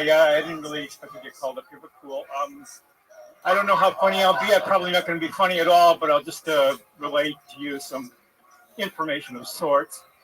You've seen the commercials on sports and so on, you know, the cartoons where they're taking on toenail fungus and it looks like they're really taking it to town. It's called Jublia, that medication. Well, this is Jublia. And this is $479. What? $479. This will last you 1 month for one toe, and you need to use it for 48 weeks. So basically, it's like $6,000 a toe, times the number of toes, and as an added bonus, you have a 22% chance it'll actually work. So, he's killing himself. He's like, am I killing? It will work somewhat half the time, according to their own research. So, it's just wow. Rodney Peterson, everybody. Wow. Unbelievable. This guy's, first of all, probably the best prop comic I've ever seen. And I'll also tell you, by far, out of all the mad scientists I've ever seen do comedy, he's number one. Out of everyone who ever played a Nazi in an Indiana Jones movie, this guy. Definitely though, your face melted when they opened that thing, didn't it? You got him. Actually, yeah, I've always had difficulty with talking to people, personal and. How long have you done stand-up? I haven't done stand-up at all, really. This is your first time? Long time ago, I used to do it. His first time. Wait, what? Long time ago, I used to do it. How long ago? Oh God, the 80s, the 90s. How long did you do it for? Not very long. How long? Wasn't successful. I couldn't talk to people. How long? How many times do you think? A dozen. Wow. So this this is is your the pretty first much time your since the 80s. Basically, it's the first time I've been on a microphone since I've been on the radio. Yeah. Wow. So You're on the radio? yeah, I've been top 40 in several markets. All right. What do you? Are you on the mic? Yeah. Can you bring up a song? Give us a bumper. Play a song, sure. How about we play the song? What we were just playing, Elvis Costello, Radio. So why don't we do that? You want to give us a little intro and we'll roll into it? How do you want to do this? What's your DJ name? DJ Rodney Peterson? You know, or whatever, yeah. I mean, it depends on the station. Depends on the format. It's top 40 or... Can you say, live from Hill Tony, Bobbity Buck? Sure. All right, how about this? We're going back from a commercial. All right. Live from the Comedy Store on the Sunset Strip, it's the Kill Tony Show. And we'll kick things off with Elvis Costello and Radio. And we'll have a bunch of comics for you and all kinds of cool shit. And hang around because it's going to be a lot of fun. All right, is this CB Radio? Are we talking about CB Radio? Yeah, you just lost out on the job to Eric Carter. I can do things more like it's WLS 79 degrees in Chicago and one tin soldier from Covet coming your way. Rodney, you are such an interesting guy. What do you do for fun? What's your story? He looks like the bitter beer commercial guy. Almost. Actually, I work in music, and that's why I say that is your name Pat? You're really good. Yeah, we'd love to have your music on our site. We have like a all you have to do is get a top 40 hit, Pat, and they'll totally play it. Actually, I work in music licensing and music publishing, and I work with some really talented people. Like who? And also comics. Drop some names. They're most of the people you haven't heard of, or the people you have heard of. But Well, all right. Let's talk about this foot fungus thing, because not only did you freak me the fuck out with this, is this real numbers one? Like, I mean, there has to be an alternative to this. And two, how bad is your fungus, and can we see it? And no, Jesus, Brian, come on. Brian, he's rocking what appear to be dress socks and Tevos. Whoa. Because you got to air out the boys. It's a lot more comfortable that way, and it's really not that bad. I mean, the worst thing that happens is they take toenails off, but they're going to do that anyway. Oh, that is fucking disgusting. I do not want to talk about this. What I like is the first 15 to 20 seconds while he was up there, he just kept taking things out of his pockets. It was like very uncomfortable. We were just like, what the fuck else does he got in there? And out of everything that he was taking out, I can't believe that the prop was really the actual fucking medicine. A lot of people brag about like having things worth money, but to pull out the toenail fungus. Yeah, that's like an iPhone in your hand right now. I mean, that's the same. No. I mean, that's the same price as an iPhone. That little piece of medicine that you have right there. Yeah. That now, have you tried? To add to that joke, you could pretty much almost say like, "Hey, this medicine costs so much money, blah blah blah blah. I'd rather just chop off my feet or something like that." There you go. Chop off my feet, Mr. I mean, you're talking about thousands of dollars. His smile $1,000 is amazing. Yeah, it's a very genuine smile. It almost screams, "I molest child molesters." Yeah. I'll tell you what the deal is. He's a child molester. He fights for justice amongst he's the superhero of child molesters. No, I'm just trying to be more molester. social. My job is totally on the internet, so I work with a lot of really talented people, but it's never in person, unfortunately. Wait, let's stick with this molester thing for a little bit longer. I don't know where you're taking us, but like, do you have like a big truck that has like a ramp to where you get the whole molester van and you have it drive up in your truck and it just closes? Yeah. And you walk in the back and you say... That sounds pretty old school from the sound of it. For someone that works in the radio, I've never seen somebody talking to the side of a microphone like that before. It's been a long time. You're like, I'm going to make it sound like I'm on the other side of the room. I'm in the back room. Oh, here we go. Okay, cool. Yeah. It's one of those things where it's like very important. Radio 101, All right. Well, Rodney, what else? What are your goals? What do you hope to do? Is this like? Did you just try this? What made you? I'm really more interested in behind the scenes. I don't think I'm funny. I think I have terrible social issues.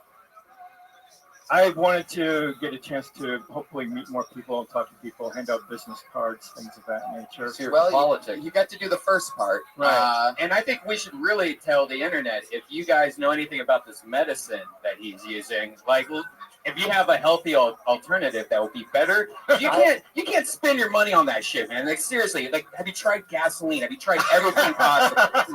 Rodney, don't take this the wrong way. Just give them a bleach. Cheese grater.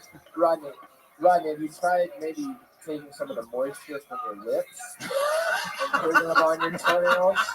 That's a really good idea. Opposite effect. There's almost an abundance of lip moisture. Seriously, Vagisil probably would work also. Probably would. Better than this stuff, I imagine. He's the only guy I know whose chin reaches the same level as the nose in terms of extension from face. Rodney, you're the nicest guy at the Comedy Store. You're nicer than Steve. Yeah. You guys want to have a nice off? Can you guys have a nice battle? Let's do this. Come on, Steve. Say something nice to him, and then you say something nice back until one of you runs out. Come on, say something nice. I thought you did great. You accomplished the goals. You did. It was a win. Hey, you look great, considering the turtleneck and everything. Damn. Oh, no.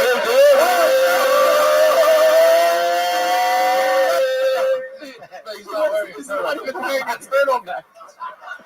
Whatever it is. You just want to cover it up for him. I was trying to lean in. Maybe they'll think I have a turtleneck. Just lean down. The poor guy doesn't know the difference between a V-neck and a turtleneck. Just let him get the win. We don't know what kind of turtles he's seen. That's all I'm saying. He had a stock turtleneck joke that he wanted to do so bad that he did it on somebody that didn't have a turtleneck.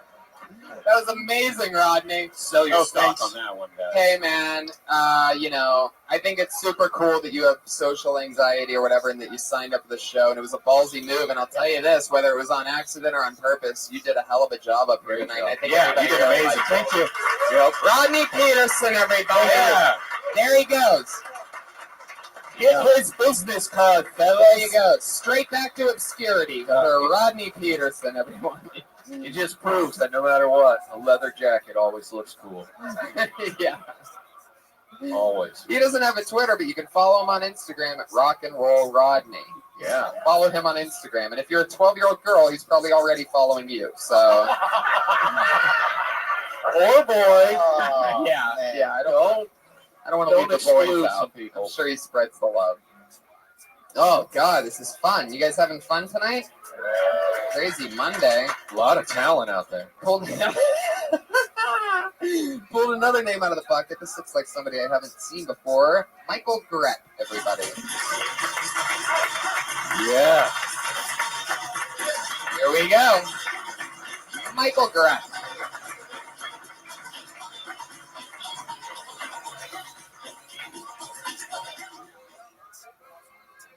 How you guys doing?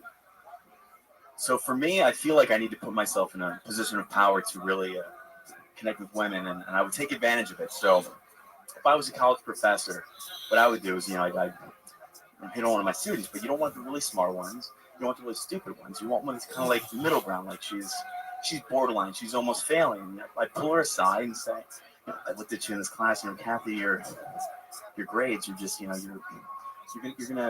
almost gonna fail in this class. And I want to give you something. I want you to get something in this class. And it looks like you're gonna get a D. But the thing is, Kathy, you're gonna like this D. This is gonna be the best D you're ever gonna get in college. Start to unbutton my pants and like, what do you think about that D?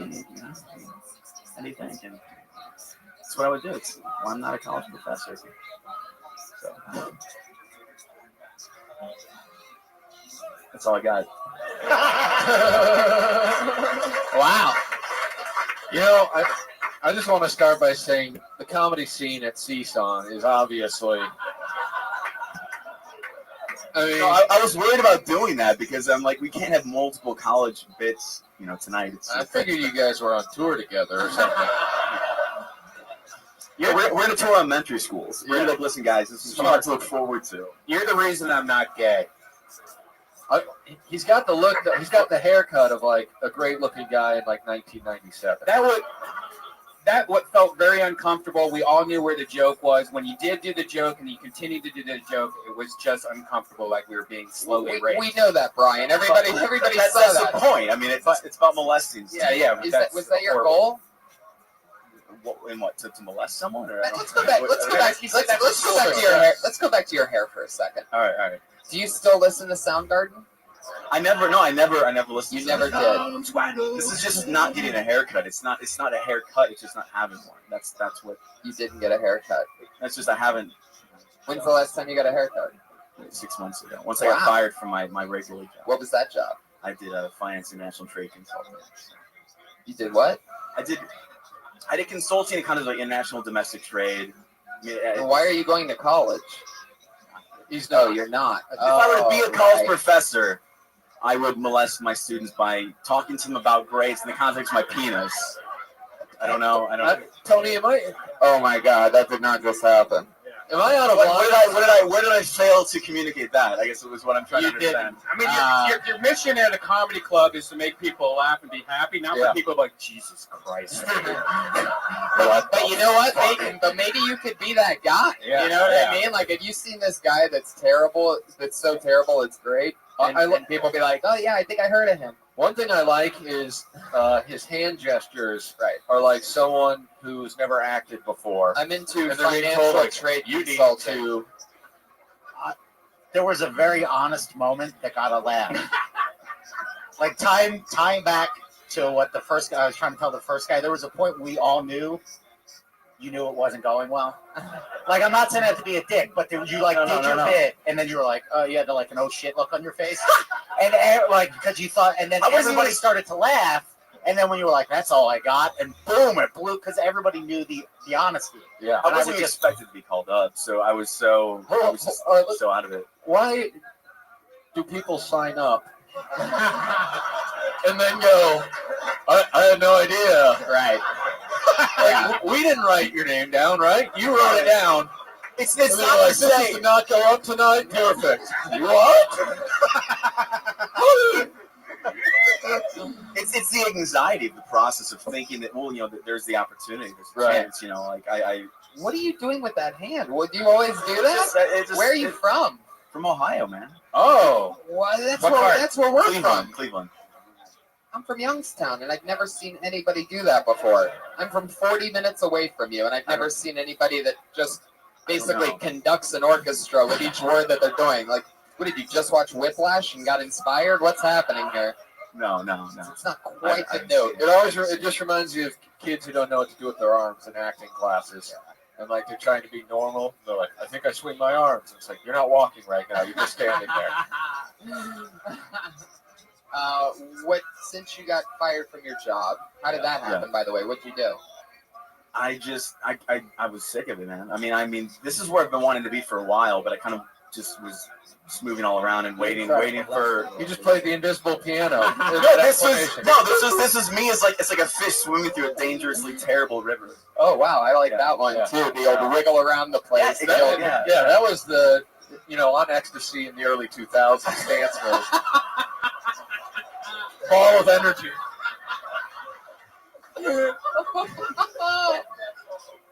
Oh my God. I'm into this guy. Yeah, me too. I've noticed that each time we talk about it, he tries to do something else with it. So I can't. Oh, the old elevator lift. I see what's going on now. I want him to be the sign language comedian. Right. Now I'm afraid to Don't be afraid. Just let it happen. Just focus on the questions. Don't think about your hand whatsoever. Just let it do the killing for you. I guess I have a future as a deaf comic. So how did you get fired from your job? I just didn't want to be there. Allowed. Did you quit? I wish I could say something exciting, so I wanted to get the unemployment. So that was really good. They wanted me to quit. They tried to. Okay. My manager was Japanese, so he was kind of trying to shame me into leaving, by ignoring me and pretending like I wasn't around. But I thought it was hilarious. So eventually, it was just, Wait, did you say he was Japanese? He was. Well, he still is Japanese. It's not. It didn't change. I think racism should be your angle. Right. No, it's a Japanese management technique. By the way, when you say Japanese, maybe some karate chops or something. Yeah, maybe that's why he was upset with you, is because you insulted his kung fu culture. Could be. I don't know. Man, that is so. Does your whole family talk like that? Is it like at They Thanksgiving? don't. Are you guys just No. knocking everything off the table? Just, hey, where you been? It's good to see you again. No, it's just everything. It's just me. I'm the yeah. What are your favorite things to do? What else are you into? I'm into music and comedy. That's pretty much What it. kind of music? Jazz, progressive rock. I mean, it's just all over. The Killers. Fuck that. Come on, man. He looks like he'd be good at frisbee golf. No, never played. You never played? Never. And you never listened to Soundgarden?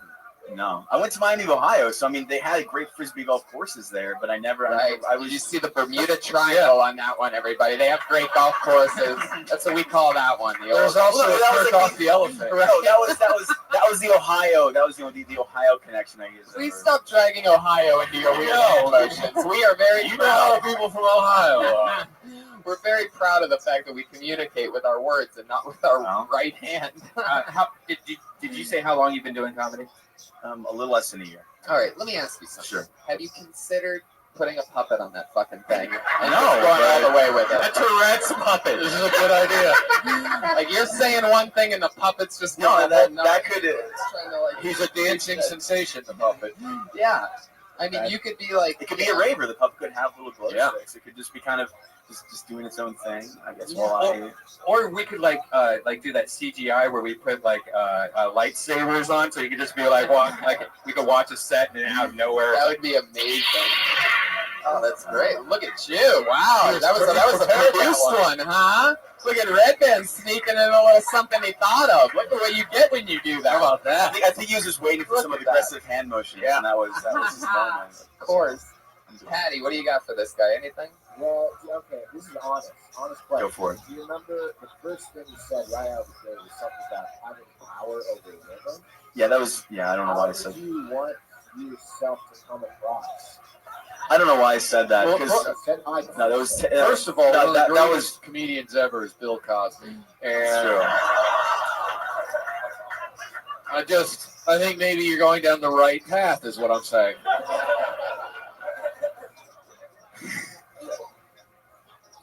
Steve, what do you got for this guy? What do you think? What are your thoughts? You love that hand. I know that. Yeah, the hand was fantastic. Yeah. But just, I don't know. I mean, if you don't really know, are that creepy, go with it. But I thought you had a nice moment at the end where it was honest. And one of the greatest things about comedy is that you let the audience feel what you're thinking. And you had that moment at the end. And then when you said, I got nothing else, everybody laughed because you didn't tell the audience for it. It was 2 + 2. Yeah, it was very human. It was very real. And audiences know when you're being honest. And maybe I'm wrong. Were you doing the hand thing when you were doing your stand-up? I don't remember. Probably. I mean, no, I'm an animated person. I mean, I can't. Well, naturally you are, but that's exactly what I'm trying to get to. Is like, if that's how you respond to every single question and how you really talk when you're talking to us, then get your hand in the game when you're doing your stand-up thing. Because if that's a part of you, and obviously, I'm not saying throw a puppet on it, because I already said that, and I really believe you should do that. But I'm also saying that, be yourself and let it rip, and take chances in the few seconds that you had left to really not do much. You ended the tension and got a laugh with Bobbity Bob, but always do your time and always take chances instead of just doing the one thing that you had prepared. You know what I mean? Because that's where you're going to learn how to roll with the shit. If you want to get rid of the hand, just tie a belt to it. That's a great way to. How about like 2 belts? I have like a second belt, I guess, or you just do it with the one, but just the one. All right. And you don't need to draw it out so much if you're going to keep up with the joke. It should just be, I unzipped my pants and said, you're going to get a D in this class. Right. Instead of like, yeah, you'll probably get a bad grade, which would be a D. Yeah. And then I'm going to slowly take my pants off. Right. And then here's a D. I don't know if you know what I mean yet when I say that there's a D coming for you. But you're going to get a D, and that D is this penis. 'Cause that's how it was. No. That makes a lot of sense. You literally beat around the bush on your dick joke. Yeah. I don't know. That's Hopefully, phosphorus. you know, you could write in a period joke, like third period, fourth period, or something. Yep. Yeah, you know, exactly. That's gonna save it all the way. That's just gonna be a 7-minute bit after you throw that period thing in there. Yeah. Michael, how long have you been stand up? 6 months? Would you say? A little under, probably maybe around 8 months. Where are you performing at? Flappers is where Brian's in. You gotta get out of the safe zone, man. You gotta lose your safety Well, wire. I've done the potluck here, And by the way, go listen to Soundgarden and play frisbee golf one day because I think it'll change your life. Check out the other clubs, man. Play Ice House. Try to get like the improv. You know, try to show get everywhere. To the real Go club. to shitty open mics that you have to wait a while for. No, I hit up the improv in here every Monday and Tuesday as much as I can. So. Try the Ice House. It's one of the best clubs in the world. It's one of the oldest clubs in the world, and they have open mics weekly. Like, tons of Ari, who works here, runs the not Ari Shakir, but the other Ari, actually runs the open mics there. So okay, talk to him. Cool. Eat a dick. I think you mean eat a bee.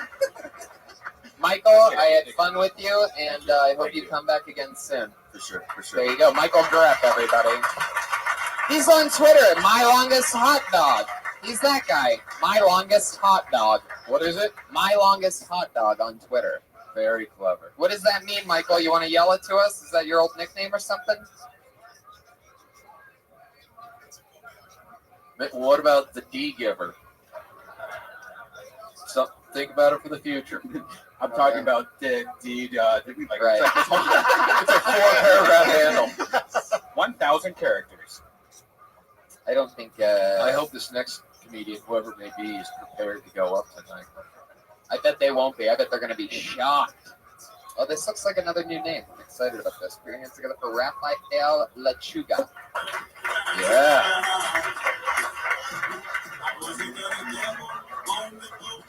So here he comes. Raphael Lechuga.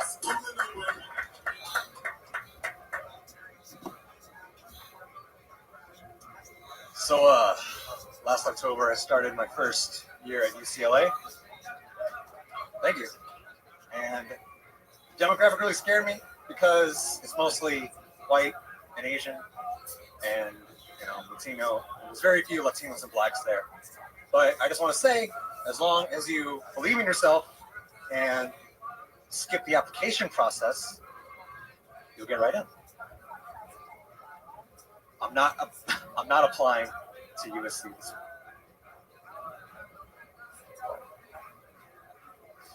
I tried cocaine recently. And I don't want to do it again because I want to do it again. And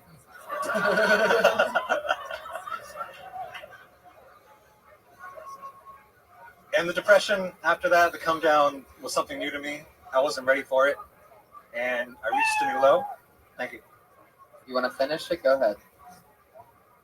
In the depression, I texted my mom, and she left my dad when I was only 5 years old, and I realized that was a bad decision she made in her 20s. Who am I to judge? And now... Jesus, let him finish. No. It's a good ending. Are we getting minutes? Are we even close to the end of this fucking thing? It's a good ending. I was going to say, and now we text every day. Cocaine has ruined my life.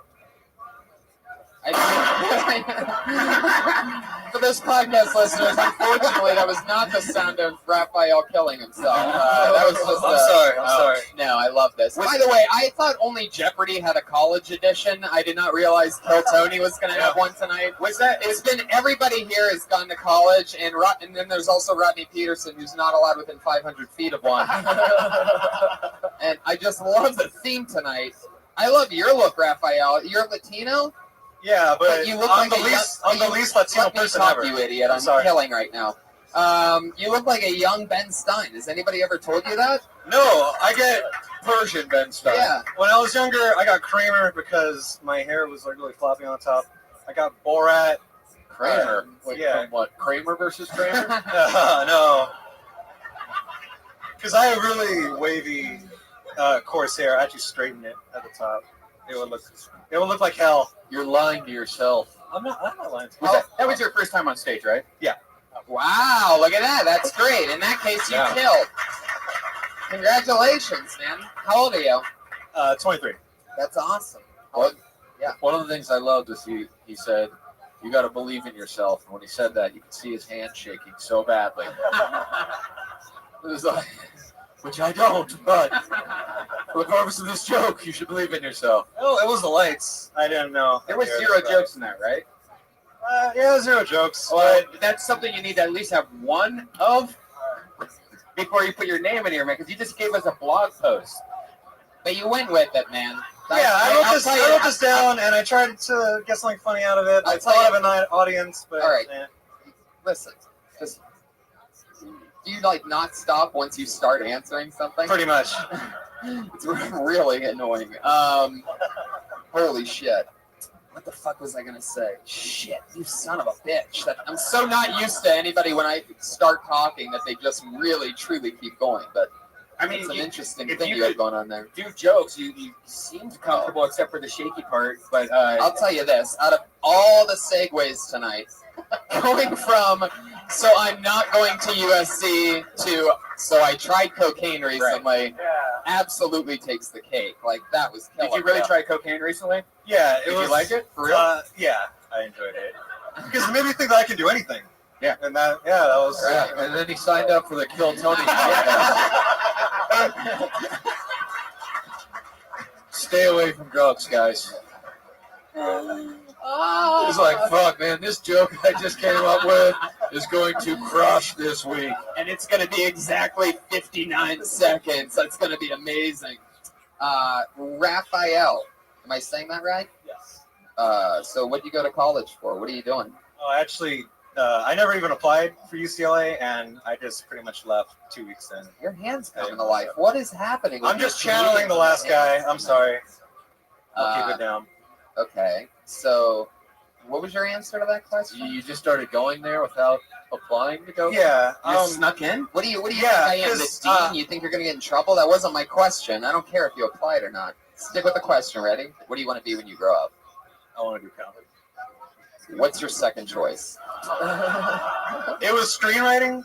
My first choice was actually screenwriting in life, and I didn't want to risk like a bunch of money on going to film school. So I thought, you know you don't have to go to film school to be a screenwriter, right? You have to write screenplays. Yeah. Buy a book called Save the Cat. I've written a few. Yeah. I have that book, and I finished half of it. I'm a bad book guy.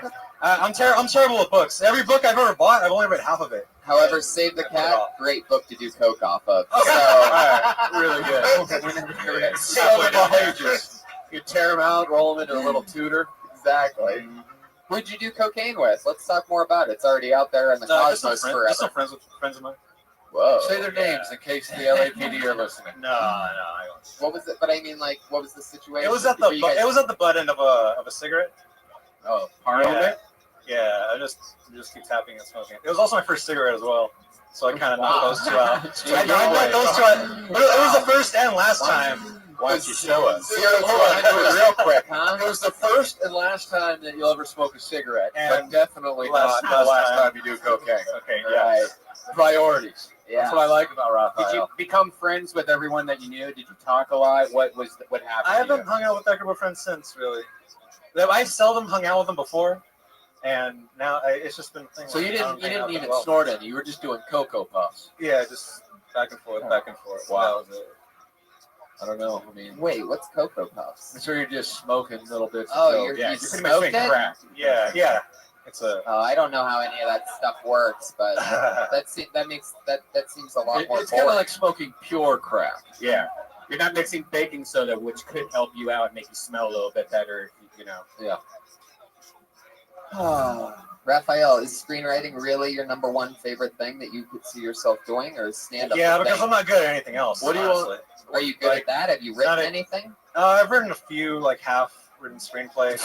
Yeah, You're the I'm a lazy ass. I'll admit to that. How come you didn't do half of a minute of comedy tonight? Devoted to half. Devoted to half. You did twice as much comedy that you're supposed to. Did you say you didn't get all the way through Save the Cat? You stopped reading it? Yeah. You're licking your lips. You're on cocaine right now. No, I'm not. Yes, you are. You I just promise I'm not. licked your lip. Did you see that? I've done it a couple times. He's got caught. That wasn't that Yes. crazy. Yes, people that have done cocaine know what people on cocaine are like right now. This is amazing. Raphael, you do as much cocaine as a successful screenwriter, and you've never finished a script. Interesting. Have you ever, if you finish books, do you only read half of books often, or did you Save the Cat lose you at the point where it talked about finishing a book? I'm totally lazy when it comes to like the last three years have just been me working, TV, video games. Like what? What have you been doing?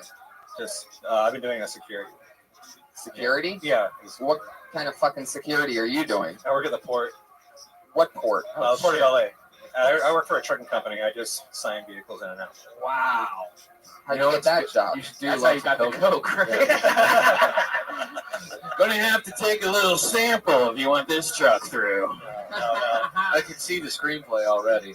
It makes perfect sense. Just another day at the docks.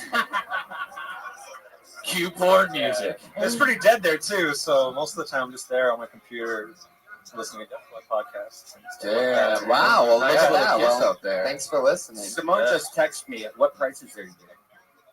10 an hour. I don't even know what that means. Wait. Anyway, Raphael. Over my head. That's so fun. So have you been thinking about doing stand-up for a while? Or? Yeah, I did improv last year. I didn't like it. Yeah, no, I didn't like it. No. You could you could say anything you want. Say that you did coke. Say this, say that. Don't tell us about doing all right, improv. yeah, All right, I don't want to lose all respect I stopped for anyway. you. Yeah. Man, you just don't stop talking. Very nice. He's on coke, man. We've already established this. Yeah. The whole thing is on coke. He's rambling. He didn't have any jokes. He just talked. Just kidding. It's essentially an admission. Well, Raphael, I think it's time for you to come down a little bit, and we're gonna let you go. Bye, Raphael. Bye, Raphael. Does he have a Twitter? He is on Twitter. He's at Lechuga Meister. He's the only Lechuga Meister on Twitter. So there it is, LeChugameister. And follow him on Twitter if you obviously want your life to go in the wrong He also direction. put his email down, 8ball for life. What's that mean?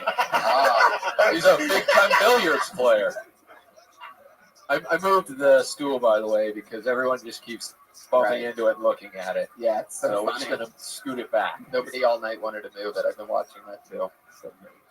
Craziness. Let's get another one up here. Here we go. Their name is Rex Alaman.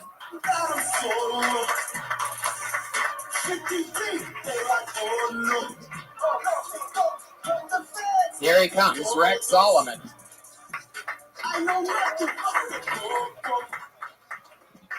Okay, hello everybody, my name is Rex. I do come from Russia, if you know the slight twang in my accent like Eric over here. Anyway, I want to talk about my time here in America. I came here on college visa, keeping in theme with college. And I overstayed because America do not care about immigration. You're getting weak, America. Soft like my belly. Anyway, quiet now, telling jokes. I want to talk about one more thing before my minute is up. The homosexual problem in Russia, big elephant in the room, on the news all the time. I like America, you handle it better than us. And look to me when I come here, you give all homos free Toyota Prius, and you let them drive in the far lane of the freeway, like separate but equal. It's not bad, it's a good situation you have here.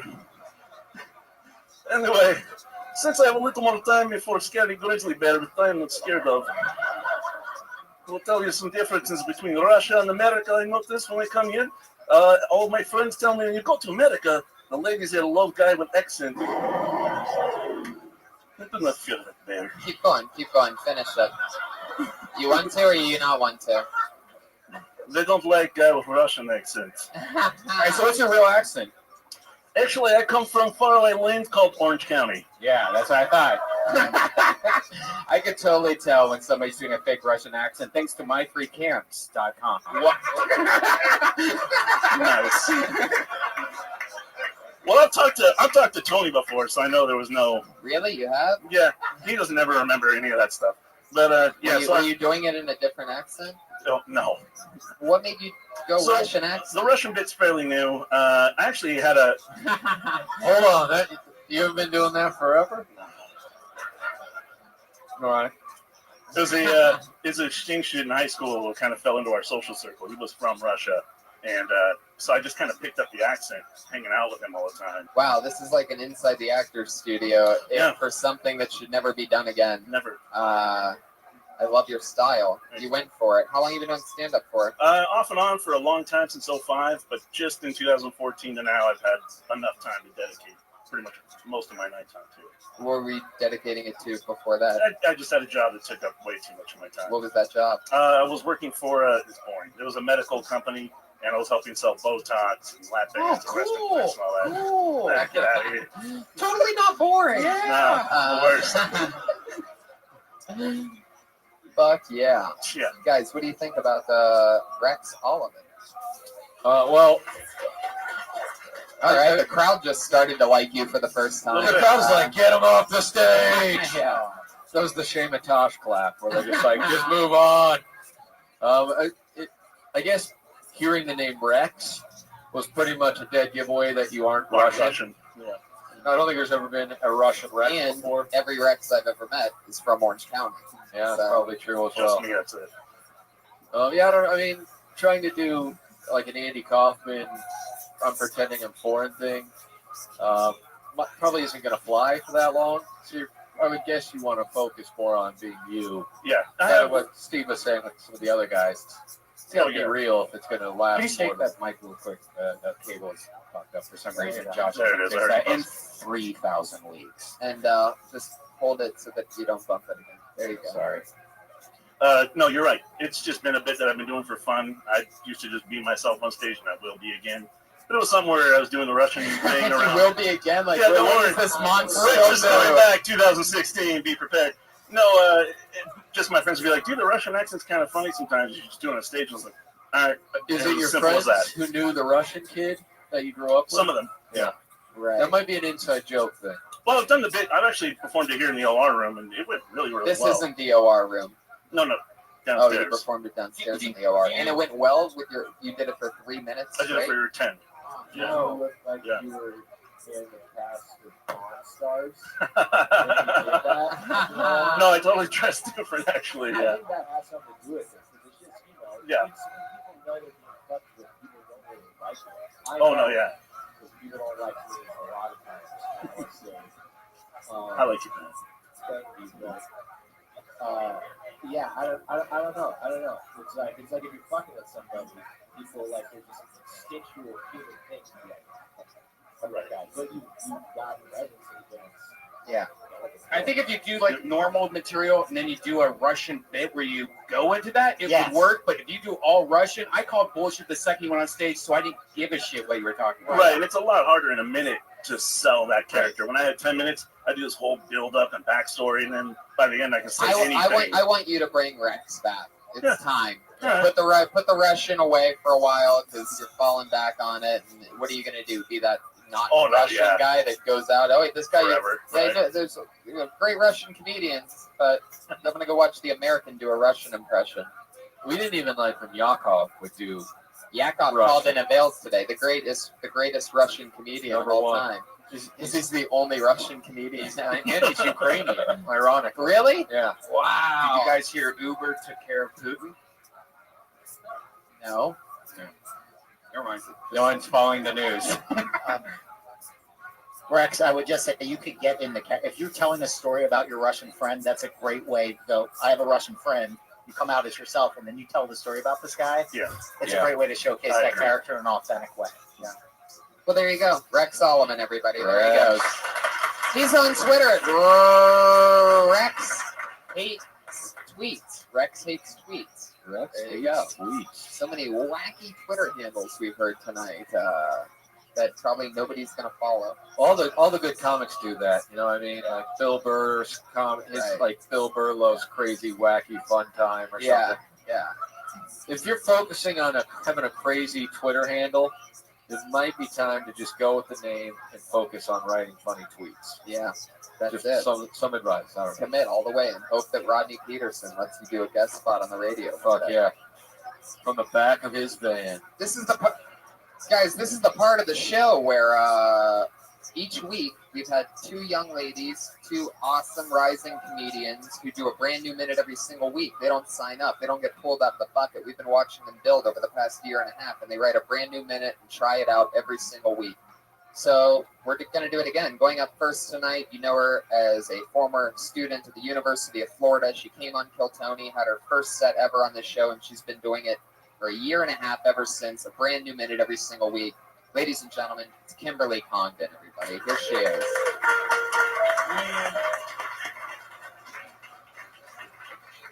Thank you. I feel like I come up here a lot, and I start off my sets really dark. I'm going to go something nice today. I lost my father at a young age. It was really sad, but what was sadder than that was that my mom let me look for him for 4 years. Did you check in the closet? You don't have to feel bad for me, though, because, I had him for a few years, and growing up with an alcoholic father teaches you things. Like, now I know that Merlot pairs really well with bad parenting. My dad was a magician because he disappeared out of my life. It was his best profession. I'm out of jokes. 57 seconds of thunder, though. Tried.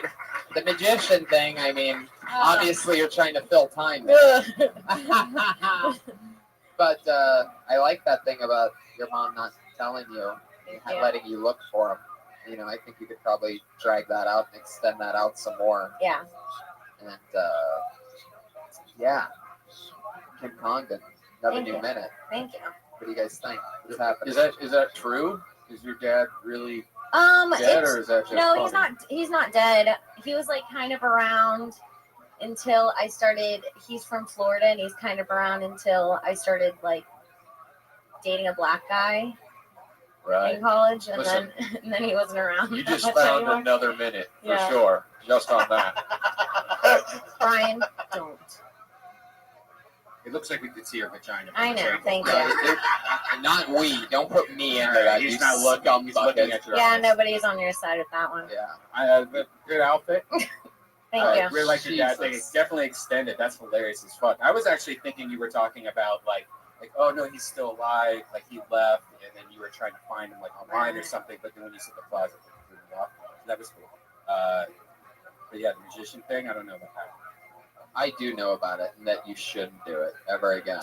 You're too good to be doing that stuff. But I get it. You have to do a new minute every single week, and most comedians aren't put on the spot like that anywhere. Hell, a lot of the comedians tonight had their entire life to come up with 1 minute. And it went way worse than that. So I think of that all the time. I'm like, I wish I could just pick one of my minutes out of all of them I've used. But they're all used up now. Every single bit I've ever said on stage, I've said on Kill Tony. But I think we mentioned last week that over the year and a half, you feel like you've acquired, what do you say, about 15 minutes? Yeah, it's probably up to 20 now. Yeah. Yeah. In a week, it jumped up another 5 Well, minutes. I've been working on a 5 In a minutes. week that you wrote 35 We talked seconds about of it like material. 2 weeks ago, and I'm a good writer. I write a minute every week. We know that. That's why you're on the show. How's stand-up been going for you? It's going great. Have you been working and anything crazy happening? I'm going to La Jolla with Sarah next week. Oh, that's great. And then Sarah and I and Brian will be doing Brea April 15th. That's awesome. Well, there you go. Catch her then, everybody. Thank you. All right, Kimberly Congdon. She's on Twitter, Kimberly Congdon, with another new minute every single week. This next comedian, also a brand new minute every week. Always goofy styles of the one and only Sarah Weinshank, everybody. There she is. Sarah Weinshank. What's up? Mannequins. Why are we still doing that? I went to the department store and I guess, oh yeah, we're still doing this. We're still making replicas of humans not to scale, to sell clothes. Doesn't make any fucking sense. Do you know how lonely the people who dress as mannequins must feel? Can you imagine every day your job is to change this headless woman into a fashionista? Like, figure out what kind of accessories to put her in? It's really dark. It's really dark. Mannequin is one of those words that's also spelled ridiculously. You guys aren't literate? It's spelled ridiculously. If you write that shit out and look it up, guarantee you're gonna be wrong. Because there's two N's and there's a fucking Q. It's one of the only words that has the letter Q in it. All right. It's one of the only words that has the letter Q in it. It's a debut album. That's great. I love what you did. You know, you turned on the crowd right before finishing the mannequin thing. Like you did the setup, and then you guys fucking illiterate, and then you continue to literally spell it out. Yeah. Letting them know why they're so dumb for not getting the joke. Yeah, for not laughing on the setup. I noticed a lot of the ladies related more to the thing about mannequins, because dudes, we don't even notice that there are mannequins, I think. And if we do, it's just like, I can't believe that mannequin doesn't have bigger tits or whatever it is. Yeah. But like you said the thing, and I heard all the girls laugh, and then I looked at the dudes, and they're all sitting there like, I'd fuck a mannequin. Yeah. I'd do it. I have like 7 mannequins at my studio, Oh, cool. and they have big tits. They sell big titted ones, and I love mannequins. There's nothing wrong with mannequins. And so when you start going off on mannequins, I think there's a lot of people in here that enjoy mannequins. Unless you bring old Navy mannequins, old Navy mannequins with their crazy faces, like I don't like those. We need you to quit hanging out with Raphael. Yeah. So much blow. Yeah, it's out of control. Well, I think you should definitely, take that and use that to your advantage, that big tit mannequin thing, because there is an interesting point in that, is that, if they had mannequins with bigger boobs, guys would be more likely to buy their girlfriend that shirt because they're idiots. And That's probably they would true. go, wow, there's something about that shirt that I really like, and they'd probably, buy some more stuff. I don't know. Or you could take any approach. Just drag it out and don't attack the audience if they don't laugh. I disagree. I think attack the audience more. So, you can tell immediately, some people are like, oh shit, maybe I am stupid. I guess I do like this. But it probably is spelled weird. It's one of the only words that has a Q in it. Such a good line. Was that a part that you prepared for it? I was just thinking about that a lot. I was like, mannequin, it has a Q in it, and not that many words have a Q in it. Quail. What's about it? Are you about to start naming keywords right Yeah. now? I want to hear what she's got. All right, keep going. Quaint, quail. Oh, you just said quail again. We're already going back to the quail. I'm kind of high-toned here. Wow. All right, let's hear some more. Wait, don't cheat for it. Queen. Whoa. All right, I said that one that's the twice, easiest one. So. Yeah, I mean, it's a oddly placed Q as well. Right. It's a Q in the middle. Yeah, and there's 2 N's. Quigley. I think it's oddly spelled. I don't think many people could spell mannequin. Do you think the two ends? Do you find that to be bizarre? Yeah, 2 N's and a Q. Do you wish there was a D in there? Call back. Boom. Brian Redband is in a goofy mood today, and I love it. Clean house. Fuck yeah. Well, Sarah, I really, she has this style of taking inanimate objects and turning it into material. I can't wait to hear your first special one day and see how many different things that you cover. You know what I mean? I feel like we've gone through the entire kitchen with you.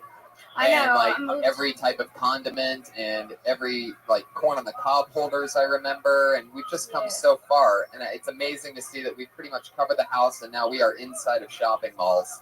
I know, yeah, that's the only place I'm like, where can I go? Yeah. Yeah. So. Were there any kitchen accessories that had a Q? Cuisinart. That's a C. That's a C. He's one of those idiots that doesn't understand good spelling jokes. You know what I mean? Are you trying to think of one? Yeah. A kitchen thing that begins with a Q or has a Q in it? It's weirder when it's in the middle. We already established that. No, I can't think of anything. Yeah. So that What was that? mannequin. Yeah. Quiche. Oh, that's good. Oh Jesus! Look at fucking Quiche. Poetry King up there What from did the you say? '90s. Say it again. Which, by the way, is the cologne he's wearing. What's he saying? Saying for the podcast listeners. Acquiescence is what he's repeating. Hell yeah. Well, Sarah, this was so much fun. Thanks for coming on. As always, another new minute from Sarah Weinshank and Kimberly Congdon. Follow them both on Twitter and Instagram. Kimberly Congdon, Princess Shank. That's SHENK, all one word. And fuck yeah, we did it again. Pat Reagan, I loved what we did tonight, and I think that this will be pretty much how we do things from now on, if that's cool with you. Yeah, cool. So thanks for playing along. He's Patty Reagan on Twitter, PATTYREGAN, one of the funniest rising comedic talents. The only guy that I do like with a guitar. I've always been on your side on that guitar comedy thing forever, and I listened to his album, and which is called what? Pat Reagan Smells Like Shit? There you go. Now if we could get him to stop blowing his whole entire lung into the microphone. Or get a pop screen. Or just back away like 6 feet. And thank you guys, the guests, everybody. Rick Ingram and Steve Simone. What do you guys have coming up, or anything you want to promote, or anything at all? Rick Ingram's on Twitter at Rick Ingram. Yep, that's it. That's not very funny. Well, follow Rick Ingram, who went with the least wacky Twitter handle he possibly could. Yeah. Rick Ingram. Someone already took all the funny ones. So. Steve Simone you're Steve Simone on Twitter. Wow, you guys actually got your handles. That's great. Yep. What else? I know there's a lot of Canadians that listen to your podcast. I'm going to be at Yuck Yucks in Calgary. Oh, that's so in like cool. 3 weeks. Heck And yeah. Please check out my CD, Remember This. Awesome. Yes, definitely go download his album. It's hilarious. He's one of my favorite comedians, and so is Rick. Thank you guys so much for being on. Thank you to you, live audience. Kill Tony 100 is in the main room. That's 400-seat venue that's definitely going to fill up. That's on April 13th, so come see Kill Tony 100. There's going to be a ton of amazing comedians, perhaps a rotating panel, and a lot of crazy, interesting things that are going to happen that night. And don't forget, Ben, San Francisco section.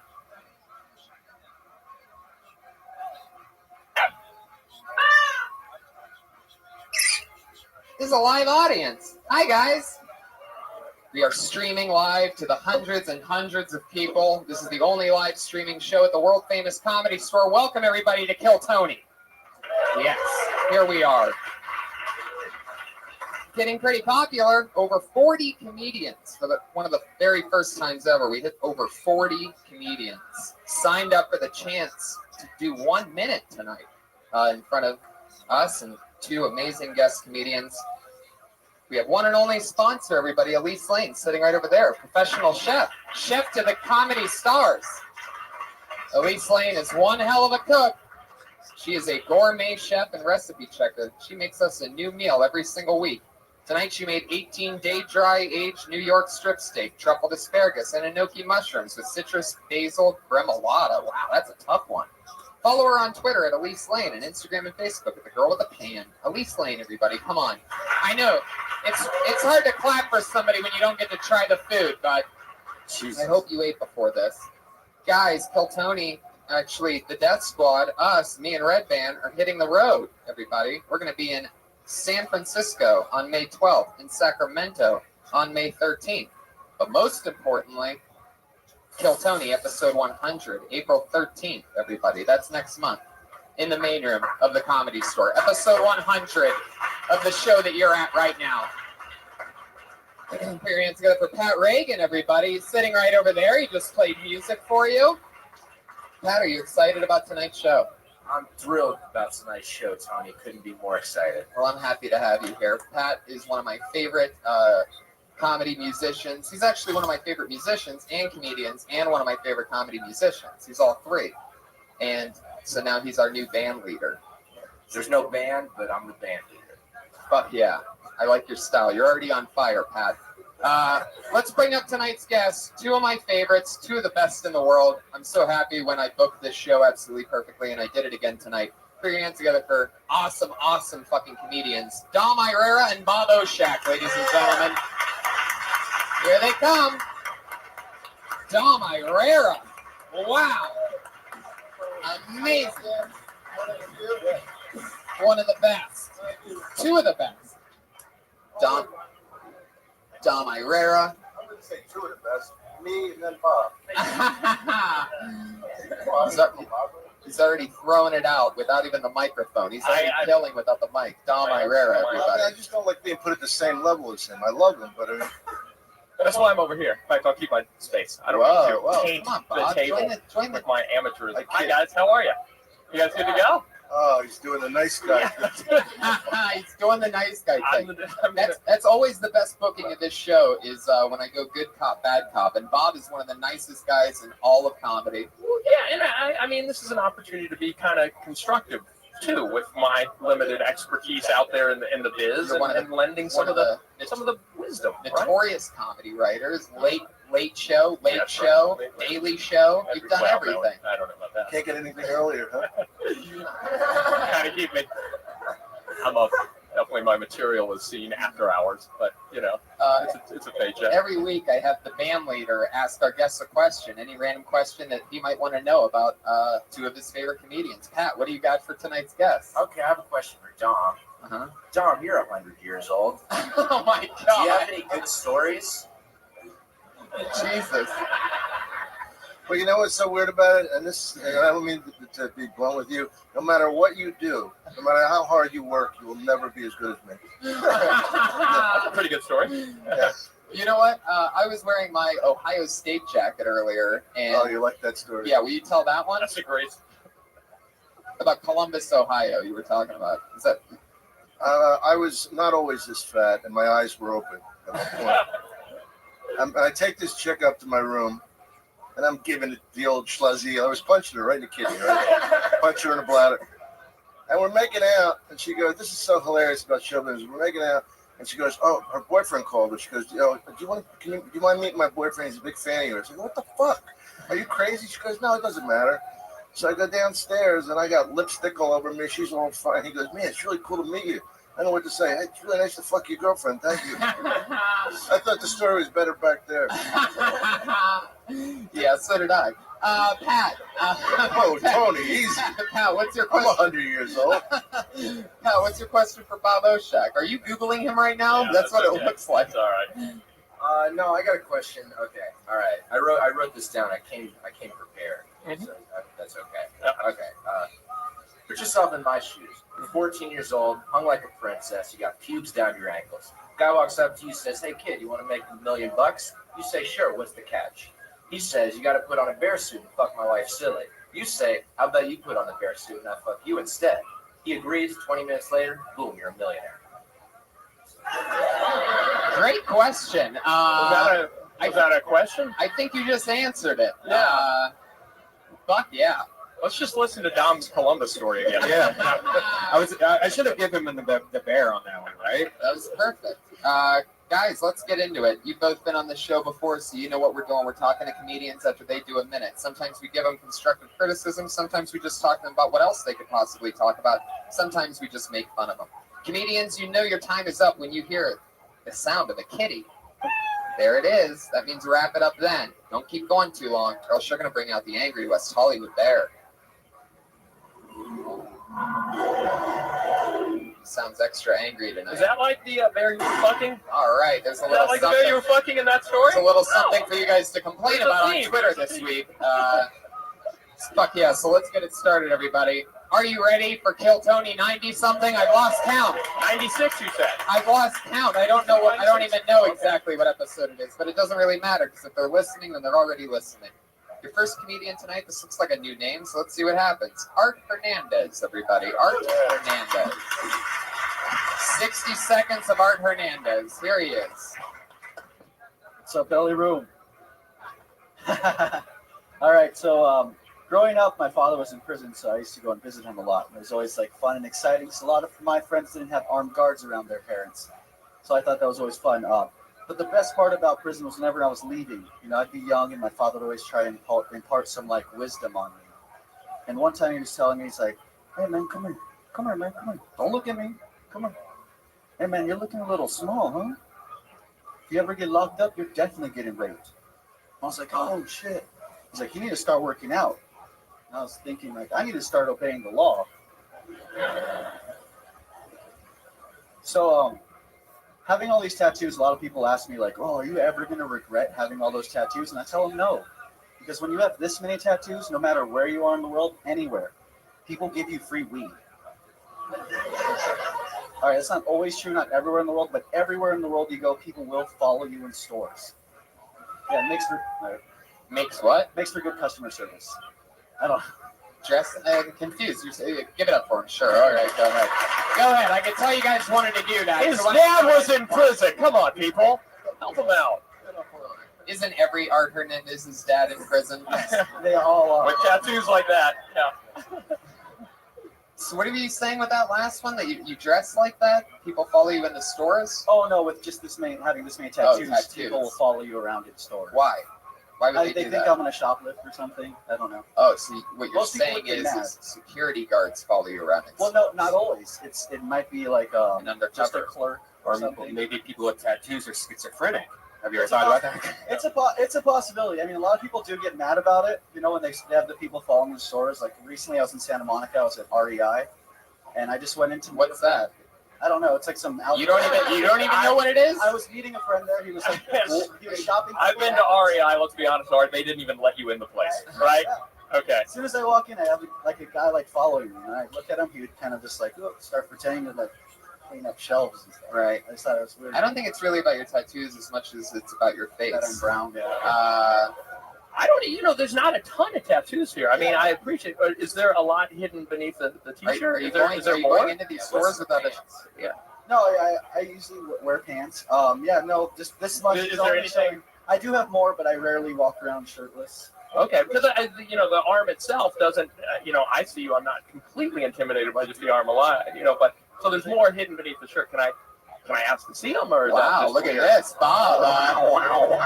I don't. No. It's not fair. It's not fair. I shouldn't ask Art to remove his shirt without actually. Whoa! What is going on? Wow! Look at that! Wow! Where's the web stream camera? Wow! You're the first. Am I supposed to wash my shirt on those or something? There it is, Bob. It's right there. Turn to your left. Bob, there's 1,000 people to your left that you didn't show.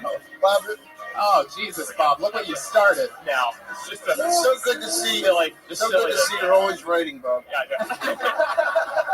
I Never going to resort to cheap laughs. I want to tell you something. When you came up here, your act was so unkind to us with your body language. You actually skipped up here, which you skipped a little, and you came up with this joyful thing. And then my father was in prison. He told me I was so small I was going to get raped. And I really didn't know that you were going there because you seemed so like happy. And honest to God, I felt so bad for you that you grew up like that.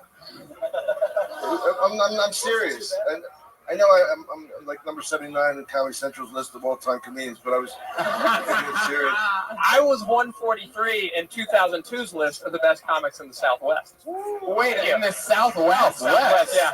That's Florida, right? How long did this list go for? Was it 143 total? Oh, are you telling me I should brag about that? Oh, okay. Is that I regionally ranked up kind of. Okay, this is back. Oh, I see. You're launching a website. Anyway, that stuff is true, right? Yeah, yeah, it is true. And your father, the only note I had off of the joke itself, which I thought was a very funny joke, is your father's voice didn't seem like an inmate's voice. It seemed almost a little, you know what I mean? Like, do your father's voice as you just did it during your set. I was like, come here, man. Come here, man. You know what I mean? That sounds like an opener for Willie Nelson. You know what I mean? It's like, it needs to be maybe a little more, right? A little more intimidating or whatever. A little more funnier. That would be the key. I think Dom nailed it on that one. All right, how long have you been doing stand-up? A year, a little over a year now. Where are you from? I was born and raised in Culver City, but I became a man in Carson City, Nevada. You became a man in Carson City, Nevada. So with a prostitute? No, well, there was a bunch there in Mountain House, but I moved there when I was 21, and I lived there for 7 years, and right back. Right. Well, I think you got stage presence. I think you got something there. Cool, thank you, Don. Yeah, I live in Culver City now. Yeah. One of the things Culver City and Culver City. One of the things that I loved about your set was about 41 seconds in when you hit your first punchline on the whole dad thing. You did a physical movement when it happened. Yeah, it was almost like you dropped off a bag of groceries or something. Like it was you skipped forward and then back. Very interesting way of delivering a joke where it looks like you just shot a basketball. Should I keep it up? Yeah. Well, listen, I really think you continue mining your life for comedy. If your dad was really in prison telling you that you were going to get raped if you went to prison. Wow, did you just do a spell on him with your hand? What is that thing? Are you throwing water on him or something? I'm emotional when I get that. I really, like, I had nothing to draw from my real life, which is why I'm where I'm at 20 years after first stepping on the stage. You had a dad in prison. I mean, for most people, for most professions, that's a horrible, horrible thing. But for stand-up comedy, if you have a dad who was in prison, brother, good for you. You know what I mean? You're in the right field, man. Mind that for all it's worth. Can I ask your dad's fate? Where is he now? It's actually interesting. He was sentenced to 2 consecutive life sentences because of the third strike law. Okay. And he actually got his third strike while he was out with a woman who wasn't my mom, and she shoplifted makeup. So he was on probation. Wow. That's a violation of parole, which is What were his other crimes? Oh, murder. Yeah. I've never heard of anybody getting a double life sentence for 2 speeding tickets and an accessory to a shoplifting. Wow. Because his side. No, I actually want to know. Yeah, let's what were the first 2 strikes? Yeah. I think allegedly it's. Come on, dude, you're from Culver City. We already know there's a story. Come on. Yeah. Well, allegedly he's. Stop saying allegedly. He's guilty. I don't know. Like, I was going to say the perpetrator. I'm Hispanic, and the way my family brought me up, they don't talk about it. Right. They every time my aunts were brought, they were like. Then what else do Hispanic families talk about?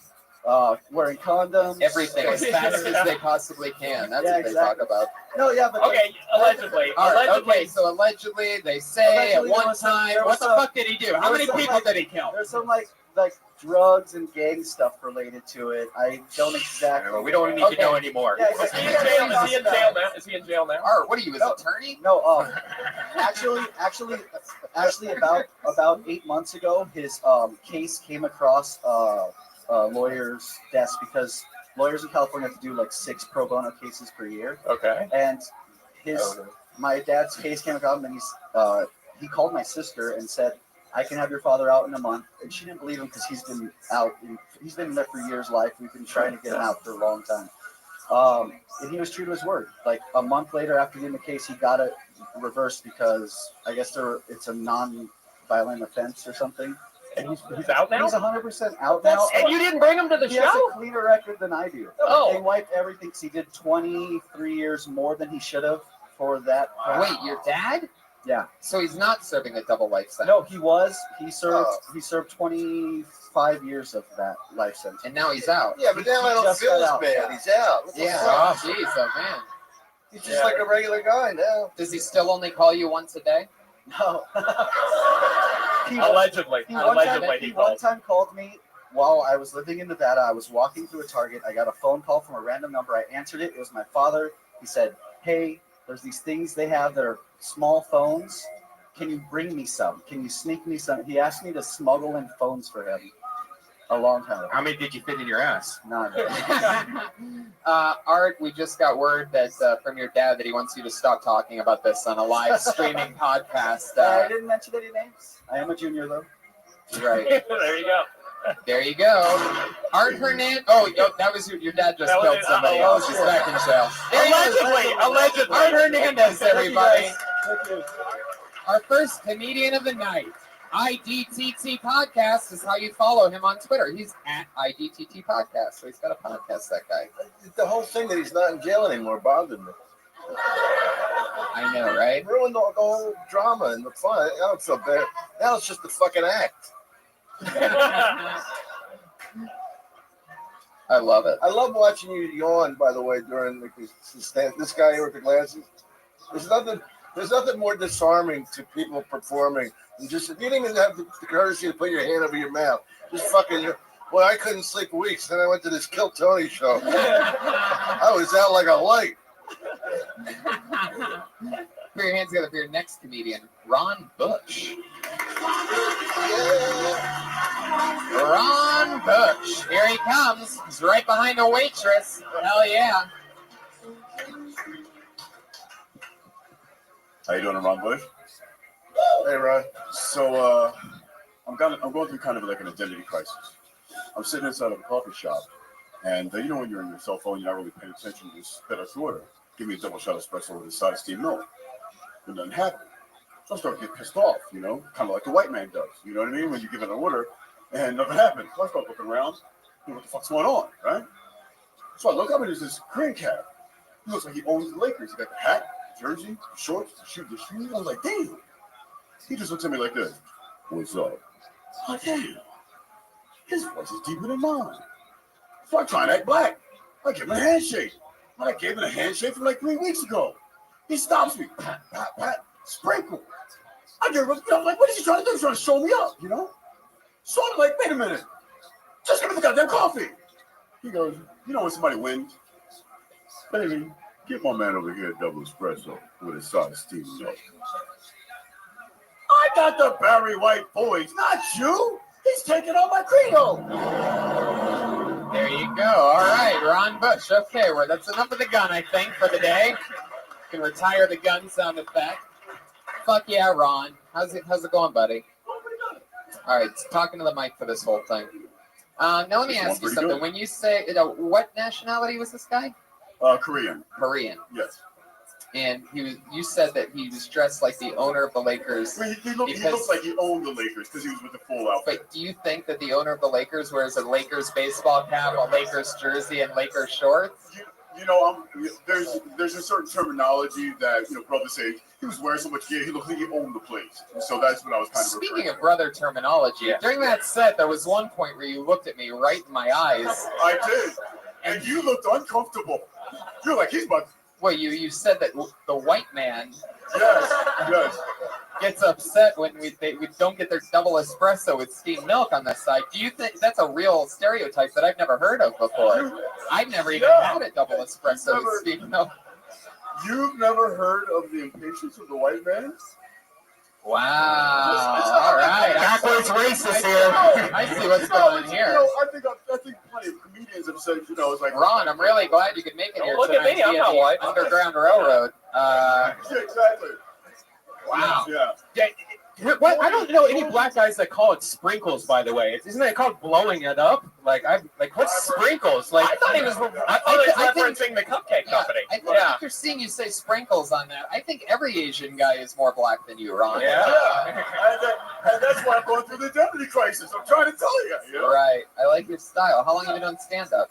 This is my 6th month this week, actually. Wow. That's very exciting. Very cool. Thank you very much. What did you do before stand-up? I've been doing sketch comedy I'm a Second City alumni, so we've been doing sketch comedy for the past 10 years. But, you know, we started pitching some shows and blah, blah, blah. Anyway, so I've always wanted to do stand-up, and I never did.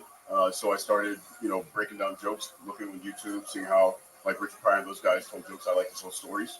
Right. And here I am. I was always worried of coming here because my jokes are, you know, giving a minute is difficult for me. Yeah, that's what I was gonna say. Yeah. It just took a long time. Yeah, I was along for the ride. Yeah, I didn't know where it was going. Yeah.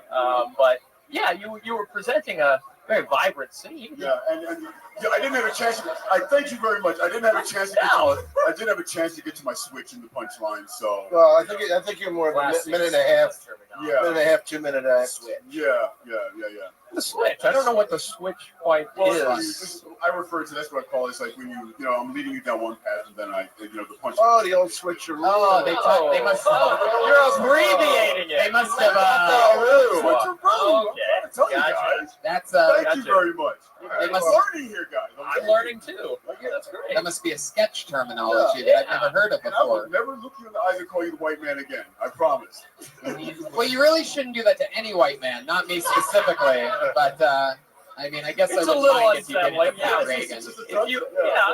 If you want people to laugh, to look at him and say, You guys do not have to be threatened by me just because I'm black. Pat, what do you have to say? That's exactly what Cosby said to me last time I talked to him. You should not be drinking with Cosby. Yeah, what are you doing drinking with Cosby, dude? Are you a switch? I didn't say we were drinking, but I think you guys understand that I got the joke part out of that. But anyway, Pat, go ahead. Pat, when you said this your sketch group was pitching some pilots and blah blah blah. Yeah, I don't Does like the blah blah blah mean that nothing happened in any of your careers? It means that everybody in Hollywood says, "Oh yeah, I'm pitching shows," and I don't give a fuck about that. I'm right here about doing my joke for Kill Tony, and that has nothing to do with what I'm doing right now. I like that we got similar eyes though. We do. Oh yeah. And we just had a moment. I thought he was fucking hypnotizing us. Yeah, well, you know, my mom is Jamaican. I can throw that root on you. Easy. It's an admirable. All kidding aside, it's an admirable jump to try to go from sketch to stand up. I feel like some sketch people actually look down upon stand up. Do you ever get that they kind of like I jump off a building? Yeah. No, they look, and you're actually trying to make the transition. Not an easy transition to make. I appreciate that. No, I do, because I feel like I go to some of these theaters and they look down on the stand-up comic. So it's good for you. It's not an easy transition to make. You keep doing it. Keep trying to make that jump. I feel like sketch people sort of have to look down on it because they have to, convince themselves. Like, it's like how a foot doctor probably looks down at a heart surgeon. You know what I mean? Like, it's like, well, I mean, they're whatever. My job's more specific or something like that. Yeah. They have to rationalize it. Sure, go ahead, Ron, because you are not stopping no matter who's talking right now. So go right ahead. Your head's about to fucking explode. Why don't you just say it, Ron? There's a lot of energy up here. Yeah, I know. It's like there's comedians up I was here. actually talking to a friend of mine who was like, "Why would you do stand up?" Yeah. And I told him that I think that sketch comedy, there's a place to hide. Yeah, definitely. And if you're a comedian, then you get up there. Well, there's a place to hide here too, Ron. If you stand right up against that curtain, I'm pretty sure you disappear. There you go. Well, Ron, I had a lot of fun with you. Anything else for Ron, Don Herrera, anybody? Let's end it on that black joke. He paid me back for the white joke. No, I think we're cheer the fuck up, will you? I've never been this happy in one day in my life than you are on this stage. You did a minute of stand-up. You act like you just won the fucking lottery. This is Kill Tony. Are you kidding me? Dozens of people are listening to me on the radio right now. Via the radio. He almost nailed me until he said radio. He was so close. Give it up for Howard Stern. You tried so hard. You tried to roast the young roaster, and you blew it at the end. I am. Ron Bush, everybody. There he goes. Good job, Ron. Dozens of people listening on the radio. Time radio. For those of you, we're the only show that both streams live on the internet and AM radio. So he's on Twitter at Ron Bush Comedy. Oh my God. At the tone, it will be 8:44. Beep, beep, beep. This is a national test of your weather service because we're on the fucking radio right now. Let's keep it going, baby. Your next comedian goes by the name of Davina Joy. Wow, Comedy Store employee, waitress, very charismatic little whippersnapper. We know her. We've seen her before. Here she is. What up, motherfuckers? How's everybody doing? We as a species are giving too much credit to celebrity people. You know what I mean? Like, we're pretending they have integrity when we don't know shit about them. For example, Bill Cosby, as he was just mentioned. We all knew that he was a good guy as Fat Albert. And we all knew Bill Cosby was a good guy as Dr. Huxtable. But we assumed Bill Cosby was a good guy as Bill Cosby, right? Nobody knew what the fuck he was doing. Like, I saw how he looked at Rudy a couple times, and that shit was a little suspect. Of all the fucking occupations as a doctor, he was a gynecologist, you guys. Like, he was not hiding the fact that he's a motherfucking vagina addict. No dude wants to see a baby come out of a pussy, but he's like, I'll look a pussy. I don't give a fuck. 24/7, give me that pussy. Am I right? It is a little crazy. That's not Bill Cosby stuff. I'm going to stop right there. Thanks, motherfucker. Well, thank God we're not on the radio. Oh, yeah. Pussy, vagina, stink up pussy, Bill Cosby's pussy, my mama's pussy. Bill Cosby was a gynecologist. Yeah. Yeah. As a real person? No, it's Dr. Huxtable. Yeah. Yeah, I know, but pervert.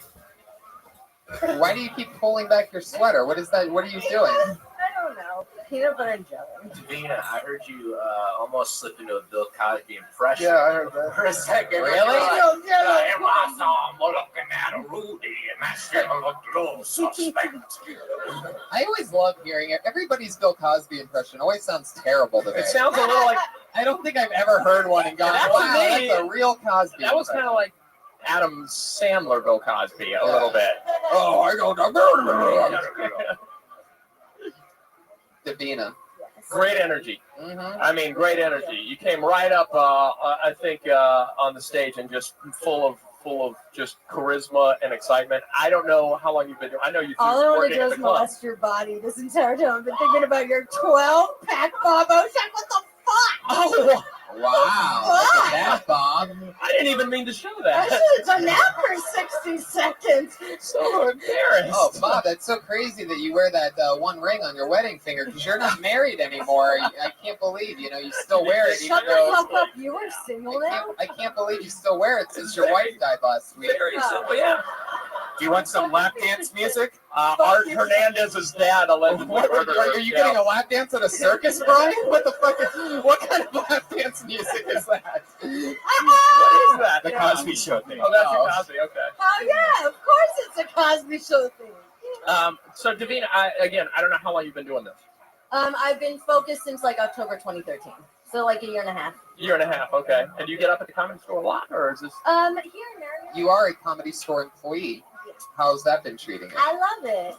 I Fun, mean, this right? is my mecca. I love it. Yeah. Why do you keep pointing your tits out? Because she loves I peanut butter and jelly. don't. Well, like, 'cause I Everything used is to be all like a this. stripper. Maybe that's what I think. It's just. You have your old stripper like tools that you still use, like having a shirt that has something on one tit, like a peanut butter and jelly, pointing at it. It's like hypnotized. Oh, jeez.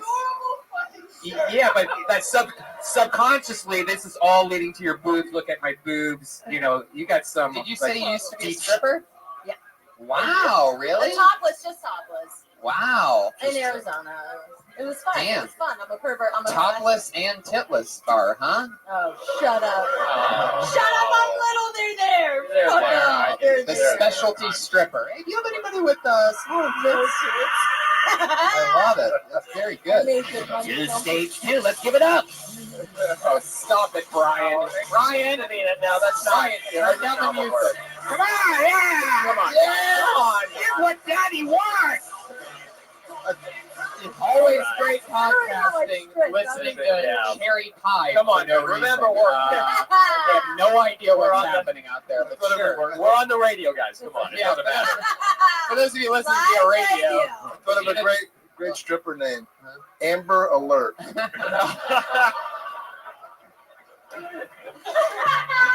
there he is, Tom Irera, getting warmed up over here. Look out, it only gets stronger. I love your style. Do you talk about your stripping days? Does that come up at all? Yeah, like sometimes I do. Okay, that's what you should talk about, right? You have to have interesting stories for being a stripper on top of that in Arizona. Yeah. I mean, Well, I Bob, know her that- shoes talk about her stripping days. You're so stupid. Wait, what? These are not 6-inch stilettos. Eat shit, Oh, wow, Rogan. those are stripper shoes. They're That's not amazing. stripper shoes. German stripper shoes. They're like wood pillows. I'll bring my stripper shoes next time I do it. yeah. Now There you that's go. what I I want still to have see. them because I want to fuck guys. Wow. See, Now she's coming alive. Davina, that's This is what I want to hear. Just being honest like that is exactly the type of stuff that will work for you. Thank you.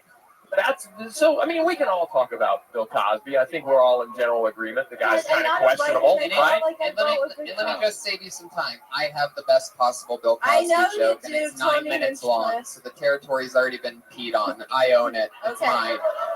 But Tony's stories about fucking dudes in stripper heels not as good as yours, I Right. think. So that's what you should focus on right there. Okay. You have to have stories. Oh, I anecdotes, do. all- I yeah. fart on guys. And you don't. And this is a record. It's the funnest part of being Oh a my stripper. God, really? Oh yeah, we fart on people all day, and we wonder if they know. Like, come on, we're sitting on your lap, and it's a direct boost, like right to your skin. Like, can you feel that? Ew. You know what I mean? I wonder. Or like when a guy's too trying to lick your tits and trying to like bug you, like, God, just I hate don't that. fucking Wow. touch me. You just get in front of me like, and you just Wow. And I don't fart in front of people, but if you're annoying me. Did anybody ever? And my tits are out. Did any of the customers ever complain about the? Guys love it. You get like an extra $20. Like they're nasty motherfuckers in this world, guys. Oh my god! Oh my god! But it's money, so. Wow. Sounds like you were doing really good for yourself before you started stand up. Yeah. Until 2008, Tony, I would agree. But the recession fucked with my stripper career. The recession of what? Your boobs? Boom! Another small boob joke. Hey, you can't tell me you're a stripper and have small boobs and not. You haven't seen my tits outside of anything. They're perfect. What do you? Show us your tits. Show us. Right. So what are you saying exactly? That you? Yeah, my tits are perfect, and it's not about the size; it's about the perfection, and I've got it. So. Yeah. I'm from Africa. Listen to all this. I got African teardrop tits. These are, Like, they're everybody on this fucking show has so far tried to talk over the host, so I'm going to get rid of you. Davina Choi, everybody. There she goes. Every comedian just keeps on talking. They think they have another great idea. Stick to the 60 seconds, people. Answer your fucking questions. Your next comedian goes by Pat Jansen, everybody.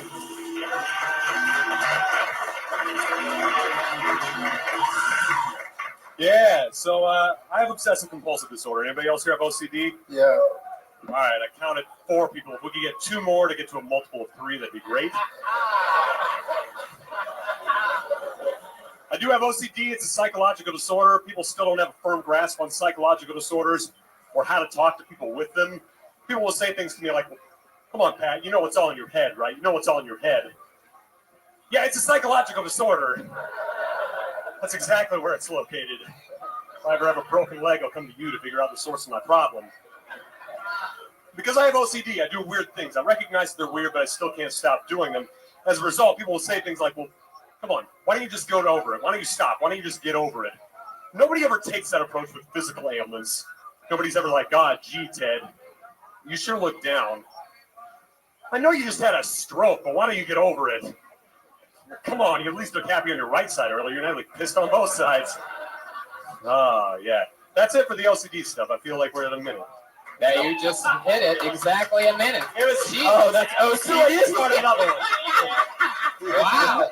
Pat Jansen, I love it. Perfect when he stopped himself compulsively. It really was. I gotta stop one too. I gotta stop one too. Pat, you're funny as hell. Right, so I'd shake your hand, but then you'd have to go wash it. Yeah, I don't want to. How long have you been on stand-up? About 5 years. Yeah, where are you from? Nebraska. That's where you've been doing it? How long have you been in LA? Well, I started in Pennsylvania, but I've been in LA since January.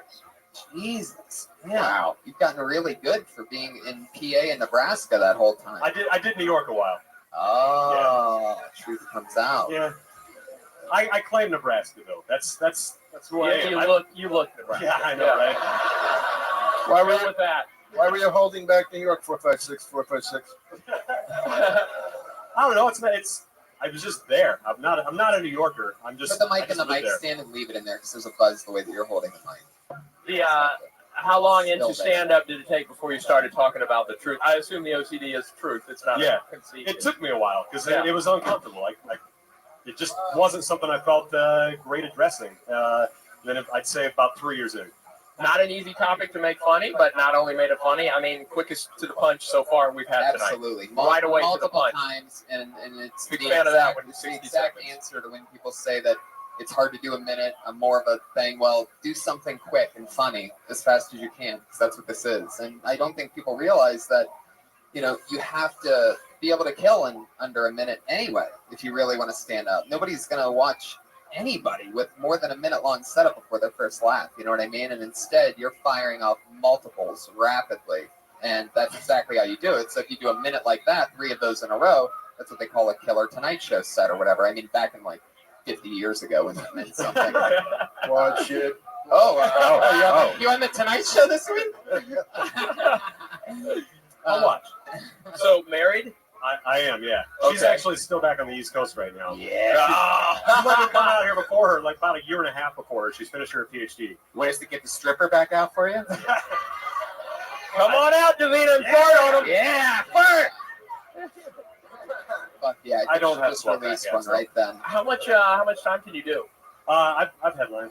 Oh, you have? Yeah, Okay, so in this guy- places like Nebraska, though. Right. So, I mean, So what is that, like 11 or 12 minutes? I did a show back in, it was about 40 minutes in Omaha over the holidays. I was going about a block and a half away from Kevin Hart, but we sold out the place. But Wait, you 67 You people. competed in Omaha, Nebraska against Kevin Hart? Yeah.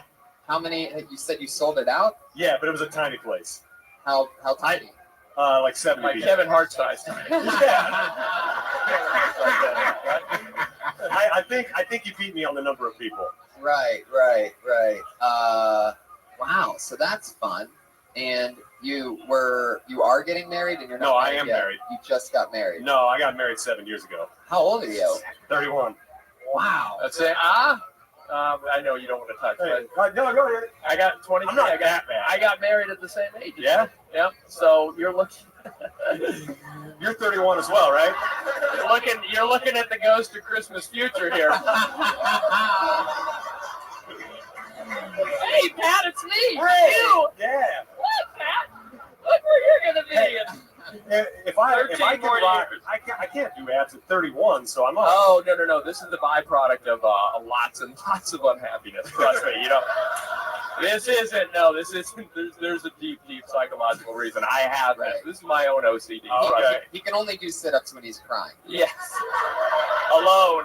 I thought that looked like a tear shine on there. Yes, let me tell you something. But I can sort of relate to the situation, so I think that's cool. So you can talk about marriage. So do you do this because you can't get in at this club, or you haven't tried to get in at this club, or This is the first time I've been here. There's a buddy who I used to do. this is your comedy store debut Yeah, tonight? yeah. Wow. Oh, there you Look go, at that. guys. Pat Jansen. How about that? I'm glad you dug that part of the story out. That's This great. is a momentous occasion. Heck yeah, you went from a 70-person room in Omaha to an 85-person room on the Sunset Strip. That's really exciting, Pat. And Kevin Hart's here. Come on out, Kevin. He's short. The joke is that he's short. Wow. Well, good luck. I think you work clean, by the way. Yeah, I can. Completely. No, I don't. He's I OCD. do it. Of course he works clean, Bob. Yeah. No, I don't. I hate the term work clean because it's. I don't. I think that's fucking But great. I can do clean or not clean. Okay. All right. I personally think that actually makes you stand out more. If you can work clean, or if you can do a set and literally just cherry pick the obscenities out without it affecting the quality of your act, that's something to lean toward. I did a show on a boat for a bilingual church group in Philadelphia once. I made that work. I got to do my bit about religious doubt, and I realized you could tell anything you want as long as you preface it with, "I just came back to Jesus. This is how I used to feel." And it worked. I got a standing ovation. Wow. Wow. A standing ovation on a boat in Philadelphia. In 2 languages. A standing ovation in 2. Only half the group understood me because I don't speak Spanish. But yeah, they thought I found God, and suddenly I got a standing ovation the first time ever. Wow, that's amazing. Now, with your OCD, is mostly just a number thing, or is it other things as well? It's a whole bunch of things. I've had it since I was probably junior high. You start with like a left foot and like, Yeah, I go left, right. Yeah. I have to go left, right on everything, whether I'm shaving or you name it. Do you have to touch the doorways when you walk into a different room? Or No. like by yourself? No, I've pretty well gotten rid of all that. Some of it is a little bit just trying to beat it out of yourself a little bit too, but right. So jerking off helps. Yeah, a lot. It takes forever to wash it off though. Fuck yeah. Do you have a car? Do I have a car? Yeah. Yeah. Would you like a spot Friday at the Death Squad show at the Ice House? Oh, wow. Sure. Hey, there you go. How about that? Pat Jansen, everybody. There he is. Awesome. Thanks, He's man. on Twitter at the Pat Jansen, JANSSEN. And after his first spot ever at the Comedy Store, he's now performing on another show at the Ice House on Friday. Awesome. Pat Jansen, everybody. How cool is that? Look at Red Band. I know, Red Band. Red Yeah. Band, giving back to the little people. I'm just amazed. The last, couple times, there's just been so many great comics that just pop out of nowhere that you're just like, holy shit, I want to actually see more of this person. That's very cool of you, man. Yeah. If I can, I don't know that side of you. I think Dom wants to get booked on the show on Friday at the Ice House. Jesus, Josh, you are dropping the ball in the hardest way right now possible. What the hell is going on? Okay. It's unbelievable. Put your hands together for Josh Martin, everybody. He takes care of everything here. Obviously, there's a lot of disasters. There's 5 mics, a live stream, crazy comedians, and I think the buzz is gone. That should never, ever, ever have existed in the first place. There he goes, at Josh Martin Comedy on Twitter. Josh Martin, everybody. He really works his ass off here, and we love him. He's great. He is great, right? And he's a very funny comedian as well. So if anybody's looking to hire a comedian for anything, not this Friday at the Ice House or anything, but sorry, Josh. Spot's taken. Put your hands together for your next comedian. You know what's interesting is I actually started with this guy, and I just saw him recently a few weeks ago for the first time in what turned out to be, because we talked about it earlier, 6 years. And well, we'll talk about it all later. But I started with this guy. He took 6 years off, and now he's back to stand-up comedy again. Put your hands together for David Verdulis.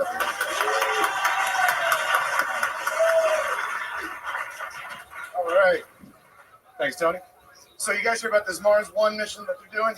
It's a one-way death trip colonization mission to Mars for 90 volunteers. I think it sounds awesome. Just take all your earthly responsibilities and just flush them straight down the toilet.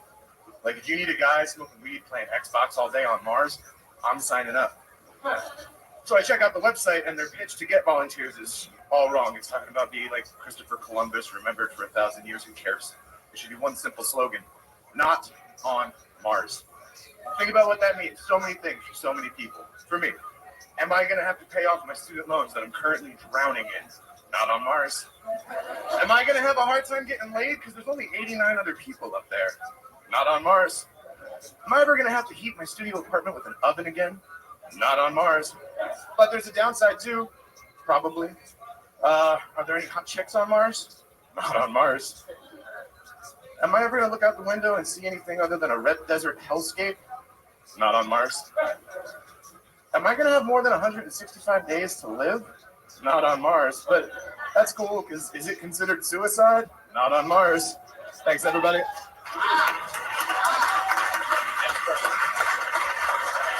Holy moly, that is amazing. You're not on Mars is a modern day get her done, and I'm really excited about that. You're like Larry the Wi-Fi guy or something like that. Where does this act work? Not on Earth.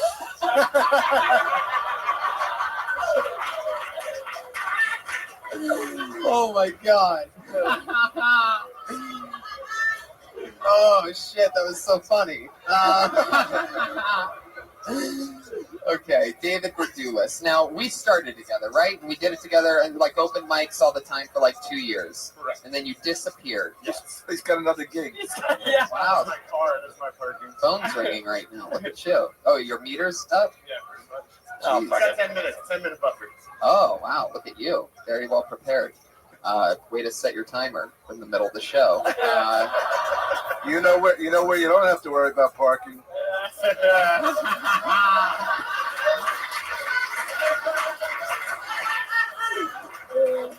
Not on Mars.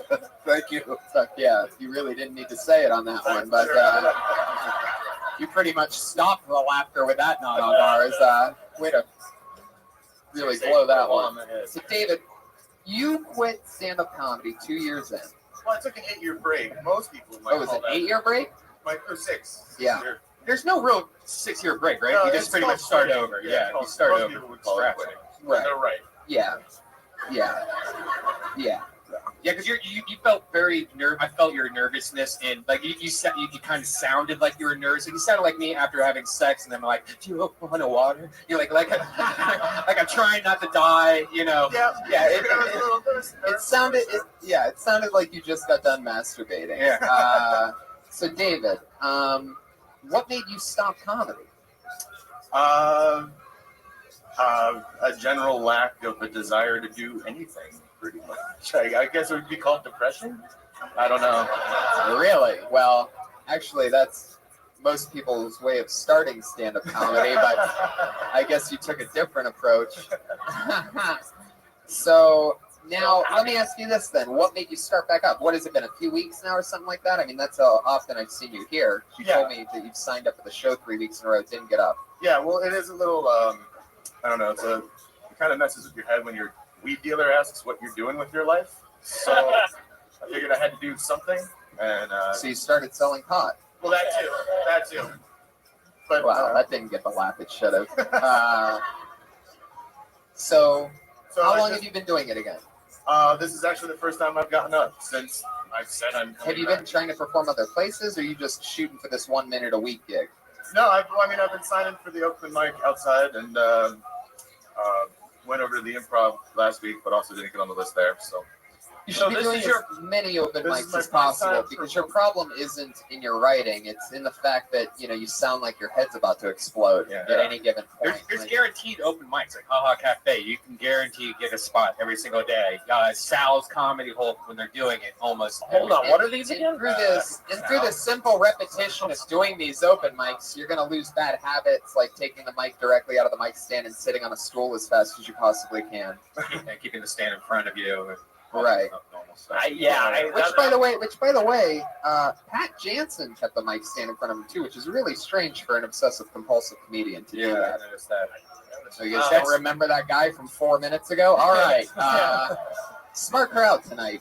That's something we say almost every show also that we don't even want to say anymore, so we don't, but we should have that at the beginning, like, comics, please take mic stand and put behind you, like at the beginning of the show. Well, I mean, it's a lot of comics. There was a lot of. This is a very dramatic moment for him.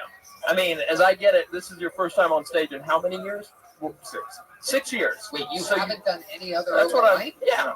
Jesus So he hasn't been up Christ. in 6 fucking years. And So you this didn't is a even end major. up in that 6 years. You never went to Mars after all that. You talk about it that much, and you were on Earth. Not that I'm obsessive compulsive. You got 3 minutes on the meter. I'm fine. Yeah, that's just worried. I'm just worried you're gonna get a ticket. Pat Jansen couldn't control himself. He put money in it for you. Don't worry. So, David, I mean, it seems like you really want to be doing this, but I haven't done enough research on where all the open mics are. That's one of the things when I've been coming back here. I haven't really been talking to anybody. I could just hear a hard-working, grinding comedian in the back of the room just go, like, what a No, that was excuse. Davina. That was Davina farting. Oh yeah, that's good. Davina's getting a laugh. Yeah. I love it how every time Bob says a killer joke, he grabs his pen and like writes it down. As if like, that'll like it's ever gonna work again. Yeah. Like that'll work at horn blowers. Yeah. All right. Like, that's gonna work. Remember that in Ventura County. That's gonna work on a bilingual ship in Philadelphia. So David, what else? I just think this is a huge. I mean, this is a major thing you did tonight. So fuck the mic stand. You know what I mean? Right. Like sitting on. I'm not a fan of sitting on stools. Period. I mean, literally, the one comic I think who iconically would sit when he delivered stand-up was pre-rape Cosby. So unless you're putting yourself into that league, So Mark Maron to me, does it. Mark Maron. But you know what I mean? Like seasoned veterans, because there's an authorship to that I don't think you're at I yet. was concerned with pacing. It's fine. I get that. I think you'd rather pace because Pacing you already back have and the forth? energy there. That's what you're talking about, or pacing Figured if jokes? I sat, I wouldn't pace back. It felt artificial. It felt like you were intentionally entrapping yourself. Oh, okay. If Yeah, your but body's telling you to pace, then pace and dial that back. Don't take such an extreme that you're sitting down, because if you're a pacing comedian, I mean, Chris Rock doesn't sit on a stool because he's a pacing comedian. yeah. He kills as a pacing comedian. And there's other guys that sit on a stool, so you might as well just do what Chris Rock does if that's what your body's telling you to do, instead of doing what Bill Cosby does. Anyway, Distance myself from Cosby. I thought I was already. go more Chris Rock if that's what your body's telling you to do. Well, all I can say is I've been in your position. I quit doing stand-up comedy. I also came back. So much like Pat earlier, you're looking at the ghost of Christmas future here. So yeah, I know it's a huge step. So that in and of itself is a victory. Just keep doing it now. You've gotten the hard part out of the way. Yeah, I got to talk to the dean about Hit the ground harder. Yeah, hit the ground harder for sure. Pat Reagan, what do you think about David Berdulis? I see you staring at him. You're like eyeballing him up and down, really thinking of something over there. What's going on? Oh no, I'm just okay. I noticed your Angela Bowers Live Strong bracelet, which is kind of interesting. Not, I mean, obviously, R.I.P. Angela Bowers, but yeah, like, why are you wearing that?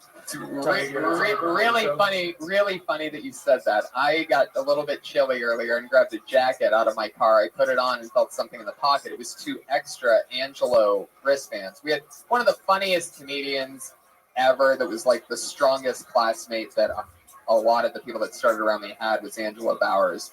And he got killed by a drunk driver a few years ago. So you'll notice a lot of his friends, we wear this silly thing. We get a new one every year. Some guy makes I don't know why we do it, but we just do it. I guess it's to keep the memory. I have one twisted around my balls right now. But anyway, right, exactly. I keep two there. But David was talking to me earlier, and at the same time, I found an Angelo thing, and I go, "Hey, you used to do this with Angelo, right?" And he goes, "Yeah." And I tossed it to him, and then you just roasted him on it. Hey, go pay your fucking or your parking. There you go. Do it. David Verdulis, everybody. It's a rough spot to be in. It's always hard. It's always hard to do comedy when you know your meter's running out. It's always a tough position. But you know what it was? He wasn't in the moment. You know what I mean? He wasn't really like there. He was reciting that set. That's why he was so. Because I'm sure it could have been much funnier. But you know, it's like if you're doing Fiddler on the Roof every night, you got to be there as Tevye, whoever it is. You got to be there. You got to be there at the moment, whatever it is. And he wasn't. And that's what. I think I get exactly what you're saying, and I agree. David Verdulis should go try out for Fiddler on the Roof. Precisely. But yeah, the buzz is back. Maybe Josh can come up here and slam some microphones together and fix it. Let's just keep it going. Put your hands together for your next comedian, Scott Duggan. Scott Duggan, here he comes.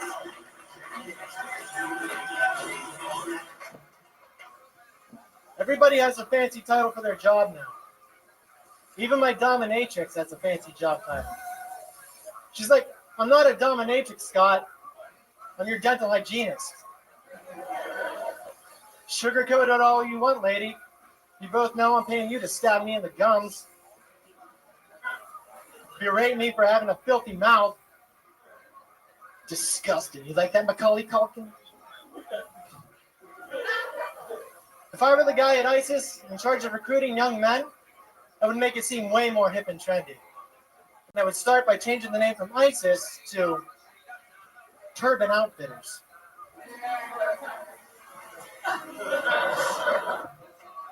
Great. Okay. I guess if you just bail out at 43 seconds, it just ends that awkwardly. Okay.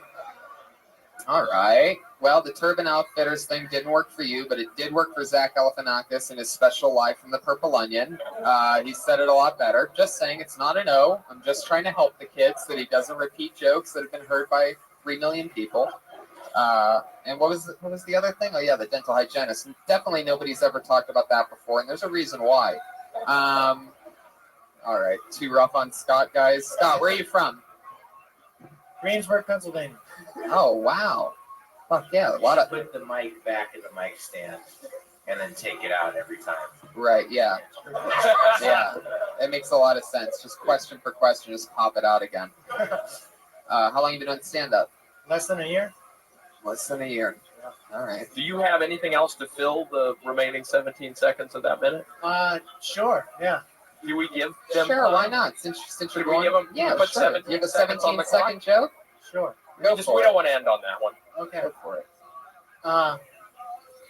The other night, my girlfriend told me she wants to get a teacup chihuahua. She said it's a dog that is this big, never gets bigger than this, no matter how much it eats.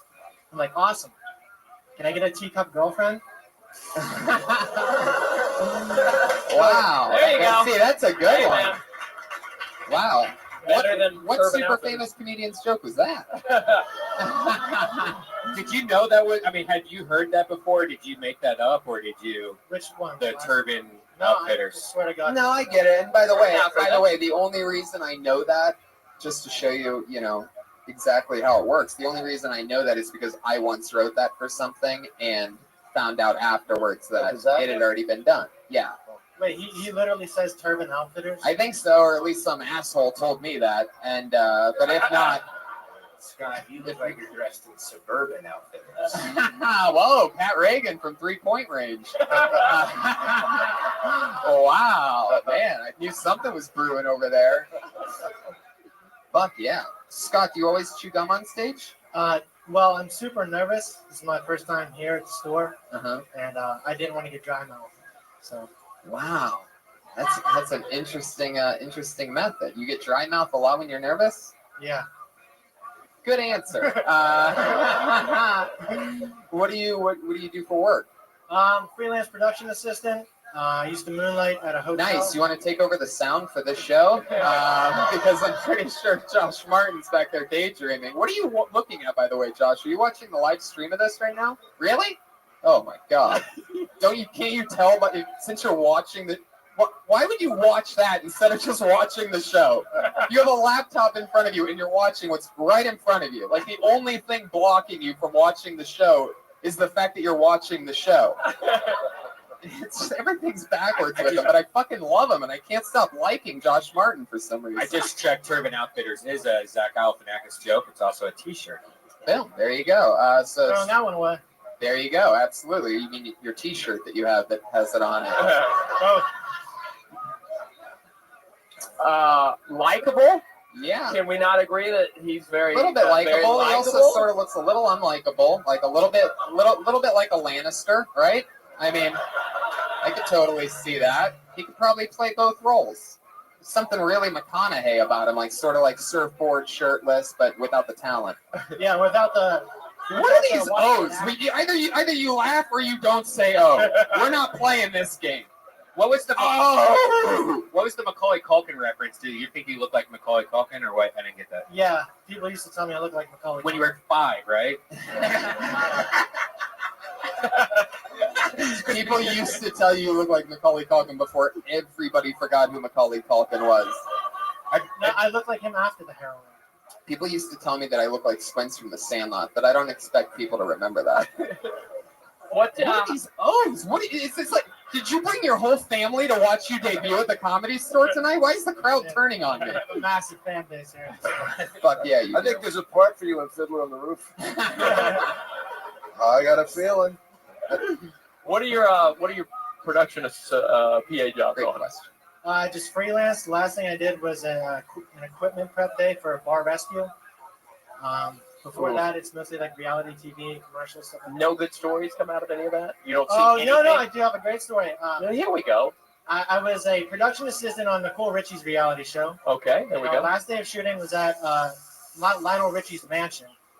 And I took a poop in Lionel Richie's house. Yeah! Fuck yeah! Wow. Dude, drop the mic and walk out of here. No, don't drop the mic. Yeah, That don't do sounds that. already Josh will go terrible. nuts. It might fix it, actually. Wow, so you pooped at Lionel Richie's house. Yeah. That's the big story. And then put it in his backpack. Yeah. Brought his backpack. Right. 43 seconds of He stand-up. keeps it in a little Ziploc bag with Lionel Richie's toilet water still in it, sort of like a goldfish you win at a festival. So Scott, like, what, I forget what's Lionel Richie. What's his big thing? All night long. Yeah. Fuck yeah. Hello, is it me you're looking for? Yeah. I could see it in your White guys half-heartedly.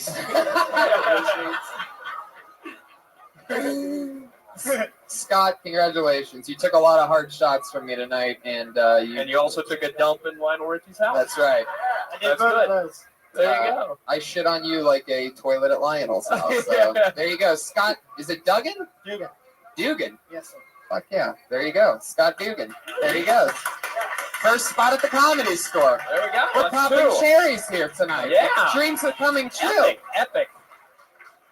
A lot of people's first times at the Comedy Store. Good luck, Scott, whatever you decide to do. It's clearly. Yeah, it was an honor to have Scott for his first and last time at the Comedy Store. So cool. All right. Your next comedian, I know this guy. He actually makes a lot of the cool art for Kill Tony, a lot of the cool fan art. He is a rising comedian through the ranks, came from Chicago. Really cool guy. Sometimes he's a little bit too stoned to actually perform when he gets pulled out, but let's see how he does tonight. It's Ian Ellis, everybody. Here he is.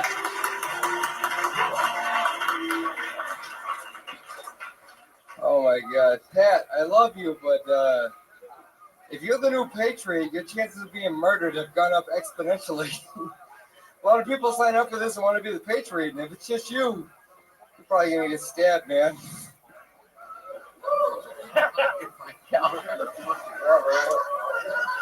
Haiti wants to be 99. He's gonna get fucking stabbed by him with a fucking machete.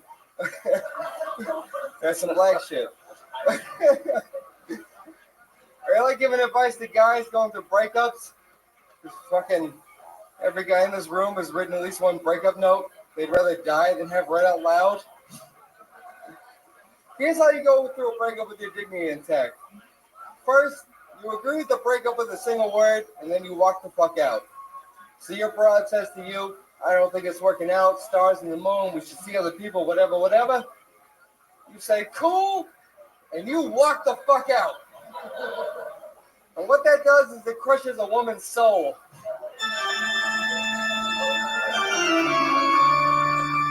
Sometimes Brian doesn't play the cat and he takes a chance and plays another thing, and it just comes across as absolutely confusing. This was one of those moments right then, if you're wondering what that organ meant. Are you punching Your up time my is guts or hurting my alcoholism? all right, I was Ian. gonna You already bombed for a minute straight. I love it. Out of all the comedians that are drinking coffee tonight, you seem the most tired.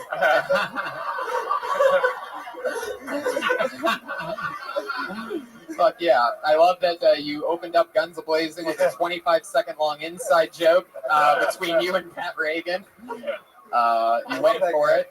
I'm pretty sure that you're going to kill Pat Reagan, and that the evidence of that murder just streamed out live on the internet. So I love that he got such a kick out of himself. Imagine if the audience actually laughed like you were laughing. How much fun that would have been. Just remember, Dom, he kills people. Please don't kill Pat Reagan, and if you do, tell Art Hernandez Sr. that we said hello. Yeah. Remember that from earlier, everybody? That brilliant callback? You motherfuckers. Anyway. Pay attention. By the way, I love your work. Seriously. I used to watch you years ago. Before you quit and became obsessive compulsive and went to Mars. Oh, really? You're very funny. I mean, what were you thinking? Because I was thinking that he must be thinking of stuff that's funny. He's just not saying it. Right.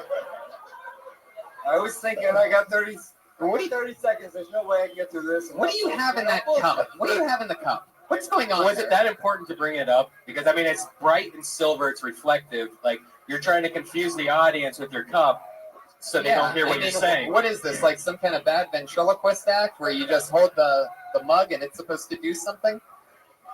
I thought for sure I only had 30 seconds. So I was like, I'll just bullshit the first 20 seconds, 30 seconds. You didn't bullshit. You issued a death threat. Pat, do you have a response to this, by the way? Right. No. Yeah, you motherfucker. You piece of shit. What are you doing? Jesus Christ. Jesus. Haiti wants to be the goddamn patriot. What are you doing? I think what we're doing is killing airtime. What does this mean? Like this thing that you keep talking about the co-host of the show. No, is he the new patriot? We're just fucking around. We do. You know how we do it here. We change shit on the fly. What do you mean? Or would you be jealous if he was? You think I wouldn't, but I know that Haiti wants to be 99 on the Patriot list. He's dying for it. I love him. He's a good guy. You're talking. This is another inside reference. Yeah, why you're talking about? Yeah, a comedian friend of yours named Haiti wants to be the patriot on another episode that's not this one. Ian, do you see the fucking African guy? Okay. He's got a very expressive face. Here we go. I brought him up as the guy that sometimes gets too high to do the show, and I'm pretty sure now you see why. Holy shit, Ian Ellis. I've never seen anybody drink weed coffee before. Unbelievable. But we're gonna let you go on this one. I just saw all of the listeners quit listening because you were up here. So Ian, you're done for the night. You guys check out. Oh Kill Jesus. Tony One Shot. There you go. Thank you. They know, Ian. They're already watching Kill Tony. Not a lot of people have the balls to give a promo to a show that they're at right now, but pretty sure Ian Ellis just did that. Follow him on Twitter at Chicago Open Mic. And yeah, check out Kill Tony sometime. Unbelievable. All right, let's do it again. God only knows what can happen, as you've seen. Put your hands together for Tom Howard.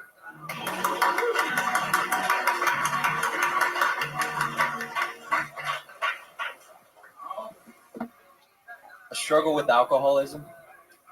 I don't drink. It's just a difficult word for me to spell. I hate texting. It's nothing like a real conversation. Imagine if texting was like a conversation. Hey, Tom, how's your day? Good, Greg, yours.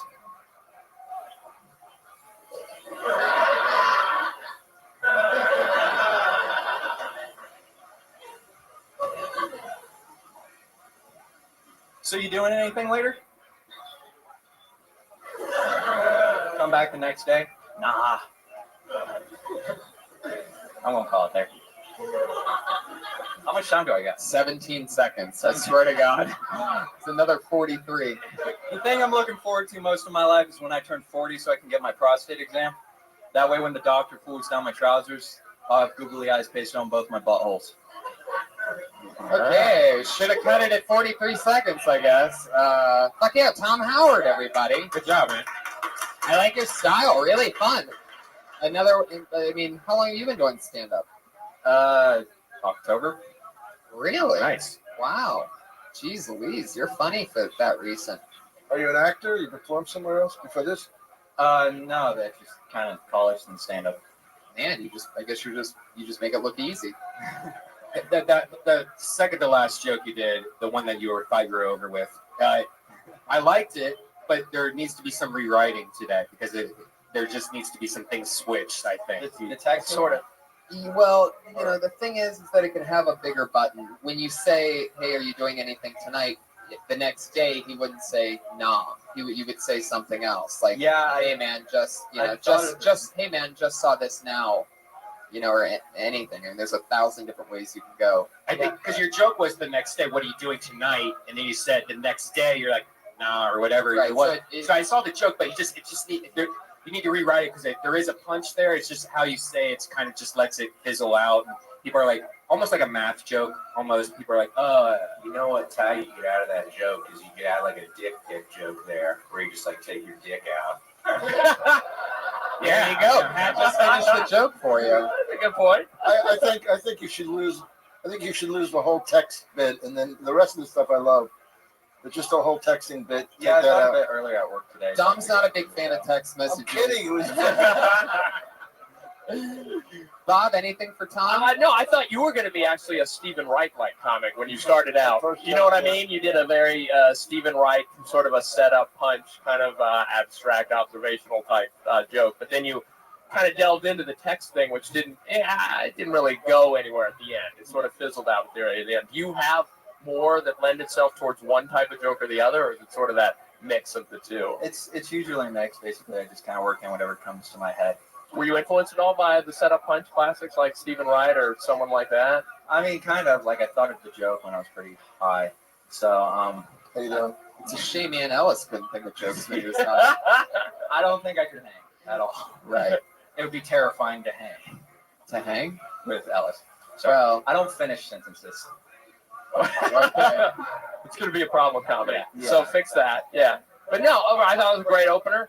Very good opener. Yeah. And the second one just One of the things trailed I a little really bit. loved about that opener was that his body was facing us, but That his was head weird. facing the audience. I It's know. very It was sort of bizarre. like he was at bat. I almost thought that was his thing, hey, see the That'd be comedian great. that Nobody faces to does the that. side and looks at the audience? I thought he was like, That would be brilliant. Right. He could be that But guy. nobody does that. Right. That could be what he's known Plant for. your feet You could do more model poses. and then look at the audience and do one more bit. No, I'm being serious. Maybe turn all the way around and look back at it, back at the audience. Right. Yeah, like that. Yeah. Nobody does that for a solid 20 They do that in minutes. West set. Hollywood. Yeah. Well, Tom, we're going to move along. Thanks, Tom. Tom is at The Real Last Mohican on Twitter. Follow him. Ian Ellis is at Chicago Open Mic. Follow him. Guys, this is the part of the show where every week, instead of going to the bucket, we have two regulars, two young ladies that have been writing a brand new minute ever since the start of the show. They are extremely funny. It's always fun to have them and watch them grow and try out new stuff. Probably the only two people I know that actually write a new minute every single week. And it's always a blast. Put your hands together for your first comedian of the night, formerly a student at the University of Florida, and after her first time on Kill Tony, she decided to stay here in LA and write a new minute every single week and perform it. Here she is again. It's the one and only Kimberly Congdon, everybody.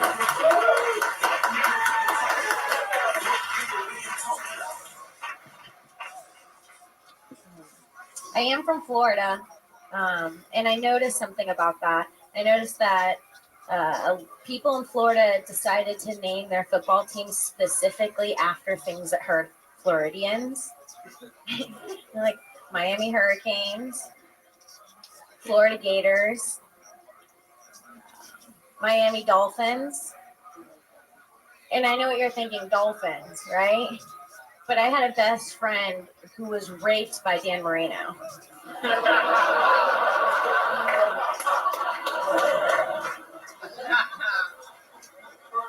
I can closely compare myself to the U.S. football players because I also did 3 years and went straight to the pros. I quit college to do stand-up. The end. 55 new seconds from Kimberly Congdon. Amazing jokes. I mean, there you are. You're right there talking about where you're from. Stuff personal to you, and I love that. I love that Miami joke. That's really good. That was Probably- uncomfortable for me, by the way, because I have a almost exact same joke as you on my dolphin bit, the Dan Marino. The exact same joke. Almost pretty close. So it's almost But not the the exact same joke. It's about Dan Marino being a Shit. dolphin. Well, and there you you know go. my joke. What the fuck are you talking about? No, I don't. I'm confused. But I know I don't. I'm sorry. Anyways, but yeah, that was uncomfortable for me because I was just like, wait a second, have you seen my pic before about dolphins? Damn. There you go. Best joke of the night. Brian had it. And boom. Just when you thought you made it. I can't believe you did that to her. I mean, it's my closer, so like it's kind of weird. Is it really? I mean, I feel like I've heard you talk about dolphins raping people. Yeah, I've heard you talk about dolphins raping people. What's your Dan Marino You didn't twist? specify the And let me give you my player. closer right now. I'll just take the 15-minute joke, give you the juice right now. But would it make it better if she changed hers to Larry Zonka? I was gonna do the guy that just got the guy with the weird name, the new one, but I couldn't pronounce the name today, so I was like, I'll Tannehill? say Dan Marino because everybody knows. Tannehill? Yeah, Right. Do Larry Zonka, and then it's not almost the exact Some of same it, yeah. joke. Fuck yeah. So that's Great joke. I'm not gonna get involved in this No, it's just in weird this for me, so subtext I can't here. comment on But as somebody who likes jokes, that was really good. Thank so you. very good. Let's put it this way. I love your joke, the both of you. Yeah, right. You guys work beautifully together or individually. Yeah.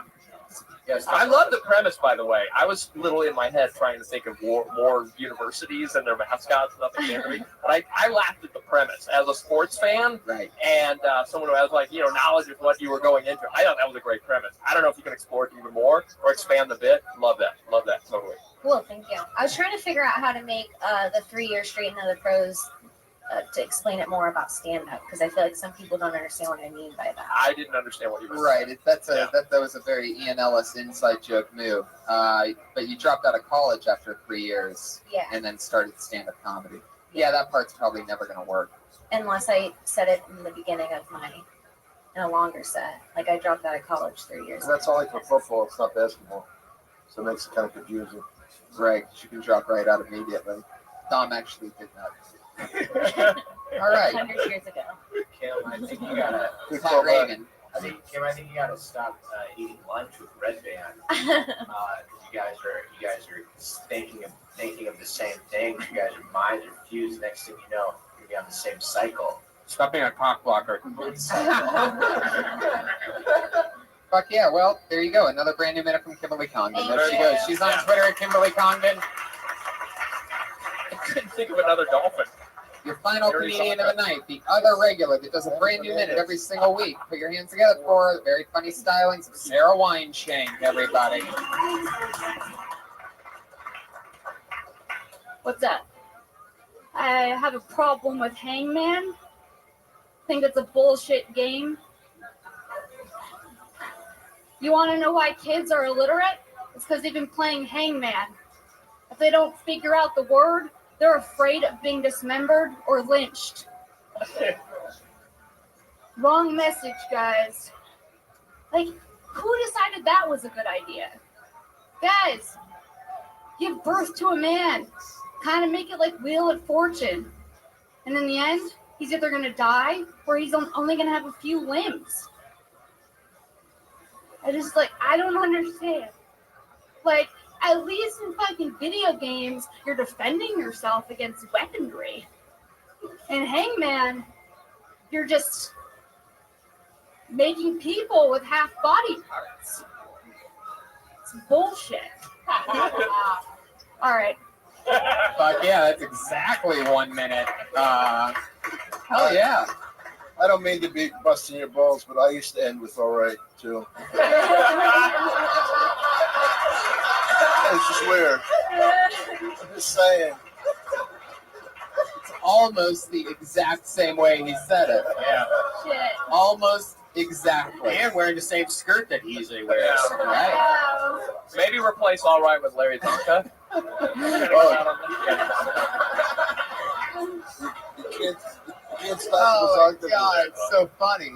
So Sarah, what happened? Did you get molested by a hangman when you were a kid? Like, what is this beef you have with hangman? I just was thinking about it, and I was like, tic-tac-toe, that's cool. I could fuck with tic-tac-toe. Right. I could fuck with that game where you make those squares. But, like, Hangman's a little fucked up, Yeah. right? Yeah. It's like, figure out this word or else this man's gonna die. That's what was missing. Yeah. You Yeah. didn't explore the topic. I felt like you were kind of talking with the Right. topic that you were trying to, right there, Like in you were kind of circles. figuring it out. Yeah.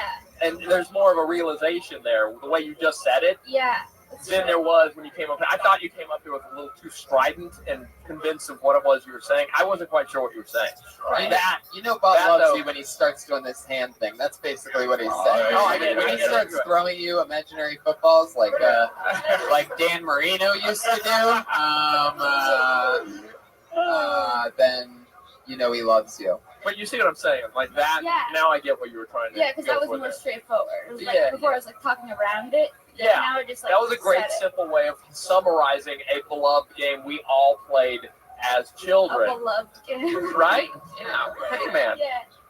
No sense in striding if you didn't catch that. Strident vocabulary with Bob. But yeah, so that's something that I think. What part of this week did you write, Hangman? I've been working on the Hangman thing and trying to think about things about it all week. I wrote it like a week ago, and then I've been trying to add to it, and I haven't been able to. So I was like, I'm gonna do it until Tony see like how it goes. Right. But like, I've just been writing Hangman over and over again. Then I wrote Lynch. Then I wrote. Then I just wrote Dismembered. Then I like drew out the thing, and I was like, I got nothing, but there's something here. And so that's why I'm just working through it. It is true. Like the only thing sadder than a complete hangman is like a half-hung amputee. You know what I mean? Sarah Weinschenk, everybody. There she goes. She's on Twitter at Princess Shank. There you go. That's Kill Tony. We did it again. Pat Reagan's on Twitter at Patty Reagan. Anything else coming up, Pat, that you want to promote? No. Bobo Shack is Shack Knife on Twitter. Shack Knife. That's easy enough. Yep. Dom Irera is Dom Irera. Anything else you guys want to promote? Congratulations on coming up on 100 of these. Thank you so much. 100 of these things. Thank I love you this so show. much. Amazing. Thank Good you for so you. You guys are a great crowd too. Thank you. Thank you, live audience, for coming out. The Ding Dong Show starts next. Don Barris is back from South by Southwest. So stick around for that if you want. Remember, San Fran, Sacramento, middle of May. And Vancouver 420. That's right. And Kill Tony 100, April 13th. Thank you, live.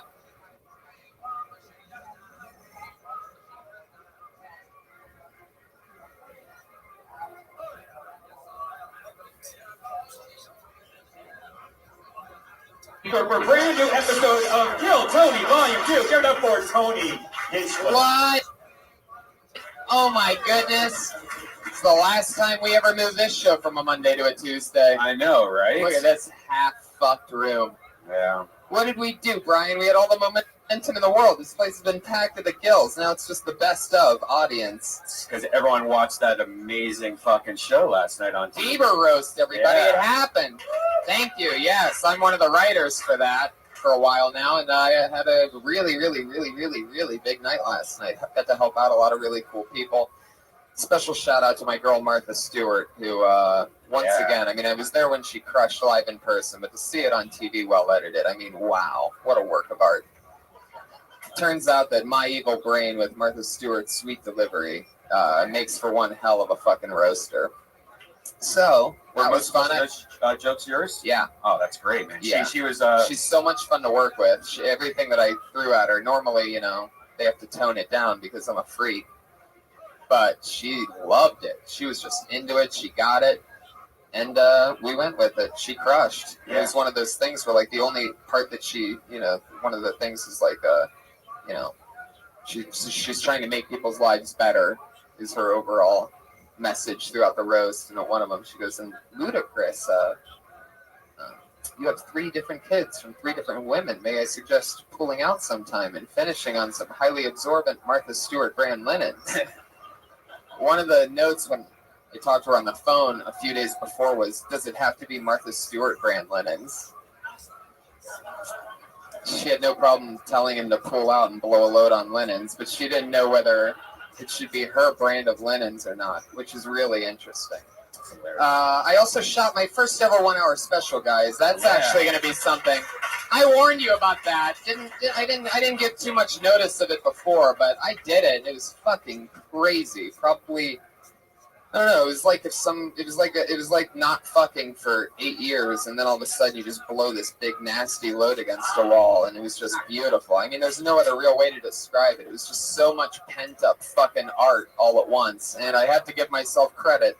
It fucking killed. All in one steady cam, slow moving shot. Who's gonna buy it? We don't know. The weather.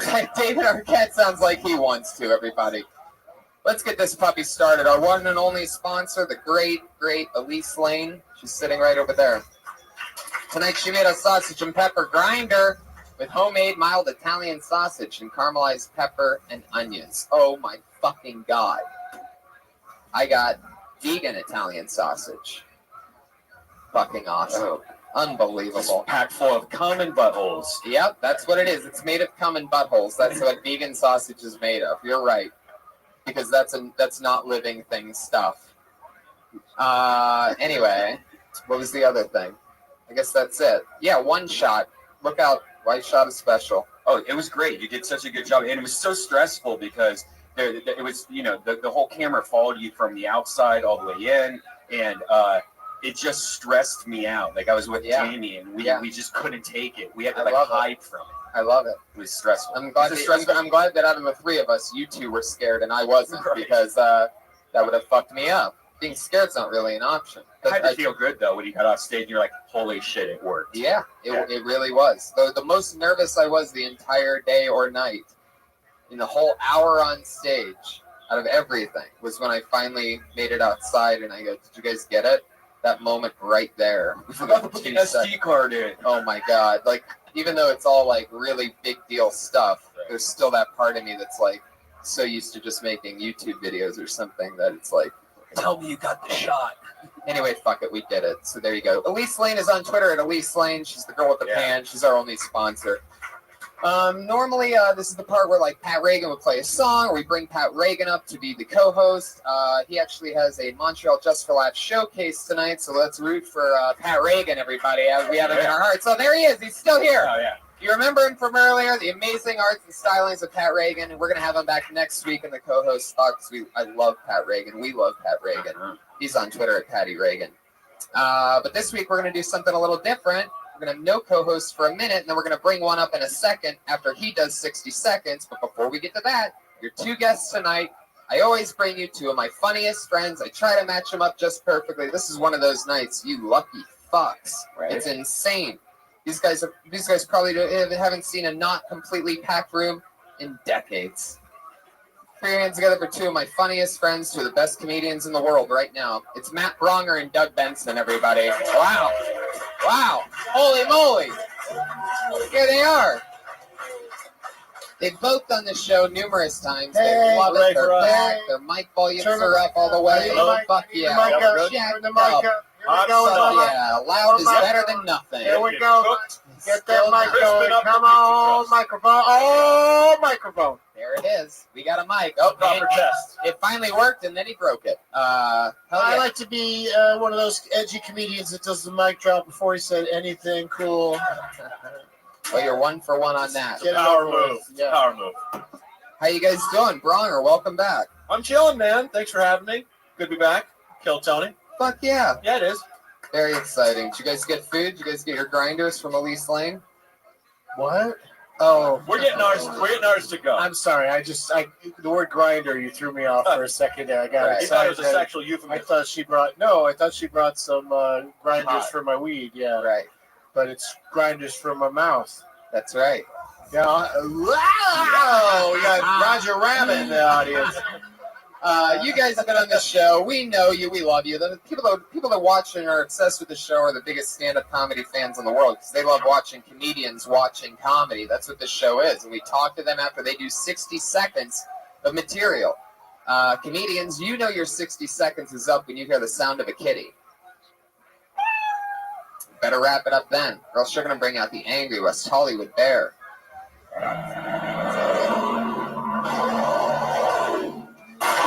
Oh my God, that fucking gunshot is so annoying. No, the bear has a gun? Like, it's almost like... All right to bear arms. Yes. Thanks, guys. Thanks, everybody. Whoa, Bronger's already bringing it. I do it for a living. Jeez, I can barely bear it. Anyway, barely bear? Guys, let's fucking do this. We have a special thing that we're doing tonight where this comedian that's going on first, doing 60 seconds, is then going to be the co-host for the rest of the show. So we're going to have some fun with this. He is a extremely good friend, awesome guy. You know him. You love him. Your first comedian doing 60 seconds tonight. It's the one and only David Arquette, everybody. Here he is, live in the flesh. So Roger Rabbit. Roger Rabbit, nickname. Okay, here we go. Thank you, Tony. Thank you all for being here. It's a whole crazy game going on, and we're all connected to it all. And we're all the greatest people in our whole world. And don't let anybody tell you different. Okay, you with me? So we're all in this together. So we want to be as cool as we fucking can be. You know what I mean? We don't want to fucking, at least in this room, I hope, we're not rapists, murderers, like fucking killers, the co-pilot that wants to kill fucking 100 and plus people. Like, we're not, God bless those people too. We want them on our side, so we're all the cool fucking people running this shit, right? Are you in on this with me or not? Okay, I don't have any jokes. I have a couple of jokes, but they're not so good. I mean, Jay-Z wrote 99 Problems, right? That was before he met Beyonce, had Blue Ivy. I think he's got 101 problems now. I'm just saying. I'm sorry. Worst joke I ever wrote? You know the hardest job in the world? Being a woman and having a baby. Second hardest job? Being the man with that woman. I'm sorry. It's not pretty. It's an ugly joke. Those are my jokes. But aside from that, I'm not good at jokes. I'm looking for your help on this. But we're all in this together. Let's have more motherfucking fun than not, right? Are you with me? Yeah. Okay, Yes, so we're sure. going to do this all together right now? Okay, can we all say it right now? We're going to do this, right? Okay, let's do this. What's happening? Oh, no. Love, it's all about love. Oh, okay. David Arquette with a big closer. He closed with pyrotechnics. Man, it wasn't since Kevin Hart's last special that I saw pyro at the end of Did he set a stand-up special. Did he set a tube of glue on fire? I didn't see what happened. Yeah, I had no idea that cocaine was flammable. That was really awesome. Why did you waste it? Let's hear it for Pat Regan earlier tonight. Yeah, Pat Regan. Double shout out to Pat the Regan. comedy Bob Dylan. I'm Yeah. giving him that. I agree with that completely. What was that, by the way? That thing? You get it at the Magic Apple in the Valley. The Magic Apple. You can also get. I get it on my phone. I've got you the can also Magic get Apple. flammable money. It's very expensive. Really? That stuff that you just lit on fire is very expensive? No, Oh, I see. Fuck yeah. For $1 you can light on fire, and it'll probably cost you $6. You know, Yeah. It was a fun way to end your set. It was, like, why you? Oh, thanks. You don't have to end with like a big joke if you can light a tube of glue on fire in front of everybody. Because people are a little worried about you. Like, what's he going to do with that? Can someone overdose on glue in front of an audience? My favorite part actually wasn't the tube of glue, though. My favorite part was that after about 30 seconds of, being positive. Very positive. That's when he said that he wasn't going to do any jokes. Yeah, that was the big laugh. And then he did 35 seconds of jokes right after that. It was, So all, it's like a real it was all set up. Yeah. And you notice that's one thing about comedy. The moment you just have a moment of quiet honesty, it kills. You know what I mean? Like when you just add up jokes, it's just like, aha, there you go. That was great. Like that was a great moment. Yeah, it's fine. Yeah. But I did worry. No, when you took the glue out, I thought you were just going to sniff it. Like that was going to be your closer, like sniff, sniff, and then walk off. And I was like, Jesus Christ, man. At least use a paper bag, right? Come on. We all went to high school. Are you ticklish? I knew it.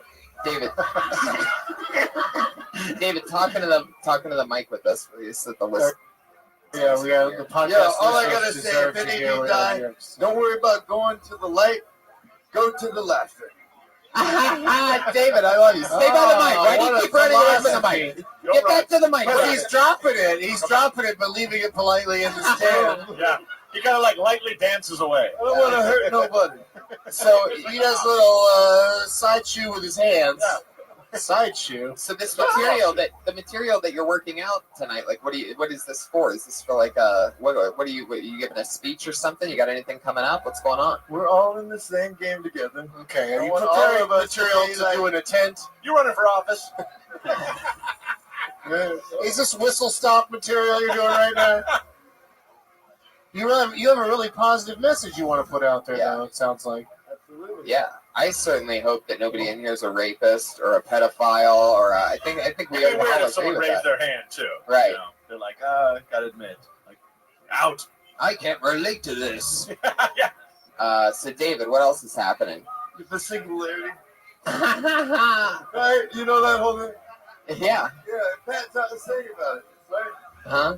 Yeah. So we have to make sure whoever's in control of the robots when they take over, that they're cool fucking robots. I am so Right. excited. That's all I'm saying. I am so excited that you're going to be the co-host for the rest of this show. David Arquette, go sit on that stool over there. We're going to talk to comedians on that stool right there. Yeah, that mic is yours. No, that stool. The one that one. That one. That fucking costume. Is that what you want to wear? You want to wear the Iron Man costume? No, Do just we have sit an on- Iron Man costume? Sit on this stool. We just do a regular We just co-host thought now. you'd just be you. Sit. If you don't have to sit on if you You don't could want have told me I would have brought my own costume. I love it. David's a real. Isaac Hayes originally Shaft-worn concert costume. I got that in my closet.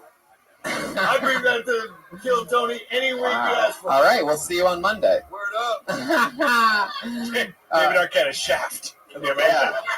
You could be a member of Pat's band. It could be David It could be Reagan and the Arquettes or something like that. Like, Yeah, I love it. Let's do it. Well, David, you've been on the show a few times. You know what it is. We're gonna talk to comedians after they do 60 seconds uninterrupted. You can't talk during the 60 seconds. But when they're done, we're going to talk to them about anything. You guys ready for this shit or what? Let's do it. As always, a lot of comedians signed up for the chance tonight.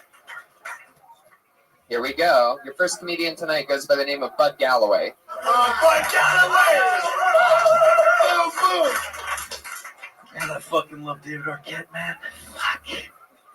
I have a female roommate, and it's just so hard getting rent out of her, you know? Especially when I don't pull out and rent all over her chest. She pays rent and ejaculate. Well, I had a life or death situation today.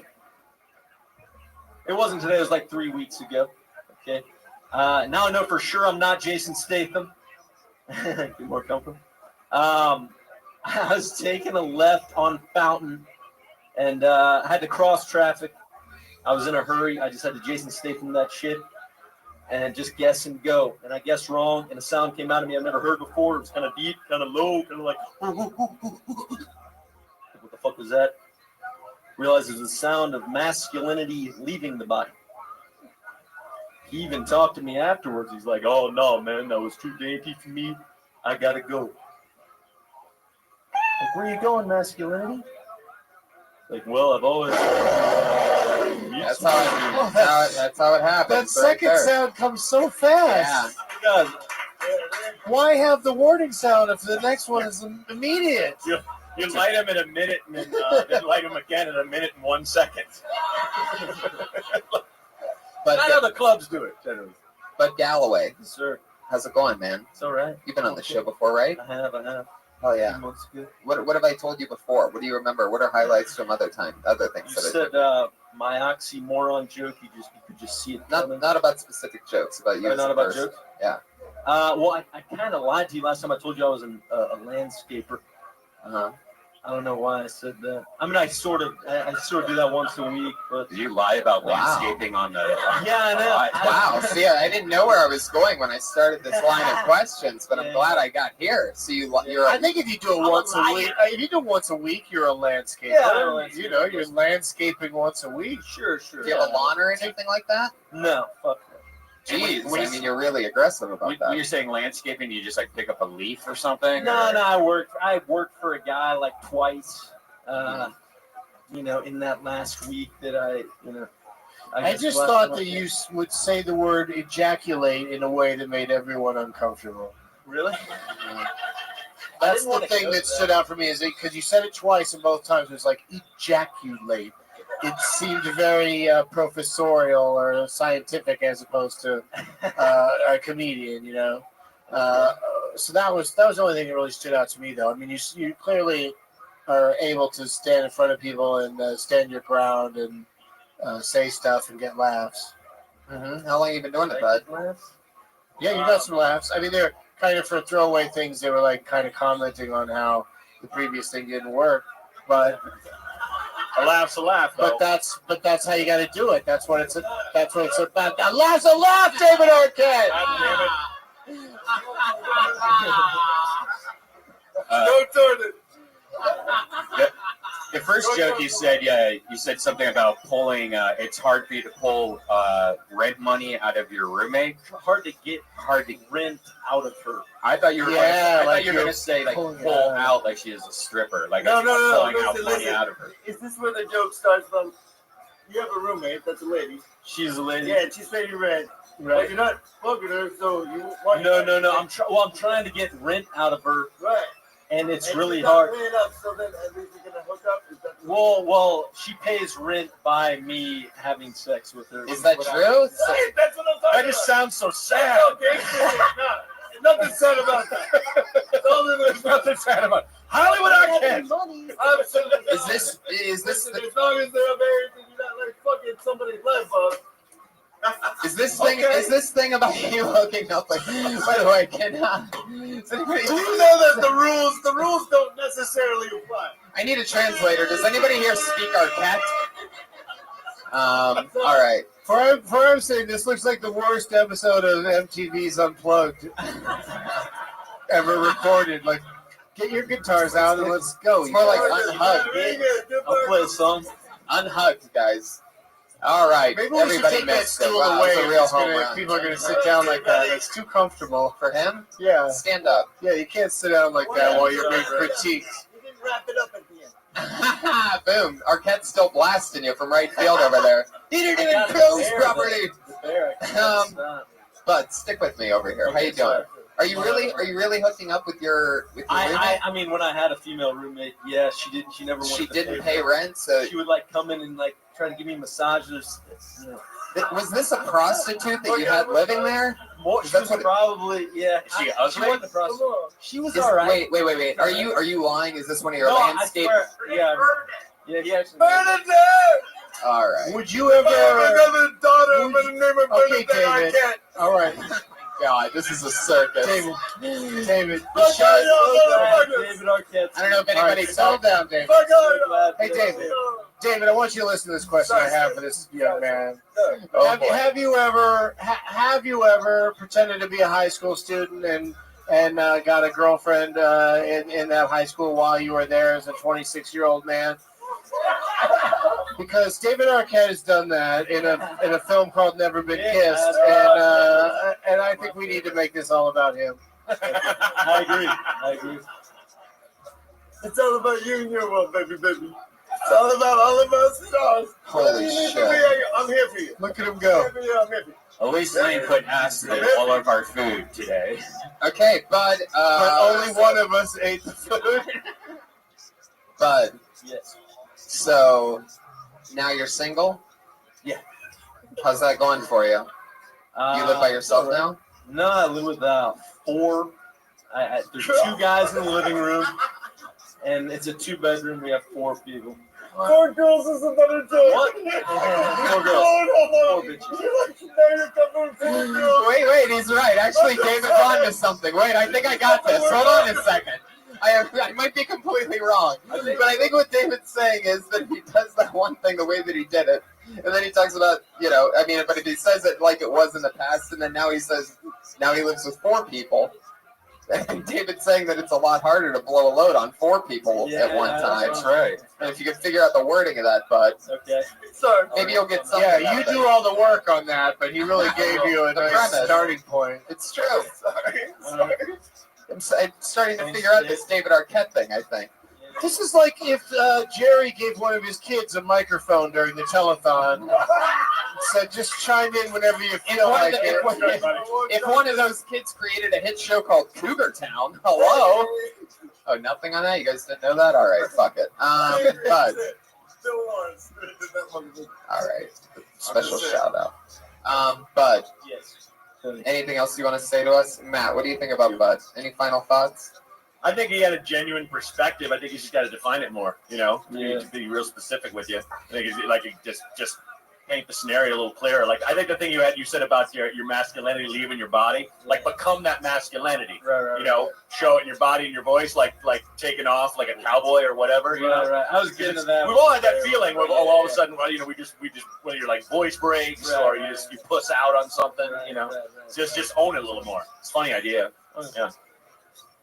Fuck yeah, Bud Galloway. There you go, everybody. He's on Twitter at the G-Bud. That's what it looks like. That's your first comedian of the night. Can I say one thing? Jizz on them. Jizz on the crowd like you do with comedy and love. Yeah. Let me break that down. Like that's like Jizz on the crowd like you do comedy and love. Like the Nickelback song. Yes. I'm sorry. All right, we know this young lady. Put your hands together for the comedy stylings of Sarah Kenny.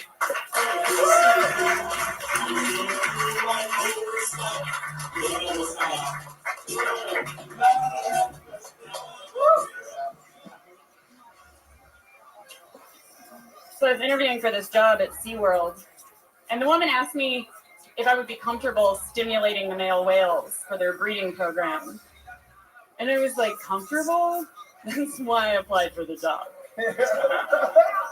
So I remember being at SeaWorld as a little girl and seeing those whales in their tanks and thinking, one day, I'm going to rape the shit out of one of those.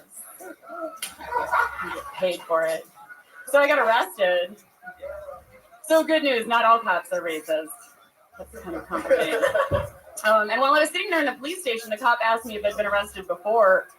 And when I said no, he got kind of annoyed. He's like, well, that's too bad. This would go a lot faster if we had you in the system already.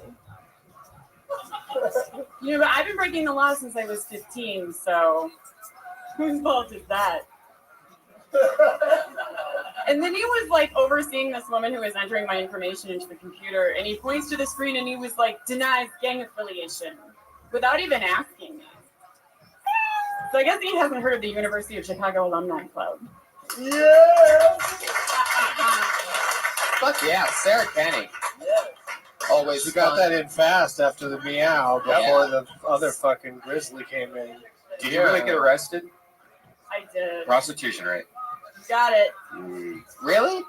I mean, Yeah, the joke would have been about getting arrested for prostitution if that was what happened. What do you get in trouble for? It was really, really It's stupid. It was, I brought my bike on a commuter train outside of Chicago during Lollapalooza, when apparently bikes are not allowed. And So on my way out, they let me bring it on, and then when I was trying to get back into the city, they tried to deny me access. And I argued a little, but I wasn't like, crazy or violent about it. But apparently the conductor didn't like the way that we interacted. So he called ahead downtown and told them to ambush me when I got off the train. Wow. Jeez, oh man. Yeah, it was really crazy. It was. Did you spend the night, or did they just like book you and let you out there? No, I was in the cage all night. Oh boy. So that guy didn't respond well to you saying, "Go fuck yourself. I'm bringing this bike on this goddamn train." And Fuck your bus. and it's a Lollapalooza too. So all the people that are being brought to the jail that night are all people who are trying to get a bicycle into the city of Chicago. Lollapalooza is a festival of bringing bikes on buses. Right. It's illegal in Chicago. Yeah. Like I get off the train and he's shouting, "Cover, cover!" And I'm like looking all around, like, wonder who he's yelling about. Who is this for? Wow. Oh, me, me. What did they do with your bicycle? They locked it up, and then Went to bike jail. There's a special bike jail. This is just an important lesson that you should have. You should get a concealed carry license for your bicycle. If I'd put it under my shirt or something. Were you living in Chicago at the time, or did you bicycle to Lollapalooza? I was living in Chicago, and it was really bad timing because I was interviewing for jobs like here and in Chicago, and so like having an arrest on your background check isn't really. And what did they call the actual arrest? Because I'd never heard of like craziness with a bicycle before. Yeah, no, it was like trespassing. Criminal trespassing. Yeah. I feel like we're not getting the whole real story. Yeah. I don't know. It You sounds should like, just you'll get the job. You'll get the job if on the interview you go, "I got David." She's a train hooker. All she needs to get is your mugshot. Okay. You need to blow it up and put it in your house. You got arrested at Lollapalooza for trying to smuggle a bike on the fucking bank. I really had something great. I had something so good. I kept trying to say it, but we instead had to hear that. I'm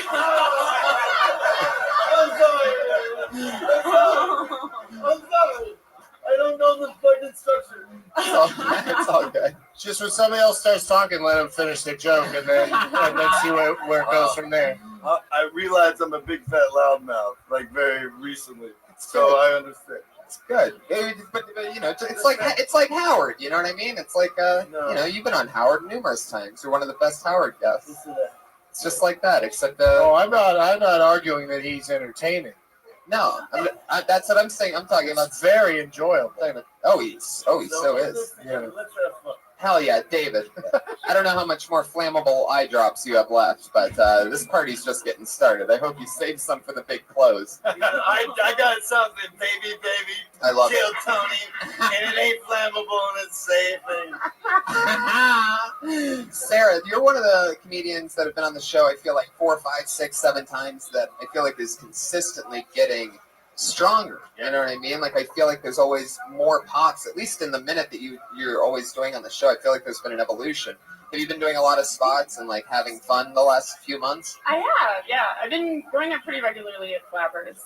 So there you go, a little ringing endorsement for Flappers. Just that's a great place to spread your wings. Hell yeah.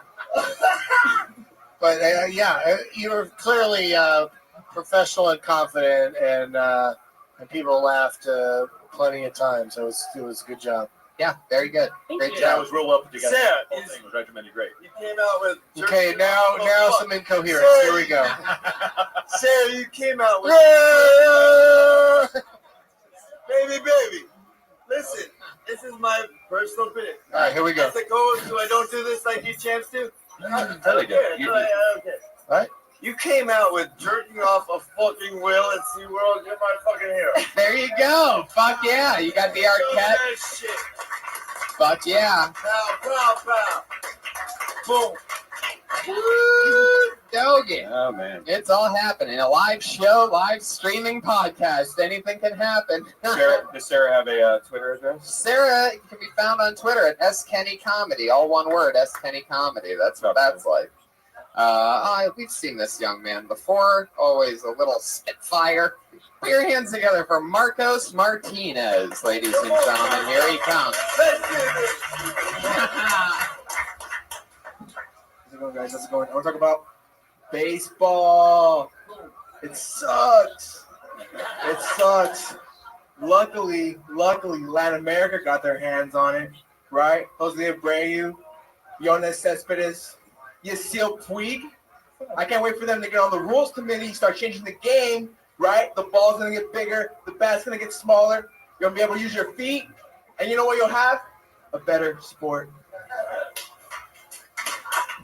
So my name is Marcos Martinez. I'm third generation Mexican, third generation, right? That means don't ask me about Mexico. I don't know. But if you want to know where to get the best guacamole, Farmer Boys, guys, make the trip, Farmer Boys.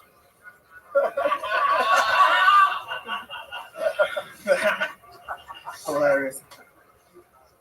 This is awesome. So here we are. Kill Tony. There you go. You made it through. I like the closer. That's hilarious.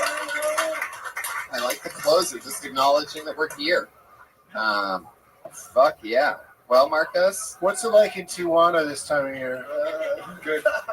I thought you said don't ask me about. I just asked you after you told me not to. I thought I'd be yelled at. Instead, you answered the question. Marcos, you're very anti-baseball. What happened? Baseball sucks.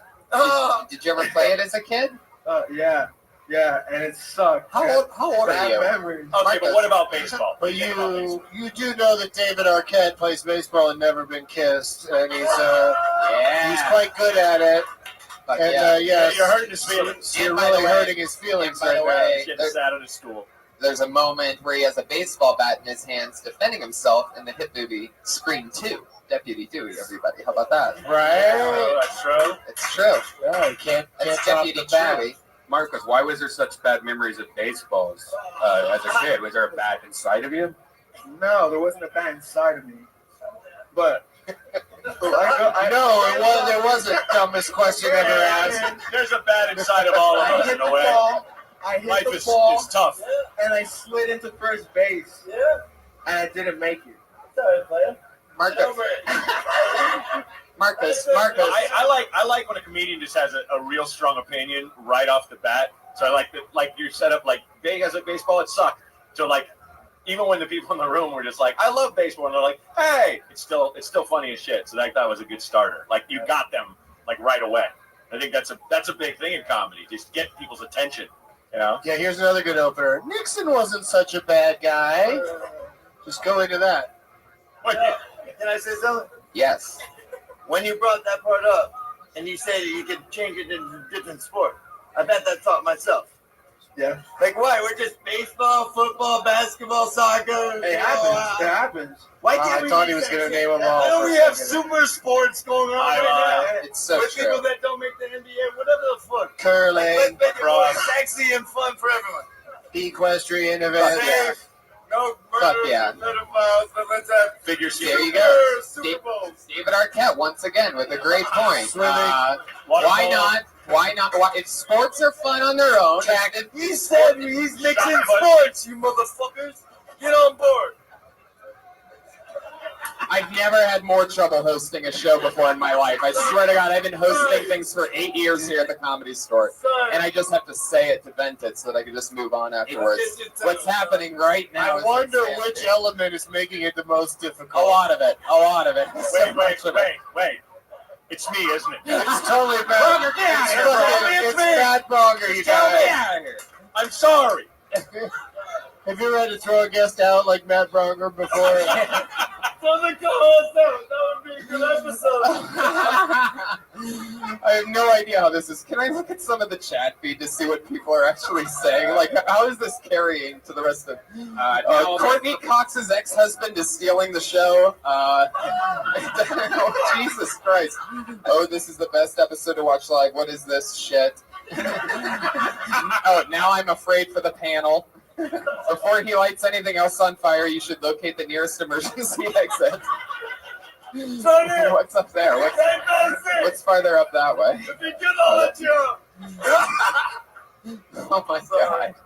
It's so bad, everybody. It's so bad. This is great. I really liked your stage presence. I thought that you were very comfortable to watch, and at first I was going to get really pissed off because you were like, let's talk about baseball. I'm like, fuck, no, I don't want. But then you were like, it sucks, and it made me really happy as somebody that hates. Has anybody ever told you? I hate baseball, man. It sucks. Hate baseball. Marcos, has anybody ever told you that you look like a giant 9-year-old? Yeah. Yeah. How old are you in real life? 23. You're 23. Are you just saying that? No, I'm 23. You look like a big baby. I know. Can you imagine him getting like a little Oshkosh, like overall type thing going on? Little booty. Little booty, yeah. What kind of? Are you single? What kind of chicks are you hooking up with? Looking the way that you look. Mexican girls. Yeah. Yeah, the Latinas, they love me. Are you from LA? What do you do? Hit all the quinceañera? What? No, we don't go to them. Quinceañera because they're young, right? No, that's illegal. It's a joke. just joking around, man. What? I just laughed at something. Yeah, keep it down, Bronger. I'm sorry. When is the last time you hit a piñata? Honest question. I'm not even trying to be funny. Well, my cousin. I feel like it's been recently. Tell the truth. No. Are your areolas brown or pink? They're brown. Can I say something? Can I say something? Wait a second. When did David Arquette start writing your things? Can I say something about piñatas? Oh shit! Finally, Somebody's got a piñata. I'm gonna piñata joke. This whole shit. I don't care if I go tomorrow. We're all moths to the flame. You know what I mean? It don't fucking matter anyway. Don't think you're so fucking important. If you're in this stratosphere where you are, be the best person you can be. You know what I mean? Hold on, I got a piñata thing. Wait, so the piñata. Okay, let's equate the world to piñatas. Piñata. And let's say there's just violence, right? Violence is the world that we're living in now. ISIS has a really good fucking PR department. Love needs a better one. So, if piñatas are violence of the world, and it's hitting something crazy, and then fun shit comes out, and everyone collects it, that's the world I want to live in. Boom! Oh, yeah. Who doesn't want to live in a world where if you beat something, fun shit? The only violence that exists is piñata style. The only nothing gets hurt, and then I was trying to agree with you before you interrupted me. The only thing I disagree with, the one thing you said I disagree with is that ISIS has a good PR department, because they really don't. They're killing it right now, man. They're killing it. Wow. I'm telling you, this is a fucking. That's one way to describe what ISIS is doing. Yes. This is what happens when you say piñata in front of David Arquette, everybody. Apologies to everyone sitting in the splash zone tonight. I'm serious. I've been working on my comedy thing for a long time. I don't know how to collect it. So, just for those of you paying attention in this episode, once again, the magical word of the night is piñata. There you go, everybody. So keep an eye on that. There it is. That's the sound we love. What do you? Sorry, David's on a cutoff. He's on a personal cutoff. I love that. He's cutting himself He gave off. himself a timeout. Go get a drink. The comedy store break. Guys, that's not a timeout. He just needs to do another bump or something. Yeah, that's it. Just let him. I said a comedy store break, didn't I? Yeah. That's a bump. Let Popeye eat his spinach. Hot, hot, hot. He'll have another cocktail in his hand when he comes back, I'm sure. Oh my goodness. Okay, so He's let's on get fire. to it. Everybody. Let's all regroup. Everybody take a breath for a second, everybody. What's happening? We got to talk about this. We got to plan this out because when he comes back, we have to all work as a team and figure this out. It's amazing. What the fuck are you talking about? I said it's the hardest episode to host, but it's probably my favorite episode ever. God. There's nothing more entertaining than watching it's a like doing continuous a live train podcast crash. with a wild baboon. It's awesome. Yeah, it's like watching a GIF of a train crash because it's just happening over and over again. Like every 5 seconds, it's just, oh, fuck. We're almost there, but I we're just not. hope he doesn't come back sad. Oh. Do you know what I mean? Oh, no, don't say that. Don't put that energy out there because he's so absorbed. You think he might be taking a long gander in the realization mirror right now? before coming back up here. I think he's just going to be more fucked up than ever. I think he's putting his nose next to the realization mirror. I don't know if he's looking in it. Marcos Martinez. So you're gonna Good job, dude. You're sticking with the fact that you're 23, huh? I am 23. All right. So how long ago did you graduate high school? Shit. 4 years ago? 4 years ago, 5 years ago, 6 years We're ago? talking about Whatever it was, if you're 23. Sounds That's not the most suspicious. recent school, right? 5 years ago. Right. Well, later, Marcos. Anything else for Marcos, guys? Good job, man. Solid with you. Good presence. Good job, dude. Keep going. It's killing Keep it. going for it. Marcos doesn't quit. Marcos tweets at me a lot. Sort of creeps me out. This next comic either gets a sweet break in having David Arquette gone for their entire set, or the awful break of having him return in the middle of it. Whatever happens, I know she can handle it. This is a Kill Tony favorite that we haven't gotten to see in quite a few weeks. Put your hands together for her. She's back. The powerful Jessica Wellington, everybody. One of the true Kill Tony favorites since her first time on the show. Jessica Wellington, everyone. You guys ever realize, like, when you're down around different groups of friends that your mannerisms change? You know, so like if I'm around my comedian friends, there's a lot of. If I'm around my gay friends, there's a lot more. But then if I'm around my cool friends, it's a lot more subtle, you know, just. And then when I'm around black men, it's just a lot of. And I know that's a visual joke, but you can watch it. It's my favorite. And also, I got to give you guys a public service announcement. And this is the serious. Like, if you ever get hold of some really good black dick, you're forever going to be chasing that high. Like, at first, I was like, nah, I can have a little bit and put it down. No. Now, if I don't get it, I start to get all itchy and sweaty. You know, it's bad. I'm addicted. It's so bad that I will suck a white dick just to get some black dick. There you go. Exactly a minute. Jessica Wellington. Always funny. Always a new minute. That routine reminds me, I know some black dick I could hook you up with. Oh, yeah. Get it? But you'd have to, anyway. Bronga, you were just telling me the other day that you were itching because you hadn't had black dick in a while. No, I had a black dick at one point and was cut off. I was born with 2 dicks. I have a black father. And yeah, I was itching because it was gone. It was a phantom itch. Is that what you're talking about? Yeah. Totally. You just out improvised me on that one. I threw something at you, and you overly responded so well that like I couldn't even keep up. Yes, I got to throw a hand grenade when it comes to fencing. Yeah, exactly. You lose. No, I thought like your viewpoint was very direct and well expressed and very funny, and you had a lot of confidence, which was awesome. Yeah. Yeah, how's it been? You've been out for a little I've while. missed you guys so much. You have no idea. I've been doing these competitions, which they're good. It's great. You meet people, but it's tiring, and it like sucks it out of you. It makes you think, what the fuck am I doing? Who am I? It's all practice. Like, comedy competitions are the fucking worst. Like, it doesn't matter if you win, great. But if you place last, you've still got some stage time. So just look at it that way. You know what I mean? Like, you never don't learn on stage. Do you know what I'm saying? Exactly. So good for you for sticking it out. So that's why I've been on these past Mondays.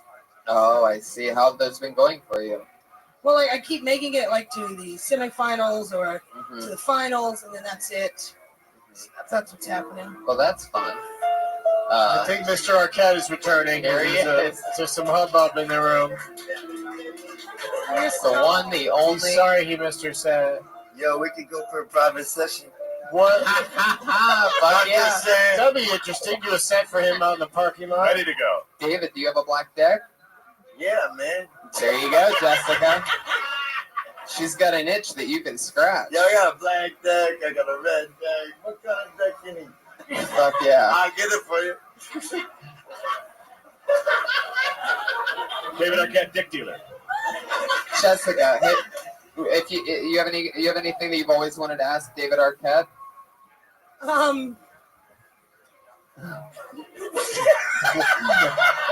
What's your problem, man?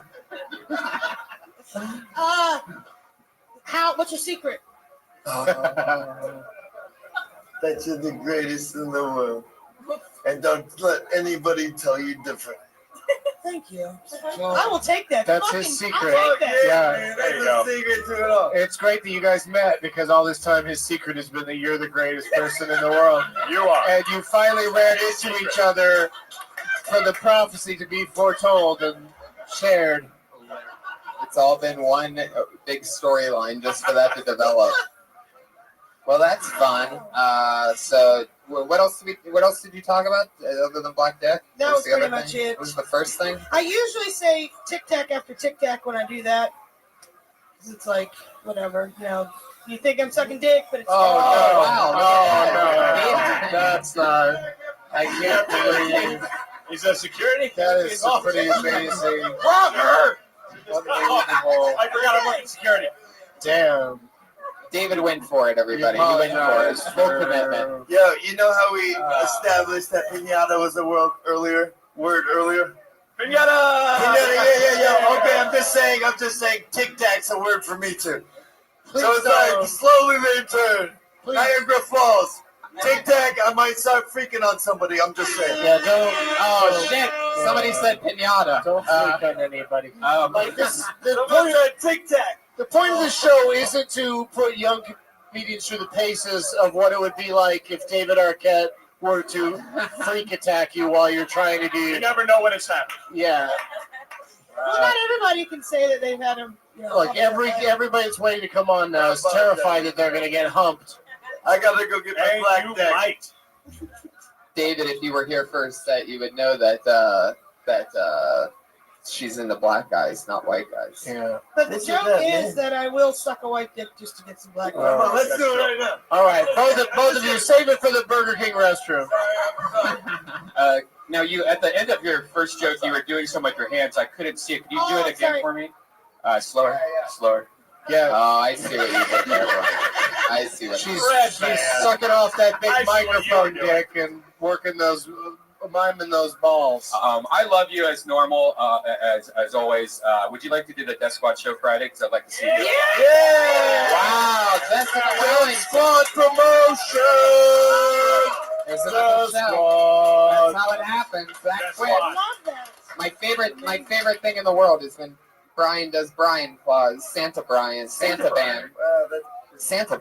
I knew if I came with my good dick material that I just needed we to would see it. connect. You were like, if the top of my head to the side of my head looks like a wave crashing on the beach, I'm going to move on to a Death Squad show, and it happened. Congratulations. The only catch, Jessica, is there's no black guys in Pasadena. So Friday night, you're going to have to figure something That's out. one of my favorite Beach Boys songs. No black guys in Pasadena on Passover. Whip it, Arquette remix. That's my least favorite Beach Boys. I meant least favorite when I said most favorite. David's train is here to pick him up. David, your train's here. The Polar Express wants to take you and the other children to a very special place. Jump on with the other Christmas children. Jessica Wellington, thank you so much. Jessica Wellington! Jessica's on Twitter at the Duchess_101. Of the New Hampshire Wellington. That is the Duchess_101. Jessica Wellington. David, you ever been with a big girl before? I love them. Anything? Where you always try to work one into rotation, like Chef Elise, do you do a nice Wellington? Hey, I lost 5 pounds. Oh, she lost 5 pounds. Yelling at us from off of the. Yo, if I was single, I don't have a black deck, but I'd go there and show you love. And we're out there having some fun night. He really just checked his pockets before he said, "I don't have a black Did deck." he just ask if her father was single? Is that what he said? Your father's single? Is that the first thing you said? I think so. So cut me up, please. This is the first ever podcast with subtitles that's ever been put out before. It's gonna be out. If you have him on again, bring some masking tape. I am so glad I just pulled this name out of the bucket. This is one of the goofiest, silliest motherfuckers that we've ever seen before. And every week he always brings it with his awkward timing and cadence and delivery. Put your hands together for one of my newer favorite people that I've seen recently. It's Michael Perkins. Oh, yeah. Come on, Michael. Here he is. Crush it, champion. Shut up. Shut the fuck up. I got work to do. I got fucking work to do. Listen, guys, I fucked a tranny the other day on accident. Anybody here fuck a tranny on accident? That's my sister. Sorry. Two things about fucking a tranny I want to tell you about. Alright? Well, there's nothing worse than fucking a tranny, reaching around and grabbing a dick and knowing that it's bigger than yours, right? Second one is, nothing says I fucked a tranny like waking up with a terrible case of pink eye.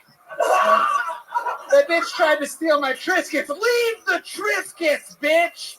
Leave the fucking... Get out of my car! Leave the fucking Triscuits!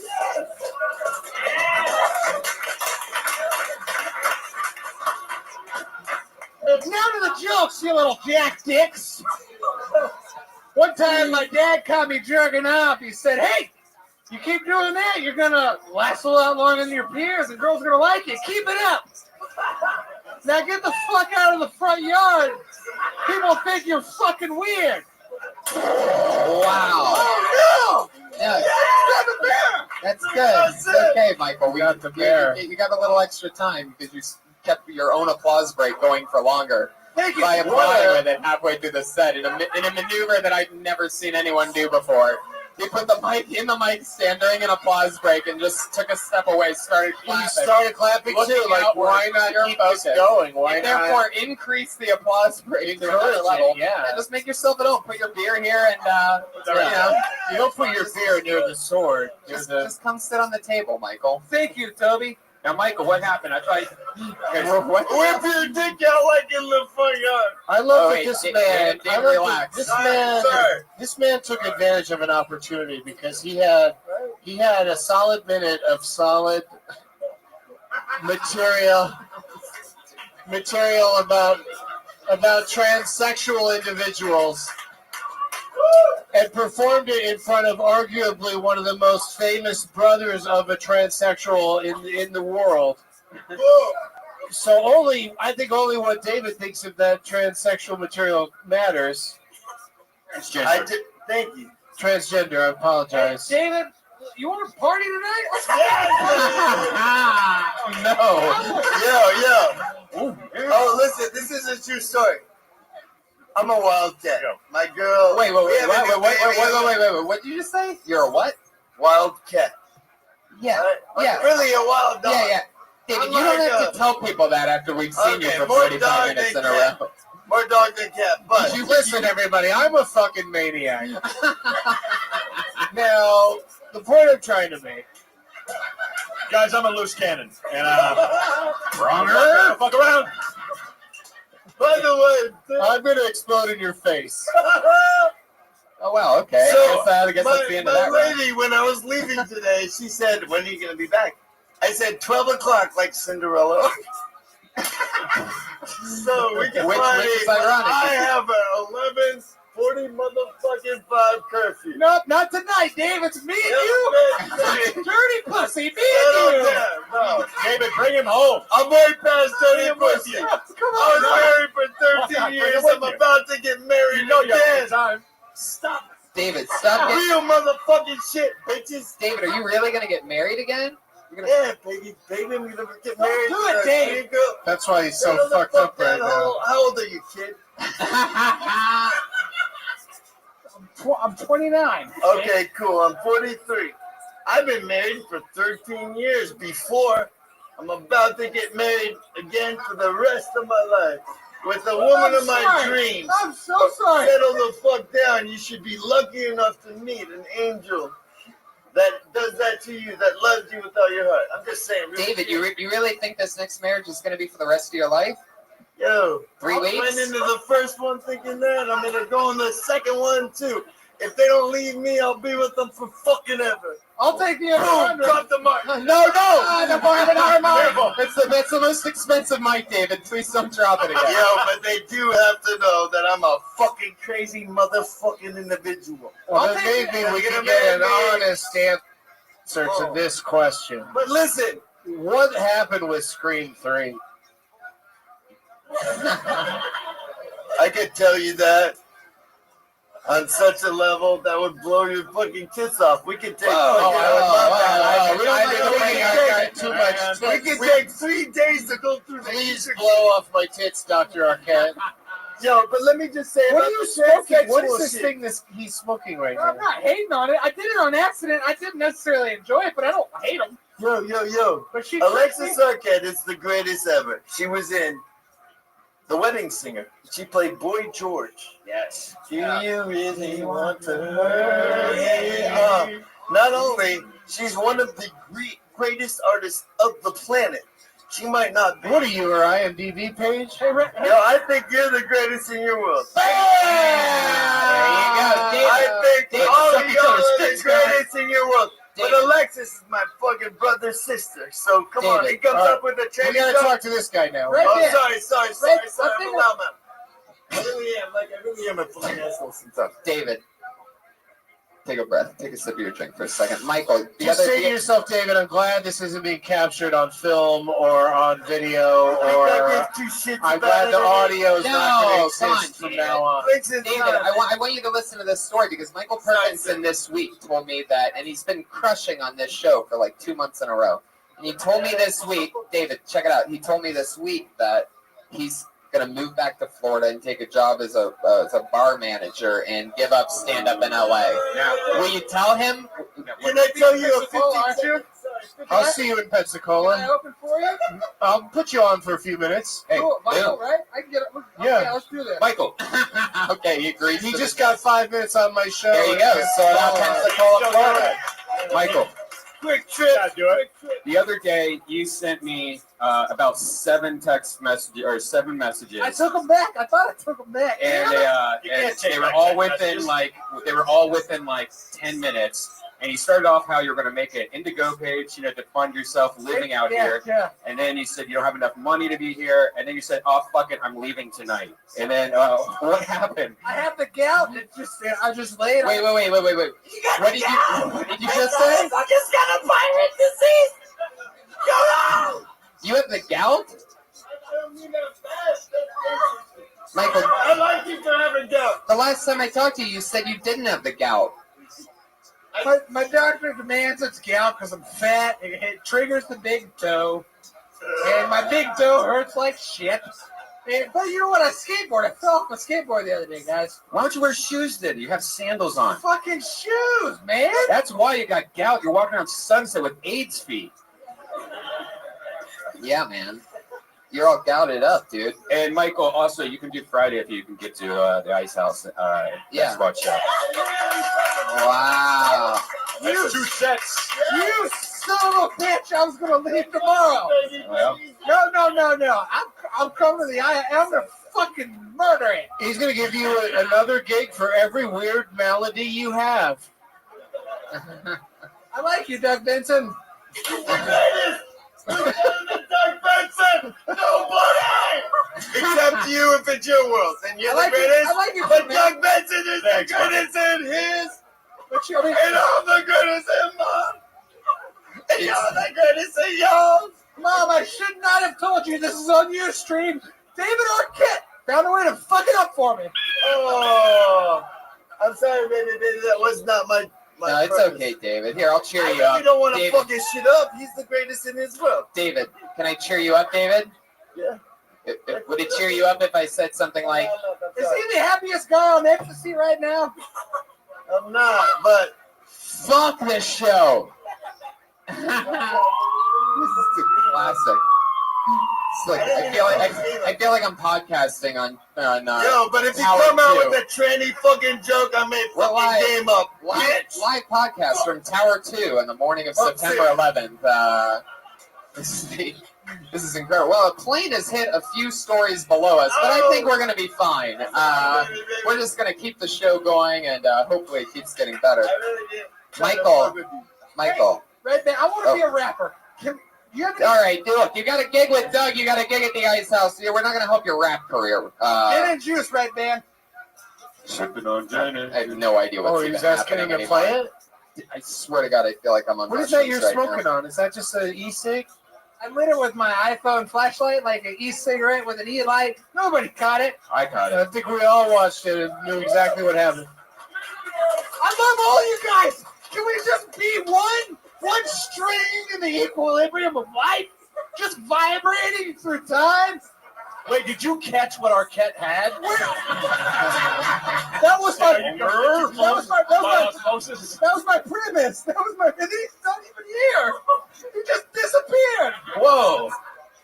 He's wandering around looking for opportunities to harass people. There you go. Michael, we're going to see you Friday at the Ice House in Pensacola, Florida with Doug Benson. Congratulations. Yes. All of that in 1 minute on Kill Tony. We'll see you there. I'm not going to remember. That's how the magic happened.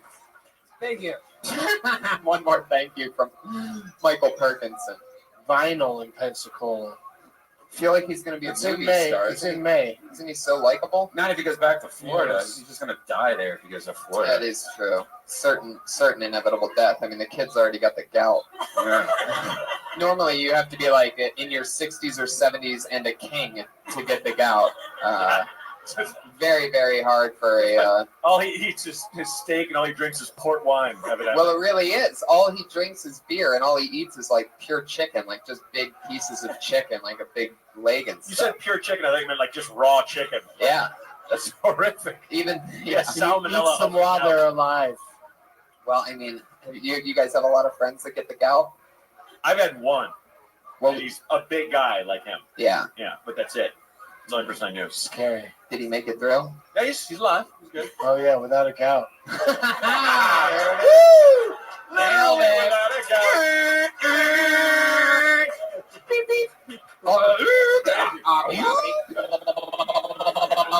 Joke of the night, joke of the night.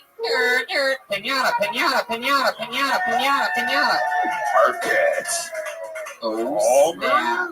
How did I hear that whole joke? So I weird. know, I'm not I know. used to hearing anyone's I know. whole joke beginning or ending. It's weird being able to get out an entire thought. A joke or a thought, exactly. This has been really something else. I'm going to drink myself to a very special place after this. Yeah, I wasn't going to drink tonight, but I'm on board. Yeah. I'm starting no alcohol April tomorrow, so that's why I'm drinking tonight. I'll see Can I you. get one more from? Thank you, dude. I'll see you in May. Fun times. Doug, you usually did it in February, didn't you, or January? Did you? Is there a It reason? moves around. It floats around. But this month, I decided to do it in April because on 420, I recorded an album in Denver, and I'm doing 3 shows. And I thought it'd be fun to not have alcohol be a part of it at all. Just be like completely high out of my mind on Comedy Works? legal Colorado weed. Yeah, Comedy Works. Wow. Yeah. That's one of my favorite comedy clubs in the world, Comedy Works Denver. When's that? It's Yeah, nice. that's incredible. April 20th, yeah. Wow. You already sold out for that? Like the 7:30 and 9:45 are sold out, so we added a 4:20 in the afternoon. Great. It's a Monday. Well, there you go, So, everybody. Denver Comedy Works, one of yeah. the coolest places, one of the It's still best gonna be comedy fun. scenes anywhere. Doug Benson, 420 weekend. Me and Tony will be in Vancouver 420. That's right. Oh, for the that's second a year. great place to be. Have you been there on 420? This is our I second haven't, year in a but that's row. great. It's so crazy. They have this gigantic blowout at City Hall where it's just fucking heavy Weed, Yeah. selling weed, like I mean, tons of weed everywhere. Yeah. People throwing weed everywhere. normally, Well, if they now give that them you've a- said that, the cops will probably show up. No, the cops No. are there. No, they're there. They're smoking weed. Yeah. Guys, I'm doing a show to benefit The the cops are Children not for Christ, smoking the weed. sobriety unit. That's happening in a couple weeks in Salt Lake City, Utah. So, you know, if you kids are tired of polluting your bodies with the sins of Satan, then come on down and we'll talk about what really counts. you Speaking know? of the sins Things of like- Satan, like, welcome back, David Arquette, ladies and gentlemen. Yes, He's back. He's the only guy that gives himself commercial breaks. Satan for love. Fuck yeah. Your next comedian. Satan for love. Your next. Think about it. All right. Your next comedian goes by the name of Michael Gowdy. Michael. Do you really want to make it like You're my favorite. Hell yeah. No one's greater than you. I'll be back next week. This is too fucked up for me.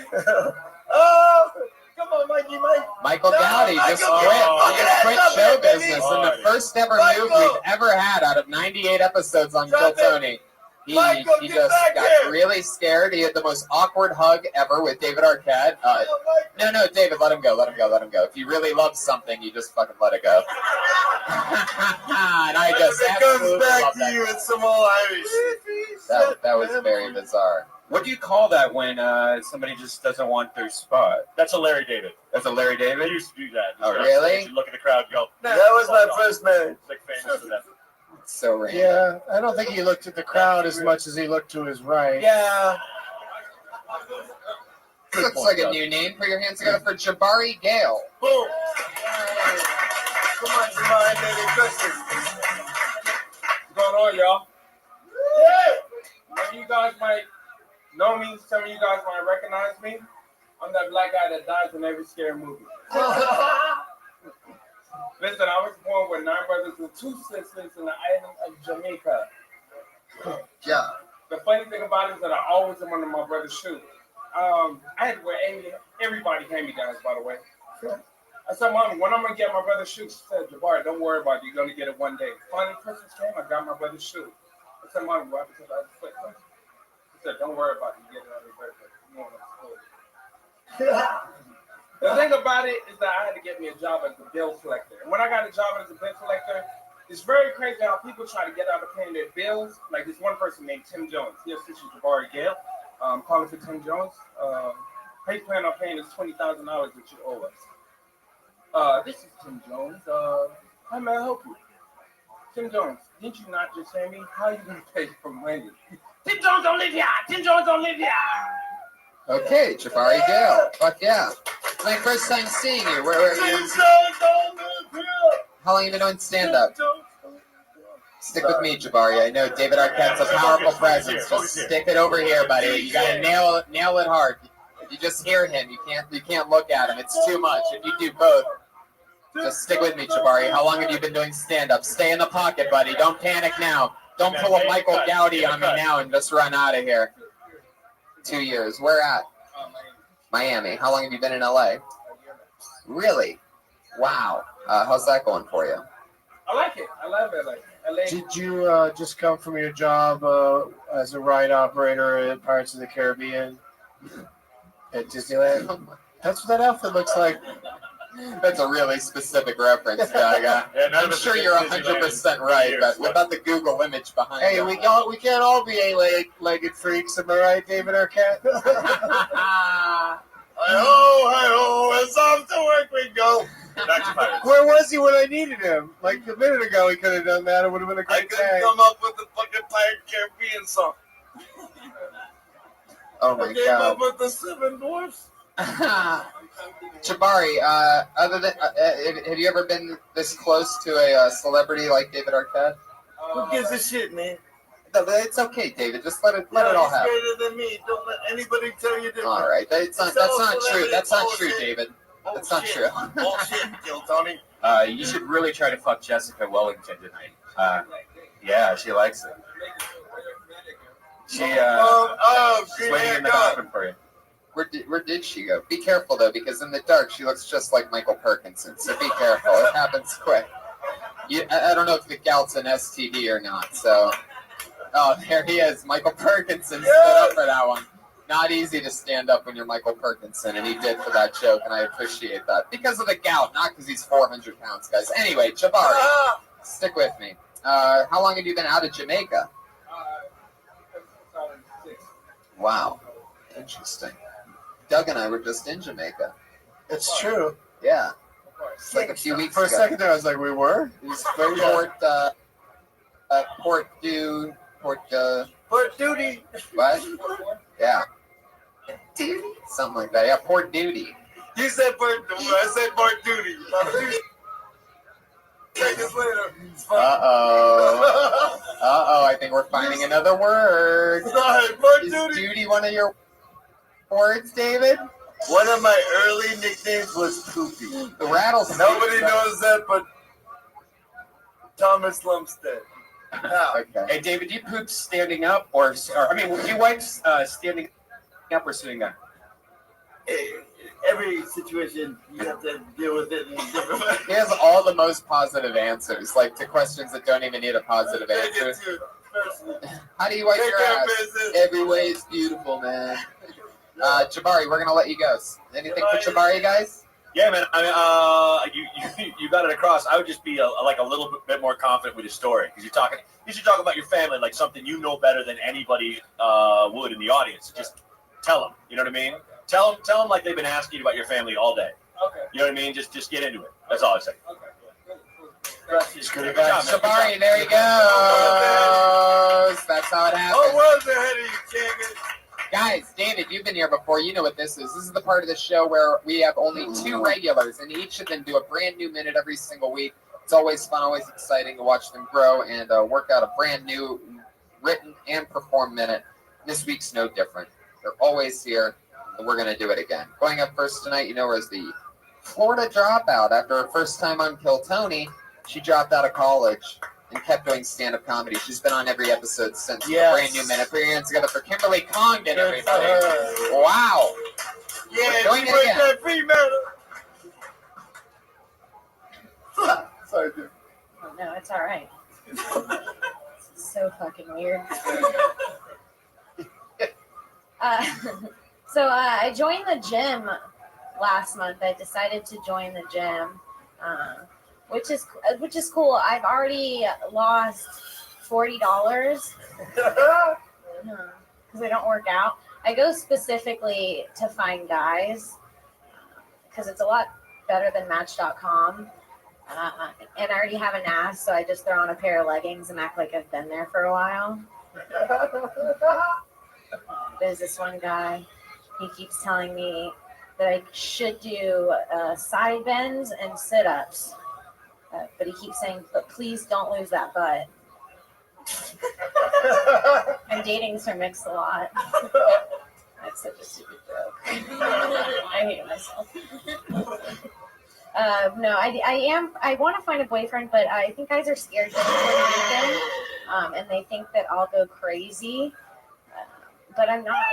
I like dates like every other girl, like mini golf. Jesus. All right, finish the So intense. soon. Or killing ourselves The together. gunshot's just the worst thing ever.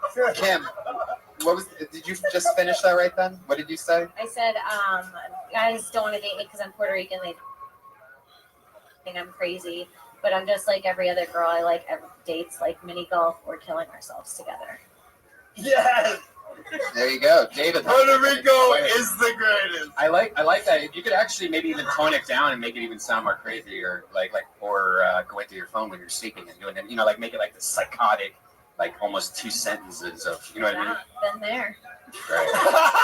I'll look for it for sure. And what was the one before that one? What was the one before the Puerto Rican thing? Sir Mix-a-Lot? To find a boyfriend. Oh yeah. So is that real? Have you really been going to the gym, or did you just write? Well, that's funny. I got a About gym losing membership at my $40. work, but I just haven't gone, and I'm paying for it. So yeah. I think he's saying lyrics from that Sir Mix-a-Lot thing until everybody's clearly getting it, and then drop that it was Sir Mix-a-Lot. You know what I mean?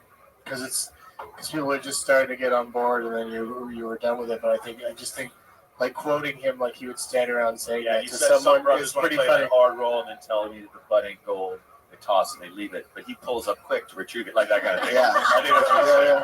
And talk about him like And then as we got to know each other, I found out that his anaconda don't want none unless it's got buns on. So we're engaged. Yeah. But like, I love that you kind of just laughed it off like that's such a stupid joke. But I think every comedian has a joke that they know is dumb, but they still do. Yeah. And I always love when comics do that. Cause like, fuck them. You don't like this joke? I love it. Yeah. So that was great that you still did it. And we're just like, yeah, I know it's dumb, but fuck off. That was great. Yo, can I do something? No, please. Yeah. By the way, you're the greatest. Don't, please. You're crushing it. I beg you to not. But Sir Mix-a-Lot. This is personal. Listen, if it gets out, whatever. Here we go. And my ex-wife might This be is mad going at me to get that out. I tell this story, but this is a pop culture story that nobody knows but me, because I was her husband for 13 motherfucking years. And we What's got the a Sir very Mix-a-Lot thing? What is it? It just reminded me. At least you're not dwelling on this Sorry, married for 13 years thing. I hope I don't offend anybody or hurt anyone's feelings with this statement, but when my ex-wife Cody Geis was doing Ace Ventura, Tom Lux in that movie, right? Who? At one point in the thing, my girl's the greatest ever. My ex girl is the greatest ever. My new girl's the greatest ever. But my ex, I'm sorry, follow me on this. As they were going away, Follow yourself. Courtney Cox and Tom Lux had a kind of kiss, little romantic moment. Oh, I'm just saying that. Is She that makes a it? lot. Big butts, fucking Tom Lux. Oh my God, David! Too much for you, motherfuckers. Yeah, Are you too too much. much? Yeah, his too sister much. did the wild Bitches. thing with You Tom think Lux. this shit matters? This is physics. There's a zillion things going on. We don't matter for shit. We're fucking dog shit on the pavement. We get our whole fucking thing and we're being feeding it. Hopefully, when you're here, you're just being the coolest fucker that you can so you're not an asshole. And then whatever the fuck, it doesn't matter anyway. Everything's a fucking eye snap. A wink. It doesn't matter. Was she Courtney Arquette and then Tomo came along and gave her the cocks? No, it was before. You know what John Lovett said at our wedding?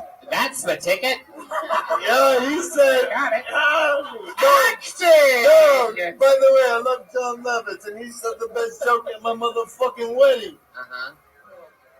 I don't know why David didn't take Courtney's name because two cocks are always better than one. At my motherfucking wedding. Wow. That's so Yo, I love so him true. for that. Love it. So So He true. was my greatest ever. All right, That's not a two good cocks are joke. always Fuck better you, than one. bitches. David, We're on this thing that you're judging jokes. That's Dave, pretty Dave, dope Dave, joke Dave, at a Dave. fucking motherfucker's wedding. When We got marrying 6 a girl minutes. named We got Cox. 6 minutes. Dave, you're right. It's all about physics. So take in some oxygen, my friend. Sorry. Kimberly Congdon killed it again for a minute. There she goes, everybody. She's on Twitter, Kimberly Congdon.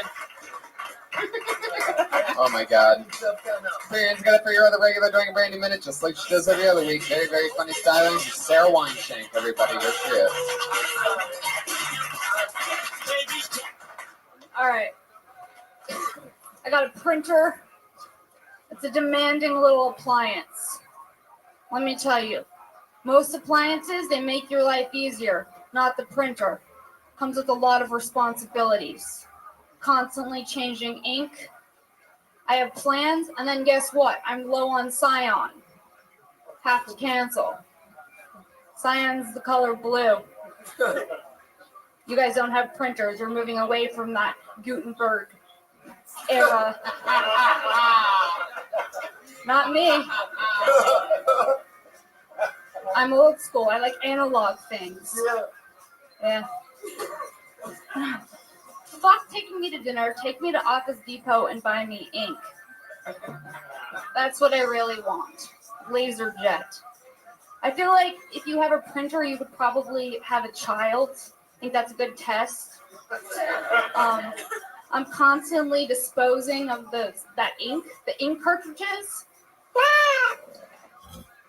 Anything else? Yeah, well, I'm always disposing of those ink cartridges, and I'm never sure what to do with them. You're like supposed to handle them kind of like they're hazardous material. Like you're not supposed to just throw them into.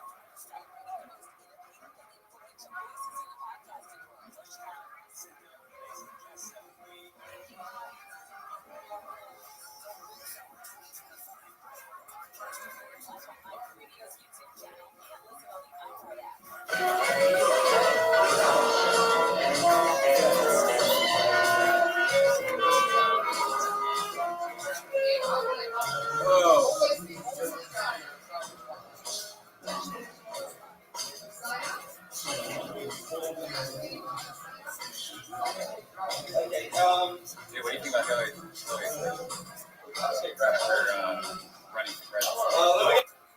I'll let another light test. Is there a pen up there? I think. I think it's gonna be like Part 2. I hope. I liked it like 2 years. I was a big fan.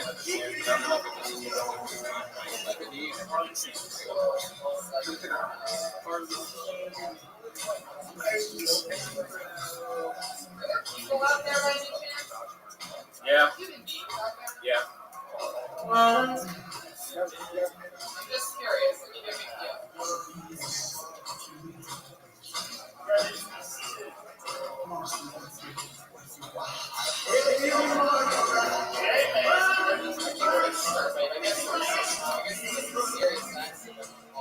Yeah.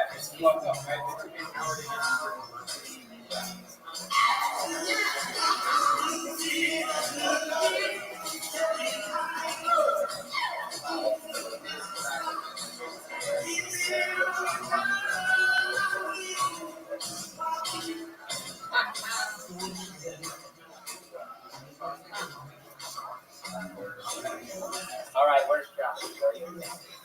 Sucking dick in the men's restroom. Yeah. Sorry. All four of the pieces are reserved and small.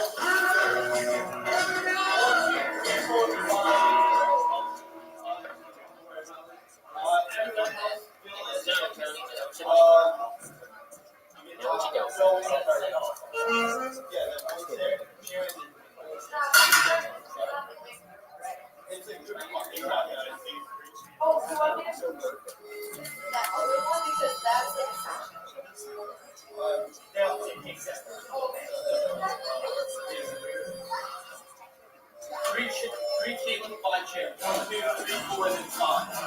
Okay. Stop around. You got one more mic stand and then we'll go in.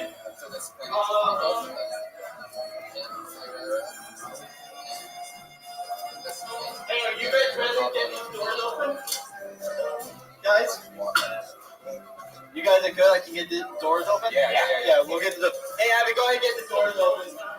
Thank you. What?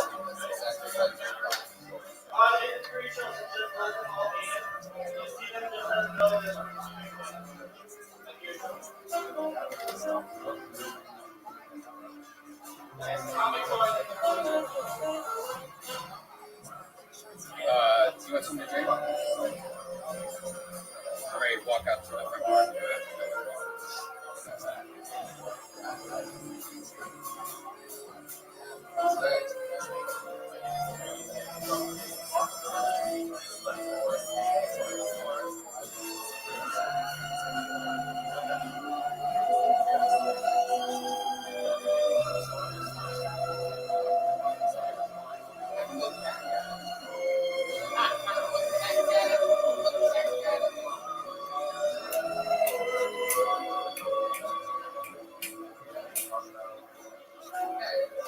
So they're gonna start seating right now.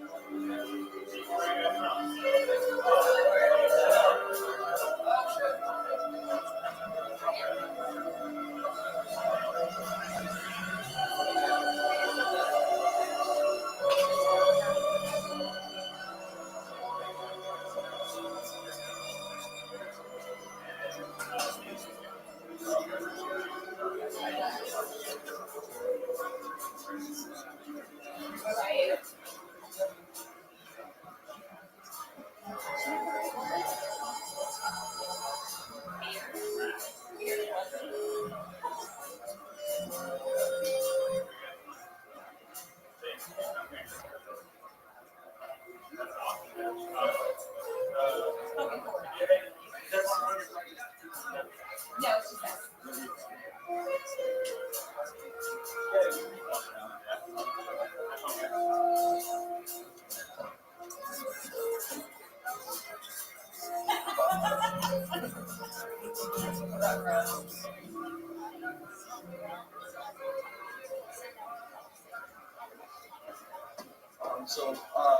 Look, our agent,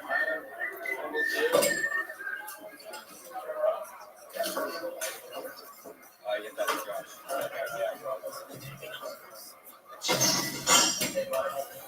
If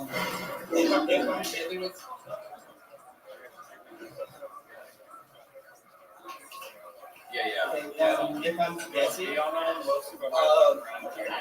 let's go to the stand. If you want to go, well, that's okay. So here's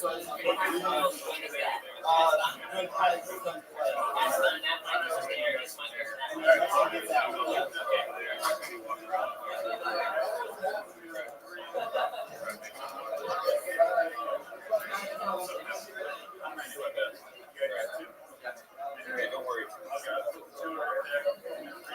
Yeah, who is that?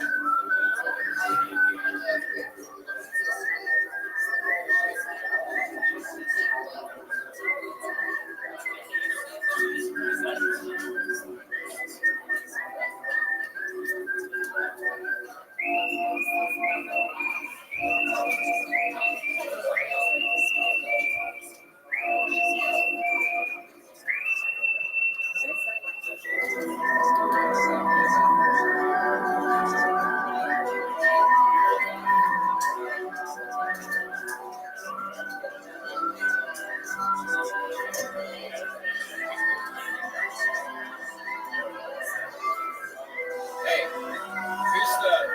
what's up with the other camera people? Okay, that's right. Yeah.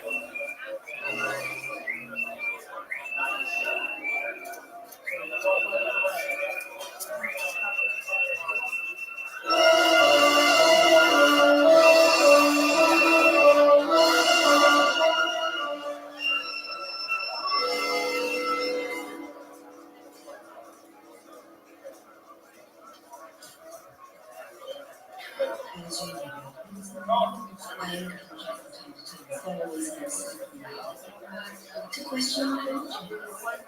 The new confidence which the language is 10%, but I allow him to use, and I promise you right here and now, no subject will ever be intended.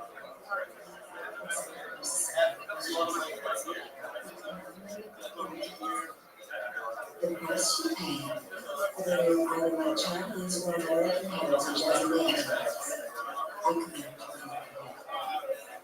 just like this couple. If any of you sons of got anything else to say, now's the fucking time!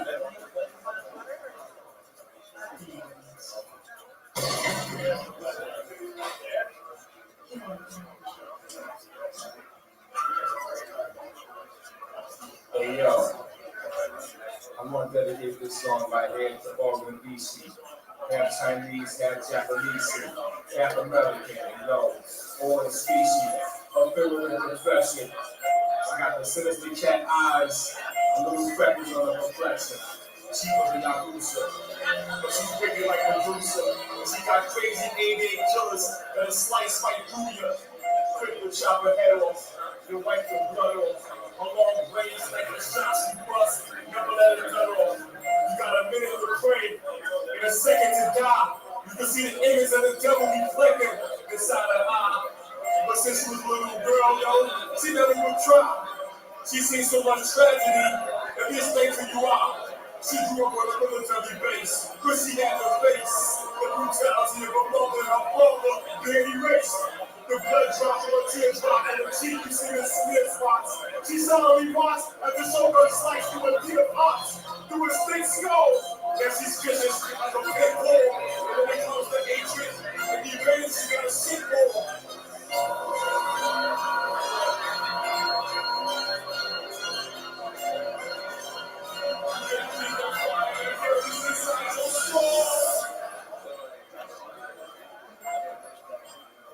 Yo, she been busting on kneecaps son, since the age of 11. From fucking an enemy to death. That was a favorite weapon. And the death you paid in hell. Boy, it can't be paid in heaven. You better get down on your knees, son, and start praying to the reverend. Pour up the tea. Boy, you bitch is so sweet. Especially when you saw the old dish. But she has no wrist. But to cut your day short. Like the winter solstice. And if she ain't listen to sleep with the mercy, the mom is hopeless. Open easy. Half Chinese, half Japanese. Half another chick. Over the species.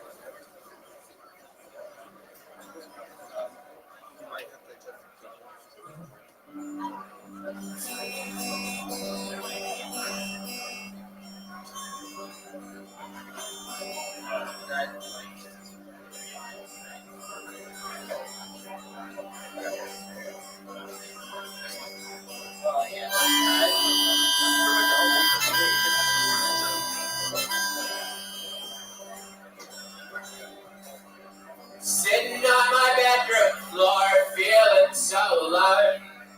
Black out all the windows and disconnect the phone. No one calls me anyways, no one even cares. I could disappear like a ghost in a graveyard.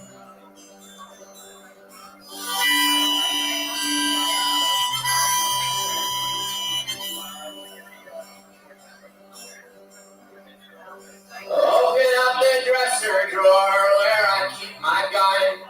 The cold black steel looks up at me like shadows at the sun. I load it up with bullets and I down a glass of rum. It burns my throat, but that's okay, cause it numbs the pain.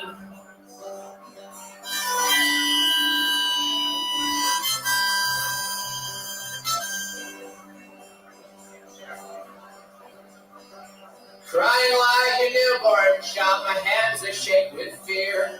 I think it's what I have to do, but I'm not thinking clear. I close my eyes and count to 3 and draw one final breath. Then I put the handgun in my mouth, and guess what happens next? I suck a gun like a tin. I suck a gun like a tin. I suck a gun like a tin. Sucked in a gun like a tin.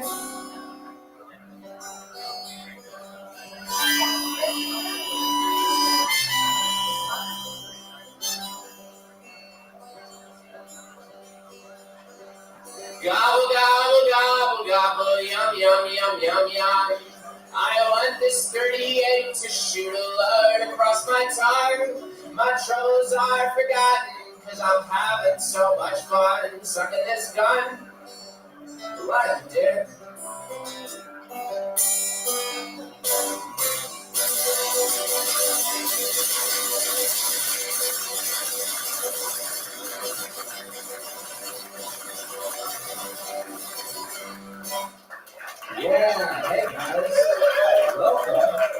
How do you get started on this guy? Yeah, come on off the podcast tonight.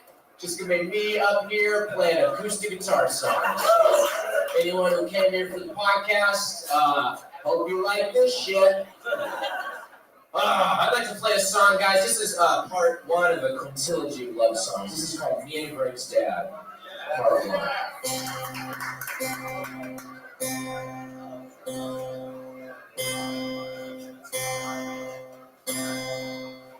It goes 1, 2, 3.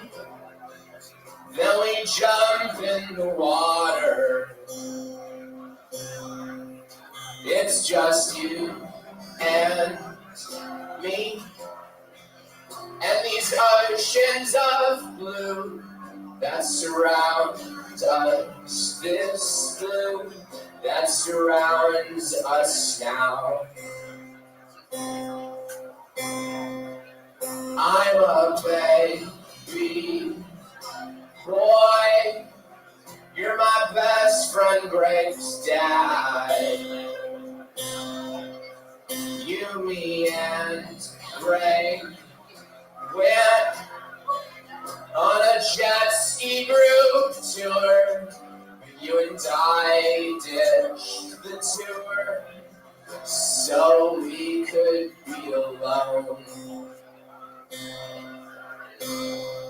Now you're the king of my body and I am the god of the ocean. I hope Greg's not upset that we totally dished his fat ass, his tubby ass. And you turn to me and say, looks like it's down to just us, babe. You goddamn angel.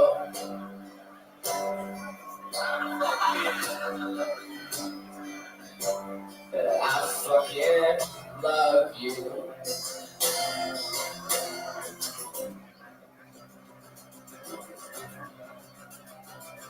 Greg's dad, cool guy, sweet man, gentle man, young, soft hair, kind eyes, sweaty back, thick thighs, great ribs, fat hips, fucking angel. We make love in the open. Oh, I'm gonna sit back down now. Oh,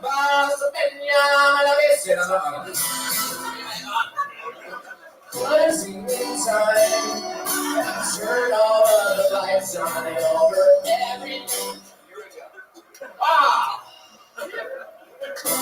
We make love in the open water.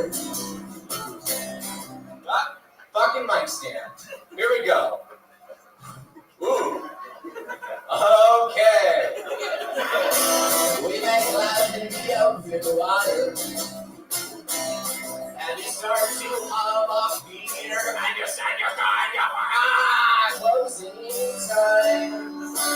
Turn off. That's what I do, Brian. When I phone out my song, I just sing closing time. We make. Does you remember this part? It goes. We make love in the open water. And you start to hum a Peter Gabriel song. But we're interrupted by the U.S. Coast Guard, who informs us something's wrong. Greg is dead.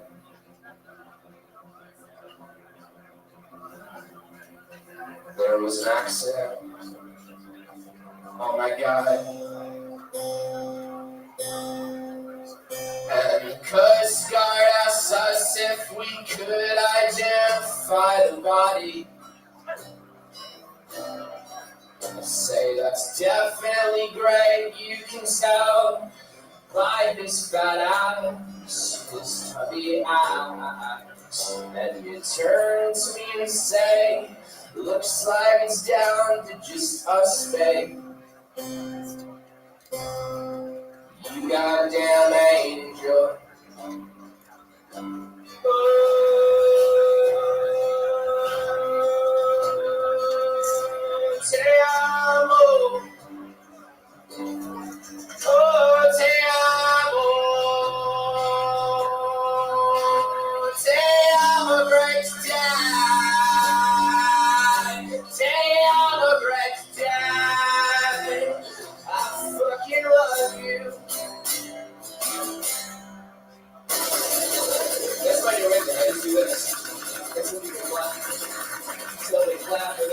standing ovation, and the paintings of color on the stage. Thank you.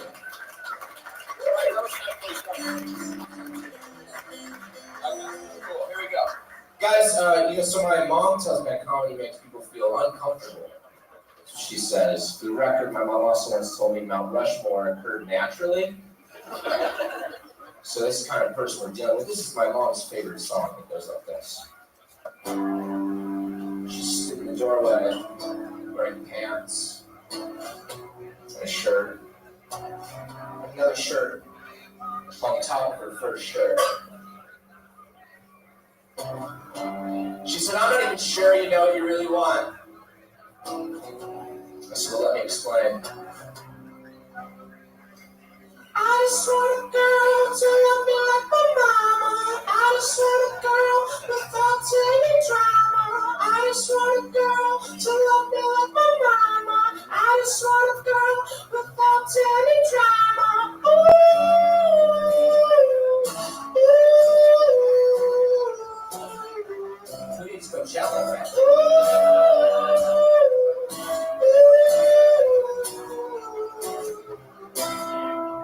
I just want a girl who sends me cards on Easter with $50 checks and delicate reminders that I should go to church, that I should call my grandma. I just want a girl whose mom is my grandma.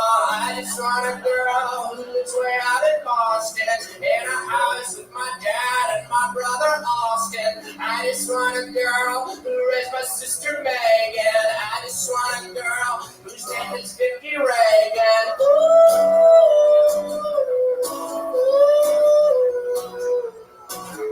That's my mom's name.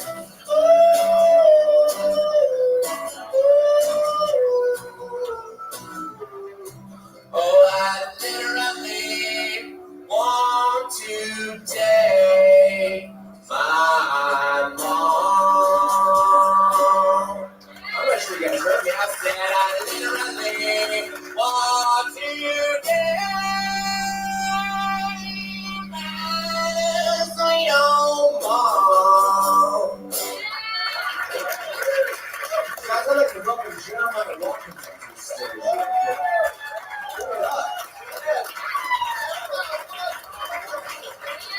Yes, Hello, everybody. all right. My name's Pat Reagan, guys. I'm Jeremiah Watkins. So together we are. Thank you. Our next song is a doozy. This song was written about the death of our son.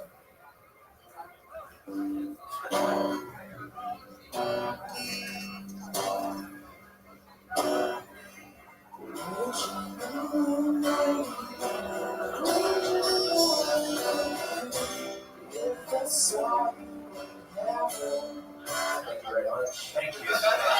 Completely original. Thank you. Thank you so much. Did you want to do that other one? I think we should do the other one. Yeah. Hello. Hello, blue balls. Wait. This mic stand. Okay. Can we take that back? Yep. Can we run that back? Yeah. Of course. Thanks for being a forgiving audience. Of course. Hello. Hello, blue balls, my old friend. I've come to chat with you again. Because my boner's softly creeping, getting horny without screaming, and the friction that was rubbing on my thigh makes me cry, and that's the sound of blue balls.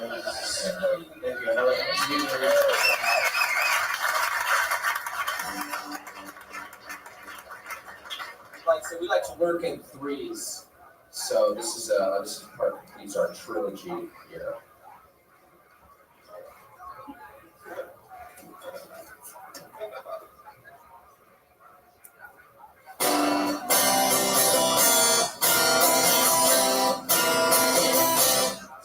guys fans like soul music? Yeah, you like soul music? Come. You guys like soul music? Come. You know any of that? It's fucking mic stand. Yeah, if I'm having trouble with that, imagine the amateur comedians. You guys know how Tony works? Do you know how it works? Yeah, they have this bucket of names right here.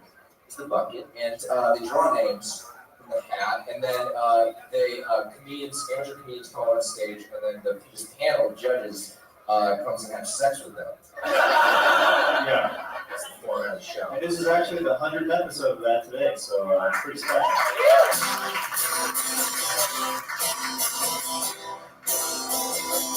A mushroom salad. Boy, you better slow your muscles down.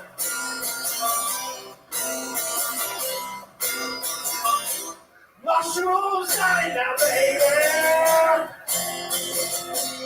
Yeah, you better slow your muscles down.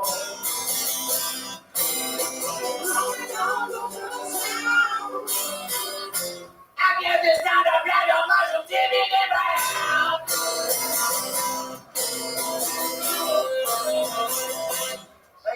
Thank you.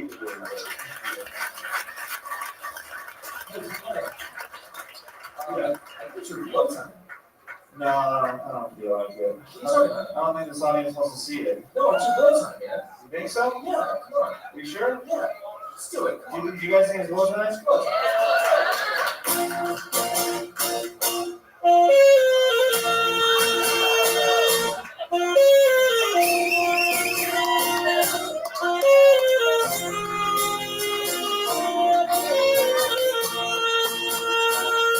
Jeremiah Walker.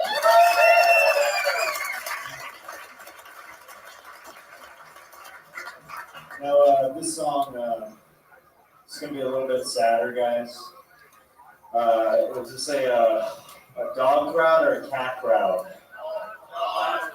Dog, you're one guy with a cat. Everyone's like, dog. One guy, cat. Well, lucky for everybody except that one guy. This is a song about a sad puppy. And this is going to be the last song that we play before the podcast doesn't start, and I just keep playing songs. No, this is the last song we're going to play, guys. Give it up for yourselves. Let's do some energies. Give me a fun show.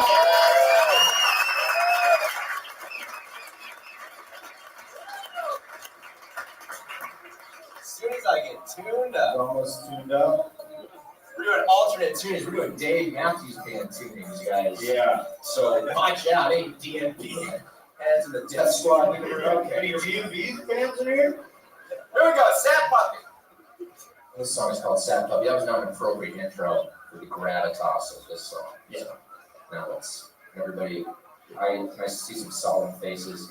I see already a lot of solemn faces, but you can make your faces just slightly more solemn. Do absolutely nothing if you've been solemn for an entire sentence. He's good. Yeah. Then he's smiling. Okay. Well,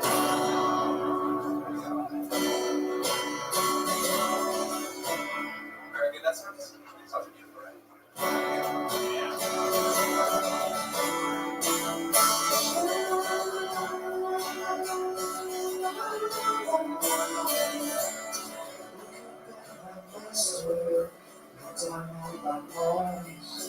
Look inside myself. I have so many flaws in myself.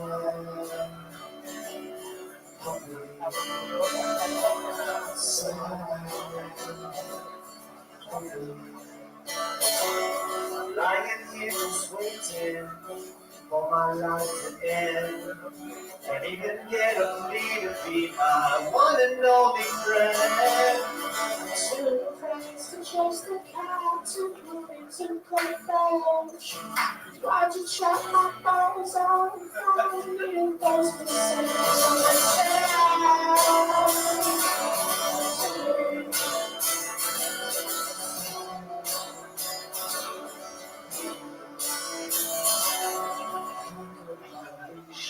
I don't know.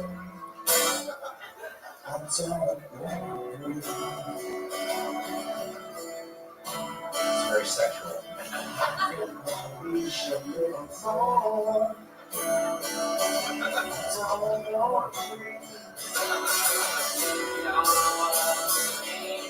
I watch you there through the window, and I stare at you. Wear nothing but you wear it so well. You walk by my house every day. You're a beautiful lady. You're that I would die for and lay with. Make puppies with. Make puppies with my body, bitch. Dogs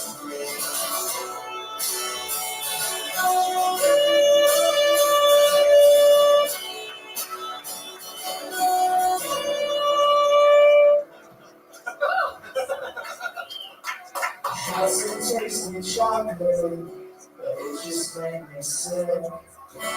Why'd you chop my bones off? Just leave me a dick on the sand.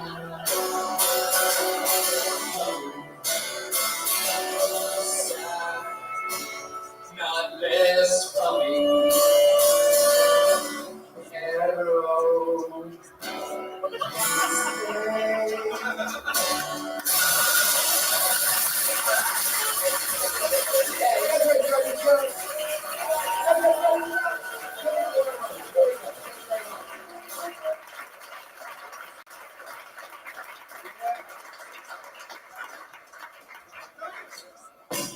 Hey, Tony, you ready to start the show? All right. Guess we'll start the show, guys.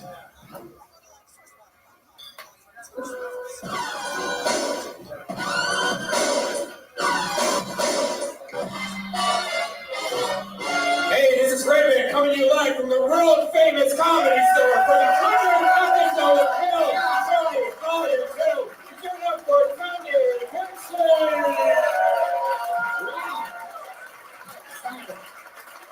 Yeah, we did it again. Hi, everybody. Welcome. Main room of the Comedy Store. This is very exciting. Welcome, everybody. Happy Monday to you. I'm very excited to be here. Hi, everyone. Yeah, just like the belly room. Let's make it weird right from the very beginning. Always fun. Some traditions never end. Brian, how exciting is this? We're in the main room streaming live to the hundreds and hundreds and hundreds of people on Ustream right now. I know. It's actually the most that we've ever had. It's right now almost 500 people. Wow! Look at that.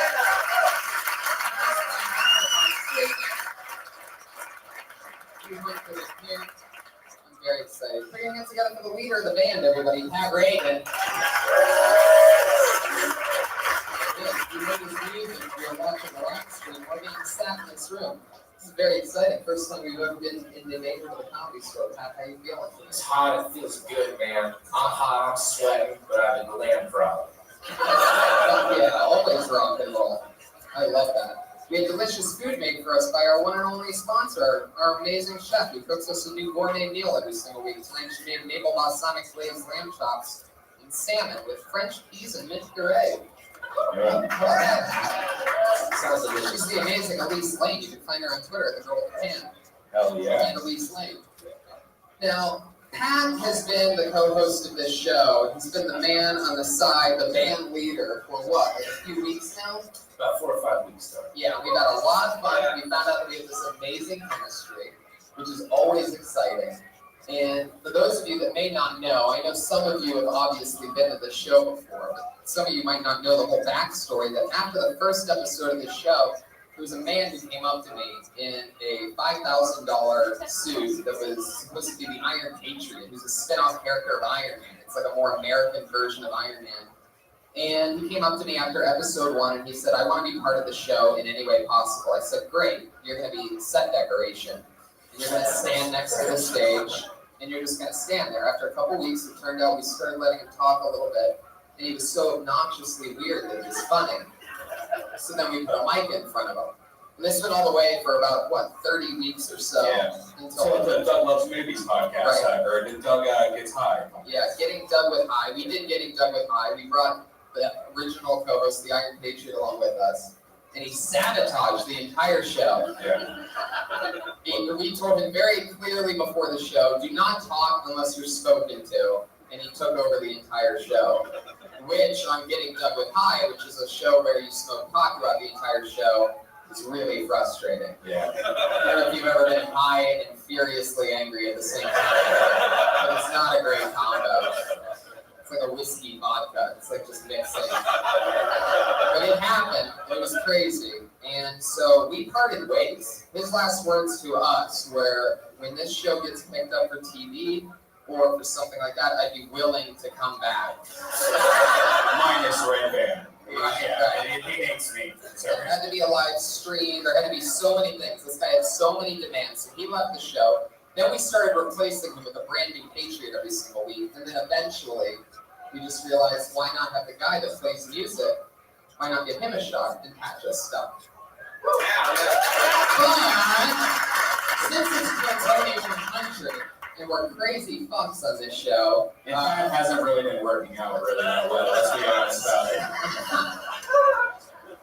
yeah, we love Pat. We love Pat. That's an interesting angle. I see where you almost went there. Right. But what's crazy is that, the Patriots been begging me. He left about episode 30, we'll say. Ever since episode about 31, he started begging me to be part of the show again. And, we just couldn't do it because he clearly couldn't take direction. But just for one night, just to see how it goes, we're gonna have Pat work with one of the hardest people to work with in the world. I don't know why I would bring a nuclear bomb on my 100th episode that could totally detonate at any point, but I decided to go for it anyway. Let's see how it goes. Ladies and gentlemen, it is the one and only, the original Iron Patriot.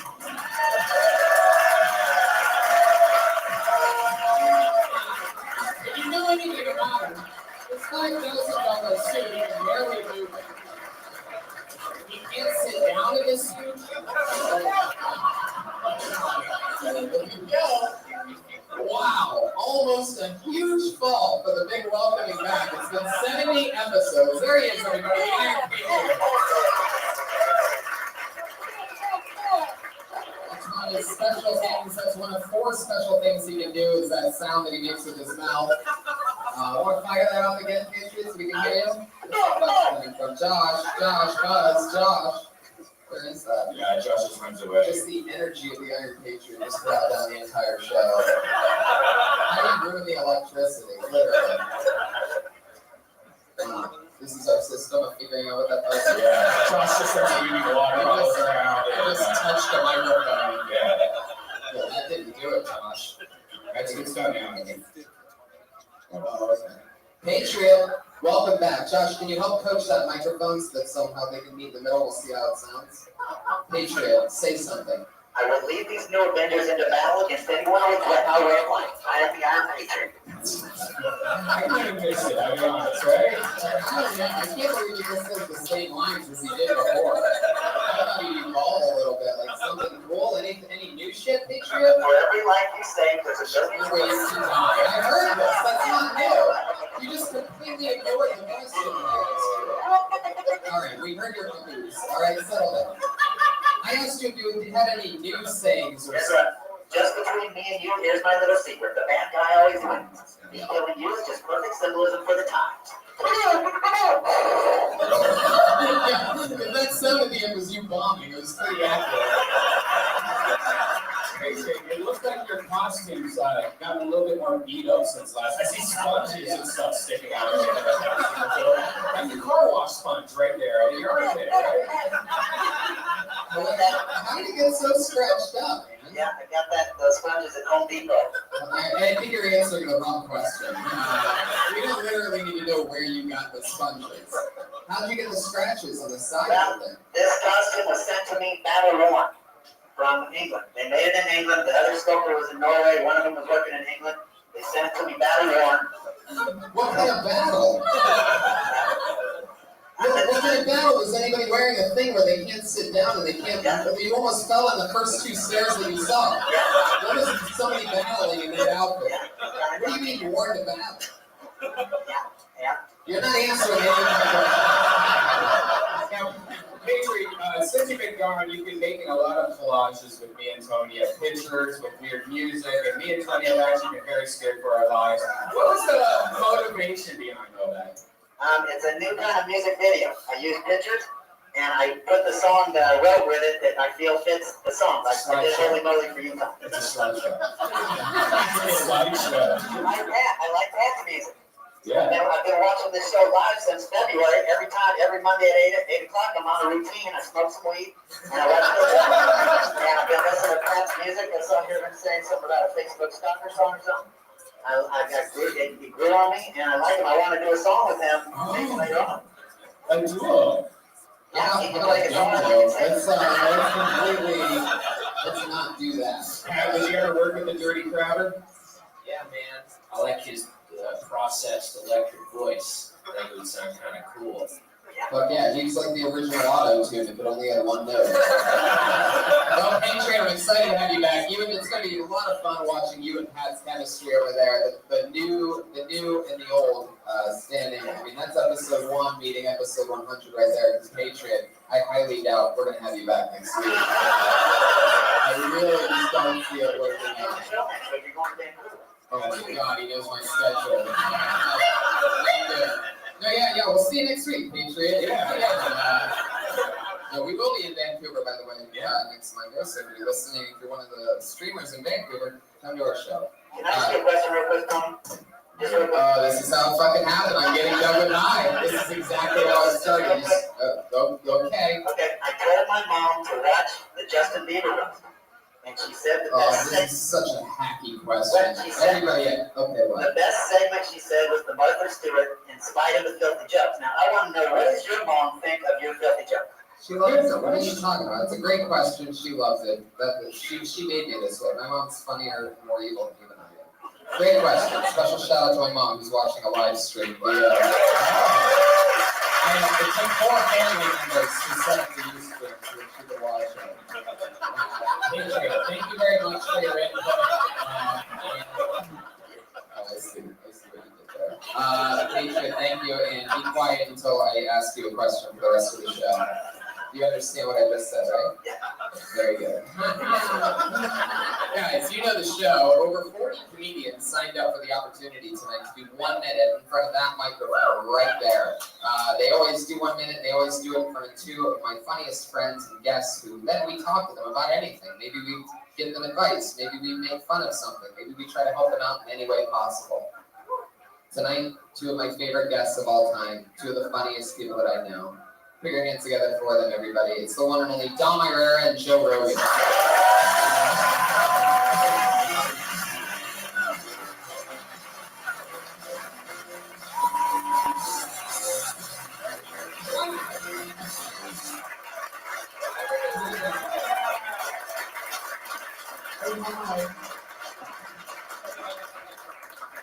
I'm so excited to have you guys back on the show. Last time, hi Dom.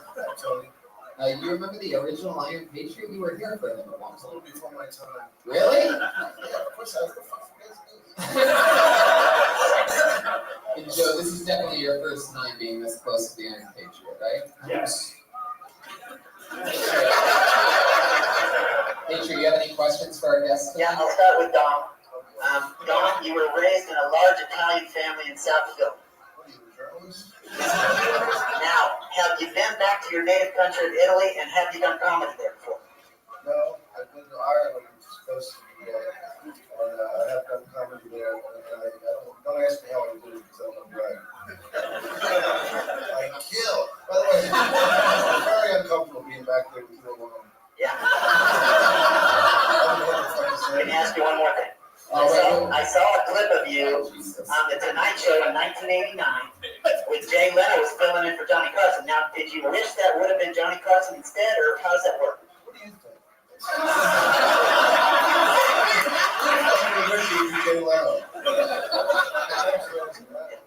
Great question, Patriot. You have any questions for Joe? Yeah, I want to talk to Joe. Joe, you might not remember this, but a while back on the Joe Rogan Experience number 367 with Bobby Marcus. Are you going to tell me the same shit you were told backstage? No, but I want to go to the podcast route. Why are you pretending like you didn't already say it then? Okay. You said you might not remember this. Motherfucker, you just told me. That's a shitty way to begin a conversation. Okay, well, this is the question I'll ask. over the world with Tony doing comedy. Now, what's it like going on the road with him? Is he, compared to other partners he went with? These questions are fucking terrible. I refuse to help you. And it's not called partners. We're not comedy partners. It's the last cut, Joe. One more time. No, you fuck. It's terrible. Can I do one more? No, Patriot, fucking no, you son of a bitch. No, stop talking. What did I tell you, Patriot? I told you before. Patriot, I told you before this show that if you get out of hand, I'm gonna have the two biggest store guys drag you and scrape your outfit all the way up in the middle of the fucking sunset. Alright? So just behave yourself and relax. I will talk to you. When I ask for something, then you can talk. You're an animal. Matt Reagan, do you have any questions for our guests? Yeah, I do. Joe, in episode 299. See, Patriot? That's why I got the fucking new guy. You got replaced, homie. That's called timing, son. Do you want to finish the question? I heard a fart noise and I was just wondering who made the fart. Who's on the? I've never made that on camera. Who's on the podcast? Serious? What? Next question, Dom Ira. Dom, you have a lot of testosterone. Have you ever hit a woman?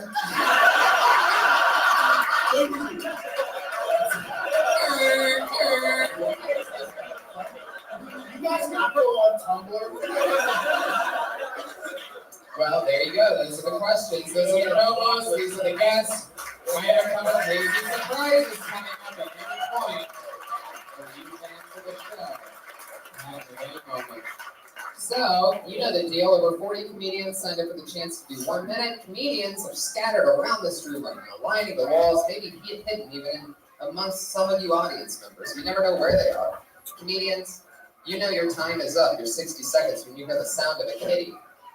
Oh, that's adorable. That's your time. Wrap it up then. Or else you're going to bring out the angry West Hollywood bear.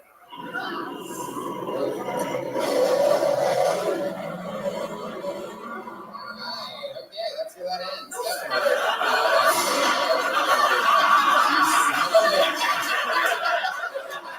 Tony, we might want to say that if you do get picked, the way to get up on the stage, if you haven't been on the stage before, there's a pair of stairs on each side. Yep. So that's how we do it. But if you fall, people will probably like you more. So, all right, let's do it, guys. Who knows where they're going to come from? Put your hands together for David Verdulis, everybody.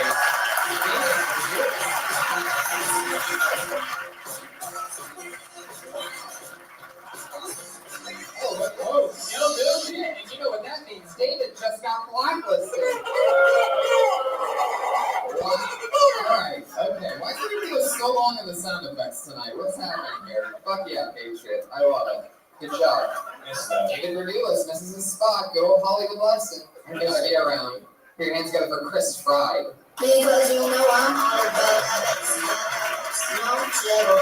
I'm all about In the flesh. Chris Fried. I'm all about that.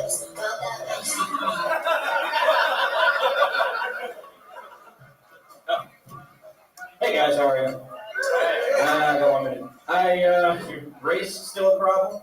Unfortunately, I feel like it's thrust upon me sometimes though. Like, I was filling out a job application the other day, right? And it goes, hey, what ethnicity are you? And my options were Hispanic or Latino, or not Hispanic or Latino.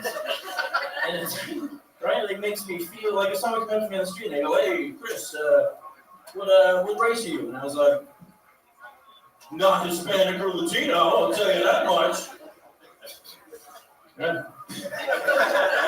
Did a relay for life, guys. They get super pumped about that. The cancer walk, you walk around for no reason. They go, hey, let's walk over here, walk over there. Beautiful day out. How many times you go?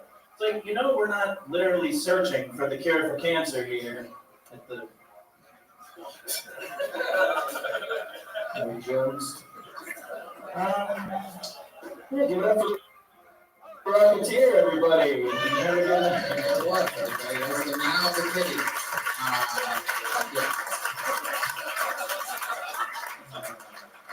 Okay. Where are you going? Right here. Come back to the microphone. This is the part where we talk to you. Tony, I'm going to see the term life is short. Yeah. I mean, watching that movie. So it begins. And so it begins. Chris, what is the job application that would have said Hispanic or not Hispanic? What is that? What is that? Like landscaping? Like, how is that the only option in the job application? I think that's the part that maybe throws people off, is because I've never seen anything like that. I don't remember exactly. That's what it said. You don't remember the place you applied for a job? Not this specific one. I've seen that a couple times. Sometimes they have other options, but there was one I saw where that was the only two. Seems like that'd be really shitty jobs you must be applying for. Yeah, super illegal. Probably. Huh. Did you find a job? At that time, yes. Do you remember The what that world job has was? all different kinds of people. Some people are great for certain jobs. And then, sometimes it just doesn't work. It's true. It doesn't mean that you can't be a comedian. You can't be one right now. Whatever it is, the way your mind sees things, you gotta fix it. Chris, how long have you been doing stand-up? Where are you from? Pennsylvania. How long have you been doing stand-up? Oh, 3-4 years or so. I almost have an aneurysm right now. So you worked in that first 30 seconds for 2.5 years. You write every day? These sort of deals. Yeah, do you do applications? Oh, I see. You do applications at North Hollywood car washes. There you go. Pat Reagan for 3-point range on that one. How stoned are you right now, by the way? How stoned are you right now? No. You're not. So you're part of the problem. Your last You might be the only one here. Is that your real name, Chris Fry? It's free, yeah. Oh, free. It's spelled fried. That's interesting. Huh. What part of Pennsylvania? Allentown. Wow, wrestling town, the northeast part of, or northwest part of it. Yes. Did you do comedy there? A little bit. It just kind of developed the last 2 That's a fucking Billy Joel song. It is. Depressing as fuck. That's what happened. How long?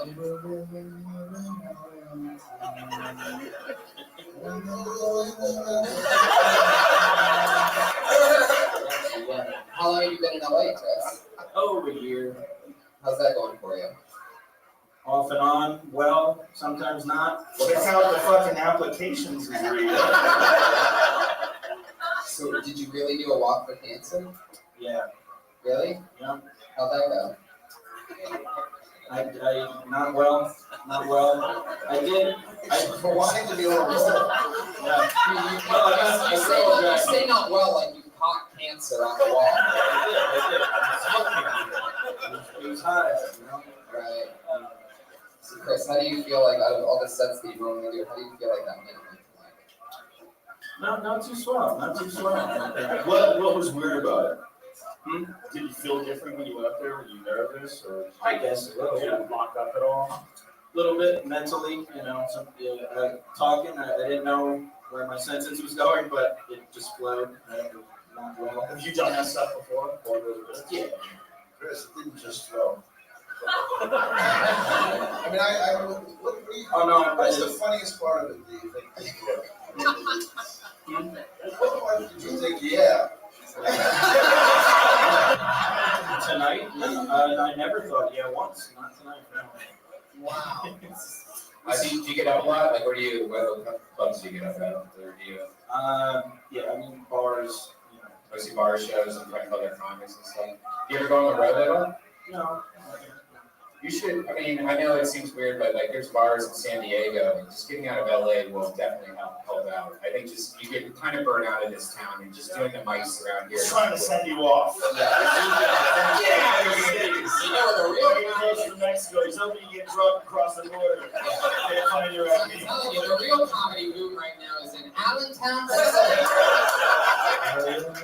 Working on the railroad is the big thing. Well, Chris, there you go. The biggest thing that'll ever happen to you in your comedy career. Oh.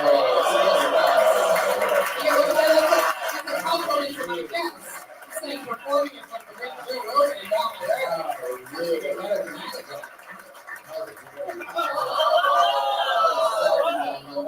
What did I miss? Oh, you left them hanging. I actually thought you did okay, man. I know it's hard to get in front of this crowd and stuff like that. I thought your stage presence was pretty cool. So. What are you talking about? Here you go. Trying to prevent another suicide. Suicide prevention. Always good. He did cook something for an opening act. Oh no, he did. Yes, he did. Actually, their name signed up to be in the budget tonight, so I'm excited to see his name. Oh, I know this guy. Put your hands together for Dan Madonia, everybody.